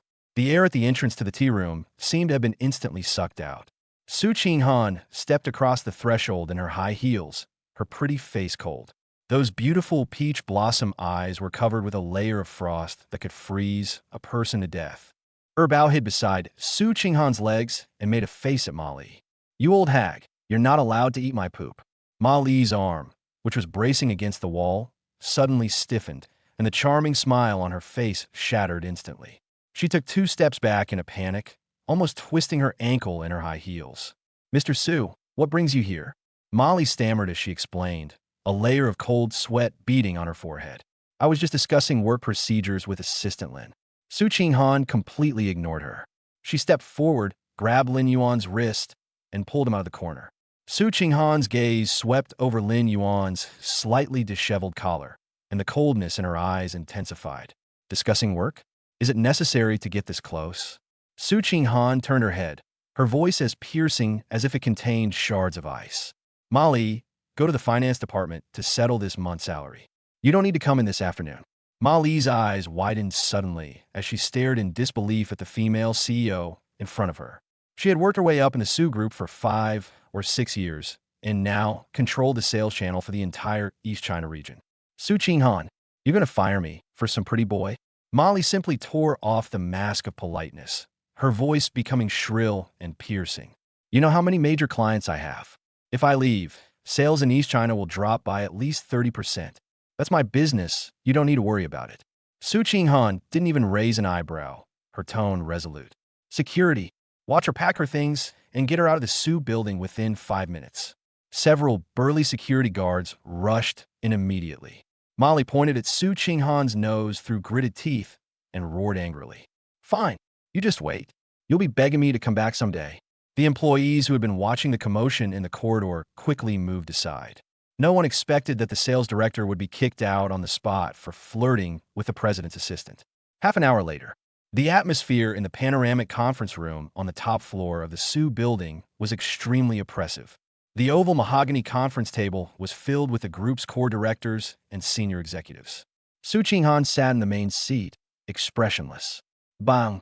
A hand slammed heavily on the table, causing the water in the teacup to splash out. Su Mingjie, dressed in a pink suit, stood up, his face full of heartache and indignation. He pointed at Lin Yuan, who was sitting behind Su Qinghan, and spit as he spoke. "Cousin, you're absolutely foolish." Su Mingjie glanced around at the board members present and raised his voice. "Just because of a little personal feeling, you actually fired Ma Li, the company's #1 contributor." Several directors who were usually in cahoots with Su Mingjie immediately started to chime in. "Yes, Mr. Su, If the distribution channels in East China are cut off, how will we interpret the financial report next quarter? Sacrificing the group's interests for a personal assistant with no connections is too hasty. President Su is still too young and easily blinded by beauty. Accusations erupted in the conference room, all directed at Su Qinghan. Su Qinghan placed her hands on the table, her knuckles turning slightly white from the force. She knew, of course, that firing Ma Li would be painful, but she absolutely could not tolerate anyone crossing her bottom line. Ma Li abused her position to harass her subordinates on multiple occasions, which is a serious violation of company discipline. Su Qinghan's gaze was cold and unyielding. The Su Group is not a place where a sales director can have absolute power. That sounds so high-sounding. Su Mingjie sneered repeatedly, a glint of fanatical greed flashing in his eyes. He has been waiting for this opportunity to force the emperor to abdicate for far too long. Distinguished board members, Su Qinghan is no longer suitable to serve as CEO. Su Mingjie braced himself on the table with both hands, baring his fangs. I propose that the board of directors immediately vote to suspend all of Su Qinghan's management authority. The true intentions are revealed when the map is unrolled. Several insider directors raised their hands in agreement, preparing to forcibly seize power. Su Qinghan bit her red lips, a feeling of helplessness and isolation instantly welling up in her heart. At this critical juncture, when tensions were running high, a warm, large hand suddenly landed on her shoulder. Lin Yuan walked up to her slowly from behind. He held the old phone with the cracked screen in his hand and casually pulled the Type-C projector cable from the table. With a click, it was inserted directly into the back of the phone. Since Vice President Su is so concerned about the company's future, why don't we all take a look at your outstanding achievements? Lin Yuan's voice was calm, yet it carried a chilling sense of oppression. Su Mingjie was stunned for a moment, then sneered disdainfully. Who do you think you are? A gigolo like you dares to interrupt at a board meeting? Lin Yuan ignored him and lightly tapped the screen with his finger. The 100-inch LCD screen directly in front of the conference room lit up instantly. Several top-secret bank statements bearing the red seals of overseas banks were clearly projected onto the screen. Following this was a series of high-definition candid photos taken in VIP gaming rooms in Las Vegas and Macau. The main character in the photo is none other than Su Mingjie, who is hugging a foreign woman and has lost so badly that his eyes are bloodshot. Su Mingjie forged raw material purchase contracts last month using a shell company. Lin Yuan stood with his hands in his pockets, staring at the numbers on the screen, his tone like he was pronouncing a death sentence. On 5 separate occasions, he embezzled 120 million yuan of public funds from the group's finance department. The images on the large screen switched automatically, showing the clear flow of funds, which were eventually all transferred to the overseas casino account. The entire room fell silent. All the directors gasped, their eyes nearly popping out of their sockets. Embezzling 120 million yuan of public funds for gambling? That's a serious crime that could land you in jail for life. The arrogance on Su Mingjie's face froze instantly, and all color drained from his face. His legs went weak, and he almost collapsed into the chair. Fake, fake! You forged all of these. Su Mingjie screamed wildly, like a mouse whose tail had been stepped on. With red eyes, he rushed toward the projector and reached out to unplug the data cable. Lin Yuan didn't even move his feet. He just turned his body slightly to the side. He casually leaned forward, his shoulder resting against Su Mingjie's chest. Bang! Su Mingjie felt as if he had hit a metal plate, and a dull pain shot through his chest. He stumbled backward several steps uncontrollably, landing awkwardly on the carpet. Whether it's fake or not, you can explain that to the officers in the Economic Crime Investigation Division. Lin Yuan looked down at him, a mocking sneer curling at the corner of his mouth. The words had barely left his mouth. The conference room door was suddenly pushed open from the outside. Several uniformed police officers with solemn expressions strode in.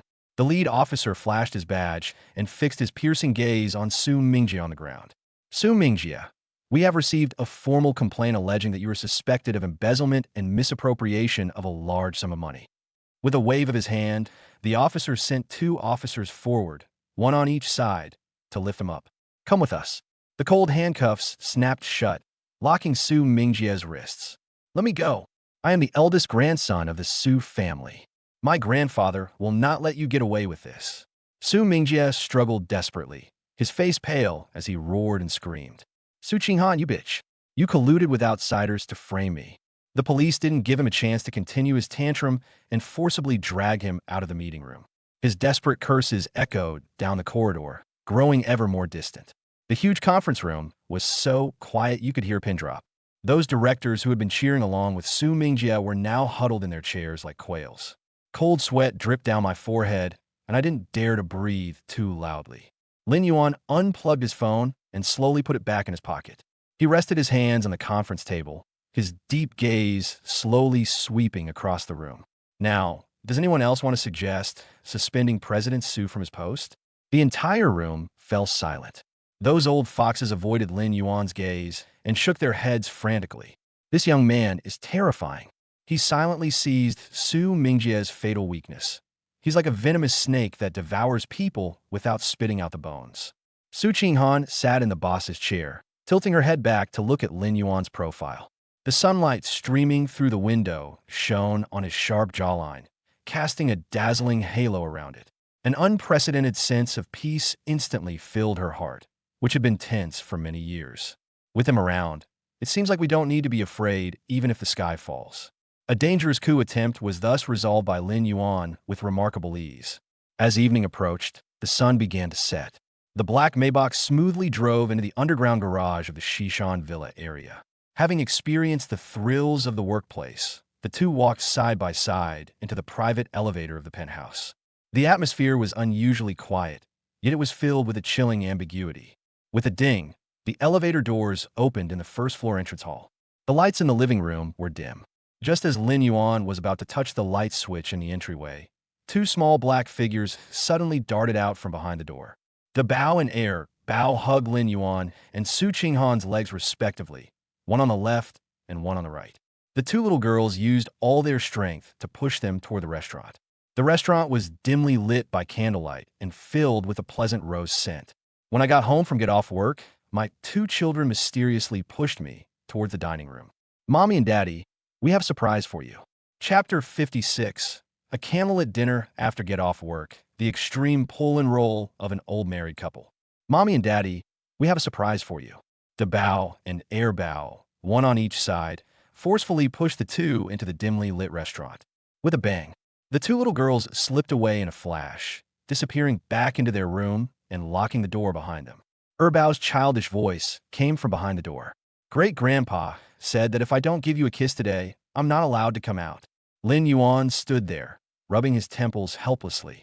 Su Qinghan froze at the dining table, and in the dim light, she could see the surprise before her.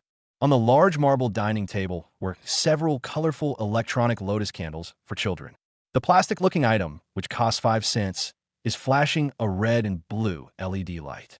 In the center of this rustic candlelight, 2 takeout containers were placed neatly. Inside the foil box were 2 pre-cut black pepper steaks. Next to it stood a bottle of Romanikani red wine and 2 wine glasses, all looking quite impressive. These 2 girls are quite good at combining Chinese and Western styles. Lin Yuan stepped forward, pulled out a dining chair, and gestured for Su Qinghan to enter. President Su, would you do me the honor? Don't let the children's hard work go to waste. Su Qinghan originally intended to use her maternal authority to knock on the door and scold the person. But after a full day of intense workplace infighting, she was so exhausted that she didn't even want to move a finger. She walked over in her high heels and sat down on the chair. Only you would indulge their nonsense. Lin Yuan didn't refute and casually picked up the decanter on the table, pouring half a glass of red wine into a stem glass. The scarlet liquid refracted an ambiguous luster under the flashing lights. He pushed the wine glass towards Su Qinghan. Want a drink? I put on quite a show at the company today. Need to calm my nerves. Su Qinghan did not refuse. She picked up her wine glass, tilted her swan-like neck back, and drank the red wine in one gulp. The rich liquor slid down my throat, instantly dispelling the fatigue in my limbs. The alcohol evaporated quickly in her bloodstream, and her fair cheeks soon turned a hazy, peach-colored hue. Today at the board meeting, Su Qinghan rested her chin on one hand, her eyes shimmering as she looked at the man opposite her. Thank you. She spoke those 3 words very softly, yet they revealed a genuine sincerity, as if she had let down all her guard. If Lin Yuan hadn't intervened swiftly, that scoundrel Su Mingjie would probably have succeeded in seizing power today. Lin Yuan picked up his fork and slowly ate a piece of takeout steak. A verbal thank you?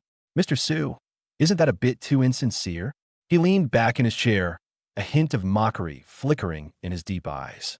My personal assistant has done a great job today. Shouldn't I give him some substantial reward? Su Qinghan's heart skipped a beat when he stared at her intently. She maintained her aloof CEO demeanor and gave a cold snort. You already have an unlimited credit card. What other reward do you want? She leaned forward slightly, with a hint of coquettishness for being drunk. What, Assistant Lin, do you want to seize power and take my position as president? The CEO's chair is too hard. I'm not interested. Lin Yuan put down his fork, crossed his hands, and rested them on his chin, his smile growing wider. I've always been quite interested in the CEO as a person. A single sentence, like an electrified feather, gently brushed against Su Qinghan's heart. The level of ambiguity in the air instantly soared. You're pushing your luck. Su Qinghan hurriedly looked away, picked up the empty wine glass to drink water to cover it up, but found that it was already empty. Lin Yuan stood up, walked around the large dining table, and went directly to her side. The man's shadow instantly loomed over them. That scent, a mixture of hormones and a faint minty fragrance, forcefully entered Su Qinghan's nostrils. She froze, instinctively wanting to back away. But Lin Yuan pressed down on the back of the chair with one hand, completely blocking his escape route. Why are you hiding? Lin Yuan leaned down slightly, his warm breath brushing against her ear.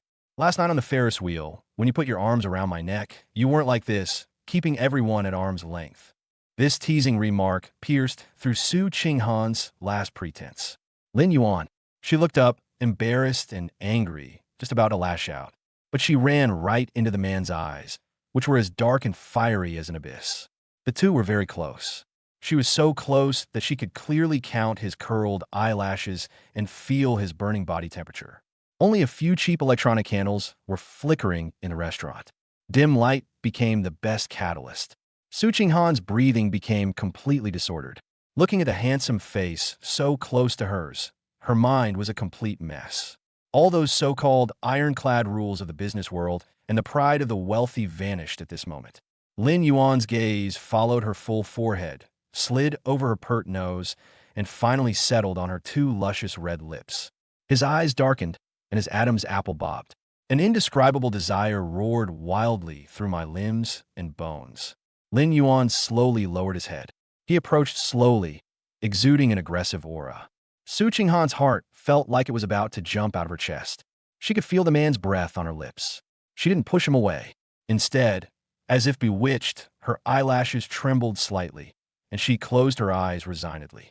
1 centimeter, 5 millimeters, just as their lips were about to completely touch.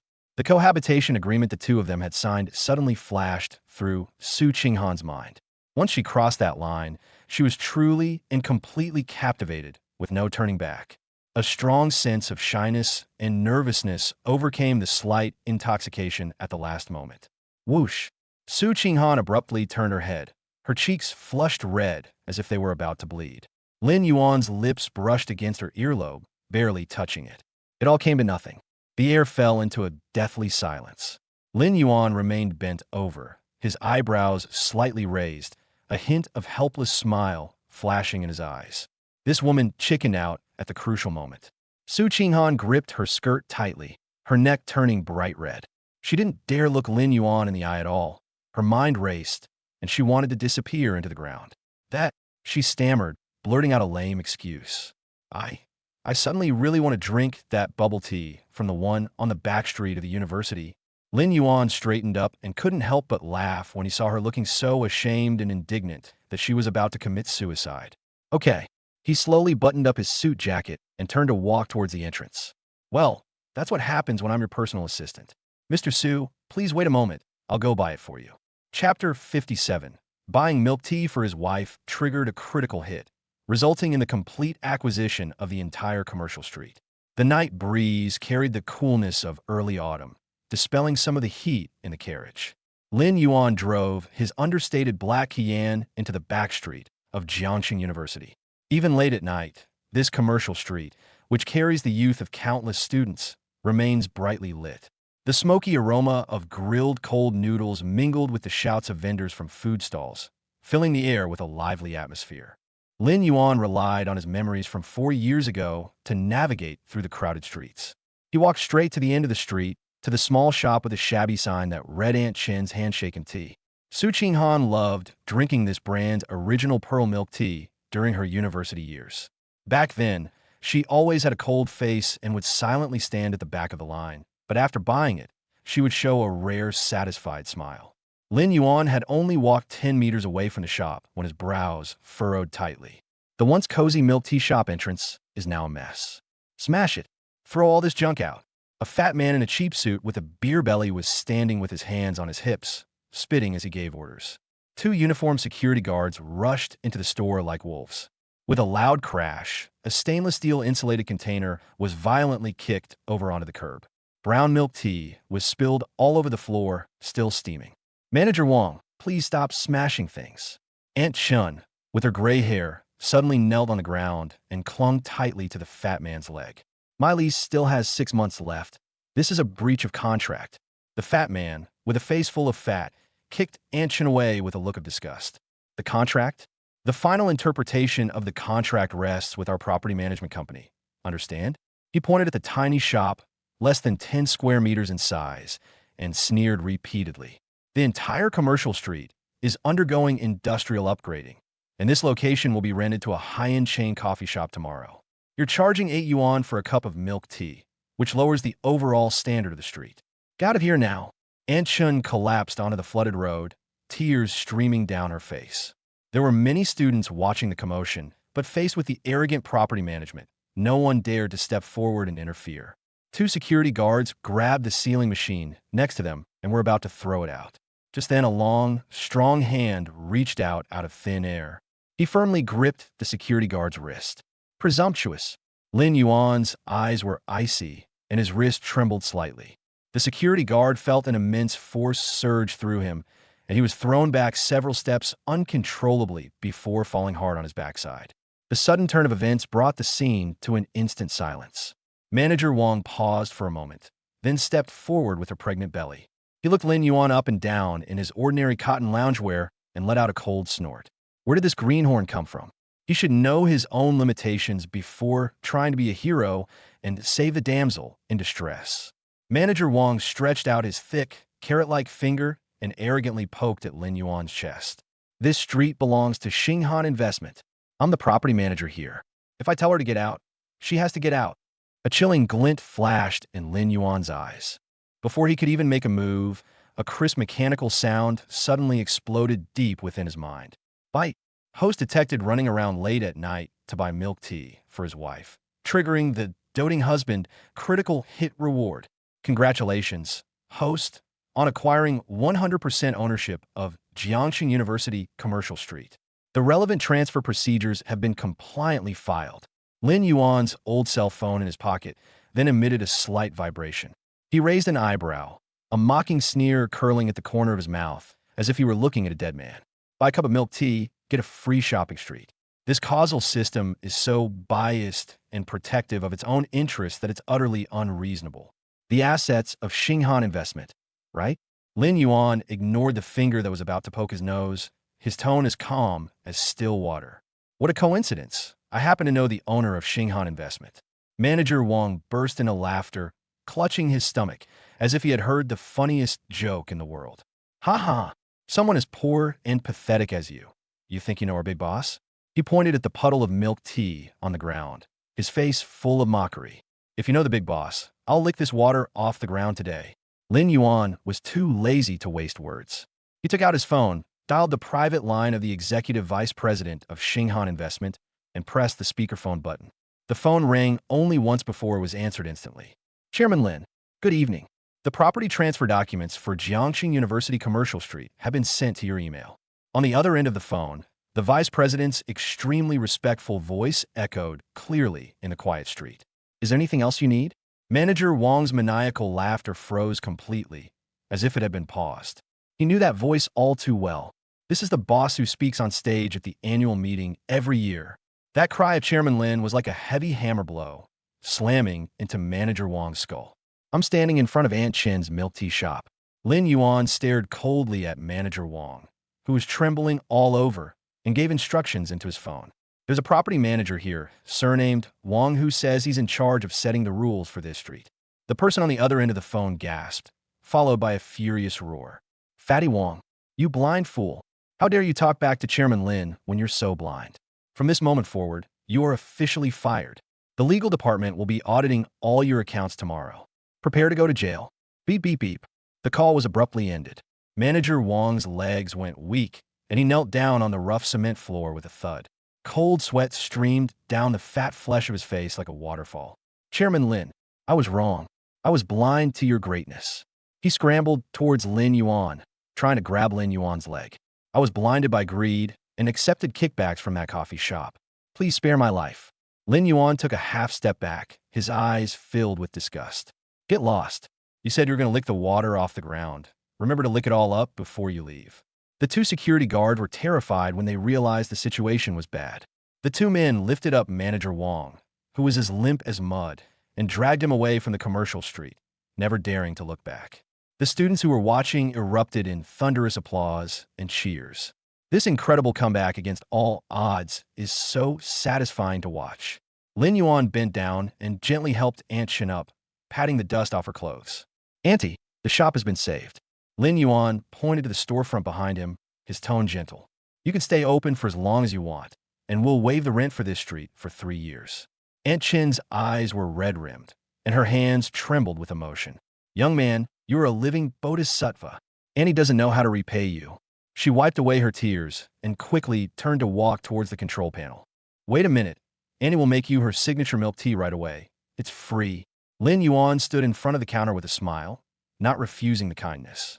A few minutes later, a steaming cup of original pearl milk tea was handed to Lin Yuan, the cup still hot to the touch. The sweet aroma of black tea and milk filled the air, exactly the scent that Su Qinghan craved most. Lin Yuan scanned the code to pay and casually transferred an extra 20,000 yuan as compensation for the damaged machine. He turned around, carrying the milk tea, and prepared to return to his Qian. The early autumn night breeze swept across the street corner, carrying a hint of desolation. Just as Lin Yuan took 2 steps, a series of sharp, piercing high heels came urgently from behind him. Immediately afterwards, a sharp, sarcastic female voice, filled with an air of superiority, rang out abruptly in the bustling street. Lin Yuan? The voice carried 3 parts surprise and 7 parts mockery. For years have passed, and you, a poor loser, are still groveling and running errands for women, buying the milk tea? Chapter 58, A Chance Encounter with My Ex-Girlfriend, Showing Off Her Wealth? Sorry, your husband is my employee. Lin Yuan? You poor loser are actually running errands for women, buying the milk tea? The sharp, smug female voice sounded particularly jarring in the noisy backstreet of the university. Lin Yuan stopped, picked up the plastic bag containing warm milk tea, and slowly turned around. Under the dim, yellow streetlights, a woman wearing a tight-fitting pencil skirt and heavy makeup is arm in arm with a balding, middle-aged man with a large belly. The woman held her chin high, her eyes filled with undisguised sarcasm. Lin Yuan squinted and recognized the face. Lina was his first love during his university years. Lin Yuan grew up in an orphanage and earned his living by doing odd jobs. He was dirt poor. Lina was a gold digger. During her junior year of college, she hooked up with a rich second-generation heir and dumped him in front of the whole class. After all these years, your standards for choosing men have certainly become more and more broad.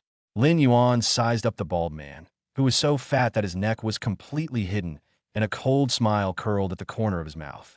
Lina's expression changed, and a hint of annoyance flashed in her eyes. She quickly reached out and soothingly patted the chest of the bald man next to her. Honey, don't be angry. This is the poor, loser ex-boyfriend I told you about before.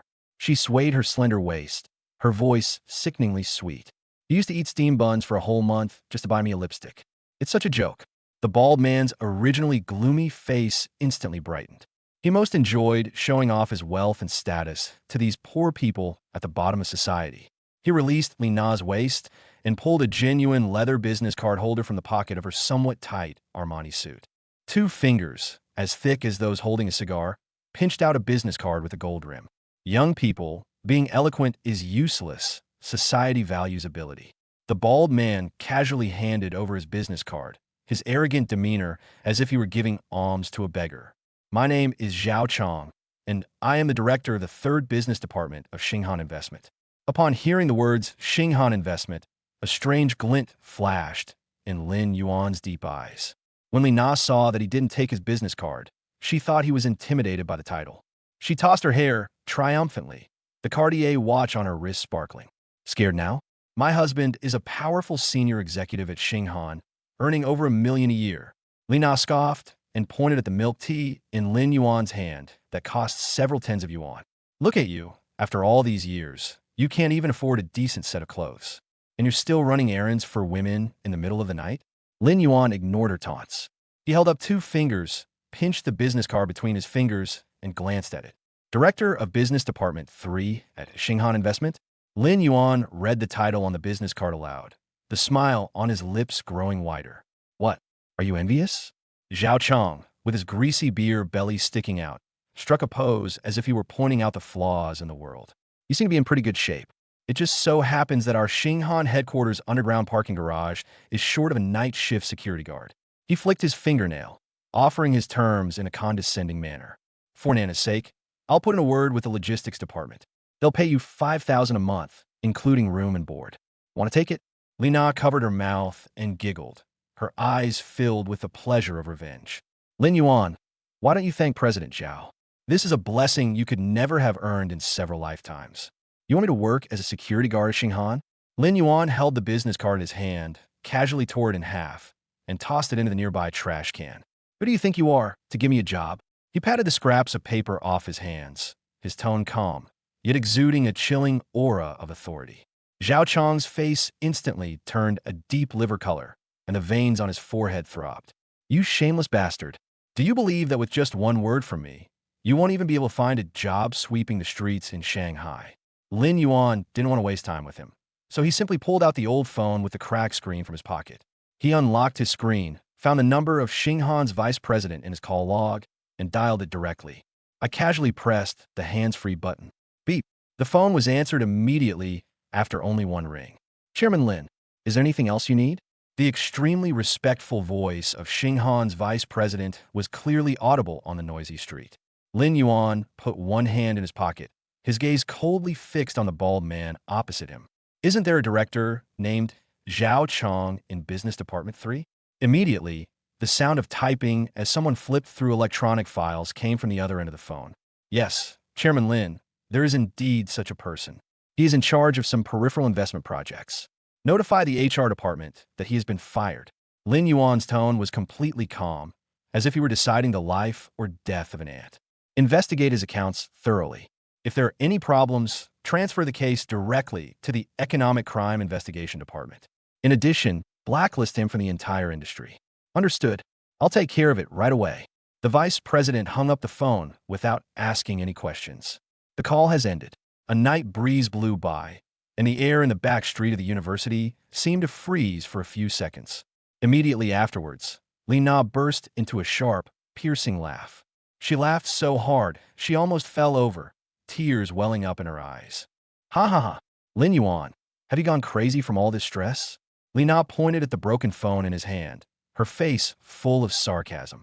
Using a crappy phone to pretend to be a big boss? Chairman Lin? If you were the chairman of Xinghan Investment, I'd kneel down and kowtow to you today. Zhao Chong also sneered repeatedly. They really won't shed a tear until they see the coffin. I've worked at Xinghan for 5 years, and I've never heard of any high-ranking official with that surname. Ring ring. Before Zhao Chong could finish speaking, his cell phone in his suit pocket suddenly started vibrating wildly. The shrill ringing interrupted his mockery. He took out his phone and saw the name of the head of the Human Resources Department flashing on the screen. Zhao Chong's heart skipped a beat for no reason, and his palms instantly broke out in a cold sweat. He swallowed hard, then slid the call button to answer, trying to appear calm. Hey, Mr. Liu, why are you calling me so late? Zhao Chong, what the hell did you mess with out there? On the other end of the phone, the HR manager's roar was so loud that even Li Na, who was standing far away, could hear it clearly. The highest order has been issued. You're fired. Zhao Chong's legs went weak and all the color drained from his face. Mr. Liu, you must be joking. What did I do wrong? The Ministry of Justice is already investigating your accounts. Get ready to explain your dirty laundry in the police station about all those kickbacks you took. Beep, beep, beep. The call was abruptly ended, leaving only a despairing busy tone. Clang.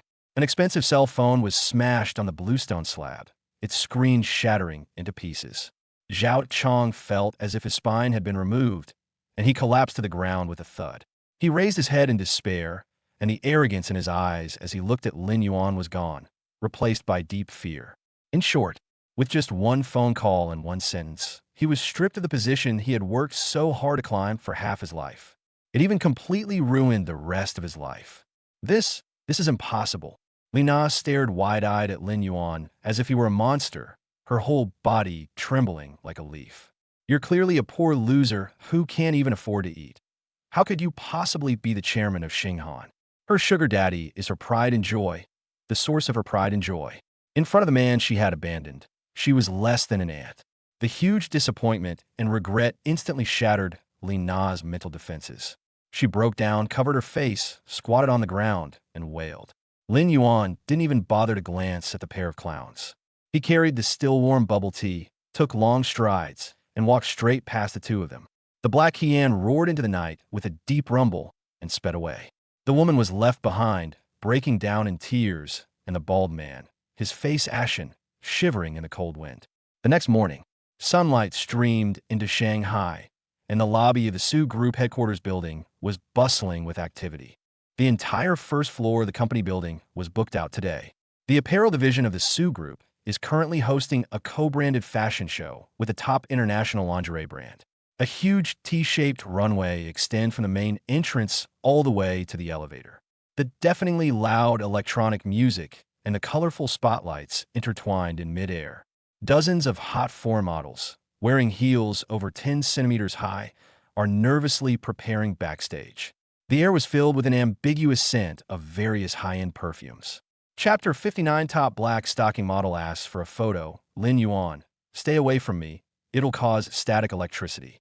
The powerful bass beats vibrated, making the glass curtain wall hum. In the lobby of the Su building, a collaborative fashion show featuring international lingerie brands is in full swing, rehearsing its details. The backstage passageway was separated by temporary barriers, making it narrow and crowded.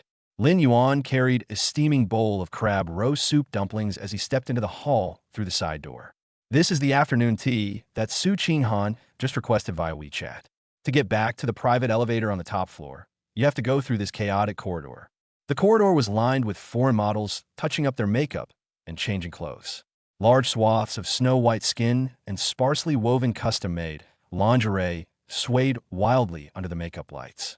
The air was filled with a strong sense of dozens of different perfume brands, making one's head ache. Lin Yuan had one hand in his suit trouser pocket, his eyes fixed straight ahead. His steps were steady, and the aloofness he exuded made him stand out from the crowd. Wherever it went, the chattering backstage fell silent for half a second. Is it the newly signed male model who will be the finale? That body proportion is amazing, even more perfect than those top European celebrities. Several blonde, long-legged models huddled together, their eyes brimming with undisguised fervor. A stunning mixed-race supermodel stopped touching up her makeup. Her name is Angela, and she was the opening act for this show. She was only wearing a set of black lace lingerie with cutouts, and her two incredibly long legs were tightly wrapped in black stockings. Angela tossed her big, wavy hair. She licked her lips, which were painted with bright red lip gloss, and walked straight toward Lin Yuan in her 10-centimeter high heels. Handsome, are you in the wrong place? She stopped half a meter in front of Lin Yuan, blocking his way. Angela slightly lifted her proud chest, deliberately leaned forward, and struck a seductive S-shaped pose. Why haven't I seen you on the lottery ranking list? Her red lips parted slightly, and her fox-like eyes stared intently at Lin Yuan's deep features. Lin Yuan paused in his steps. He glanced down at his watch, his brow furrowing almost imperceptibly. The soup dumplings would taste fishy when they cooled down, and he didn't want to waste his time here. Get out of the way. Lin Yuan parted his thin lips slightly, his voice completely flat. Angela not only refused, but giggled. She has absolute confidence in her charm. Having been in the fashion industry for so many years, no man has ever been able to resist her taking the initiative. He has a pretty cool temper.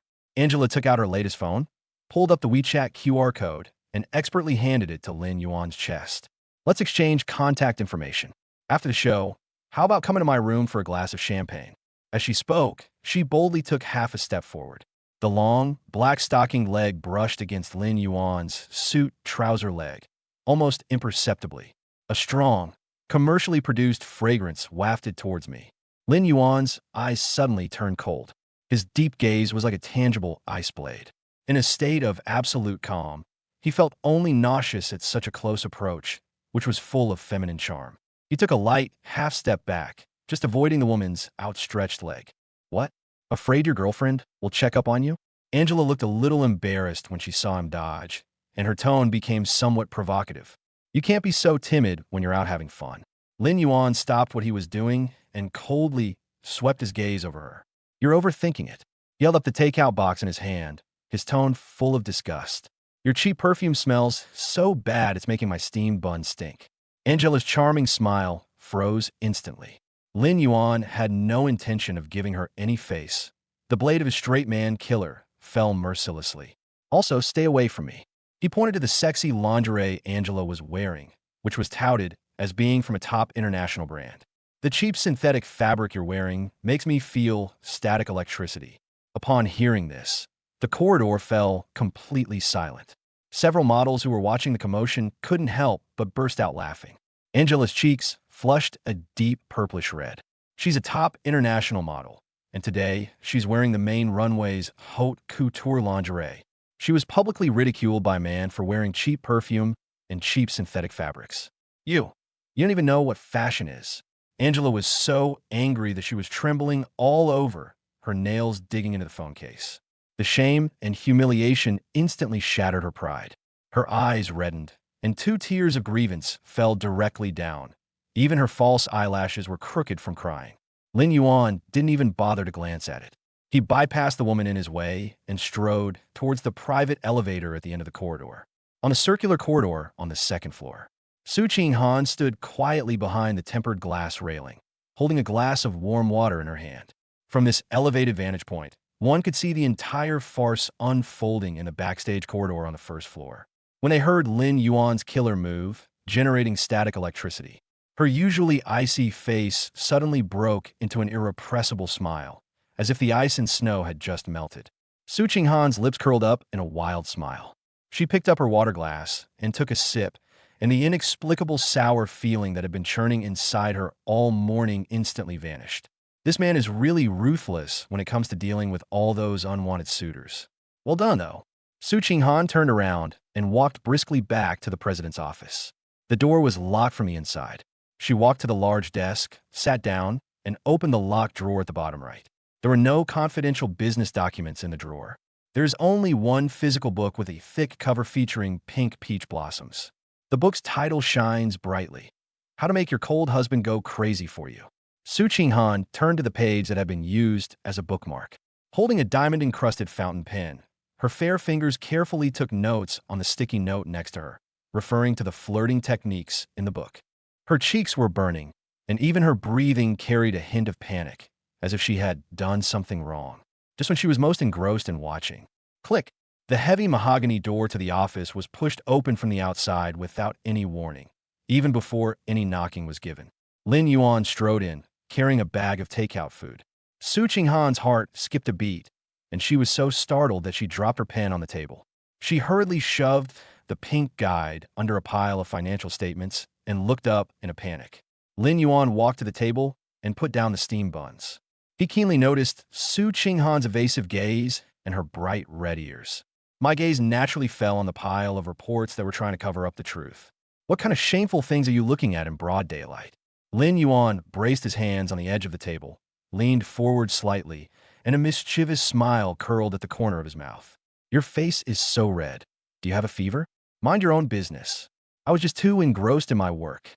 Su Qinghan pressed down hard on the pile of documents, trying to distract herself from this deadly problem. She abruptly pulled another official document from the drawer, slammed it on the table, and forcefully issued an order with a stern expression. Stop talking nonsense. The company executives are going to the beach for a team-building trip this weekend, and you're in charge of carrying our bags. Chapter 60 Shocking. CEO Su was secretly reading a dating guide in his office. Click. The heavy mahogany door was pushed open from the outside. Lin Yuan strode in, carrying an insulated food bag. Behind the large black marble desk, Su Qinghan was looking down.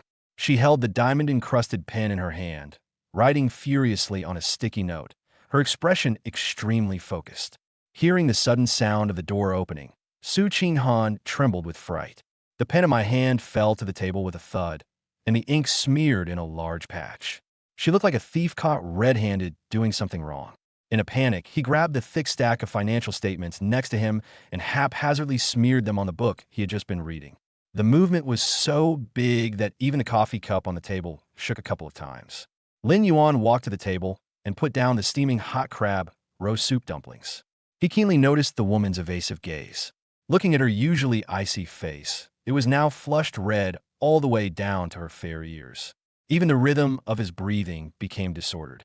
Why are you looking at top-secret documents in broad daylight? Lin Yuan braced his hands on the edge of the table, leaned forward slightly, and a mischievous smile curled at the corner of his mouth. Your face is so red. Do you have a fever?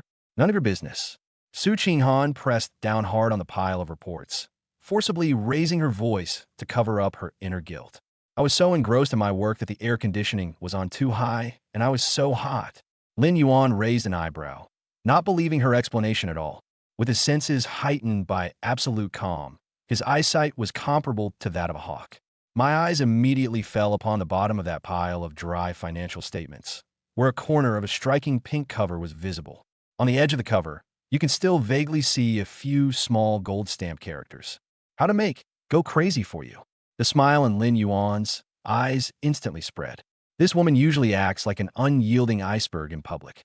Behind the scenes, he was secretly hiding in the office, studying this incredibly tacky practical textbook.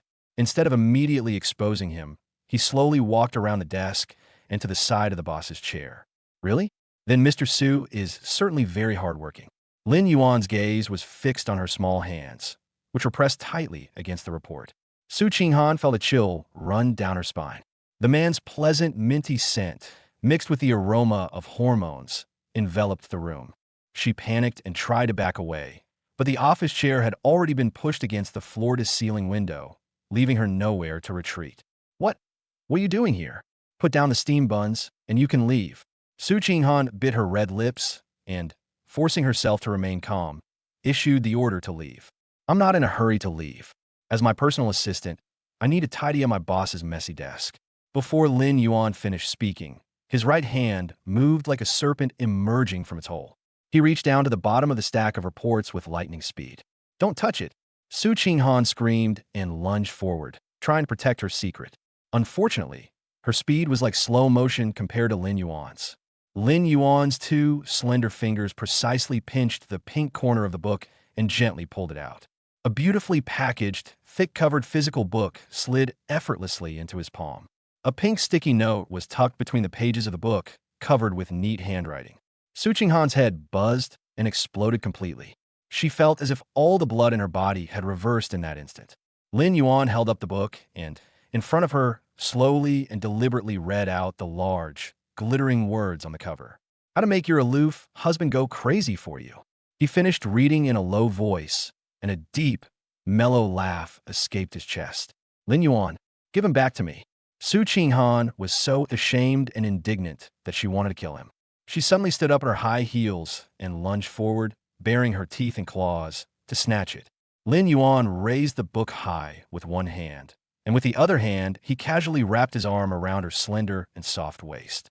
To prevent this crazy woman from falling, Su Qinghan crashed headfirst into his solid chest. The two of them huddled together around the large marble desk. Lin Yuan lowered his head, his gaze sweeping over the note tucked between the pages of the book, and his smile deepened. Wow, Mr. Su, you've taken quite a few notes. He even read it aloud with great seriousness. Core Technique 3. Occasional physical contact can quickly bridge the gap between two people. Lin Yuan lowered his head and looked at the pretty face in his arms, which was so red it looked like it was about to bleed. His warm breath brushed against her nose, his tone dripping with deadly mockery. President Su, are you taking the initiative to snuggle into my arms now as a kind of practical exercise? Su Qinghan clenched her teeth tightly, forcing tears to well up in her eyes. How embarrassing. So embarrassing.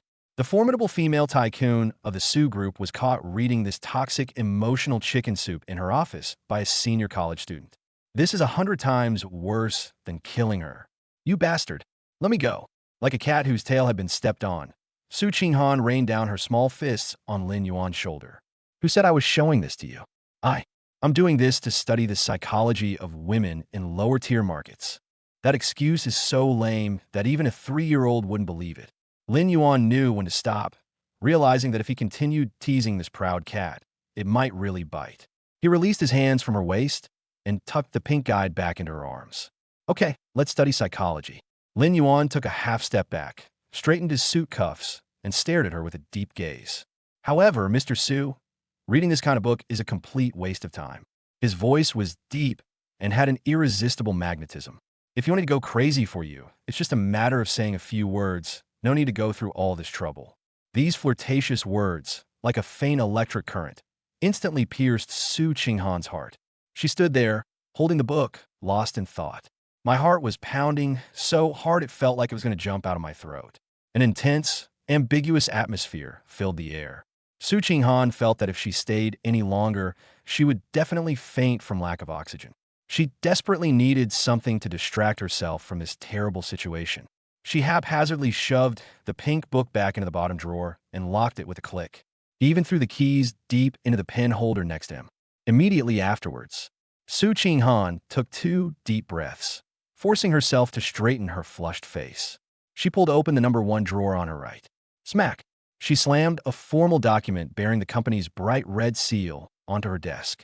Su Qinghan braced her hands on the table, her peach blossom eyes fixed on Lin Yuan, striking an unapproachable queenly pose. Stop talking nonsense.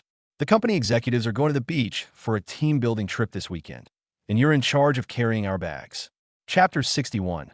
Company team building at the beach. Male leads 8-pack abs ignite the entire scene. A top-tier private beach on the outskirts of Shanghai on the weekend. The salty sea breeze dispelled the heat of the city. The Su Group booked the entire coastline, officially kicking off its annual executive team building event. On the Golden Beach, sun umbrellas are colorful. The female employees, who usually wear stiff business attire, have all changed into cool bikinis. The entire beach was filled with long, white legs, and the atmosphere was incredibly lively. Lin Yuan was wearing sunglasses and had a huge beach bag slung over his shoulder. He was walking leisurely along the coconut palm path. He was supposed to be there to carry my bag, and today he truly lived up to his role as a personal assistant. Su Qinghan, who was walking in front, was dressed conservatively yet exuded a deadly allure. She wore a wide-brimmed straw hat and brown sunglasses. Inside was a one-piece black swimsuit, but outside was a long silk sun-protective shirt. When the sea breeze blows, her slender waist and subtly revealed curves are even more alluring than those women who wear bikinis. Daddy, come quick. Let's go play with that ball. Bao was wearing a pink one-piece swimsuit and had 2 buns tied up on her head.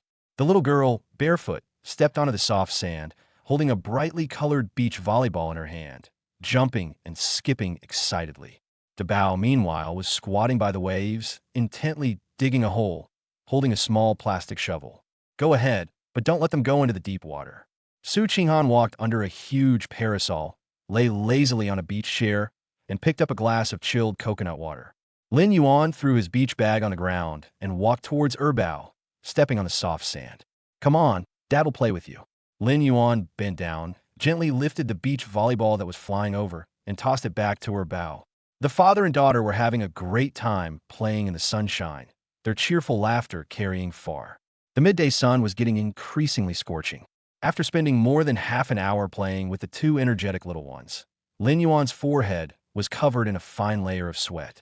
The pure cotton white t-shirt was soaked with sweat and stuck to my body, making me feel uncomfortably hot and stuffy. Lin Yuan stopped and casually grabbed the hem of his t-shirt. With a powerful effort, he crossed his arms and ripped his shirt off his head, casually draping it over the volleyball net post next to him. In those brief 3 seconds when he took off his clothes, the voices of several female public relations employees who were playing in the nearby sea suddenly stopped in an eerie way. Immediately afterwards, an uncontrollable scream pierced the noise on the beach. My God, that's Assistant Lin. That shout immediately drew the attention of all the female employees in the company. When they saw the man under the volleyball net, everyone gasped and their eyes nearly popped out of their sockets. The sunlight shone down on Lin Yuan without reservation. Without the cover of loose clothing, that body, as perfect as an ancient Greek sculpture, was completely exposed to the air. Broad, muscular shoulders, full but not exaggerated pectoral muscles.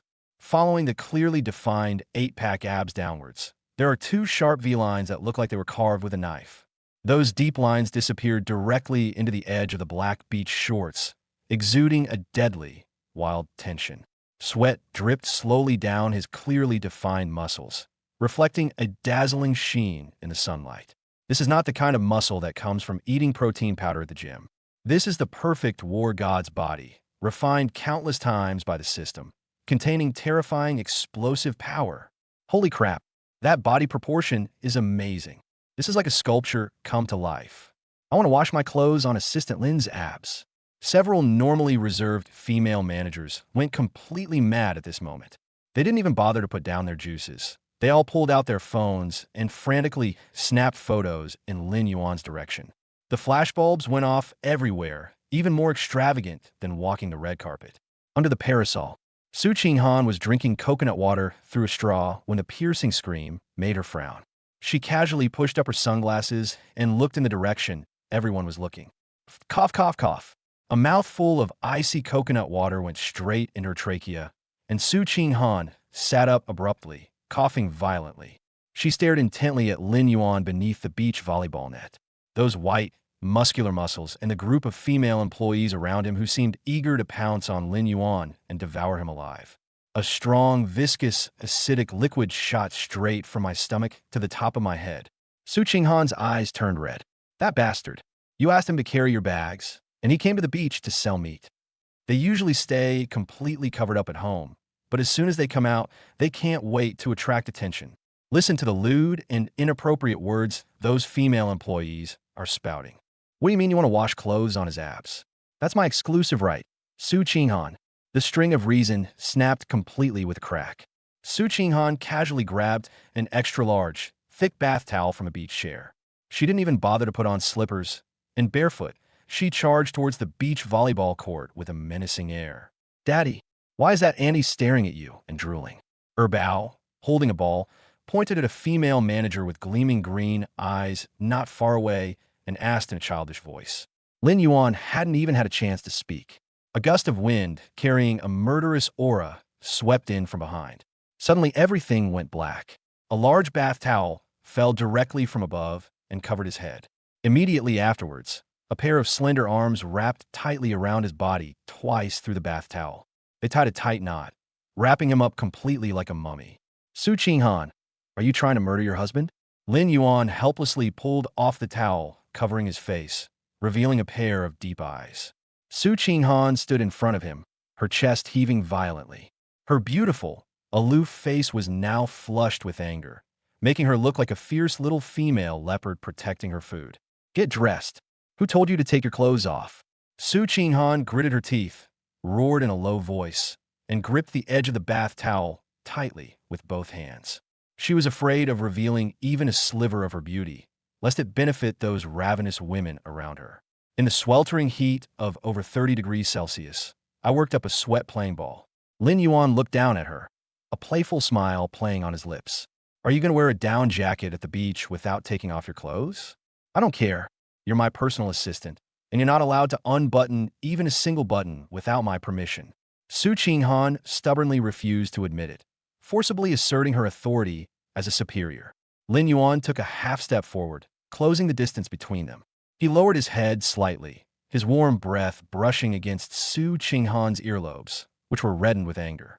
President Su, just say so if you want to monopolize it. The man's deep, magnetic voice carried an undisguised, teasing tone. What company rules are you talking about? Your sourness is enough to kill all the fish in the East China Sea.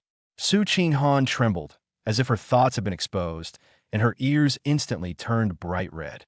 Don't flatter yourself. I'm just worried you'll negatively impact the company's atmosphere. She glared at Lin Yuan angrily and pushed him hard with both hands.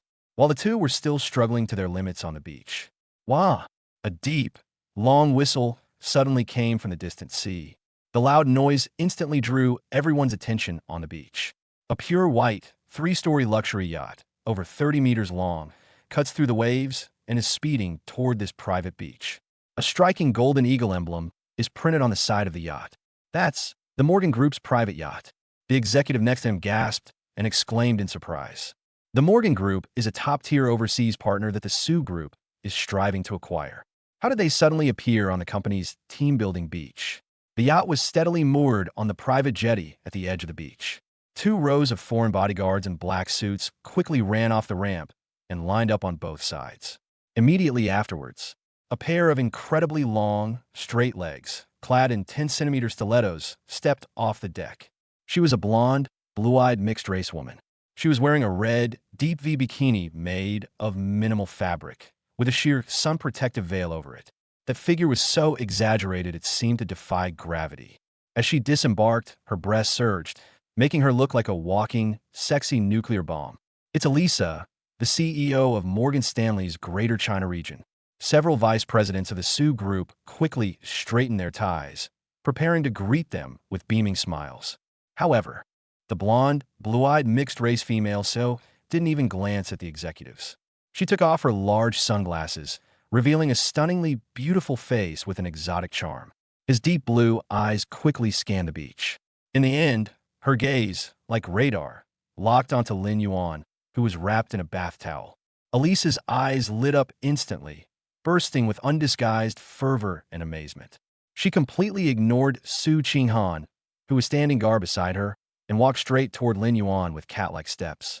The high heels stopped less than half a meter in front of Lin Yuan. Elisa bent down slightly, deliberately revealing her deep, snow-white cleavage. She stretched out her fingers, painted with bright red nail polish, and gently lifted the bath towel around Lin Yuan's waist. Her red lips parted slightly, exhaling an alluring breath with a strong champagne flavor. "Hey, handsome." Her eyes were glazing at Lin Yuan with a direct and fiery gaze. "Would you like to come aboard my private yacht and share a glass of my exclusive vintage champagne?" Chapter 62. The mixed-race beauty CEO winks at him, and Lin Yuan talks to her about Buddhism for 10 minutes. "Would you like to come aboard my private yacht and share a glass of my exclusive vintage champagne?" Elisa's voice had a seductive husky quality. Her index finger, painted with bright red nail polish, was about to hook the edge of the bath towel around Lin Yuan's waist. The executives of the Soo Group around them all gasped in shock. This is the CEO of Morgan Stanley's Greater China region, holding the lifeline of the Soo family's overseas expansion in the second half of the year in her hands. Who would dare to offend this female god of wealth? Su Qinghan's peach blossom eyes instantly turned frosty. She stepped on the sand and blocked Lin Yuan's path, separating Elisa's restless hand. "President Elisa, please have some self-respect." Su Qinghan suppressed her anger, her voice as cold as ice. "This is our company's internal team building activity. Lin Yuan is my personal assistant and does not provide drinking services." To save face for the greater good, she had no choice but to grit her teeth and use her position as a shield. Elisa, however, did not feel embarrassed at all. Instead, she giggled. Those impressive assets trembled wildly with the laughter. "President Su, how come I didn't know your company even regulates its employees' private social interactions?" She tossed her long, golden curls aside, her gaze passing over Su Qinghan and fixed intently on Lin Yuan. "I love taming wild horses the most." Elisa gave Lin Yuan a blatantly flirtatious wink. "Handsome guy, the opportunity is right in front of you. Get on my boat, and I guarantee you'll be able to walk sideways in Shanghai from now on." This blatant declaration of being kept by a sugar daddy made all the men present green with envy. She's a wealthy woman from the Morgan Financial Group. Su Qinghan's face turned ashen with anger, her fists clenched tightly, just as she was about to completely break off relations and call security to remove them. A warm, large hand gently pressed down on her shoulder. Lin Yuan pulled Su Qinghan behind him and took half a step forward. Deep within my mind, a crisp mechanical sound suddenly exploded. Bite. High-end, unwanted romantic advances detected. Straight men's defenses fully activated. "Congratulations, host, you have obtained holographic Buddhist and Taoist Mahayana treasury of cause and effect, a savior for all beings, a cure for all fancy tricks. In an instant, a vast sea of scriptures, Zen teachings, and philosophical dialectics flooded into Lin Yuan's mind. The languid look in Lin Yuan's eyes vanished instantly. Instead, there's an ultimate ethereal state of mind, as if one has seen through the illusions of the world and remains as still as a deep well. He clasped his hands together, looking at the flirtatious mixed-race female CEO in front of him with a compassionate gaze. That look was like looking at a pink skeleton. Miss Elisa, your desire for champagne is nothing more than a desire to satisfy your physical desires. Lin Yuan's voice was deep and had a strange, calming rhythm. But the Diamond Sutra says that all forms are illusory. Elisa froze, her charming smile frozen on her face. King Kong, are you going to give me diamonds? As a foreigner, how could she possibly understand such profound Eastern philosophy? She thought this handsome guy was playing some kind of erotic game with her. Lin Yuan sighed, his eyes filled with even more pity. All conditioned phenomena are like dreams, illusions, bubbles, shadows, dew, and lightning. Thus should they be viewed. He simply sat cross-legged on the beach and patted the sand in front of him. Meeting is fate. Benefactor, your obsession is too heavy. Sit down, and I will enlighten you. The entire room fell silent. The executives of the Su Group looked at each other, their jaws dropping in disbelief. Has Assistant Lin been blown silly by the sea breeze? Someone wants to keep him as a mistress, and he's here chanting sutras? Elisa was also stunned, but looking at Lin Yuan's almost perfect handsome face, she gritted her teeth. Wearing high heels, she awkwardly squatted down opposite him. Okay, I'd like to hear what you want to talk to me about. Lin Yuan ignored the glimpse of her skin that she was deliberately revealing. He began in a calm, almost hypnotic tone, speaking about cause and effect, reincarnation, and the emptiness of all things. The champagne in front of you will eventually turn into urine. The pleasure you seek is nothing more than a brief nerve impulse caused by dopamine secretion. Lin Yuan pointed to the surging sea. The sea breeze is fake. The beach is fake. And even your prized physical appearance will be nothing more than a handful of dust 100 years from now. Elisa listened completely stunned. The reason why people suffer is that they pursue the wrong things. Lin Yuan even stretched out his finger and drew a Tai Chi symbol on the beach. Form is emptiness. Emptiness is form. Sensation, perception, volition, and consciousness are also like this. 5 minutes passed. Elisa's charming smile vanished completely. She felt as if a million bees were buzzing in her ears. Those obscure and difficult scriptures, coupled with Lin Yuan's monotone tone. It's even more effective than the strongest sleeping pills. Stop for a second. Elisa rubbed her temples and let out a huge yawn. Mr. Lin, let's not talk about the lust soil. Shall we talk about yachts instead? Yachts are also an illusion. Lin Yuan interrupted her without hesitation, his gaze sharp and unwavering. Bodhi has no tree, nor is the bright mirror stand. If you have a yacht in your heart, you will see yachts everywhere. If you don't have a yacht in your heart, a yacht is just a piece of broken iron. 10 minutes have passed. Elisa's deep blue eyes had completely lost focus. She clutched the golden head in anguish, feeling as if her soul was being rubbed raw by the ancient Eastern incantation. Sleepy, extreme drowsiness and mental torment. She has no worldly desires left. Her mind is filled with thoughts of beauty and emptiness and the 4 elements of detachment. Stop reading. Please stop reading. Elisa finally broke down. She suddenly stood up from the beach, her legs went weak, and she almost fell headfirst into the sand. All the men of your great Xia kingdom are madmen. This arrogant mixed-race female it didn't even bother to put on her sunglasses at the moment. Wearing 10-centimeter high heels, she stumbled and ran towards her luxury yacht. Set sail. Get out of this awful place right now. I want to go home. She screamed at the bodyguard at the top of her lungs, as if a vengeful ghost was chasing her. In just 30 seconds, the white luxury yacht quickly raised its gangplank, sped off at full power, and fled the area in a sorry state. On the beach, only a string of messy, high-heeled shoe prints remained. The entire company was stunned. Without shedding a drop of blood, without lifting a finger, he managed to break down an extremely wealthy woman using Buddhist teachings. Lin Yuan patted the sand off his backside and stood up calmly. He turned his head and looked at Su Qinghan, who is still standing there in a daze. President Su, the monster has been brought to justice. Lin Yuan's lips curled into a roguish smile as he leaned closer and whispered, "Does this count as a work injury? Shouldn't we get a raise?" Su Qinghan stared blankly at him, her mind still replaying the strange image of him sitting cross-legged and chanting scriptures. She held back for a long time, but finally couldn't hold it in anymore.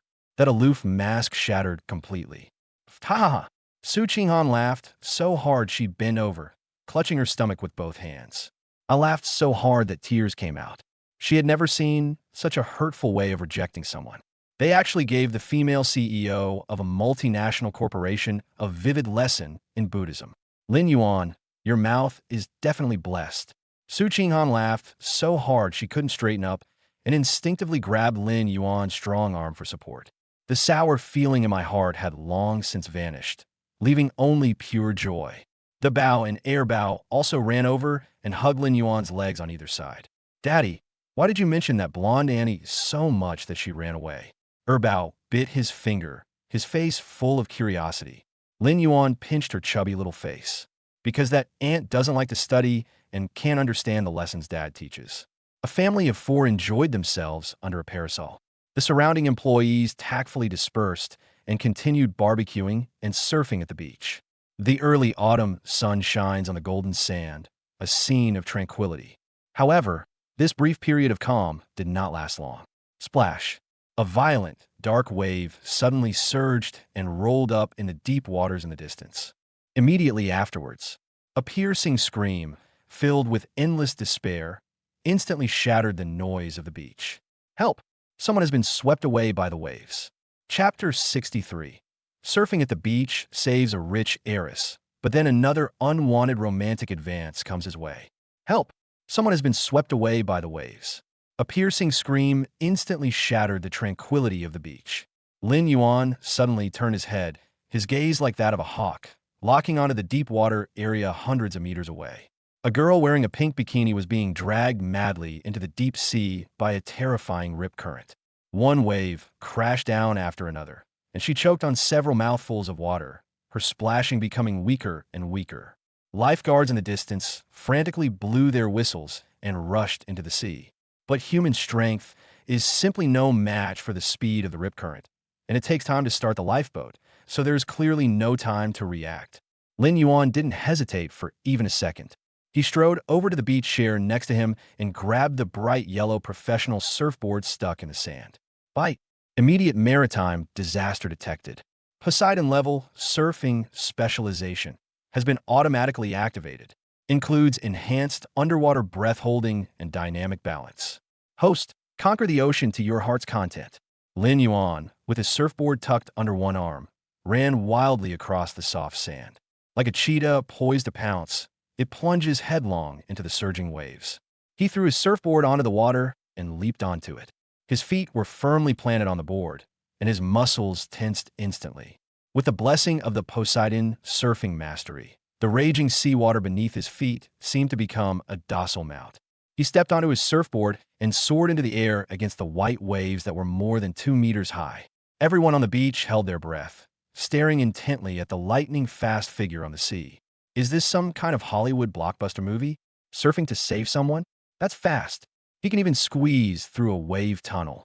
Lin Yuan lowered his body, drawing a sharp S-shaped splash on the crest of the wave. In just over 10 seconds, he had already closed in on the drowning girl. The girl was exhausted and was sinking into the water in despair. Without hesitation, Lin Yuan jumped off the surfboard. He grabbed the girl's arm, lifted her out of the water, and threw her onto the surfboard. Just then, a huge tidal wave surged in. Lin Yuan shielded the girl with one hand, and using the force of the raging waves, they sped towards the shore like lightning. The waves crashed behind him, like Poseidon, the god of the sea, returning in triumph as he drove his chariot. A soft bang sounded. The surfboard steadily rolled onto the shallows and ran aground on the fine sand. Lin Yuan jumped off the board and lifted the girl with one hand, placing her on the dry sand. His movements were clean and swift, without even breaking a sweat. Cough, cough, cough. Whoa. The girl lay on the beach, spitting out several mouthfuls of bitter seawater, finally catching her breath. The surrounding employees and lifeguards then swarmed around. The girl weakly turned over, wiped the water off her face, and looked up at her savior. Upon seeing this, she was completely stunned. Lin Yuan had just taken off his shirt and was now completely soaked.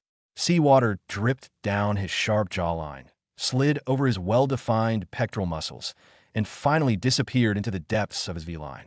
The sunlight shone on his cold, handsome face, and the explosive, wild hormones emanating from him were enough to kill a woman. The girl's originally pale cheeks instantly turned as red as if they were on fire. Even a fear of almost drowning was thrown to the winds by the overwhelming male beauty. "Handsome guy, thank you for saving me." She struggled to her feet, her eyes glued to Lin Yuan's abs, unable to look away. "My name is Shun Chuyao, and I am the daughter of the chairman of Wanxing Real Estate in Shanghai." She introduced herself, her tone revealing a hint of superiority and confidence befitting a wealthy heiress. In Shanghai, the mere mention of Wanxing Real Estate is enough to send countless men lining up to fawn over it. Shun Chuyao took 2 steps forward, making no attempt to hide the admiration in her eyes. "I can't repay your life-saving kindness enough, so please give me your WeChat ID. I'll definitely make it up to you properly. Just tell me what you want." The pickup line was so blatant, it was practically written all over his face. "I'm interested in you." Lin Yuan frowned slightly and took half a step back to create some distance. "It was just a small favor. No compensation is needed." He casually wiped the water droplets from his hair, spoke in a cold tone, and turned to leave. Shun Chuyao was anxious. She wasn't about to let go of such a perfect man. She rushed forward without regard for her image and grabbed Lin Yuan's arm. "Don't go. Add me on WeChat, even if it's just to have a meal together. I'm really sincere." Before he could finish speaking, a large white bath towel fell from the sky and slammed down between the two of them, forcibly interrupting Shun Chuyao's actions. "Miss Shun, isn't it inappropriate to be pulling and tugging at each other in public?" Su Qinghan strode over, her pretty face shrouded in an unyielding layer of ice. She snatched the bath towel and roughly wrapped Lin Yuan up from head to toe. I also tied a tight knot around his waist. Shin Chuyao was stunned for a moment, recognizing the legendary woman in Shanghai's business world before her. "Su Qinghan, what are you doing here? He's one of yours?" "I am his boss." Su Qinghan slightly raised her chin, standing in front of Lin Yuan like a tigress protecting her food. "His job today was to accompany me on a team-building activity, which did not include exchanging contact information with other women." She gritted her teeth and turned to glare fiercely at Lin Yuan. That look seemed to say, "With your flirtatious nature, can't you just sit still for a day?"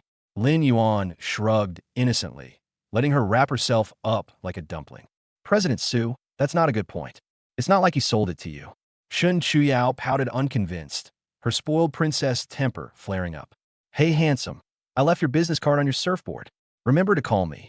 With a flushed face, she finished her call and walked away reluctantly, surrounded by bodyguards. Su Qinghan was so angry that her chest heaved violently. First, she was a mixed-race CEO from abroad, and now she's a local real estate heiress. This man's luck with women is more terrifying than a venomous wasp. "Still looking? Have you been completely bewitched?" Su Qinghan grabbed Lin Yuan by the collar of his bath towel and angrily dragged him back. "Come back to camp with me immediately. You are not allowed to step out of the sunshade again today." A beach farce came to an end amidst the lingering jealousy of President Su. Night quietly fell, and the sea breeze brought a refreshing coolness. After the team-building bonfire party, the employees walked together to the nearby camping area to rest.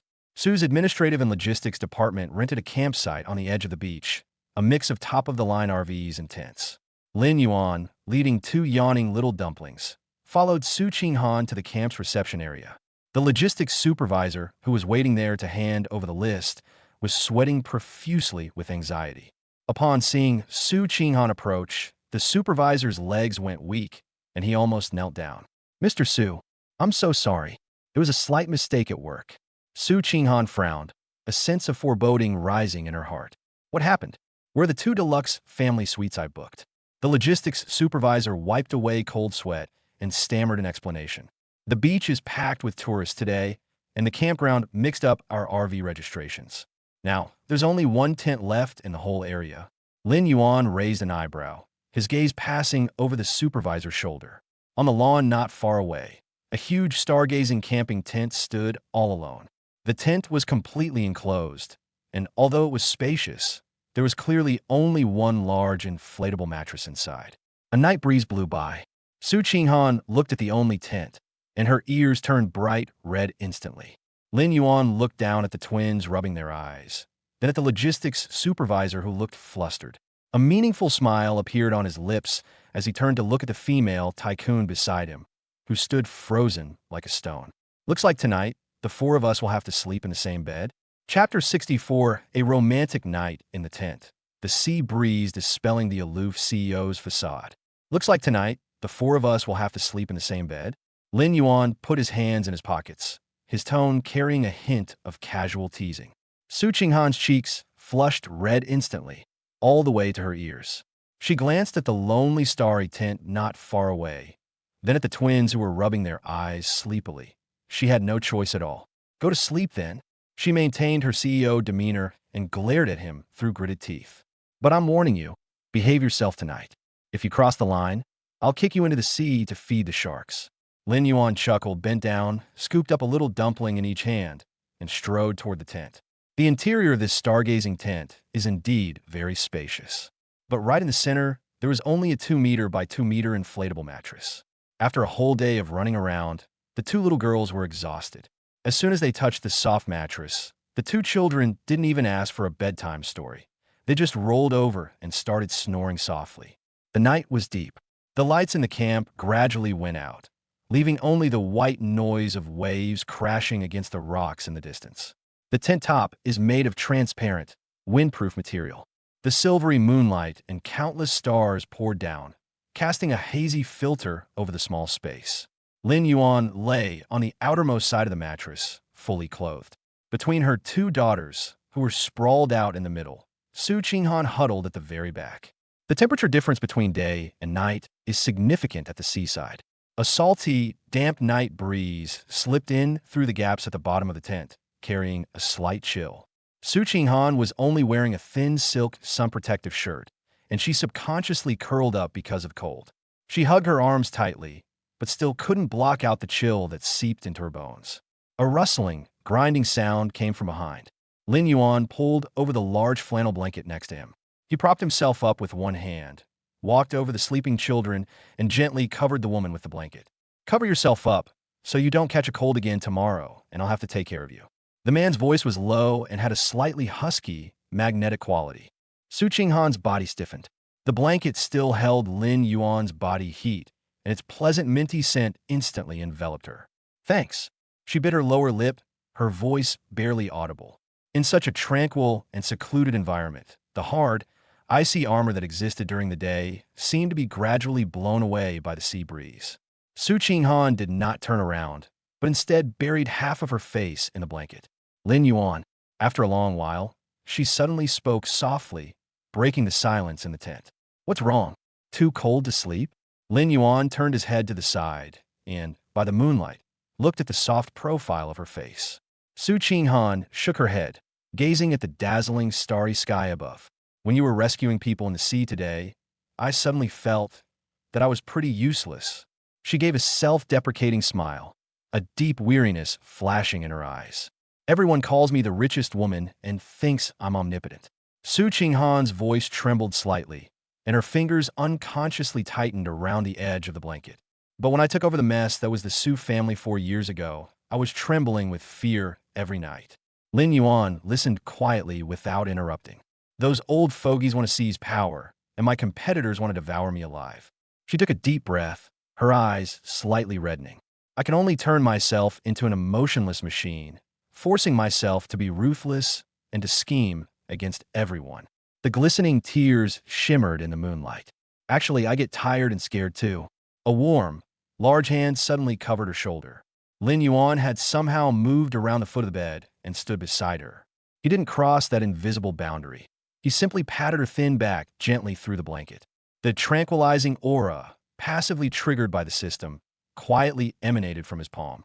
I won't have to carry this alone anymore. Lin Yuan looked into her eyes, his tone calm, yet possessing the power to soothe any storm. Even if the sky falls, I'll hold it up for you. Su Qinghan's heart skipped a beat. This statement is more deadly than any sweet talk. She turned her head and met the man's dark, burning eyes, which were like an abyss. The distance between the two of them had unknowingly grown extremely close. They were so close that they could clearly hear each other's breathing. The sea breeze howled outside the tent, but the air inside felt as if it were about to burst into flames. Lin Yuan's gaze slowly moved down from her eyes and landed on her slightly trembling red lips.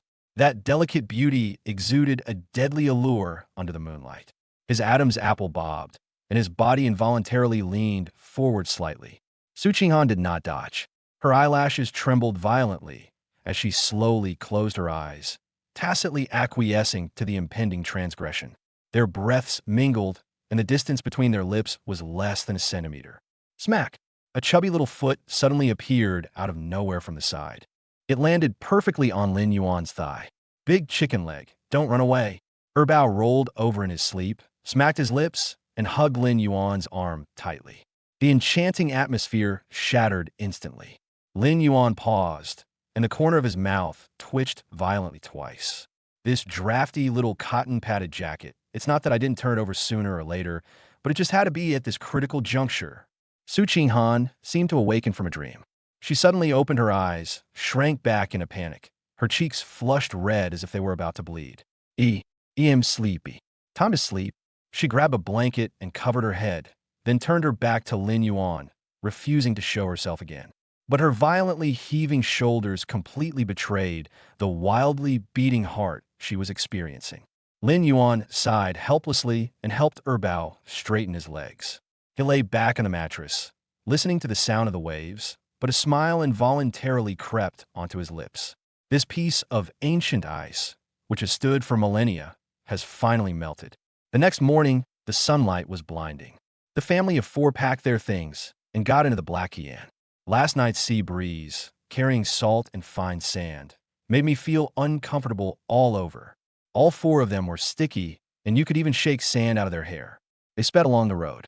At 10 a.m., the car finally drove into the underground parking garage of the Thompson Riviera penthouse. As soon as I opened the door, the cool air from the air conditioner hit me. I'm exhausted. I need to take a shower first. Su Qinghan threw her bag onto the sofa, kicked off her high heels, and rubbed her neck wearily. Lin Yuan, go to the guest bathroom on the first floor to shower. Don't try to take the master bedroom's bathroom from me. She was covered in sand and just wanted to get into the bathtub as soon as possible. After saying that, she put on her slippers and walked towards the master bedroom on the second floor without looking back. Lin Yuan also felt a sharp, itchy sensation all over his body.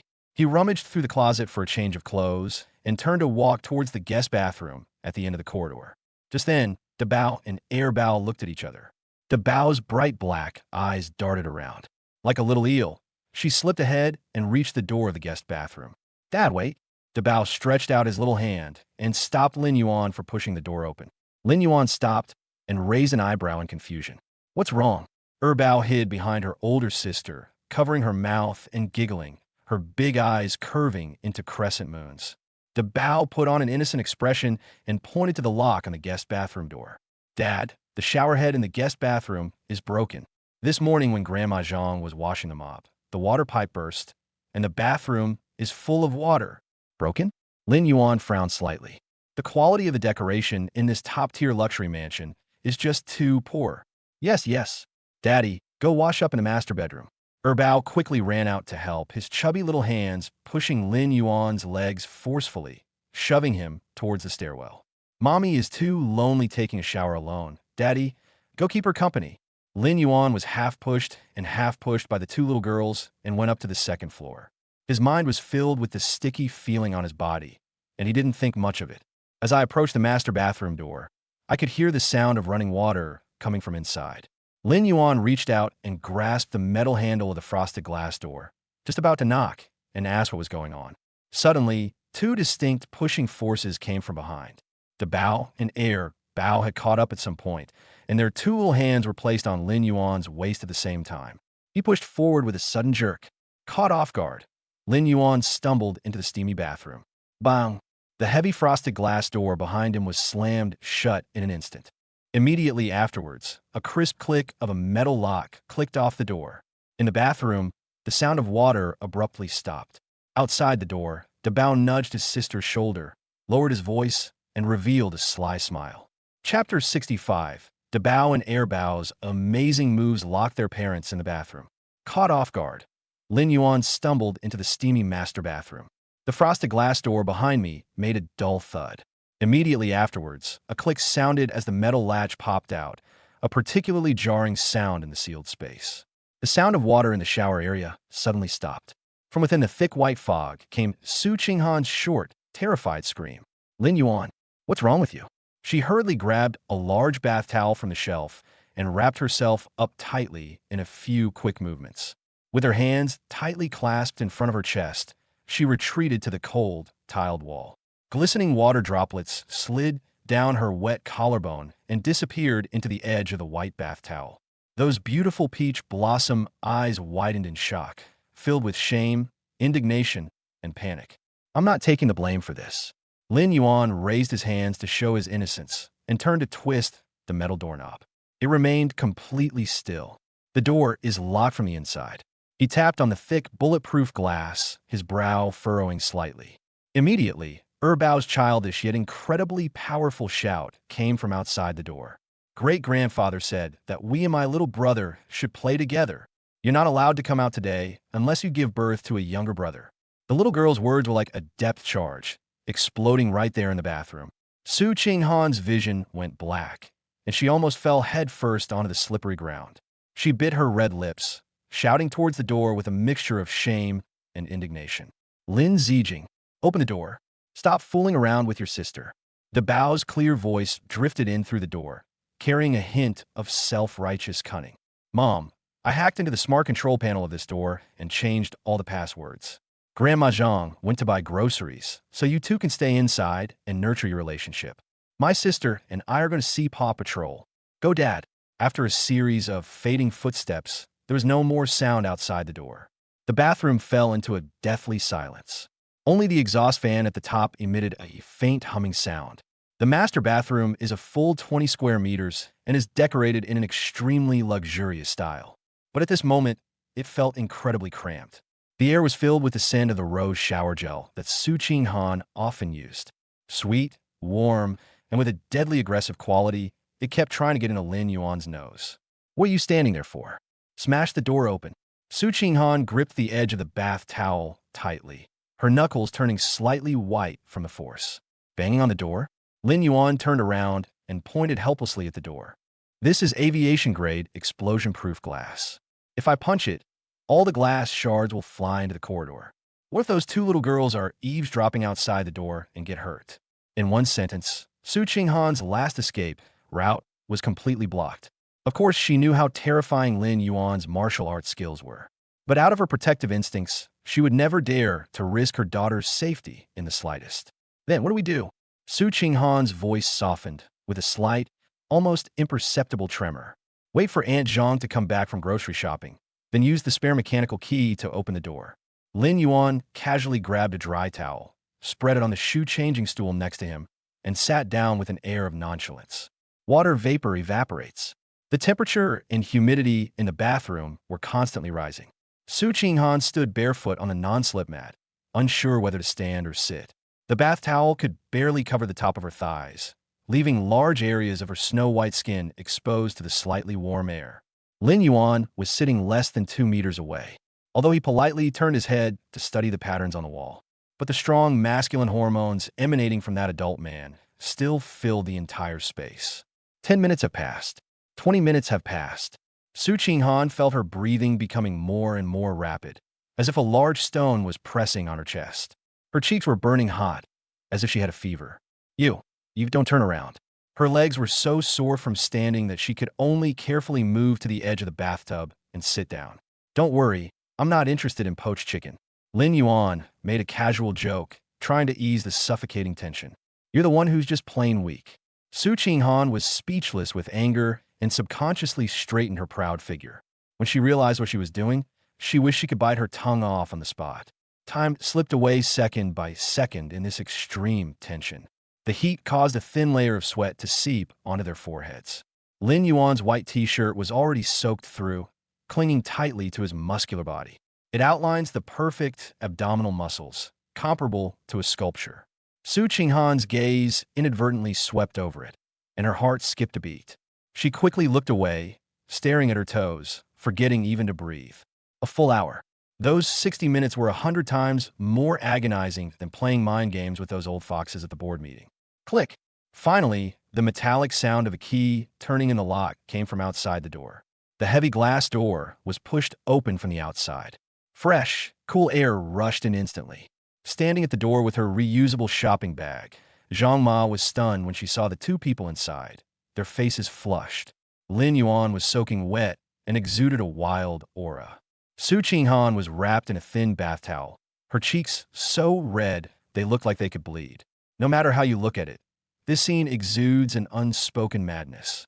Oh my God, this blind old woman didn't see anything. Zhang Ma suddenly covered her eyes, but her mouth was stretched almost to her ears in a wide grin. As she backed away, she thoughtfully pulled the doorknob back up for them. "And Zhang, it's not what you think." Su Qinghan broke down. Like a startled rabbit, she clutched her towel and rushed out like a gust of wind before the door closed. He went straight to the dressing room and slammed the door shut. Lin Yuan stood up, tugged at the wet clothes clinging to his body, and let out a long breath. This grueling job is finally over. Half an hour later, the living room on the first floor is spacious and bright. Both of them had already changed into clean and neat home clothes. Knowing they were in the wrong, De Bao and Air Bao had already hidden in the children's room and dared not show themselves. Zhang Ma was cutting fruit in the kitchen, occasionally letting out a suppressed laugh. The atmosphere in the living room was even more tense than in the bathroom. The air itself was thick with awkwardness. Lin Yuan sat on a single sofa, holding a remote control, casually changing TV channels. Su Qinghan sat at the other end of the sofa. She held a glass of purified water with ice cubes and gulped down 3 large mouthfuls in a row. The blush on her cheeks had not completely faded. As soon as I close my eyes, all I can picture is the romantic scene of the two of us alone in the bathroom. To ease this awful atmosphere, she had to find something productive to distract herself immediately. Su Qinghan took a deep breath and put down her water glass. She abruptly pulled open the drawer under the coffee table and pulled out a black invitation card with gold foil stamping. With a snap, she slammed the invitation onto the table in front of Lin Yuan with a blank expression. Lin Yuan paused, raising an eyebrow. What kind of unfair contract term is this? Su Qinghan looked away, not daring to look him in the eye. She forced a straight face and resumed her aloof and arrogant CEO demeanor. Go change into a formal suit and get ready to go out. Su Qinghan pushed the invitation forward with a cold face, her tone leaving no room for argument. Come with me to the antique auction at Xinghao Auction House tonight. Chapter 66. Attending an auction and snatching up an antique worth over 100 million yuan for 200 yuan. Night falls and the city lights come on. Galaxy Auction House is located in a century-old villa on the banks of the Huangpu River. This place is not usually open to the public. Those who can get admission tickets are all prominent business tycoons in Shanghai. Su Qinghan changed into a fitted black evening gown and walked ahead in high heels. She stood ramrod straight, trying to use her aloof, queen-like aura to cover up the embarrassment that had happened in the bathroom a few hours earlier. Lin Yuan, dressed in a dark blue suit, followed behind at a leisurely pace, holding the hand of his beautiful daughter in one hand. Lin Yuan, I'm going backstage to say hello to the organizers. Su Qinghan stopped in her tracks, her gaze shifting somewhat unnaturally. The inner area isn't open yet. You can take the children to the outer area for a walk first, but don't let them run around. After saying that, she hurriedly tossed down a few tickets for the outdoor area and turned to walk towards the VIP entrance. Lin Yuan watched her retreating figure, looking somewhat flustered, and a smile appeared on his lips. He took De Bao and Air Bao with him and turned to walk into the flea market in the front yard of the auction house. This was a gimmick deliberately set up by the organizers, with some antique stalls that were half real and half fake. It's specifically designed to provide wealthy individuals who arrive early with a fun opportunity to snag a bargain. Daddy, there's so many broken jars here. Bao looked left and right curiously, his big eyes darting around. The moment Lin Yuan stepped into the antique stall, deep within my mind, a crisp mechanical voice suddenly rang out. Bite. Host detected entering the antique trading area. Divine Appraisal Golden Eyes has been automatically activated. A single glance can distinguish the genuine from the fake. All things possess a spirit. Please, host, seize the bargains.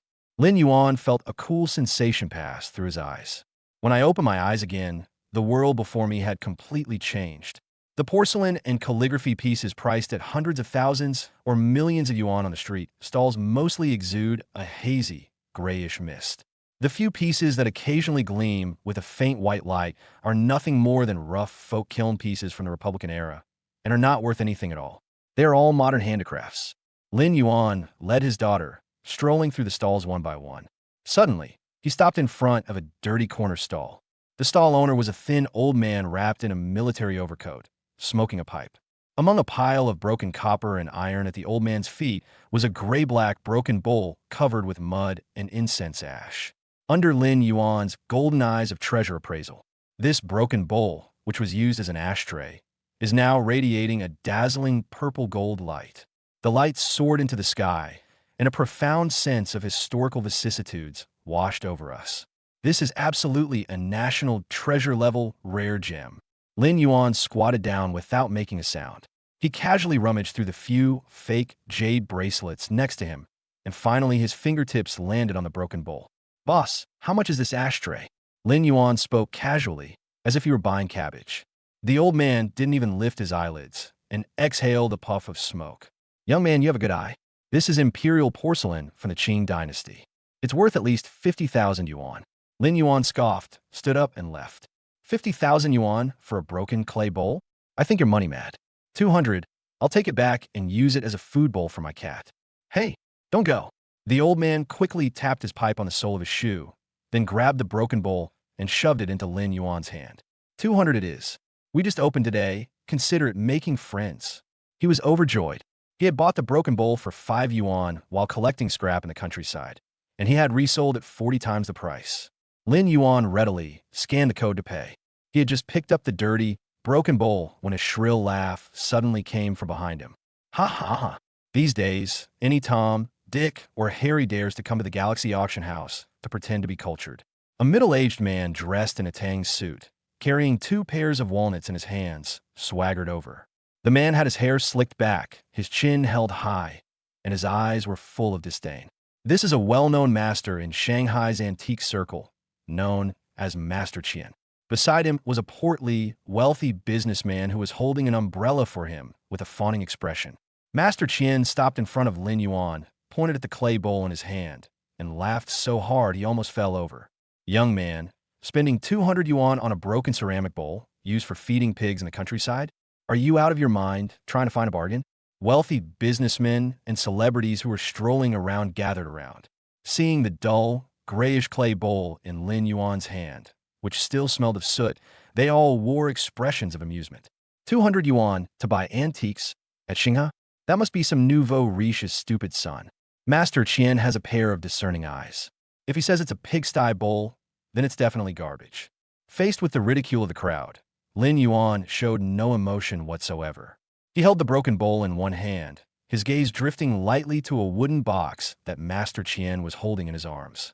Under the scrutiny of the golden eyes of treasure appraisal, the box emitted a strong smell of modern chemical glue. The air was thick with gray smoke. It was so obviously fake. Whether I buy it to feed pigs or dogs, it's my own money. Lin Yuan dusted off non-existent dust from the cuffs of his suit. It's better than some masters spending millions to buy a piece of art that was just made last week and treating it like a treasure. Master Qian's expression changed, and the walnut in his hand suddenly stopped. What nonsense are you spouting? This is a genuine Tang Dynasty tricolored glazed warhorse that I just bought for 5 million. He carefully opened the wooden box, revealing a brightly colored porcelain horse. You ignorant brat, how dare you comment on my collection? Dabao stood to the side, covered his nose, and took a step back. Dad, this grandpa's horse smells awful. It smells like paint. Children's innocent words, however, were like a slap in the face to Master Qian. How dare you? Where did this wild girl come from? Upon seeing his master being humiliated, the wealthy merchant immediately jumped out and started cursing at Dabao. Where are the security guards? Get these cheapskates who freeload off us out of here. Lin Yuan's eyes suddenly turned cold, and a murderous aura instantly locked onto the wealthy businessman. The wealthy businessman felt his breath catch in his throat, and the rest of his words stuck in his throat. He was so frightened that he took 2 steps back. Just then, the preparatory bell rang in the inner auction hall. You guys are lucky. Master Qian snorted coldly, picked up the wooden box, and turned to leave. Once we get inside, I'll show you bumpkins what a real national treasure looks like. Lin Yuan's lips curled into a mocking smile as he led his daughter toward the VIP passage. 10 minutes later, inside, a huge crystal chandelier cast a dazzling light, and the VIP seats in the front row were filled with celebrities. Su Qinghan found them on the leather sofa in the first row. She immediately spotted the dirty clay bowl that Lin Yuan had placed on the marble table. Where did you pick up this junk? Su Qinghan frowned, her beautiful brows furrowed, and disgustedly took out a wet wipe to clean her hands. This is a high-class auction. Aren't you afraid people will laugh at you for putting this on the table? Lin Yuan leaned back in his wide chair, offering no explanation. At that moment, a commotion arose from the semi-open luxury private room next door. Master Qian was standing among several top tycoons, holding the Tang Sankai warhorse high in his hand, spitting as he spoke. Gentlemen, look at this glaze. Look at this design. Master Qian's face was flushed, and his arrogant laughter echoed throughout the front row. This is priceless.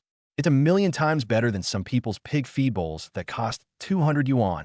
Everyone's gaze followed his line of sight and fell in unison on the clay bowl on Lin Yuan's table. Whispers and laughter filled the hall. Su Qinghan felt like she was sitting on pins and needles, her cheeks burning hot. She was just about to ask Lin Yuan to put the bowl away. Lin Yuan suddenly let out a cold laugh. He slowly unscrewed a bottle of Evian mineral water provided by a sponsor on the table. Since Master Qian likes that glued-on fake horse so much. Lin Yuan stood up, tilted his wrist slightly, and poured the clear water directly onto the dirty, broken bowl. Then I'll do you a favor and let you see what a truly priceless treasure looks like. Chapter 67, the arrogant appraisal master gets slapped in the face and cries out for Lin Yuan to become his apprentice. The cool mineral water poured down the rim of the bowl. The thick grime and black ash dissolved upon contact with water, turning into murky mud that dripped onto the velvet-lined tray. As the grime faded, a chilling, ethereal light quietly emerged. It was a sky-blue color that defied description. It's like the first ray of sunlight breaking through the clouds after a storm has just stopped. The celebrities who had been scoffing suddenly stopped laughing as if they had been choked. The entire front VIP seating area was completely silent. Su Qinghan sat up abruptly, her cold and beautiful peach blossom eyes widening in shock. This is hardly a broken bowl for feeding pigs. It's clearly a masterpiece of art. My God, this glaze, this luster, could it be? In the crowd, an elderly Tibetan man wearing gold-rimmed glasses spoke in a trembling voice, his breathing becoming rapid. Get out of the way. All of you, get out of the way. Just then, an urgent shout came from the VIP passage at the back of the venue. An elderly man with white hair and beard, dressed in a gray Zhongshan suit, rushed out quickly, surrounded by several bodyguards. It's Elder Wei, the most respected figure at Xinghao Auction House. Someone recognized the old man and let out a soft gasp. Old Wei ignored everyone's greetings and rushed to the table where Lin Yuan was.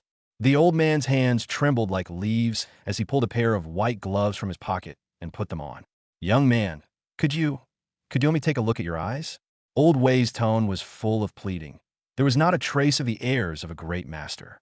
Lin Yuan leaned back on the sofa and casually made a pleased gesture. Old Wei took out a high-powered magnifying glass and practically lay on the blue porcelain bowl. He examined the patterns on the bottom of the bowl inch by inch, and his eyes gradually reddened. As blue as the sky, as bright as a mirror, as thin as paper, and as resonant as a chime. Old Wei suddenly sat up straight, tears streaming down his face, and laughed heartily. In my lifetime, I have actually witnessed the legendary, one-of-a-kind piece of chai ware. I can die without regrets. I can die without regrets. Boom! The entire venue erupted in chaos. Chai Vaha, the one that was so famous during the 5 Dynasties and 10 Kingdoms period that a single piece of firewood was worth 1,000 pieces of gold. My God, this thing has been extinct for ages. How much is this bowl worth? Old Wei took off his glasses, wiped away his tears, and looked at Lin Yuan with fervent eyes. Mr. Lin, Xinghao Auction House is willing to offer 100 million for this unique chai ware piece. Transfer the full amount immediately. 100 million. I bought a broken clay bowl for 200 yuan and resold it for 500,000 times the price. Dabao calmly held his tablet and pouted. Only 100 million, Dad? That's just the pocket money you make in 3 minutes of stock trading. Su Qinghan sat beside him, feeling her worldview being drastically reshaped. She looked at Lin Yuan's calm profile, and her heart pounded uncontrollably. In the next private room, Master Qian's fat face was twitching violently. He was still holding the wooden box containing the Tang Sankai pottery, looking like a complete clown. Impossible. Absolutely impossible. Enraged, Master Qian rushed over and started cursing at Old Wei. Old Wei, are you getting senile? How could something you picked up from a street stall possibly be a wood-fired kiln? Old Wei's face darkened, and his previous excitement instantly turned into anger. You surnamed Qian. How dare you question my judgment? Lin Yuan chuckled softly and tapped the table with his slender fingers. Since Master Qian doesn't believe it, why don't you take a look at the peerless national treasure you're holding in your arms? His gaze was defiant, his eyes full of mockery. Your horse still has a QR code for Jingda Jun Arts and Crafts Factory stuck on its belly. Master Qian froze, instinctively clutching the wooden box in his hands. Old Wei snorted coldly, walked over, and yanked open the lid of the wooden box. He didn't even use a magnifying glass. He just lowered his head and smelled it, and his expression instantly became quite interesting. This is the Tang tricolor pottery you bought for 5 million? Old Wei looked at Master Qian with disdain, as if he were looking at someone mentally challenged. The body is glued with industrial glue and colored with chemical pigments. Old Wei stretched out his finger and scraped hard on the horse's back, and surprisingly scraped off a layer of colorful paint. These are newly made antique-style fakes, fresh from last week. They're only 58 yuan with free shipping on Pinduoduo, and they even come with a free base. The whole audience burst into laughter. The wealthy businessman who had just been holding an umbrella for Master Qian was so angry that his face turned green. He snatched the wooden box and slammed it hard onto the floor. With a crash, the Tang tricolored pottery shattered into pieces. Sure enough, on the broken porcelain shards inside the horse's belly, there was a small piece of QR code label that hadn't been completely torn off. You bastard surnamed Qian. You dare to try and fool me with this industrial waste. The wealthy businessman pointed at Master Qian's nose and spat wildly. 5 million. If you don't return the money to me by tomorrow, I'll have someone break your legs. Master Qian's face turned ashen, his legs gave way, and he collapsed onto the floor amidst the shards of broken porcelain. His reputation was ruined. A respected figure in Shanghai's antique circle actually spent 5 million yuan to buy a cheap item from a Pinduoduo marketplace. From now on, he won't even have a place to make a living in this industry. Su Qinghan felt incredibly pleased as she watched this scene. She turned to look at Lin Yuan, her eyes overflowing with admiration. Everyone thought that Master Qian would be so ashamed and angry that he would cover his face and run away. But what happened next left everyone's jaws dropping to the floor. Master Qian suddenly got up from the ground. Instead of running away, his eyes lit up, and he pounced on Lin Yuan like a vicious dog in heat. Thump! A resounding thud landed directly on the marble floor. Master, you are my own master. Master Qian clung tightly to Lin Yuan's suit trouser leg, crying his eyes out. Please teach me how to use my divine eyes. I'll give you all 5 million as a token of my respect, and you'll accept me as your disciple. Lin Yuan frowned, his stomach churning. An old man in his 50s or 60s was hugging my leg, crying and begging to become my apprentice. The scene was terrifying. Get lost. Lin Yuan showed no mercy, his right leg twitching slightly. A burst of skillful force sent Master Qian rolling twice on the ground. My sight is bespuka. If you smear your snot on it, I couldn't afford to pay for it, even if I sold my old bones. He patted his trouser leg in disgust and pulled Su Qinghan to her feet. To bow, air bow. Let's go, the air here is polluted. Just as Lin Yuan was preparing to leave this place of trouble with his family, a series of crisp sounds of high heels clicking on the mahogany floor came from afar. Accompanied by an alluring scent of high-end perfume, a slender figure blocked the entrance to the passage. That was Qin Shui, the chief female auctioneer of Xinghao Auction House. She was wearing a bright red, high-slit, tight-fitting cheongsam.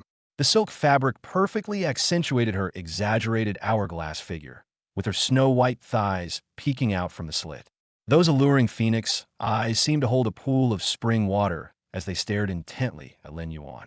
This woman's aura was completely different from Su Qinghan's coldness. She was a blooming, poisonous, enchanting flower. Mr. Lin, please wait. Qin Shui walked forward with cat-like steps, her red lips curving into a seductive smile that could melt anyone's bones. She pulled a black business card with a gold trim from the cleavage of her chest and handed it to Lin Yuan. Su Qinghan's eyes instantly turned wary, and she quickly pulled the bow to her side. She stared coldly at the woman who exuded the aura of a vixen. Qin Shui, however, paid no attention to President Su's hostility. She leaned slightly closer to Lin Yuan. The certificate of authenticity for that unique piece from the chai kiln still needs your personal signature for confirmation. Qin Shui breathed softly, her voice extremely low, carrying a suggestive undertone that left much to the imagination. Would it be convenient for you, Mr. Lin, to deliver the certificate to your residence at midnight tonight? Chapter 68. The beautiful auctioneer in a Cheongsam delivers goods to Su Qinghan's door late at night, who arrives with a knife. The night was deep, and the vintage wall clock pointed exactly to midnight. In the living room of the Thompson Riviera penthouse, only a few dim ambient wall lamps remained. Lin Yuan had just finished showering and was wearing a loose-fitting light gray cotton loungewear set. He poured himself a glass of water and was about to go back to his room to catch up on some sleep. Ding-dong. A soft yet penetrating doorbell ring suddenly broke the silence of the night. Lin Yuan paused slightly as he held the water glass, a mocking glint flashing in his eyes. This woman really keeps her word, delivering the goods right at midnight. He put down his water glass and strolled casually to the entrance. With one hand, I pressed the metal door handle, and with a click, the heavy bulletproof and burglar-proof door opened directly. The voice-activated lights in the corridor instantly turned on, casting a white glow. Qin Shui, the chief female auctioneer of the auction house, stood gracefully in the porch. Compared to the elegant, bright red Cheongsam she wore at the auction, she clearly went all out tonight. The pure black silk short Cheongsam tightly hugged her exaggerated hourglass figure. The neckline was extremely low, revealing large swathes of snow-white skin under the light. The worst part was the side slit of the Cheongsam, which went almost all the way up to the top of the thigh. As she swayed her slender waist, the dazzling display of her beauty made one dizzy. Qin Shui held a bottle of Romanée-Conti red wine that had already been opened in her left hand. He had a gold-embossed antique appraisal certificate tucked under his right arm, and his eyes gleamed with naked allure. "Good evening, Mr. Lin." She parted her red lips slightly and exhaled a warm breath carrying the rich aroma of wine. "In the dead of night, I'm personally bringing you the certificate for the chai kiln." Qin Shui blinked her fox-like eyes, which were heavily lined with eyeliner. "I wonder if this sincerity is enough." Lin Yuan did not step back to make way. He leaned lazily against the metal door frame, his hands in his pockets, his muscular body completely blocking the doorway. Under the suppression of the absolute comm module, the vivid scene before me was utterly harmless. In his eyes, this woman was no different from a dressed chicken hanging in the market. "Leave your belongings, you may leave." Lin Yuan's voice was deep, but the words he uttered exuded an extreme coldness that kept people at a distance. Qin Shui's charming smile froze for a moment. She had been in Shanghai's high society for 5 or 6 years and had never been turned away by any man. The more aloof and reserved a tycoon is, the more it ignites her deep-seated desire to conquer. Oh dear, Mr. Lin is so clueless about romance. Qin Shui not only didn't retreat, but instead boldly took half a step forward. The sharp tips of those high heels almost touched Lin Yuan's cotton slippers. A strong and aggressive rose fragrance hits you instantly. It's quite pungent. "This bottle of wine is a treasure I've kept for 5 years, and you won't even let me in the door?" She pouted and deliberately pushed the certificate forward. In the blink of an eye, just as Lin Yuan was about to reach out and take it, Qin Shui suddenly stumbled in a very realistic manner.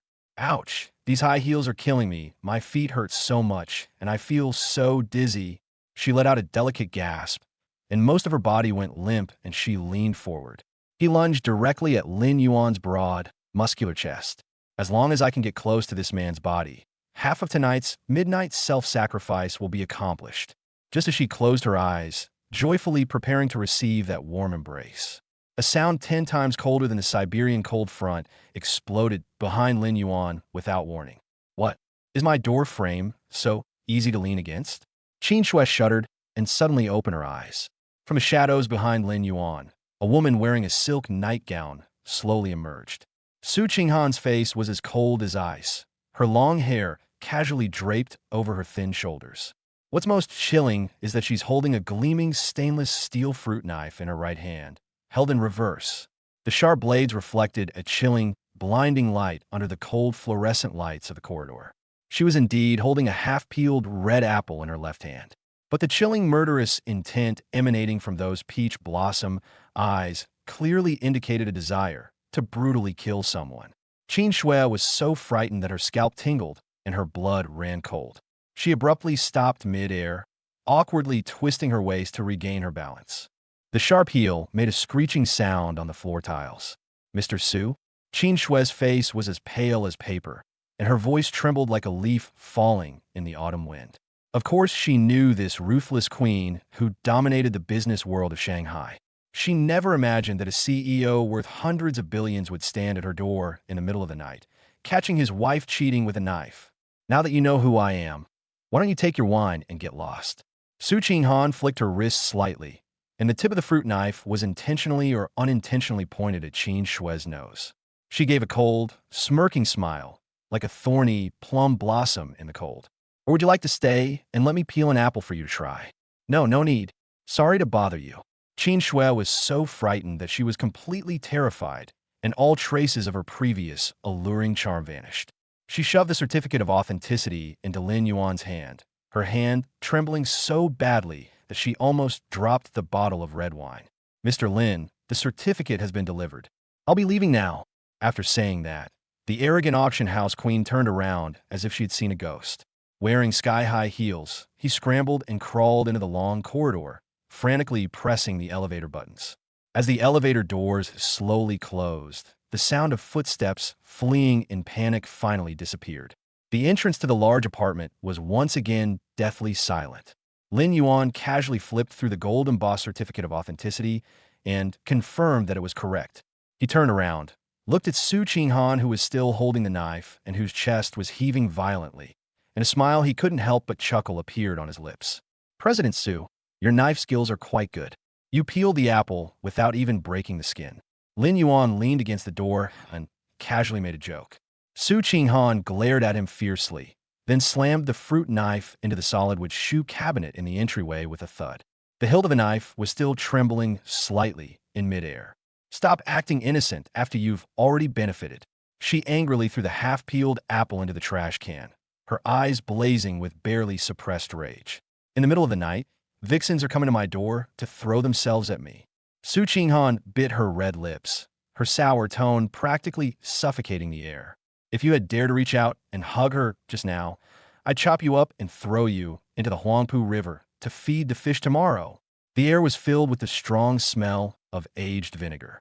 Lin Yuan helplessly shrugged, his face full of innocence. "That's really unfair to me. My hands were in my pockets the whole time, and I didn't touch a single hair on her head." He stepped forward, casually pulled the fruit knife off the shoe cabinet, and threw it into the storage box next to him. His movements were casual and natural, without the slightest hint of panic at being caught in the act. Besides, with such a domineering wife like you guarding the house, which vixen would dare to come in and die? Lin Yuan looked down at her puffed-up cheeks, a mischievous glint in his deep eyes. Upon hearing the word wife, Su Qinghan's heart skipped a beat. Her originally pale cheeks instantly flushed with an alluring blush. "Who's your wife? Don't try to get close to me like that." She turned her head away and snorted coldly, her words still tough, but her tense shoulders visibly relaxed. Actually, she had been secretly watching from the corner when she heard the doorbell ring. When she saw that slutty, shameless woman throw herself into Lin Yuan's arms, her heart nearly exploded with anger.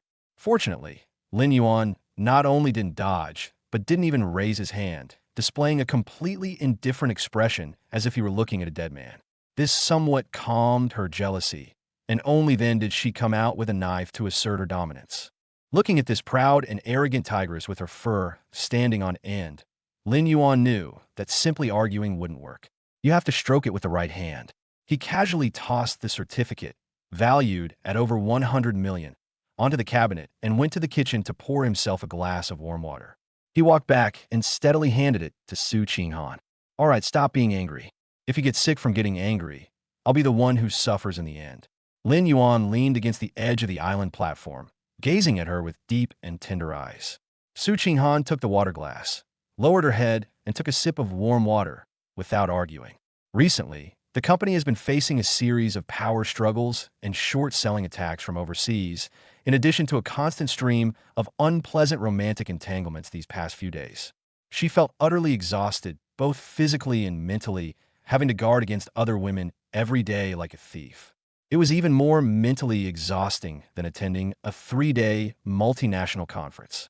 My two kids have been complaining for the past few days that they feel cooped up at home.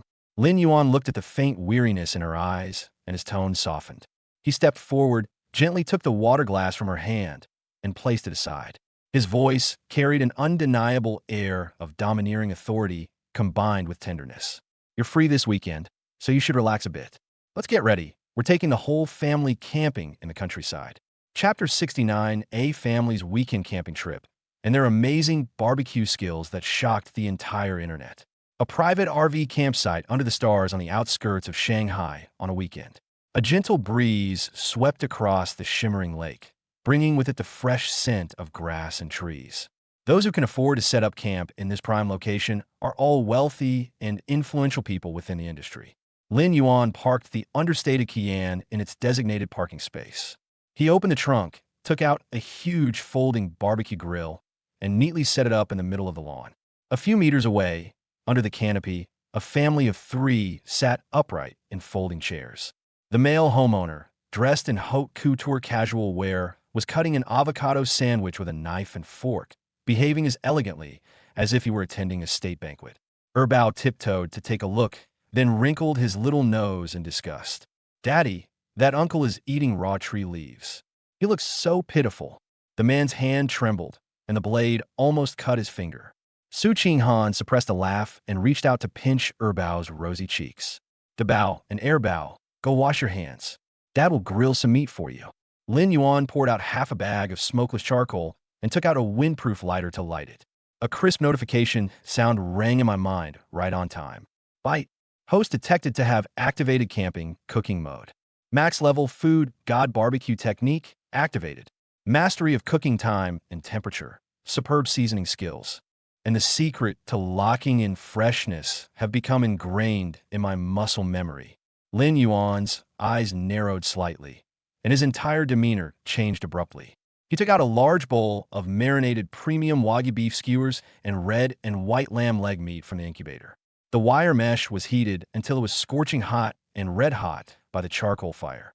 Lin Yuan laid out a bunch of lamb skewers, and the fat sizzled loudly the moment it came into contact with the high temperature.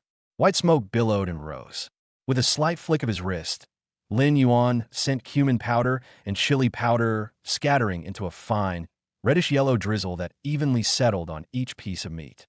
The overpowering aroma of meat, mixed with the stimulating scent of spices, swept through the entire camp like a tornado in an instant. This smell is so overpowering, it's completely unreasonable. It just goes straight into people's nostrils. In the next tent, the rich kid who was eating an avocado sandwich suddenly sniffed. He threw down the porcelain plate with a whoosh. "I'm not eating grass anymore. I want to eat the barbecue from the uncle next door." The little boy rolled around wildly on the grass, drooling all over the ground. Not only him, but all the children in the surrounding 7 or 8 tents suffered as a result. Suddenly, the entire upscale campsite was filled with the sound of crying, all of them clamoring for barbecue. Even the wealthy businesswomen who usually maintained a haughty demeanor were now swallowing hard. Looking at the cold, light salad in their hands, they suddenly found it hard to swallow. It was under a large tree less than 20 meters from Lin Yuan. Big Eater Lao Tang, a popular food blogger with millions of followers, is holding a selfie stick and complaining to his phone camera. "Family, the restaurant in this lousy camp is a ripoff. They charged me $280 for a single serving of grass." Old Tang twitched his nose twice suddenly as he finished speaking. He turned his head following the scent, and his eyes widened instantly. The camera panned to Lin Yuan in front of the oven.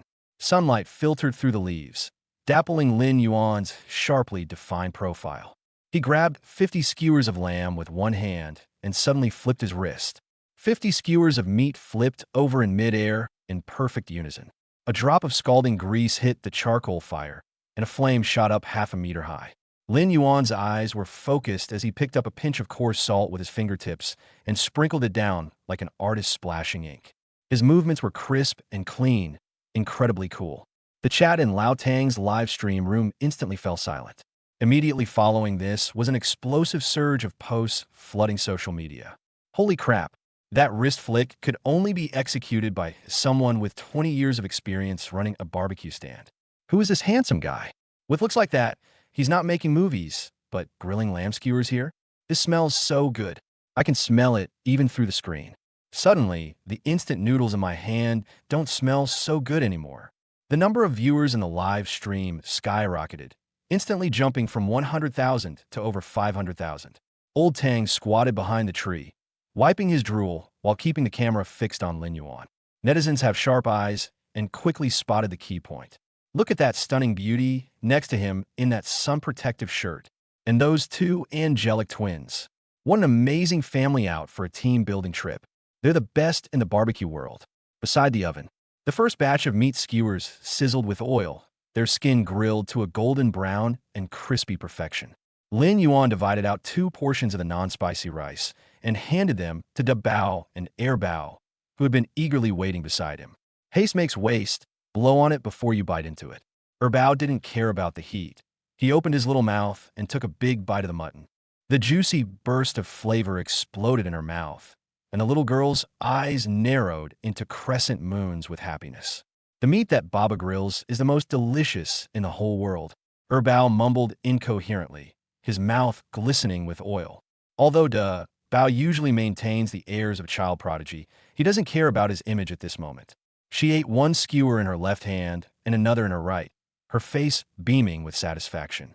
Lin Yuan smiled and shook his head, then picked out 10 skewers of Wagyu beef sprinkled with his secret chili powder and handed them to Su Qinghan. Su Qinghan wasn't wearing makeup today. Her bare face glowed white in the sunlight. She had originally wanted to maintain her image as a female CEO, so she took small bites. But this meat is so fragrant. It melts in your mouth, and the ratio of cumin and chili is just perfect.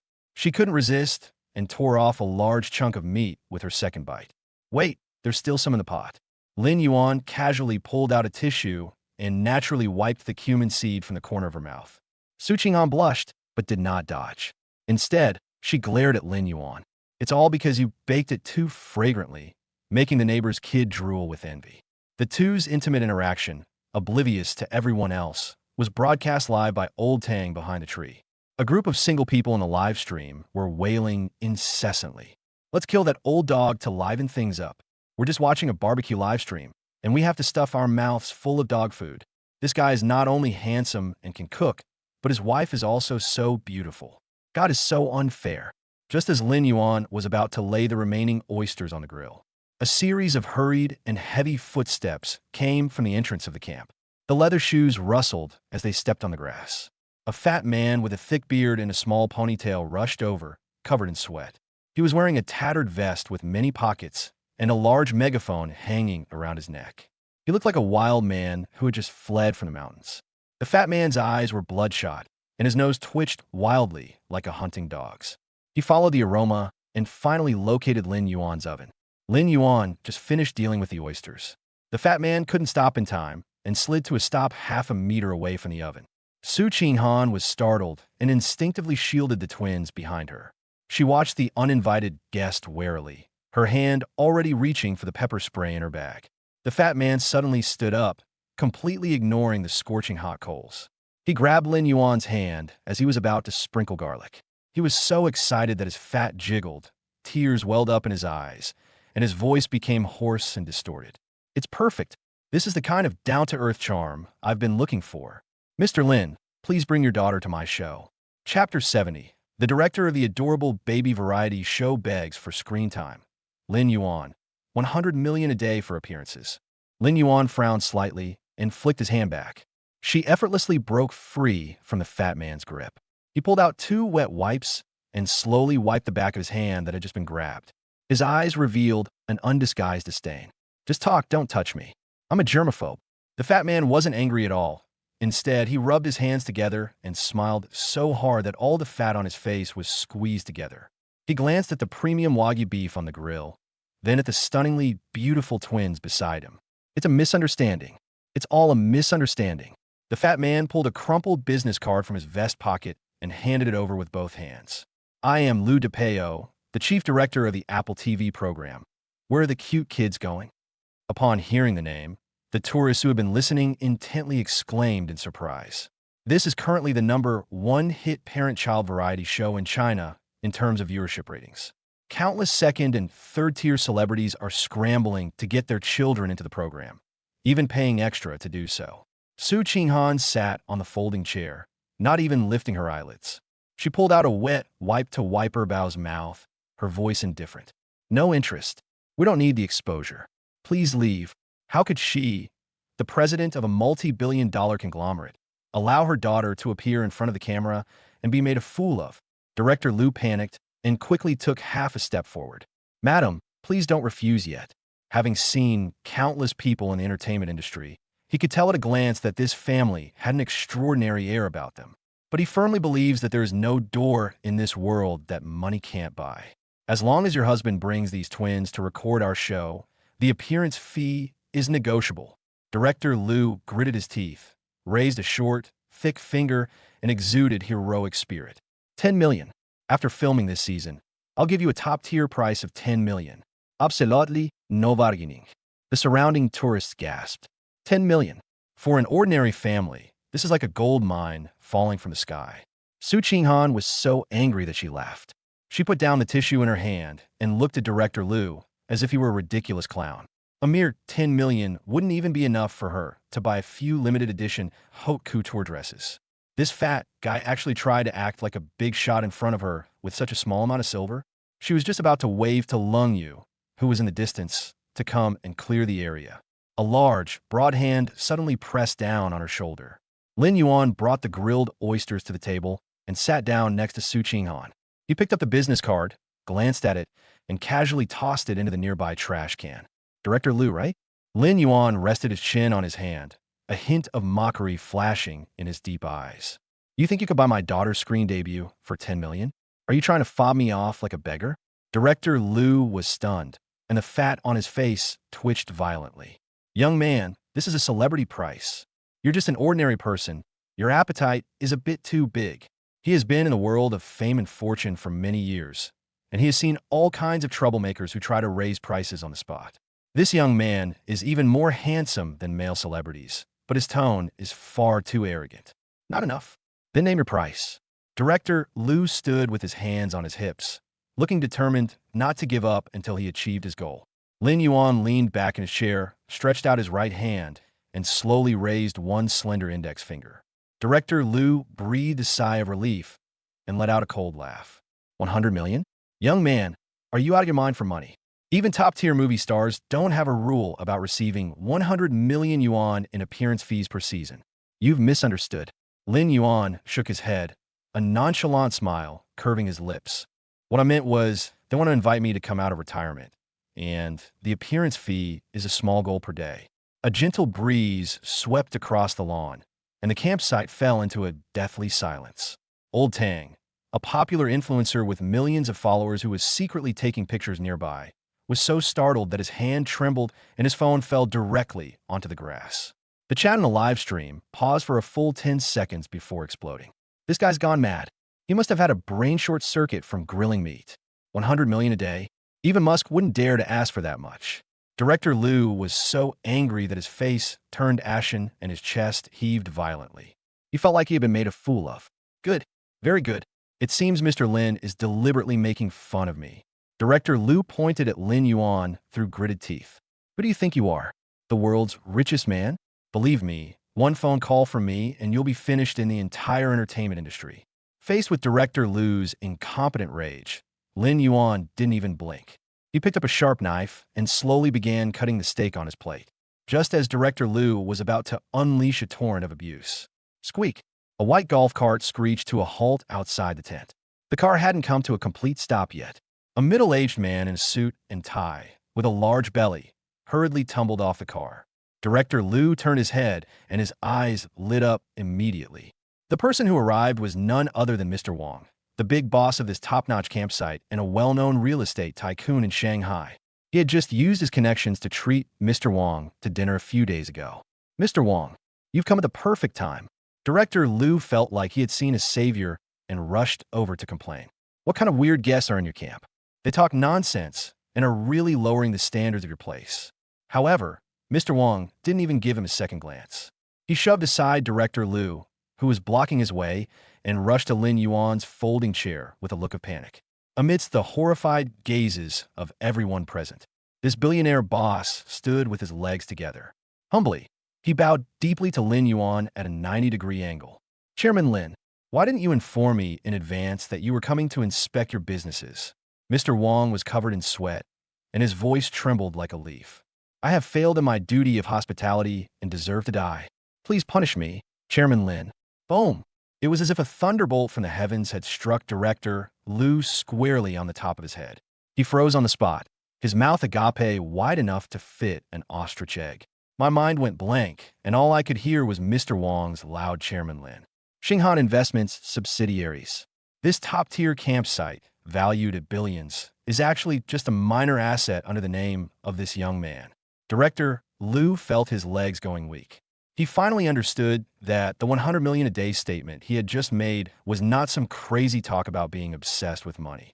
For top-tier tycoon like this is just their usual pocket money. The onlookers and viewers in the live stream were completely dumbfounded. This plot twist came so fast, it's even more outrageous than a wish fulfillment novel. Lin Yuan put down his knife and fork and wiped his hand with a napkin. Mr. Wong, I'm just bringing my family here for the weekend. There's no need to make such a fuss. His tone was calm, yet it carried an imposing and authoritative air. Mr. Wong felt as if he had been granted a pardon, and he nodded and bowed repeatedly. Yes, yes, yes. I won't disturb Chairman Lin's enjoyment. Please feel free to ask if you need anything. After saying that, he immediately led his men away like a receding tide and thoughtfully set up a cordon around the area for dozens of meters. Lin Yuan turned his head and looked at Director Liu, who was frozen in place with a half-smile. Director Liu, are you planning to make my career impossible? Director Liu was startled and suddenly came to his senses. If a normal person encountered such a super rich person, they would probably be so scared that they would wet their pants and run away. But he is the top variety show personality in China. A crazy idea grew wildly in his mind like weeds. A super rich dad, an incredibly cute kid, an aloof female CEO, plus Michelin-level culinary skills. If we can invite them to the show, the ratings would definitely break the ceiling in the history of Chinese variety shows. Director Liu didn't run away. Instead, his eyes red, he charged forward again. Chairman Lin, I was blind to your greatness. He gritted his teeth, slapped his thigh hard, and decided to go all out. 100 million a day. I'll take it. Director Liu's voice was hoarse, like that of a gambler at his wit's end. I'll go and get sponsorship right away. I'll sell everything I own to raise the money for you. All you have to do is agree to be a special guest and record one episode. Lin Yuan was taken aback. This fat guy is a crazy person who'd risk his life for ratings. He was just about to speak to completely extinguish the other person's hopes. Two chubby little hands suddenly grabbed his clothes from the left and right. Daddy, Bao tilted his oily little face up, his big eyes shining with excitement. Does being on TV mean there's lots and lots of delicious meat? Bao wants to go. Dabao also came over with his tablet, his little face full of eagerness. Dad, I just checked their past episodes. Those celebrity kids are incredibly stupid. The little prodigy confidently raised his chin. I want to see the diversity of species in the entertainment industry, and maybe give them a taste of their own medicine. Looking at the expectant eyes of her two daughters, Lin Yuan swallowed back the refusal that was on the tip of his tongue. He's a complete, doting father to his daughters. He can't resist his two little darlings' sweet talk. All right. Lin Yuan sighed helplessly and rubbed the twins' heads. He turned to look at Director Liu, who was so excited he was about to have a heart attack, and narrowed his eyes slightly. One episode, right? I agree.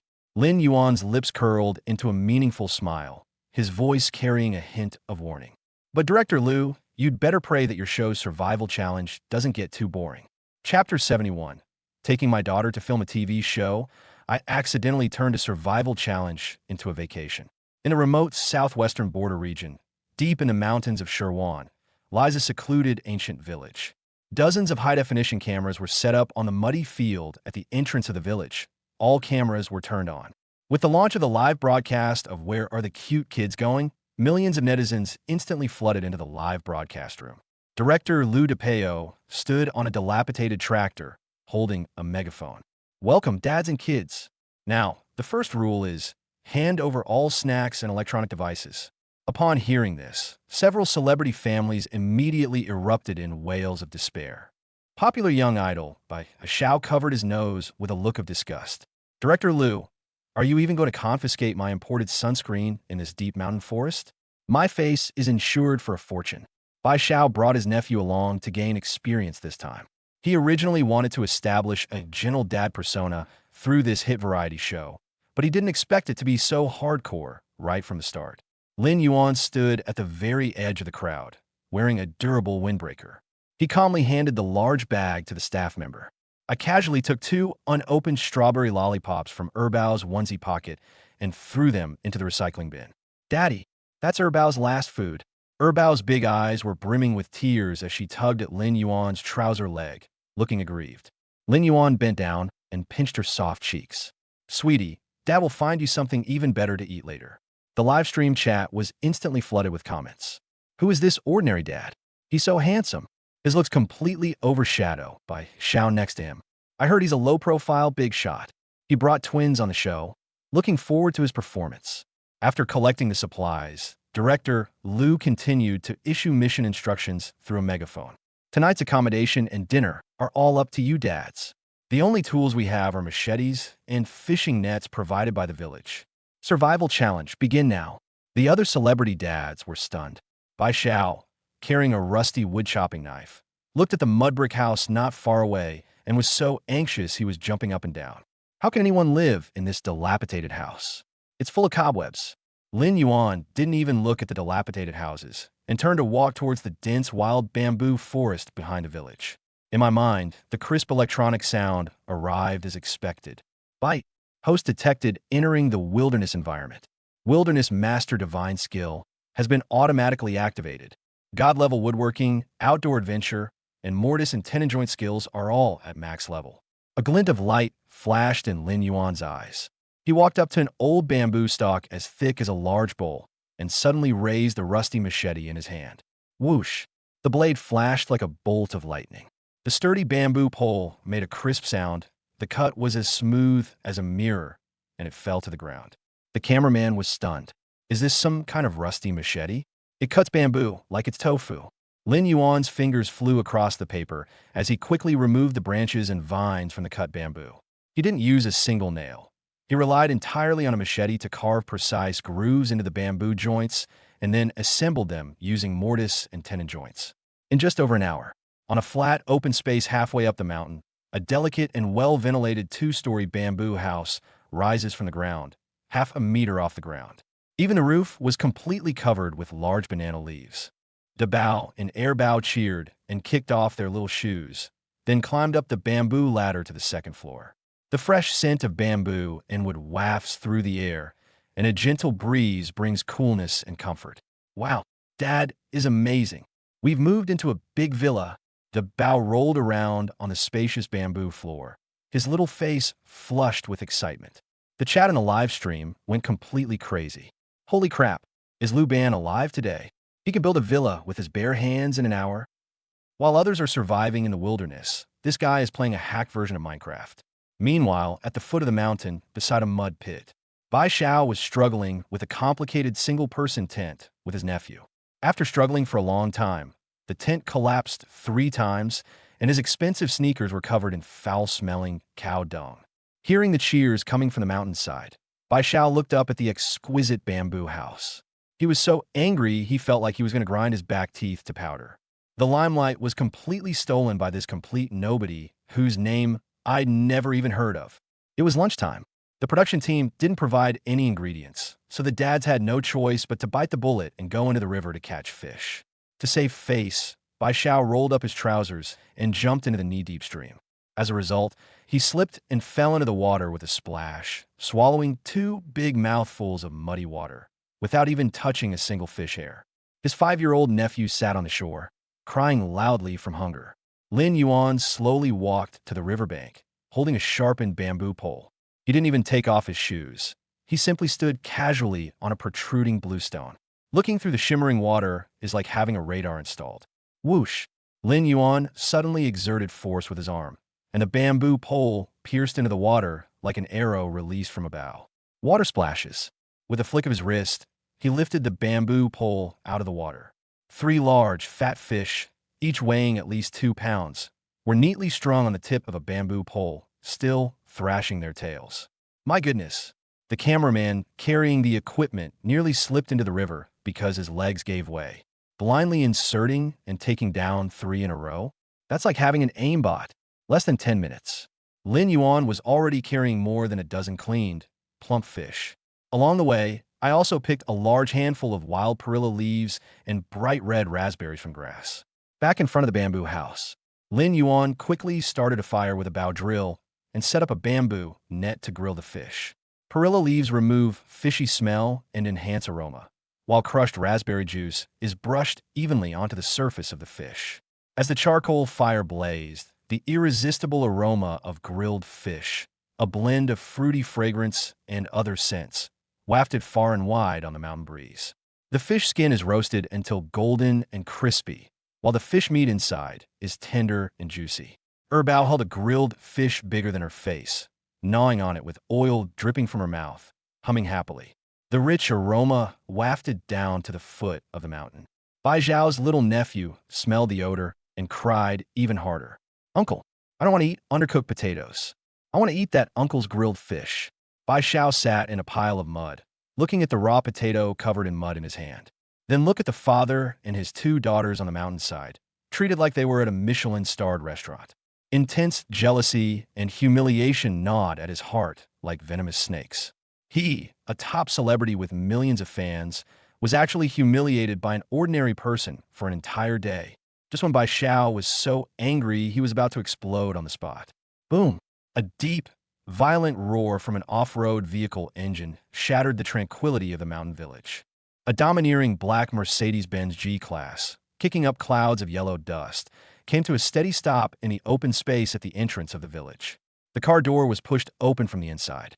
A pair of long, slender legs clad in black stockings stepped forward first.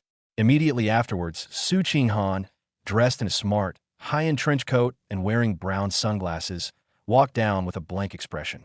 After dealing with urgent matters at the group today, she was really worried about her 2 daughters suffering in the mountains. He simply canceled the afternoon meeting, took a helicopter to the county town, and then changed cars to get to the recording site. The cold and aloof aura of Shanghai's richest woman instantly intimidated the entire crew. Bai Xiao sat in the mud pit, his eyes suddenly lighting up. He recognized the female CEO with hundreds of billions in assets who frequently made headlines in the financial sector at a glance.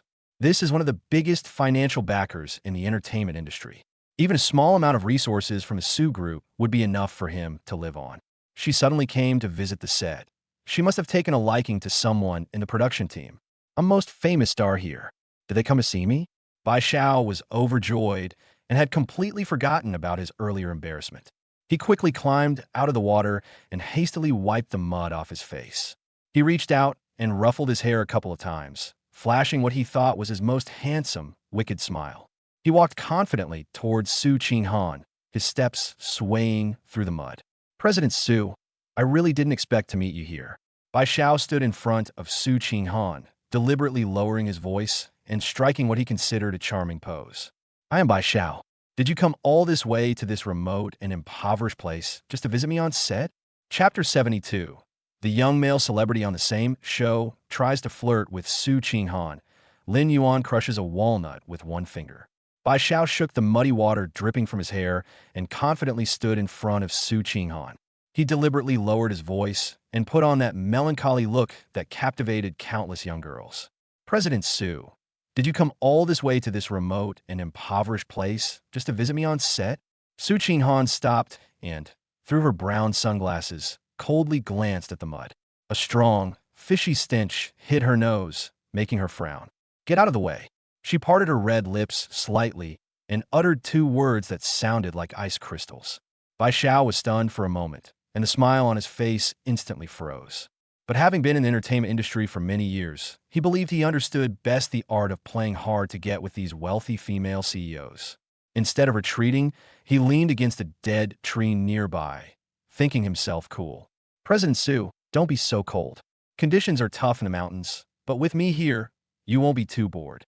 As Bai Xiao spoke, he caught a glimpse of Lin Yuan walking down from the mountainside. Lin Yuan was holding a bamboo basket filled with wild walnuts that he had just picked from the mountain. This is a wild fruit with an outer shell as hard as a lump of iron. Villagers in the mountains usually have to use a large iron sledgehammer to smash the food with stones in their hands if they want to eat it. When Bai Xiao saw Lin Yuan, a strong sense of jealousy and disdain flashed in his eyes. He deliberately raised his voice, making veiled criticisms. President Su, I know you might be just looking for something new and have your eye on some amateurs who know little about farming. He dusted the mud off his sleeves, his tone full of superiority. But in our circle, a good-looking face is useless. Without connections or resources, he's nothing. Su Qinghan took off her sunglasses, and her beautiful peach blossom eyes instantly turned frosty. She was just about to call her bodyguards over to throw this clueless idiot into the mud. Honey, what brings you here? A deep, magnetic voice suddenly came from behind Bai Xiao. Lin Yuan, carrying a bamboo basket, strode over at a leisurely pace. He completely ignored Bai Xiao, who was striking poses next to him, and walked straight up to Su Qinghan. Lin Yuan took out a pack of disinfectant wipes from his pocket, pulled one out, and carefully wiped the sweat from her forehead. The mountain road is difficult to walk, and you don't even feel tired wearing high heels. Their intimate display, oblivious to everyone else, completely ignored Bai Xiao. Su Qinghan enjoyed his wiping, and her anger from before dissipated by more than half in an instant. She gave him a playful glare. I'm just worried that you'll go hungry in the mountains with your two kids. Su Qinghan pointed to the tent next to her that was half collapsed, making a pointed remark. After all, some people can't even set up a proper place to stay. I'm afraid you'll be sleeping in the wilderness.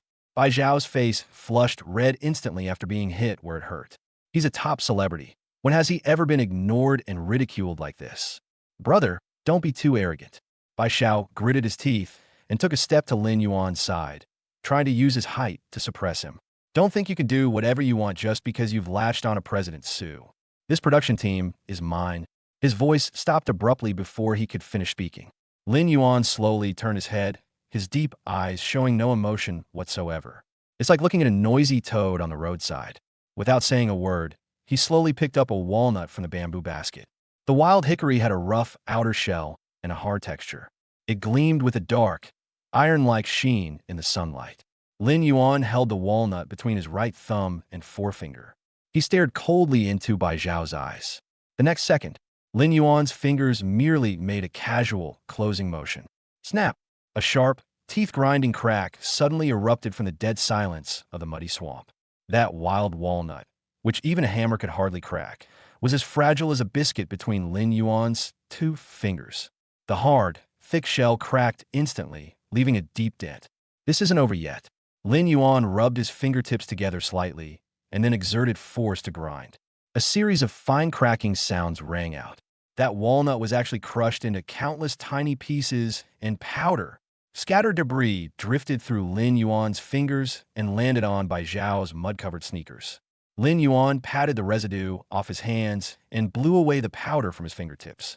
He tilted his head slightly, a bloodthirsty smirk curling at the corner of his mouth. What did you just say? The man's voice was soft, yet it seemed to carry a terrifying pressure that had crawled out of a mountain of corpses and a sea of blood. Bai Xiao stared blankly at Lin Yuan's two long, slender fingers. His breath completely stopped. A chill ran up his tailbone and straight to the top of his head.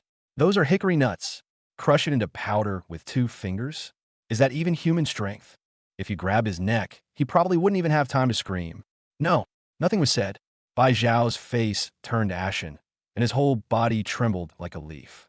His legs went weak, and he couldn't even stand up straight, falling onto his buttocks in the muddy water. The immense fear completely destroyed his reason. Sorry to bother you. Bai Xiao let out a pig-like scream and scrambled out of the mud pit. He didn't even dare to look back, stumbling and running wildly towards the production crew's camp. Watching that fleeing figure, Su Qinghan couldn't help but burst out laughing. She rolled her eyes at Lin Yuan. Violent maniac. With that kind of strength, it's a real shame you're not a rock crusher. Despite saying that, the admiration and sense of security in her eyes were impossible to hide. Lin Yuan stuffed the bamboo basket into her arms and then wrapped his arm around her slender waist. Let's go up the mountain. Bao is waiting for you, his mother, to pay the bill. Just as the two turned and walked towards the bamboo house halfway up the mountain, the crew's cameraman, who looked like an older brother, was squatting in a corner under the bamboo house, carrying his equipment. Due to the angle, the camera did not capture the scene of Lin Yuan crushing the walnuts. But the high-definition telephoto lens was fixed on Bao, who was sitting on the bamboo threshold. The little girl was holding a specially prepared grilled fish that was bigger than her face. The golden, crispy fish skin was bitten open, revealing the snow-white, tender fish meat inside. Bao ate with great enthusiasm, his cheeks puffed out like a little hamster hoarding food. Her greasy little mouth moved slightly, her face filled with blissful contentment. It also makes cheerful smack-smack sounds from time to time. At her feet were two neatly arranged fish bones, cleaned and devoured. This uninhibited mukbang video, coupled with her incredibly cute and angelic looks, is truly captivating. It instantly pierced the hearts of all viewers in front of a live stream screen. The assistant director in charge of back-end data monitoring was staring intently at the wildly fluctuating curve, his eyes practically bulging out of their sockets. He abruptly ripped off his headphones and grabbed Lou DePeo, who was sweating profusely, standing next to him. His voice cracked from extreme excitement. Director Lou, look at the data screen. Bao's live stream viewership has surpassed 10 million. Our servers are about to crash from this crazy bunch of Wild Mom fans. Chapter 73. Adorable second child's insatiable eating becomes a hit online, gaining millions of fans among mothers. In the backstage monitoring booth, the assistant director's voice was hoarse from shouting. Lou DePeo snatched the tablet computer and stared intently at the data line on the screen that was stretched vertically at a 90-degree angle. We've broken 10 million. Quick, call the server room and add 10 backup servers. During the live stream, Bao had no idea that he had become the focus of the entire internet. The little girl was holding a plump fish that was roasted until crispy on the outside and tender on the inside, her face covered in charcoal ash and grease as she ate it. The sound of smacking lips was clearly transmitted to the ears of millions of netizens through a high-definition microphone. A young production assistant who was filming along couldn't resist the urge to tease them. He took the microphone and leaned closer, teasing her with a grin. Bao, this fish looks delicious. Can you share a bite with your uncle? Bao paused in his movements. She immediately turned around like a little tiger protecting its food, hiding the half-eaten grilled fish tightly behind her back. Those big, dark eyes widened as they stared warily at the stagehand. No way. This is the fish my dad worked so hard to catch. The little girl puffed out her cheeks and asserted her dominance in a childish voice. Bao can only eat a little bit. The rest has to be left for Daddy. After saying that, she seemed afraid that the stagehands would actually come up and snatch it away. He quickly stretched out his chubby, greasy little hands and tore off a piece of the tenderest fish belly meat. It ran up to Lin Yuan with its short legs, stood on tiptoe, and stuffed the food directly into Lin Yuan's mouth. Daddy, eat up. Once it's in your tummy, the bad uncle won't be able to take it away. Lin Yuan squatted down and obediently swallowed the piece of fish, his eyes filled with the tenderness of an old father. He took out a wet tissue and carefully wiped away the grease from Bao's mouth. Eat slowly, there's still some in the pot. Dad isn't hungry. I'll save it all for you. This scene completely ignited the entire internet. The live stream chat was flooded with comments like snowflakes, almost covering the entire screen. Holy crap, that eating style is so appetizing. I ate 3 big bowls of white rice. What an absolutely adorable little cutie. Are you trying to trick me into having a daughter? Not only does she eat well, but she's also a fiercely protective dad. I'm so envious. Are you all looking at the cute kids, but I'm the only one looking at that amazing dad? Building a bamboo house with his bare hands, his looks are simply out of this world. In just 1 hour, the video of the 2 babies guarding their food skyrocketed to the top of the trending search lists on major short video platforms. Countless female netizens flooded the comment section with their overflowing maternal love. Overnight, Bao gained tens of millions of unofficial mom fans and became an internet sensation. In contrast to the warm and comfortable atmosphere on Lin Yuan's side, the other celebrity families at the foot of the mountain were in a truly pitiful state. Xiaoya, a top-tier national celebrity goddess, is currently standing in the mud, holding a broken hoe and lost in thought. As the show's main female lead, she was invited by the production team at great expense, and they originally wanted to establish her as an independent and strong female protagonist. After digging potatoes all afternoon, not only did I break 2 fingernails, but my brand-name sneakers were also covered in mud. Starving, Xiaoya followed the irresistible aroma of grilled fish all the way up to the mountainside. She stopped in her tracks as soon as she passed through a bamboo grove. Xiaoya stared blankly at the exquisite 2-story bamboo house in front of her. Then look at Lin Yuan, who is sitting on a bamboo chair, drinking wild fruit tea and picking fish bones out of his daughter. Is this really a survival video? This is clearly a vacation in the Maldives. Bao was biting the fishtail when he turned his head and saw Xiaoya standing by the bamboo forest, swallowing her saliva. The little girl was kind-hearted and felt sorry for the pretty ant covered in mud. Bao grabbed a handful of clean red raspberries from the basket and ran overexcitedly. "Auntie, are you hungry? Bao will treat you to some fruit." She stretched out her chubby little hand and opened her palm. Xiaoya paused for a moment, then looked down at the few bright red wild fruits. Looking into Bao's clear, bright eyes, she felt as if her heart had been struck hard. Having been in the entertainment industry for so many years, she has seen all sorts of deceit and treachery. This pure and unadulterated innocence instantly melted away all her defenses. "Thank you, little one." Xiaoya squatted down, ignoring the mud on her hands, and gently touched Bao's pigtails. She popped a raspberry into her mouth, and the sweet and sour juice instantly dispelled her fatigue. Lin Yuan turned around when he heard the noise. He picked up a clean bamboo tube, poured a cup of warm mint water, and strolled forward. "The spring water has been boiled. It'll quench your thirst." Lin Yuan handed over the bamboo tube, his tone indifferent, without a trace of flattery. Xiaoya raised her head and met Lin Yuan's deep and cold eyes. Just one glance.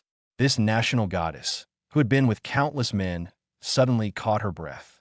A tall and straight figure with a chiseled profile. In particular, his innate composure as someone in a position of authority is completely different from those slick, pretty boy celebrities in the industry. Xiaoya took the bamboo tube, her fingertips inadvertently touching Lin Yuan's knuckles. A faint electric current sensation instantly spread throughout my body. "Thank you. You must be Bao's father?" Xiaoya brushed a stray hair behind her ear, revealing a radiant smile that could be described as perfect. "Your bamboo house is amazing."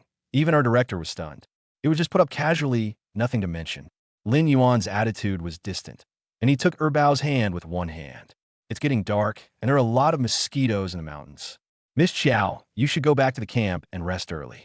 After saying that, he turned around and led his daughter back to the bamboo house. Xiaoya was left standing there alone. Looking at the man's broad back, Xiaoya bit her red lips. She didn't feel embarrassed at all. Instead, a strong desire to conquer ignited in her eyes. This man is just her type.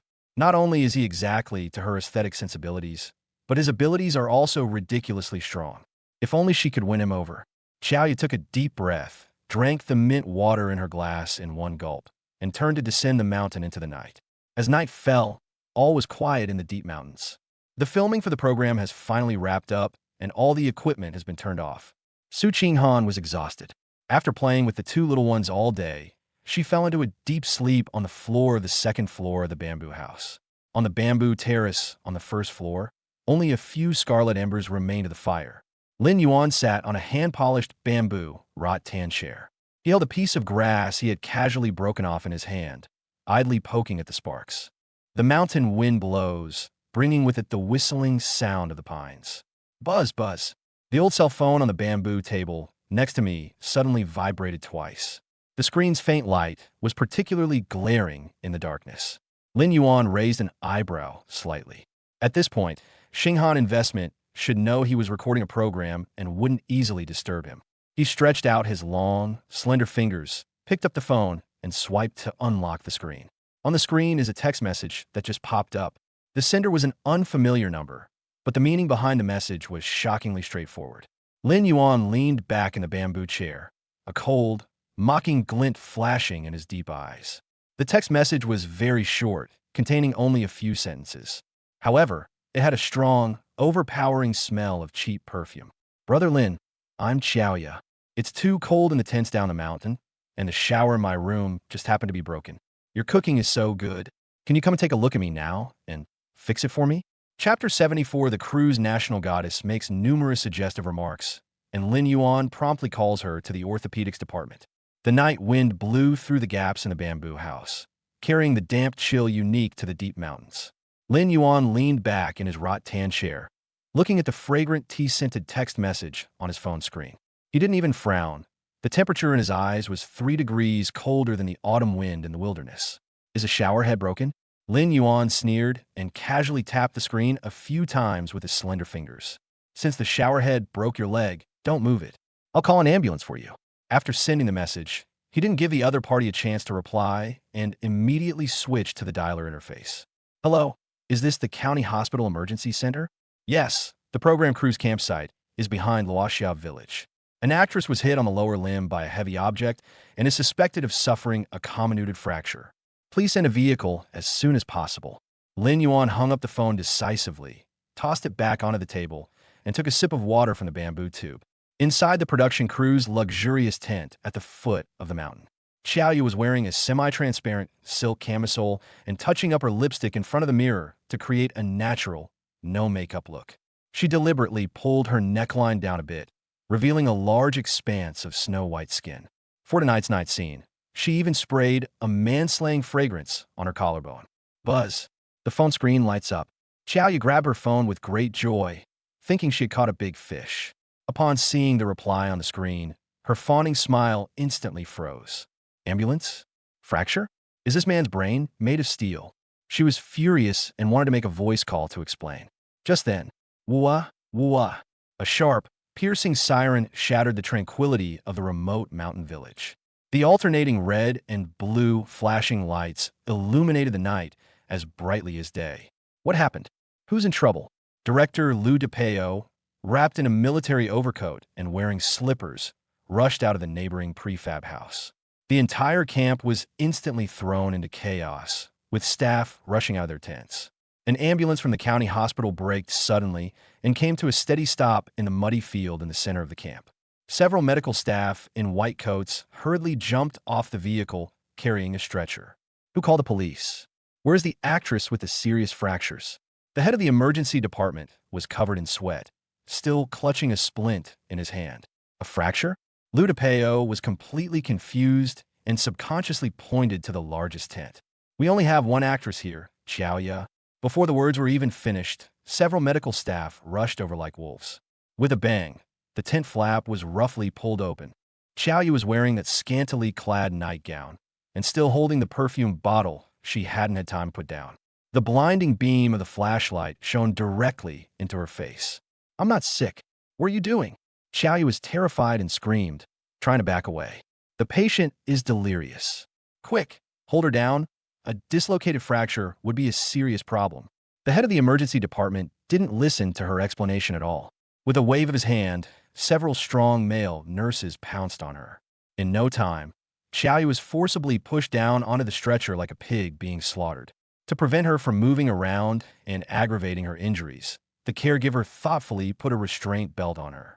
The most fatal flaw was that the production team prioritized all-day interactive effects.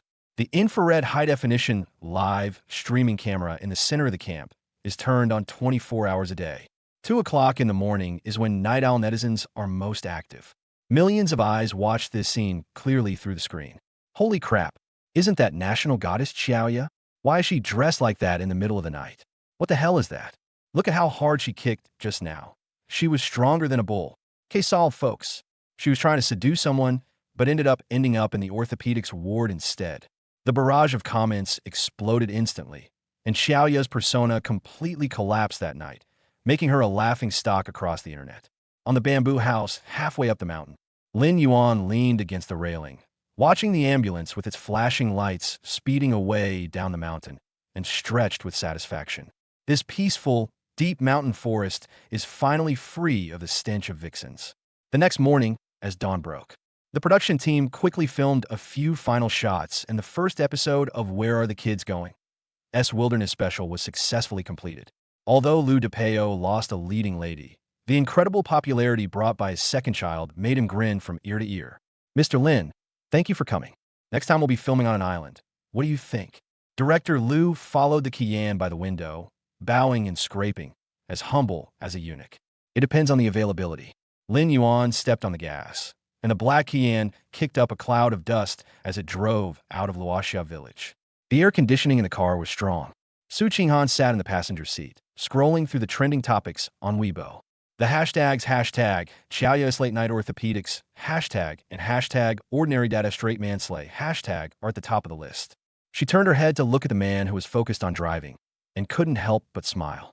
This troublemaker may attract many suitors, but his tree-cutting skills are also top-notch. His trick last night was absolutely despicable. Dabao and Air Bao were fast asleep in the spacious back seat, hugging their newly bought plush toys. After leaving Luoxia village, there's a winding mountain road that stretches for dozens of kilometers. On one side is a steep mountain wall, and on the other side is a bottomless cliff. The Qian drove at a steady, uniform speed on the mountain road. Sudden, boom, boom, boom. A loud, arrogant engine roared through the silent valley from the bend behind. A heavily modified GTR sports car with exaggerated flame decals on its body came up from behind like a mad dog. It was less than half a meter away from the rear of the Qian. Lin Yuan frowned slightly, glanced at the rearview mirror, and took the initiative to turn the steering wheel to the right to give way to the overtaking lane. The GTR suddenly accelerated and sped up, but didn't overtake or leave. Instead, he swerved sharply, and the front of the car veered directly toward the left front wheel of the Qian. Squeak! The tires screeched as they rubbed against the asphalt, leaving a long, black trail. Lin Yuan's eyes suddenly turned cold. His muscles tensed instantly. He slammed on the brakes with his right foot and firmly gripped the steering wheel with both hands. The Qian lurched violently and came to a stop just short of the edge of the cliff. The twins, sleeping soundly in the back row, were woken up by the huge inertia, and the younger one burst into tears in fright. Su Qinghan was still in shock. Her face turned deathly pale, and she gripped the car door handle tightly. Core death. A fierce killing intent flashed in Lin Yuan's eyes as he unbuckled his seatbelt and prepared to get out of the car. A GTR was blocking the middle of the road ahead. The window was down, and a hand wearing a studded glove was sticking out from the driver's seat. That hand arrogantly gave the Qian the middle finger pointing downwards. Immediately afterwards, a haughty, delinquent female voice carried on the mountain breeze. Driving a beat-up SUV up a mountain road. Do you think this is a kiddie ride in your backyard? Chapter 75. System rewards God-level driving skills. Winning a billion-dollar bet in a speeding race on Mount Akina. Driving a beat-up SUV up a mountain road. Do you think this is a kiddie ride in your backyard?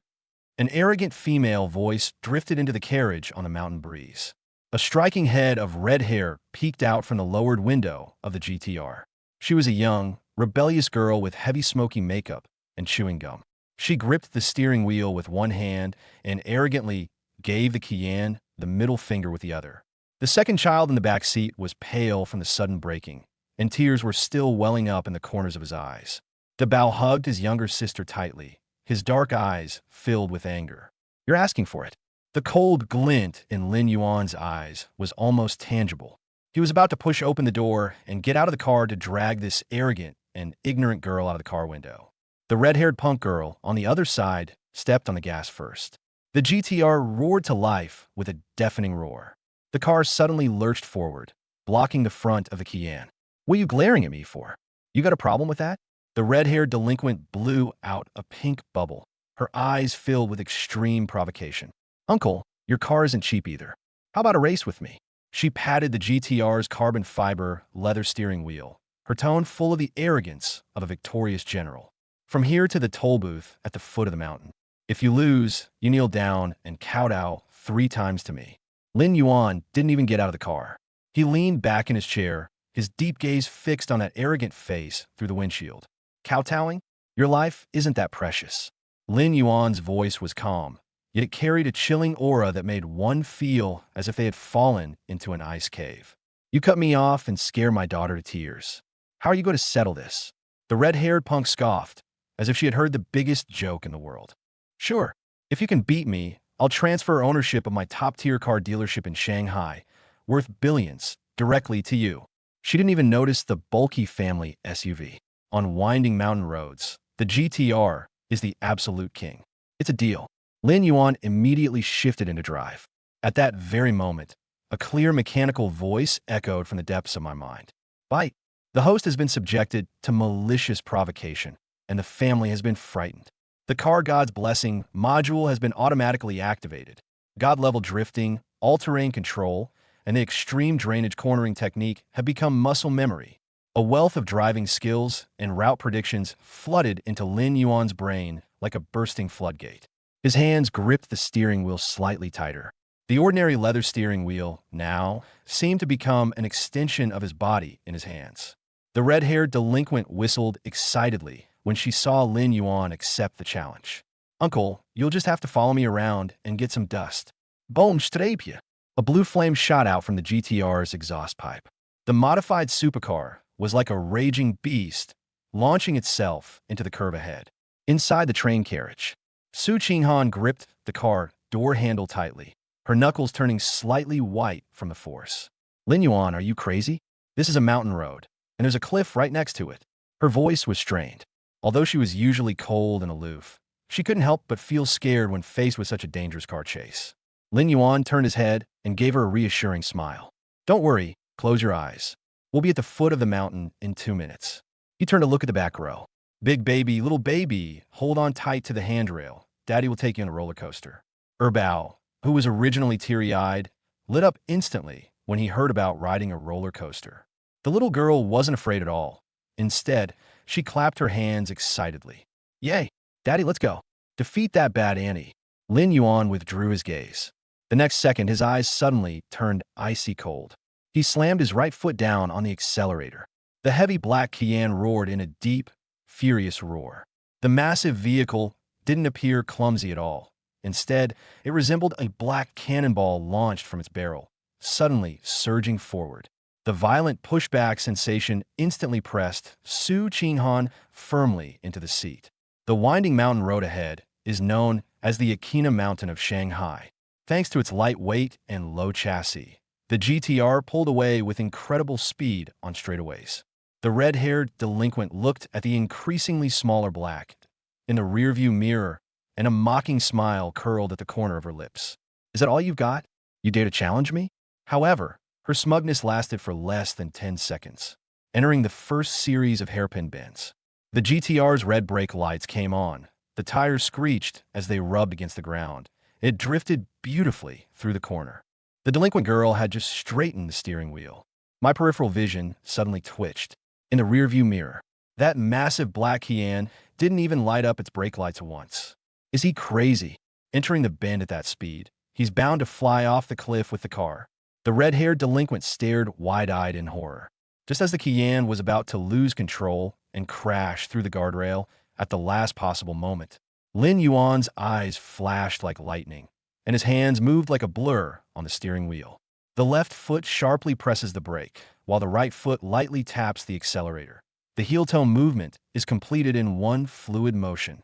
The Kian's massive body suddenly made an incredible sideways movement at the entrance to the curve. Squeak! The tires rubbed against the asphalt road, sending up a puff of pungent white smoke. Under this extreme centrifugal force, the two tires on the right side of the Kian fell precisely into the drainage ditch on the inside of the mountain road. The tire was stuck tightly to the edge of the drainage ditch. It forcefully counteracted the terrifying centrifugal force that was enough to overturn the car. Bang, bang, bang. The chassis edge scraped against the cement road surface, bursting into a series of dazzling sparks. The Kian is like a high-speed train running on a track, hugging the extreme blind spot on the inner side of the mountain wall, cutting through the curve in an instant at a terrifying speed that defies the laws of physics. Extreme drainage ditch bend crossing method. The red-haired punk's jaw almost dropped to the steering wheel. She's been racing cars since she was a child. This kind of godlike skill that only exists in comics actually happened in real life.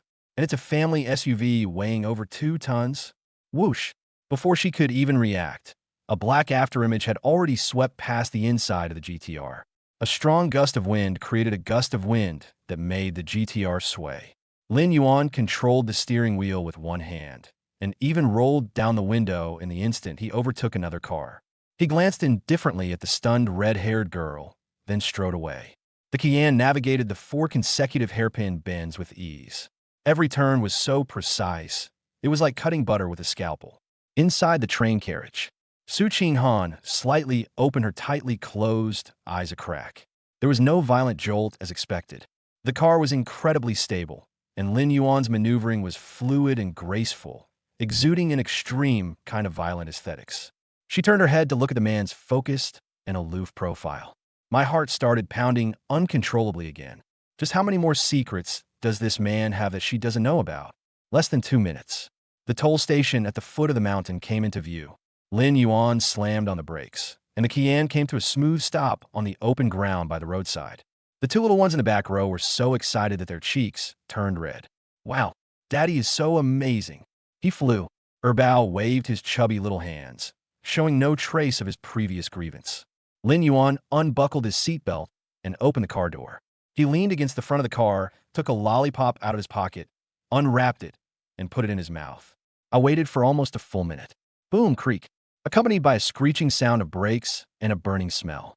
The arrogantly modified GTR finally arrived late, stopping abruptly not far from the Qian. Thick white smoke was billowing out from under the hood, clearly indicating that the radiator had reached its boiling point. Bang! The GTR's door was kicked open roughly. The red-haired delinquent girl climbed out of the car, panting. She was still clutching the racing helmet with the skull on it, her chest heaving violently. All that desperate chasing just now not only failed to close the gap, but we didn't even see their taillights. This is so frustrating. This is unbelievable. She angrily ripped off her headband. A head of dazzling red hair cascaded down like a waterfall, revealing a pretty face full of wild beauty. Lin Yuan chewed on a lollipop, looking at her with a calm expression. When are you planning to transfer ownership of the multi-billion-dollar car dealership? Hearing this cold, mocking tone, the red-haired delinquent showed no frustration or anger at losing money. Her eyes, heavily lined with eyeliner, were fixed on Lin Yuan, who was leaning against the hood of the car. Looking at his inverted triangle figure encased in a suit and his handsome, aloof face that made one's legs weak. Her eyes changed instantly. The anger vanished completely, replaced by an almost obsessive fervor. She was like a magnet, rushing towards it. Completely ignoring Lin Yuan's aura of keeping strangers at bay, she stuck to him like a piece of chewing gum. Uncle, you're so handsome.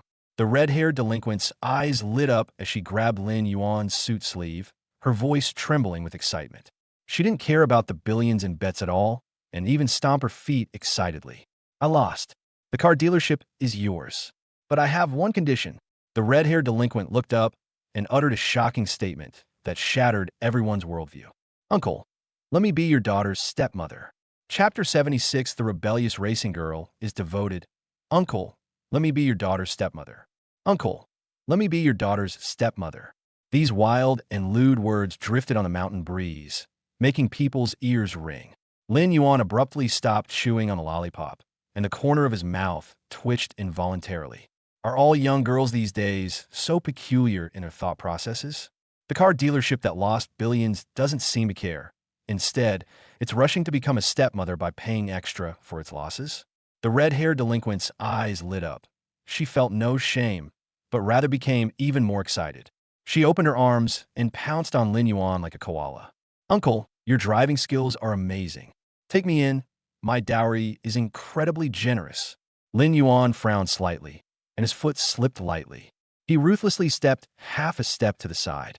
Ouch! The red-haired punk missed her target and fell flat on her face. She plunged headfirst into the roadside bushes, getting her mouth full of mud. Lin Yuan looked down at her, his eyes colder than the rocks on the mountain. You're going to become a stepmother before your hair has fully grown? He didn't hold back and launched into his sarcastic remarks. My daughter is allergic to cheap perfumes. You should stay away from me as soon as possible. The red-haired punk girl climbed out of the bushes and spat out the dry leaf from her mouth. Not only was she not angry, but her gaze towards Lin Yuan became even more fervent. You're so stylish even when you're swearing. Sir, you've successfully caught my attention. Just then, the black Qian next to them suddenly honked its horn. Beep!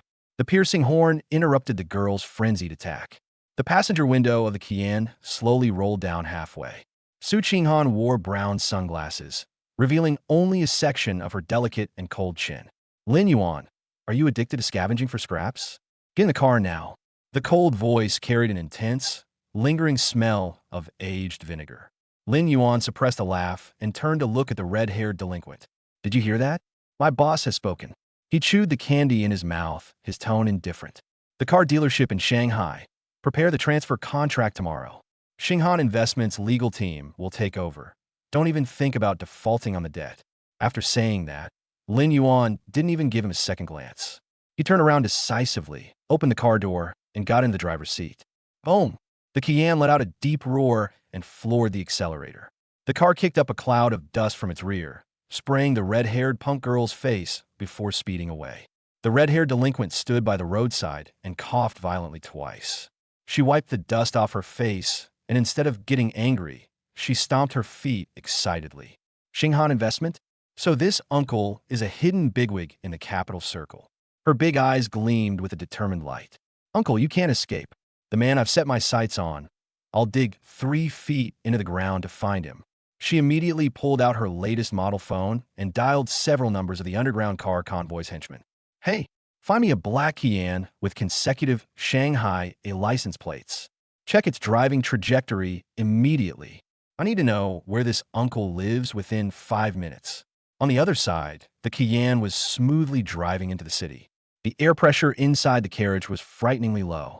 The Bao and Air Bao were fast asleep in the back row, completely unaware of the chaotic scene unfolding ahead. Su Qinghan crossed her arms and stared intently out the window. These young girls these days really have no shame. She bit her red lips and gave a cold snort. They'd pounce on any man they saw who could drive, without even worrying about getting sick. Lin Yuan held the steering wheel with one hand, a mischievous smile playing on his lips. President Su, your temper is getting worse and worse. I didn't even touch her with a single finger just now. Who cares whether you touched it or not? Su Qinghan, like a cat whose tail had been stepped on, immediately turned her head and glared at him. I'm afraid that your shabby attitude will be corrupted by those delinquent girls and affect my daughter's upbringing. Lin Yuan raised an eyebrow, too lazy to expose her lame excuse. Okay, Mr. Su is right. I'll take a detour when I see women from now on. More than an hour later, the car came to a steady stop in the underground garage of the Shishan Villa area. After a long day, the whole family was exhausted. Lin Yuan carried the 2 sleeping babies back to the children's room on the 2nd floor and covered them with blankets. When Su Qinghan came downstairs, she had already gone to the master bedroom bathroom to take a shower. Lin Yuan went into the kitchen to prepare a bowl of clear soup noodles for himself as a late-night snack. He just boiled the water. Bang, bang, bang. The heavy security door of the large apartment was suddenly pounded violently from the outside. The noise was so loud it sounded like someone was tearing the house down. Lin Yuan's face darkened, and he turned off the gas stove. In the middle of the night, how did the security guards at Shishan Villa let people in? He grabbed a fruit knife from the kitchen counter and strode toward the entryway. Looking at the screen of the video access control system, Lin Yuan's brows instantly furrowed into a tight knot. Outside the door, the red-haired delinquent who lost her race on Mount Akina was yelling and screaming at the top of her lungs. Uncle, I know you're in there. She waved her fists and pounded on the door frantically. Open the door. I brought the car dealership transfer agreement. If you don't take me in tonight, I'll sleep in your doorstep. That brat actually managed to find her way here using the license plate number. Lin Yuan tossed the fruit knife aside and rubbed his temples, feeling a headache coming on. He was just about to press the call button and yell at the person to leave. A soft click sounded. A series of hurried footsteps echoed down the wooden staircase on the 2nd floor. Su Qinghan was wearing a conservative long-sleeved loungewear set, and her hair was still a little wet. She was applying skincare products when the banging on the door startled her. Who's shouting outside? Su Qinghan strode over aggressively and shoved Lin Yuan, who was blocking the doorway, aside. She saw the face of the red-haired delinquent on the screen. The nameless anger that had been so hard to suppress suddenly surged from the soles of his feet to the top of his head. Great! Lin Yuan. Su Qinghan turned her head and glared at him through gritted teeth. You didn't finish chatting on a mountain road, and now she's practically come to your house? Did you secretly send her your location? Lin Yuan raised his hands, his face full of innocence. Mr. Su, my phone was on the coffee table the whole time. Don't make false accusations. You still dare to argue. Su Qinghan wouldn't listen to any explanation. My own territory has been invaded by some wild woman who stormed my door. If this gets out, Will Su Qinghan's face be? She pushed Lin Yuan aside, and her fair fingers gripped the metal handle of the security door. "I'd like to see just how much guts this vixen has to dare to come to my house and snatch someone away." "President Su, calm down." Lin Yuan tried to stop her, but it was too late. Whoosh! Su Qinghan pulled hard, and the heavy explosion-proof door suddenly opened. A cold draft rushed in from the corridor. The banging on the door stopped abruptly. The red-haired delinquent's hand, which was raised in midair, froze, and she stared in astonishment at the suddenly opened door. Su Qinghan crossed her arms, blocking the doorway like an ancient glacier. Her cold, sharp peach blossom eyes were fixed on the delinquent girl in front of her. "I was just about to use the most vicious rhetoric in the business world to give this arrogant girl a thorough dressing down." In the blink of an eye, the two saw each other's faces clearly. The air seemed to freeze completely in that instant. The motion sensor lights in the corridor flickered on and off. The red-haired delinquent stared wide-eyed, her mouth agape enough to fit an egg. Su Qinghan was also stunned. The reprimand she had prepared got stuck in her throat, and her pretty face was full of shock. A full 5 seconds of deathly silence followed. These two women, with completely different auras, suddenly pointed their fingers at each other. They exclaimed in unison, breaking the silence of the night. "It's you." Chapter 77, Su Qinghan's Ultimate Showdown. "This brat is actually my cousin. It's you." Two exclamations rang out simultaneously, their sharp decibels nearly shattering the motion-activated lights in the corridor. Su Qinghan stared at the rebellious, delinquent girl in front of her, who had smoky makeup and red hair. Her once icy and aloof face was now filled with disbelief and astonishment. The red-haired delinquent was also dumbfounded. She glanced at Su Qinghan, who was dressed in casual clothes, and then at Lin Yuan standing inside the door, her mind completely blank. You two live together?" The delinquent swallowed hard, her finger trembling slightly as she pointed at Lin Yuan. Su Qinghan didn't respond to her at all. She stepped forward in her slippers and grabbed the girl's ear, which had 3 piercings. Without any hesitation, they dragged the person into the entryway. "Ouch! Ouch! Su Qinghan, let go! Be gentle!" The girl grimaced in pain, like a wildcat being grabbed by the scruff of its neck, and was dragged into the house, stumbling along. With a bang, Lin Yuan slammed the security door shut behind him. He leaned against the shoe cabinet, arms crossed, watching the family drama with great interest. "Su Yao, you've really grown up, haven't you?" Su Qinghan shoved the red-haired delinquent girl onto the leather sofa in the living room, exuding an aura of dominance. A year ago, he ran away from home without telling his family and came to Shanghai to drive unlicensed taxis. Now he actually dares to block my door and cause trouble. Lin Yuan raised an eyebrow, a hint of realization flashing in his eyes. No wonder this delinquent girl bears a striking resemblance to Su Qinghan. She was originally Su Yao, the only daughter of the second branch of the Su family in the capital, and Su Qinghan's cousin. Su Yao rubbed her reddened ears and jumped up from the sofa. Although she was afraid of her older cousin, who had been strong-willed since childhood, her rebellious nature wouldn't allow her to back down.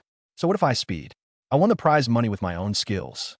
Su Yao retorted stubbornly, but her gaze involuntarily drifted towards Lin Yuan at the door. Now, the clues in her mind finally connected. Etc. Su Yao's eyes widened suddenly as she pointed at Lin Yuan, her voice trembling. "Cousin, is this the guy everyone's been talking about? The live-in boyfriend who gave you 2 daughters?" Su Qinghan's cheeks flushed slightly, but she remained cold and did not deny it. "If you know that, why don't you hurry back to the capital? What are you doing running around in someone else's house in the middle of the night?" To everyone's surprise, Su Yao not only didn't feel embarrassed, but instead burst into an extremely exaggerated laugh. "Ha ha ha, that's hilarious." She patted the back of the sofa, laughing so hard that tears almost came out. The Ice Queen of the prestigious Su Group actually keeps a racing god as her kept bird at home. Su Yao suddenly moved closer to Su Qinghan, her eyes flashing with a cunning light that seemed to thrive on chaos. "Sis, you've always been one step ahead of me in everything since we were kids. But this time, I really admire your taste in men." She turned around abruptly and ran to Lin Yuan in a flash. Completely ignoring Su Qinghan's murderous glare, she raised her head and smiled radiantly. "Uncle, so you're my brother-in-law." Su Yao gave Lin Yuan a blatantly flirtatious wink. As the saying goes, Nothing tastes better than dumplings. Since we're family, it's not like I'm taking advantage of an outsider by stealing my sister's boyfriend. The air froze completely in that instant. Su Qinghan was so angry that she trembled all over. She grabbed a cushion from the sofa and threw it at him. Su Yao, have you no shame? Lin Yuan caught the flying pillow with one hand, his eyes as indifferent as a dry well. He looked down at the delusional, immature girl with a head full of nonsense, a mocking smile playing on his lips. Poaching? Lin Yuan chuckled and casually tossed the cushion back onto the sofa. With your face that looks like a color palette and your body that looks like a washboard? He ruthlessly activated his straight man killer mode. I advise you to go back to school and get a makeover for a few years. I'm afraid your unconventional look will scare my daughter to tears in the middle of the night. Suawe's charming smile instantly vanished. She looked down at her stunning figure, which she was so proud of, and was so angry she almost ground her teeth to powder. That man's words are so venomous. You're looking down on me. Su Yao puffed out her chest in resentment, then slumped onto the sofa, acting like a rogue. I'm not leaving today. She took off her Doc Martens boots and casually put her legs up on the coffee table. If you dare to kick me out, I'll call Grandpa right now and tell him you're all ganging up on me. Su Qinghan was so angry that her vision blurred. She knew her cousin too well. She'd always been a stubborn, relentless person who wouldn't give up until she got what she wanted. If we really throw her out, who knows what kind of trouble she might cause in Shanghai tomorrow. Do as you please. I'll send bodyguards to put you on a plane back to Beijing first thing tomorrow morning. Su Qinghan coldly tossed out a sentence, then stomped upstairs in her slippers, fuming. Lin Yuan couldn't be bothered with his patient suffering from severe Chinibu, middle school syndrome. He turned off the main light in the living room, leaving only a dim floor lamp, and turned to walk back to his guest room. The next 2 days, this originally cozy apartment has been completely transformed into Su Qinghan's ultimate battleground. Su Yao has truly embodied the term green tea bitch to the extreme. Early in the morning, Lin Yuan was frying eggs in the kitchen. Su Yao ran in wearing extremely short silk hot pants, her 2 white legs swaying. Brother-in-law, I don't know how to pour milk, can you help me? She strained her voice and deliberately pulled her collar down so that most of her body was pressed against Lin Yuan's arm. Lin Yuan didn't even glance at her. He casually grabbed a freshly washed cabbage from the side and splashed water all over her face. The milk is on the second shelf of the refrigerator. If you don't have hands, you'll have to go outside and starve. Su Yao got her face splattered with water and stomped her feet in anger, but there was nothing she could do. It was afternoon. The 2 children, Dabao and Airbao, are building Lego in the living room. Holding several rare, limited edition car models, Su Yao approached the 2 little ones, attempting to undermine the enemy from within. Dabao and Airbao, call me Ao Mama, and I'll give you all these cars. Airbao, chewing on a lollipop, glanced disdainfully at the cold, metallic objects. Second baby doesn't want a car. Second baby wants to eat meat. And Annie, you look like a traffic light at an intersection. Not like mommy at all. Dabao didn't even look up, his 10 little fingers rapidly tapping on the tablet. Don't bother. Your dad suspended your supplementary bank card yesterday. You don't even have money to order takeout now. So what are you pretending to be rich for? I was completely outmaneuvered by 2 3.5-year-old kids. Su Yao did not back down. Instead, her desire to conquer grew wildly like weeds. The men and children in this family are more exciting than a car race. It was late at night. A light autumn rain began to fall in Shanghai, and the temperature dropped sharply. Lin Yuan had just finished showering and was wearing a black silk nightgown when he went to the kitchen to pour himself a glass of ice water. The pajamas were made of excellent material, fitting his broad and muscular back perfectly, subtly revealing his sharp muscle lines. He was holding a water glass and had just turned the corner of the corridor. Su Yao, who was hiding behind the load-bearing pillar, suddenly had a bright idea in her eyes. She held her breath and held up the latest model of mobile phone, which she had already adjusted to the correct angle. Click! There was no flash and no shutter sound. A high-definition photo of a person's back is perfectly captured on the screen. In the photo, the man stands tall and straight, his black silk pajamas exuding a deadly sense of languor and asceticism.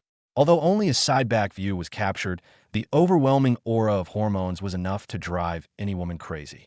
Su Yao hid in the shadows, a mischievous smile playing on her lips. You iceberg, trying to steal my man? Huh? I'm going to disgust you to death today. She quickly opened WeChat and clicked into her private moments, which was full of wealthy heiresses and socialites. This is accompanied by a candid photo.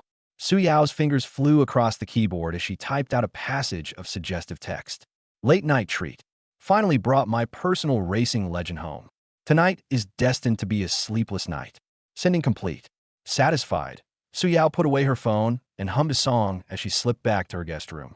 She had no idea that her casually taken photograph was about to unleash a massive uproar. That socialite group was mixed with many informants from outside the entertainment industry and gossip paparazzi. This photo was screenshotted and forwarded hundreds of times in less than half an hour after it was posted, although he did not show his face. But that limited edition haute couture nightgown and the familiar large floor-to-ceiling windows in the background of the photo. The paparazzi, with their keen sense of smell, quickly uncovered clues. At 3 a.m., undercurrents were swirling online. The back-end systems of major gossip forums and marketing accounts are frantically working to produce articles. The next morning, sunlight pierced through the thick clouds, awakening this bustling megacity. Su Qinghan sat at a table in the restaurant, holding a coffee cup and reading the morning financial news. Lin Yuan placed a plate of freshly fried ham and eggs in front of her. "You look good today. Did you sleep well last night?" Lin Yuan casually pulled out a chair for her and asked a question. Su Qinghan was about to nod. The personal cell phone on the table suddenly started vibrating wildly. The caller ID showed Li Shui, the group's public relations director. Su Qinghan frowned slightly and pressed the answer button and put the call on speakerphone. "What's the rush? Presidensu. Something terrible has happened." Li Shui's voice betrayed her panic, even sounding somewhat like she was about to cry. Look at Weibo's trending topics. The top trending topic is all negative news about our company. Su Qinghan's heart skipped a beat, and an ominous premonition instantly enveloped her. She immediately switched out of the call interface and opened the Weibo app. The screen filled with glaring, blood-red text instantly assaulted her eyes. The top trending topic was prominently marked with a red explosive sign. His gigolo boyfriend cheats on him with a young delinquent late at night. Hashtag. The second most searched topic followed closely behind. Hashtag confirmed. Racing girl bragging on social media reveals Su's kept-at-home girlfriend is actually a player. Hashtag. The attached high-resolution screenshot is the photo of Su Yao's back in her pajamas that she secretly took last night. Various marketing accounts interpreted the images and fabricated countless dramatic stories of extramarital affairs in wealthy families. In the comment section, countless netizens are furiously hurling insults at Lin Yuan, calling him a gold digger and a scumbag. Even the pre-market stock performance of the Su Group was affected by public opinion, and it began to plummet. Su Qinghan's face turned deathly pale in an instant. She stared intently at the familiar photo of the back on the screen, her knuckles cracking as she gripped the phone. Reason was completely consumed by rage in that instant. Bang! Su Qinghan slammed her phone onto the dining table, causing 2 cracks to appear on the screen. She stood up abruptly, her chest heaving violently. Her reddened peach blossom eyes stared intently at Lin Yuan in front of her, her voice becoming sharp with extreme anger. "Lin Yuan, look what you've done to this little sister." Su Qinghan was so angry that she was trembling all over, pointing at the shattered phone screen. "The whole internet is saying that you've been cheating on me with some young delinquents." Chapter 78, A Powerful Defense for Her Husband. President Su officially announces online, "This is my man's exclusive right. The whole internet is saying that you've been cheating on me with some young delinquents." Su Qinghan's voice, filled with anger, echoed throughout the spacious restaurant. She pointed to the phone with a cracked screen on the table, her eyes red-rimmed. Lin Yuan lowered his gaze and glanced at the high-definition photo of the back view on the screen. With just one glance, his deep gaze turned cold. He had just worn that black haute couture silk nightgown in the photo last night. The shot was taken from behind a load-bearing column at the corner of the corridor at a very close distance. This photo wasn't taken by paparazzi. Lin Yuan raised his head, his tone calm and undisturbed. The security system of the large single-level apartment is so secure that not even a fly can get in, and outsiders can't get a shot from this angle. Su Qinghan was stunned. She is incredibly intelligent. She was simply blinded by anger. Now, reminded by Lin Yuan, she turned her head sharply and stared intently at the direction of the guest rooms on the second floor. "Su Yao, get down here right now." Su Qinghan gritted her teeth and let out a furious shout. a redhead, looking guilty, peeked out from the corner of the stairs. Su Yao shuffled down in her slippers, taking her time. She originally just wanted to annoy her cousin in the socialite group, but who knew that someone with ulterior motives would take a screenshot and send it to a marketing account? Sister, I swear, I really didn't know things would escalate to this extent. Su Yao shrank her neck, her eyes darting around, and even her usual arrogant and fearless demeanor was gone. I'll post on my WeChat moments to clarify that it's a misunderstanding. Clarify my ass. Su Qinghan grabbed the phone from the table, her knuckles cracking as she gripped it. The whole internet is buzzing about this right now, and Su's stock price plummeted as soon as the market opened. Who are you going to post this on your WeChat moments for? Su Yao shuddered in fright, tears welling up in her eyes. She knew she had committed a terrible crime. On the other end of the phone, Li Shui, the public relations director, was anxiously awaiting instructions. President Su, how about we draft a lawyer's letter immediately, or pay to have the trending topic removed? Removing the trending topic will only make things worse and make us look guilty. Su Qinghan took a deep breath and forced herself to calm down. A cold, decisive glint flashed in those beautiful, peach blossom eyes. Li Shui, tell the public relations department to hold back. Su Qinghan parted her red lips slightly, uttering words as sharp as nails. I will protect my man myself. Hang up the phone. Su Qinghan directly opened the Weibo app and logged into her verified account with millions of followers, which had been dormant for 2 or 3 years. As a legendary female CEO in Shanghai's business world, she naturally attracts a huge following. Aside from forwarding official announcements from the group, he never posts any personal updates. Lin Yuan leaned back in his dining chair, arms crossed, watching her with great interest. Mr. Su, do you need my help? I can hack into Weibo's server in just 30 seconds. You don't need to interfere. Su Qinghan didn't even look up, her fingers flying across the screen. Since these marketing accounts dare to use you to suppress the Su family, I'll make them pay back everything, with interest. She opened the photo album and selected 3 photos. The first picture shows Lin Yuan wearing an apron, his tall figure flipping a wok while frying rice in an open kitchen. The second photo is a candid shot taken from the side and rear of Lin Yuan, who is sitting in front of a Steinway piano in a Michelin-starred restaurant, his fingertips flying across the keys. The third picture shows Lin Yuan's tall silhouette as he holds her bow in one arm while watching fireworks at an amusement park. None of the photos show her face, but her perfect figure with broad shoulders and a narrow waist, along with her unique, noble aura, makes her instantly recognizable to anyone in the know. After selecting the photo, Su Qinghan didn't even bother to edit it and directly added a highly aggressive text. The man I cherish. Who are you to tell me what to do? This back view is my exclusive right. What kind of cheap punk dares to try and scam me? Su's legal department has completed the evidence collection and issued a letter. All those marketing accounts spreading rumors prepare to go bankrupt. Click to send. The moment this Weibo post was published, it was like dropping a depth charge into a calm lake. The entire internet was instantly plunged into an unprecedented earthquake.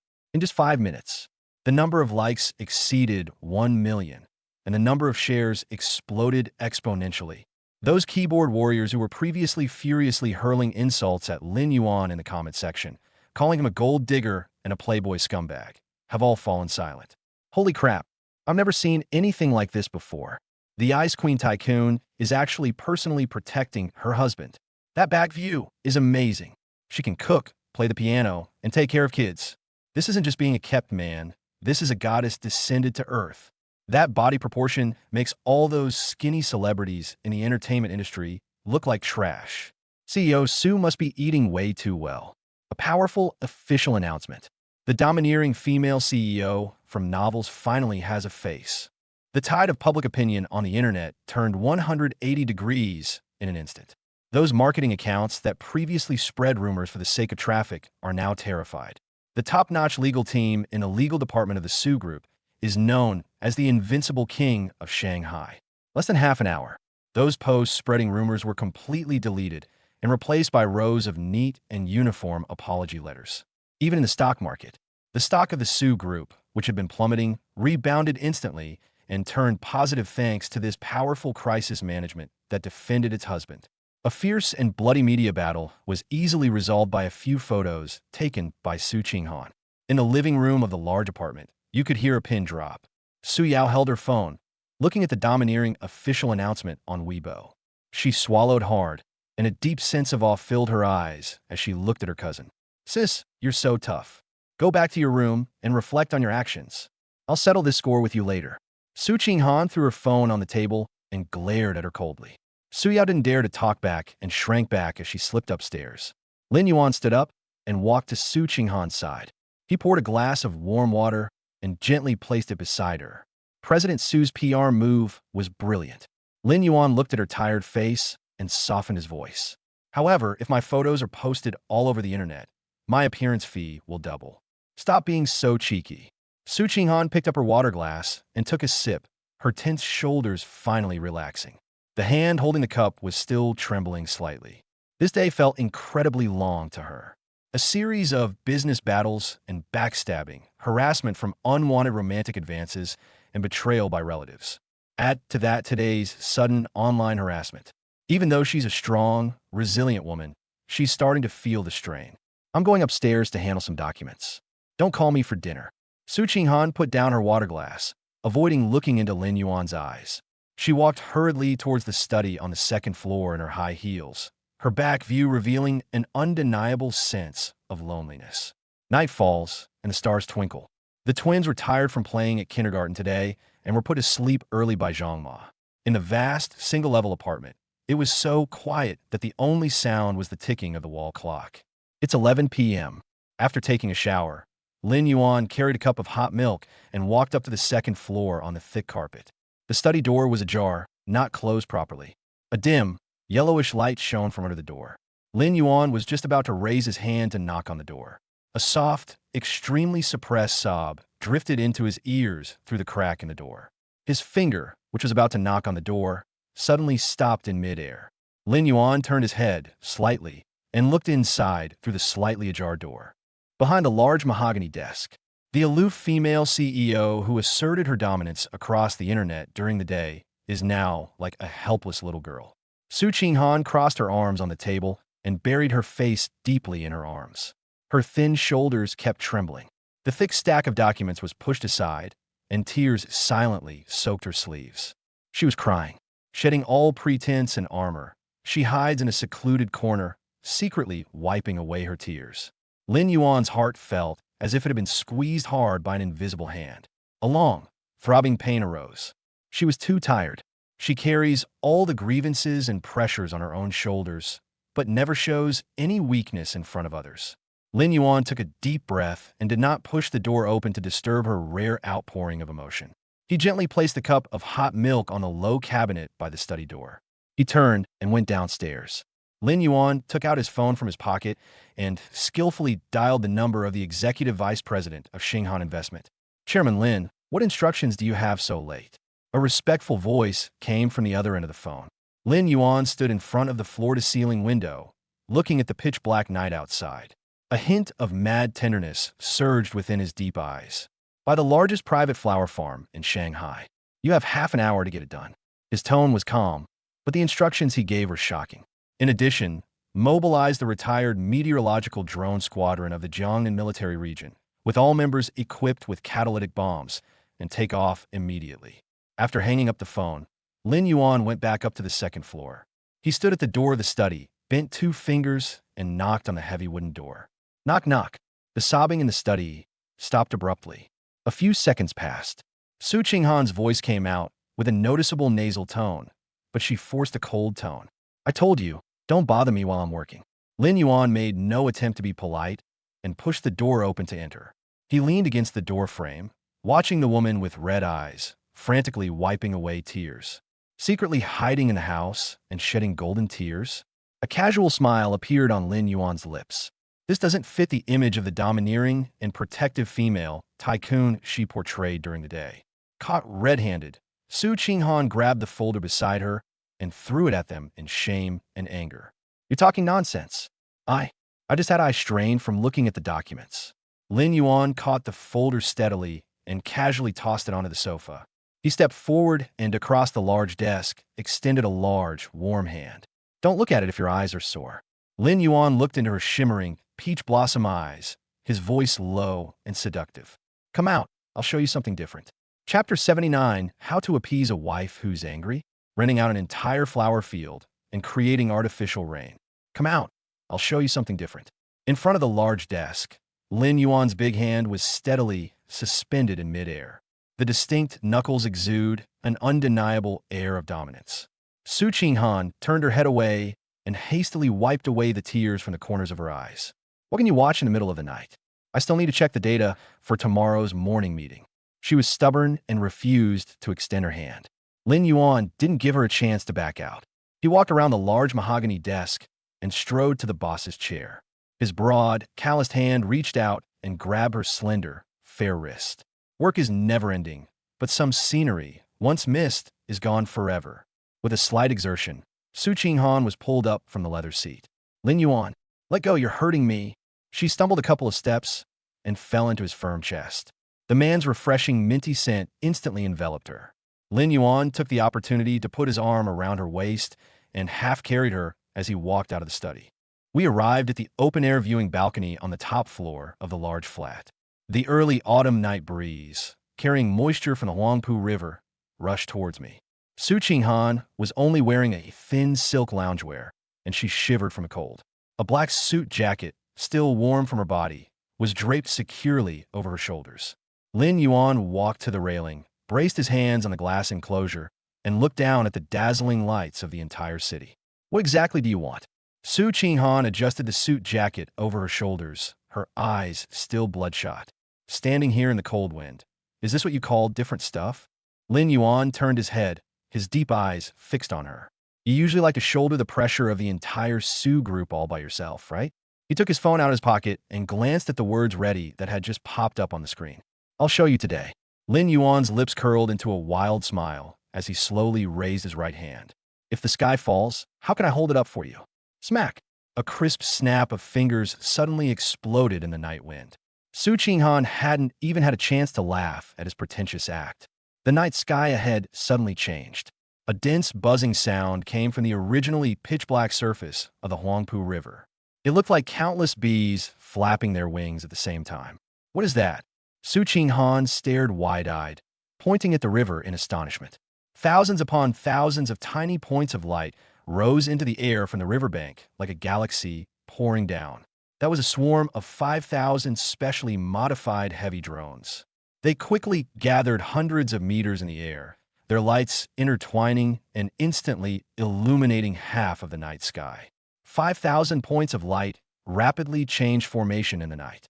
In less than 10 seconds, a giant umbrella pattern radiating dazzling golden light appeared in the sky above Shanghai. The umbrella is tilted, resembling an impregnable fortress. Immediately afterwards, the umbrella pattern spread out. The points of light fell and reformed like shooting stars. 3 dazzling, enormous Chinese characters spanned the river, illuminating the entire night sky. Suqingan. The entire nightlife of Shanghai was abuzz. Countless passers-by raised their phones to record this astonishing scene. On the terrace, Su Qinghan covered her red lips, her pupils contracting sharply. How much financial resources and connections does it take to pull off such a big show in the no-fly zone of Shanghai, where land is incredibly valuable? It's not over yet. Lin Yuan chuckled softly and looked up at the clouds higher above. Boom! Deep within the clouds, several decommissioned and modified meteorological drones belonging to the Jiangnan military region are circling and shuttling. The hatch was wide open. There is no catalyst for artificial rainmaking. Instead, 10 tons of top-quality red rose petals were urgently airlifted from Shanghai's largest flower farm. A night breeze blew. The sky was filled with red petals, like a sudden red snowfall. It fell dramatically from the sky. Rose petals rained down on the entire Shishan Villa area. A delicate petal twirled and gently landed on Su Qinghan's nose. The rich, fragrant scent of roses instantly filled the entire terrace. She blankly reached out her hand and caught a few falling petals. It has a soft touch and a vibrant, lifelike quality. This isn't a holographic projection. It's a breathtakingly romantic spectacle created with real money. Are you crazy? Su Qinghan turned her head, her voice trembling violently, and tears involuntarily welled up in her eyes. You made such a big fuss just to appease me? At this moment, The icy exterior she had painstakingly maintained for 4 years was shattered by the rain of roses. All the grievances, pressure, and the panic of being subjected to cyberbullying today. In this grand shower of flowers that bloomed only for her, everything vanished. Lin Yuan reached out and gently wiped away the tears from the corners of her eyes. Nothing is more precious than my wife's happiness. He lowered his head, his warm fingertips caressing her delicate cheek. I've said it before, anyone who dares to wrong you will be ruined. You just need to stay behind me. The man's words were completely devoid of any glibness. Only the ultimate domineering power that tramples the whole world underfoot, yet bows down only to you. Su Qinghan looked into his unfathomable eyes. My heart felt like it had been set ablaze, pounding almost out of control. She didn't know where she got the courage from. Perhaps it was the intoxicating night breeze, or perhaps the intense fragrance of the flowers. Su Qinghan abruptly threw away the sun-protective shirt in her hand. She stood on tiptoe, grabbed Lin Yuan's suit collar with both hands, and pulled him down forcefully, with a hint of desperate determination. Those two warm, soft red lips pressed against mine without warning. Lin Yuan froze. His deep eyes widened instantly. The woman's kiss was haphazard, inexperienced, and impatient. Her teeth even brushed against the corner of his lips. It carried a slightly salty taste of tears. After a brief moment of surprise, the man's aggressive instincts instantly awakened. Lin Yuan took the initiative and became the host. He suddenly grabbed the back of her head with his large hand, and with his other hand he wrapped his arms around her slender waist, pulling her into his embrace. This deepened the rose-scented kiss. The night wind swept up the petals scattered on the ground, swirling around their feet. Their breaths mingled, reluctant to part. This kiss, for years in the making, finally took place amidst the city's tumultuous atmosphere. The next morning, golden sunlight streamed through the huge floor-to-ceiling windows, illuminating the large bed in the master bedroom. Su Qinghan rubbed her sleepy eyes and sat up from under the covers. She subconsciously touched the spot beside her. The blankets were already cold. The crazy and passionate scene on the terrace last night flashed through my mind. Her cheeks instantly burned again, and she quickly pulled the blanket over half of her face. That's so embarrassing. Why did I act so impulsively and kiss him on my own initiative? Awake? Come out for breakfast. The bedroom door was pushed open, and Lin Yuan, dressed in casual clothes, leaned against the doorframe. A mischievous smile, still lingering on his lips, remained. I'll go down right away. Su Qinghan didn't dare look him in the eye and stammered a reply. She hurriedly slipped on her slippers and rushed into the bathroom, as if fleeing.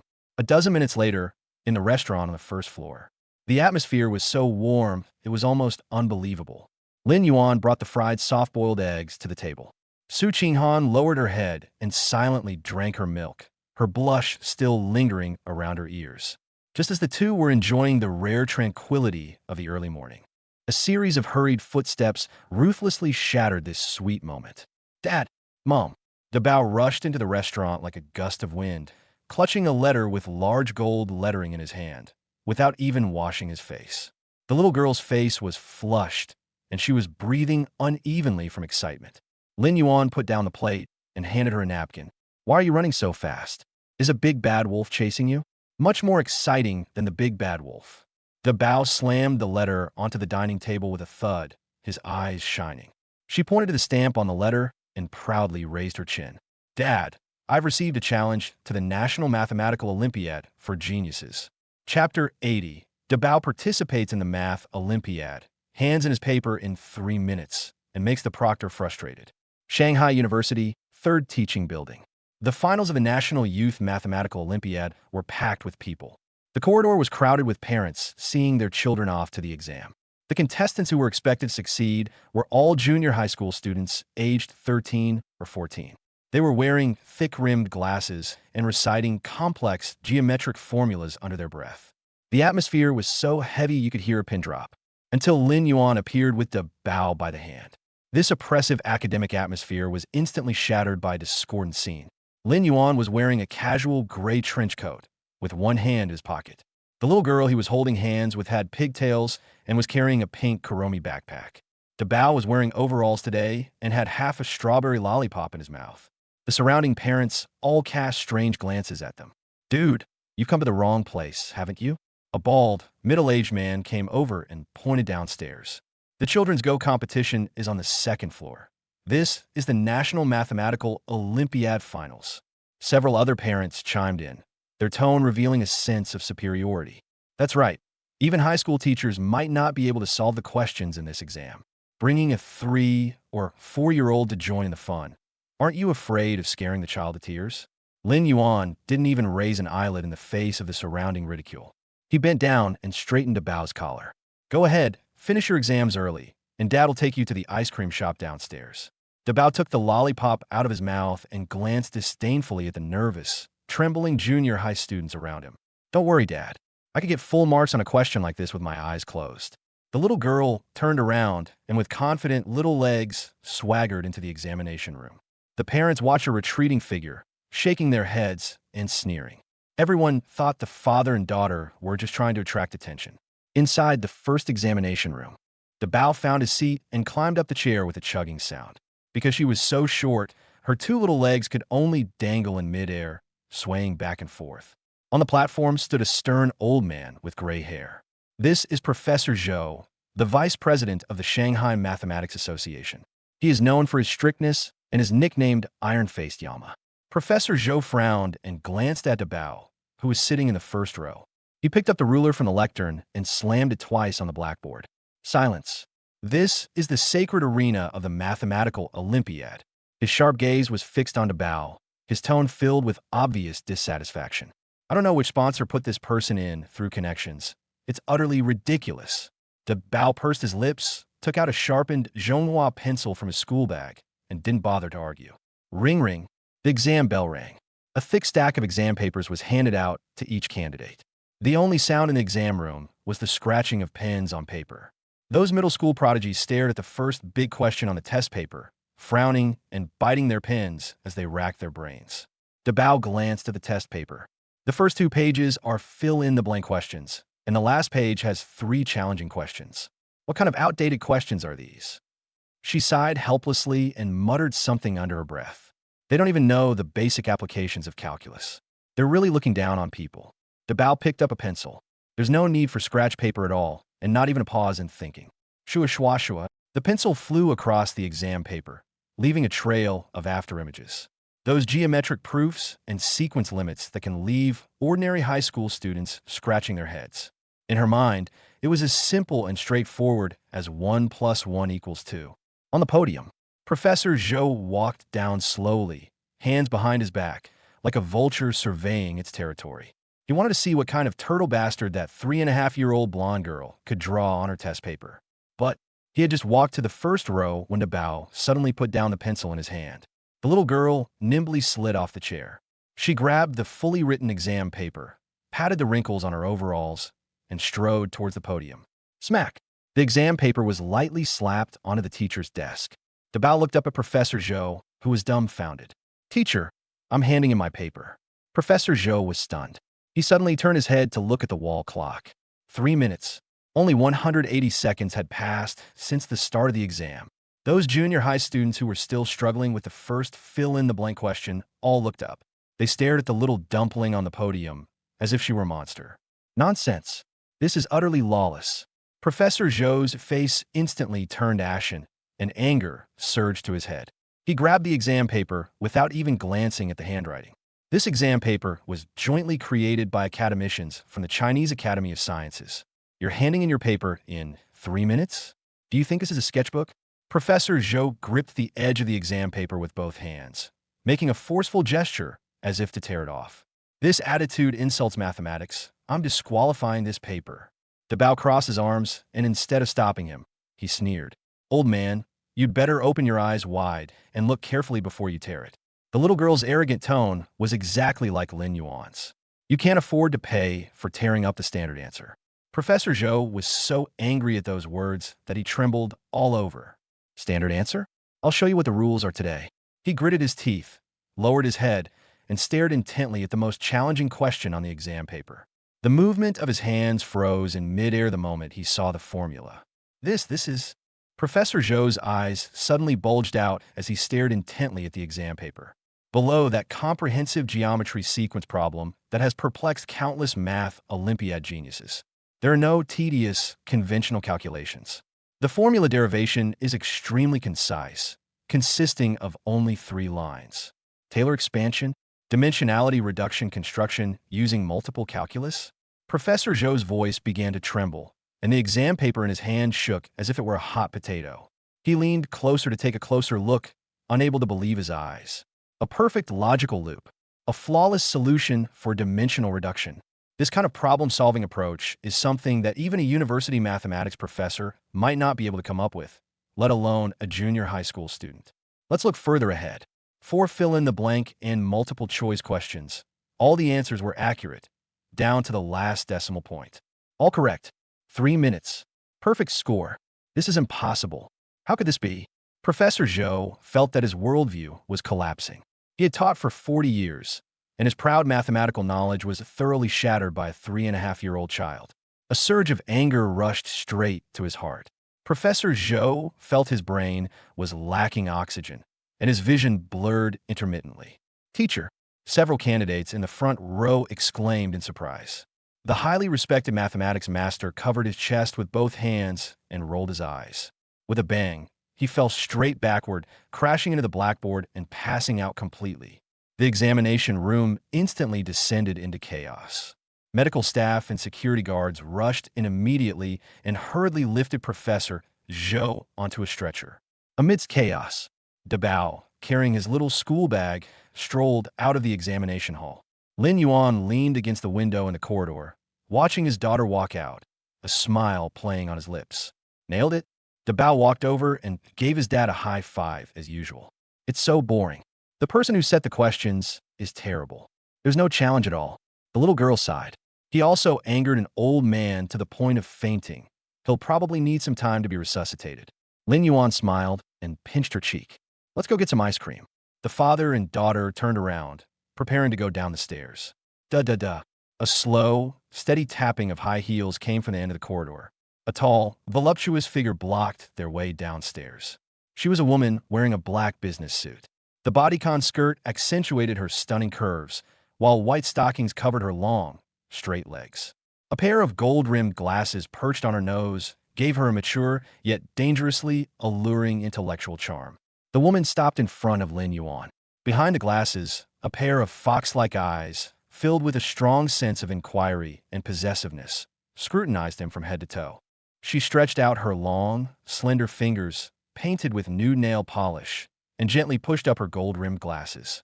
Her red lips parted slightly, and she exhaled a breath carrying a faint minty scent. Mr. Lin, I have seen your daughter's exam paper. The woman's voice was husky and languid, with a captivating magnetism. I'm very interested in her. But she took half a step forward, her gaze fixed intently on Lin Yuan's deep eyes. I'm more interested in the father who raised such a genius. Are you free this weekend? Want to grab a coffee and discuss some in-depth teaching issues?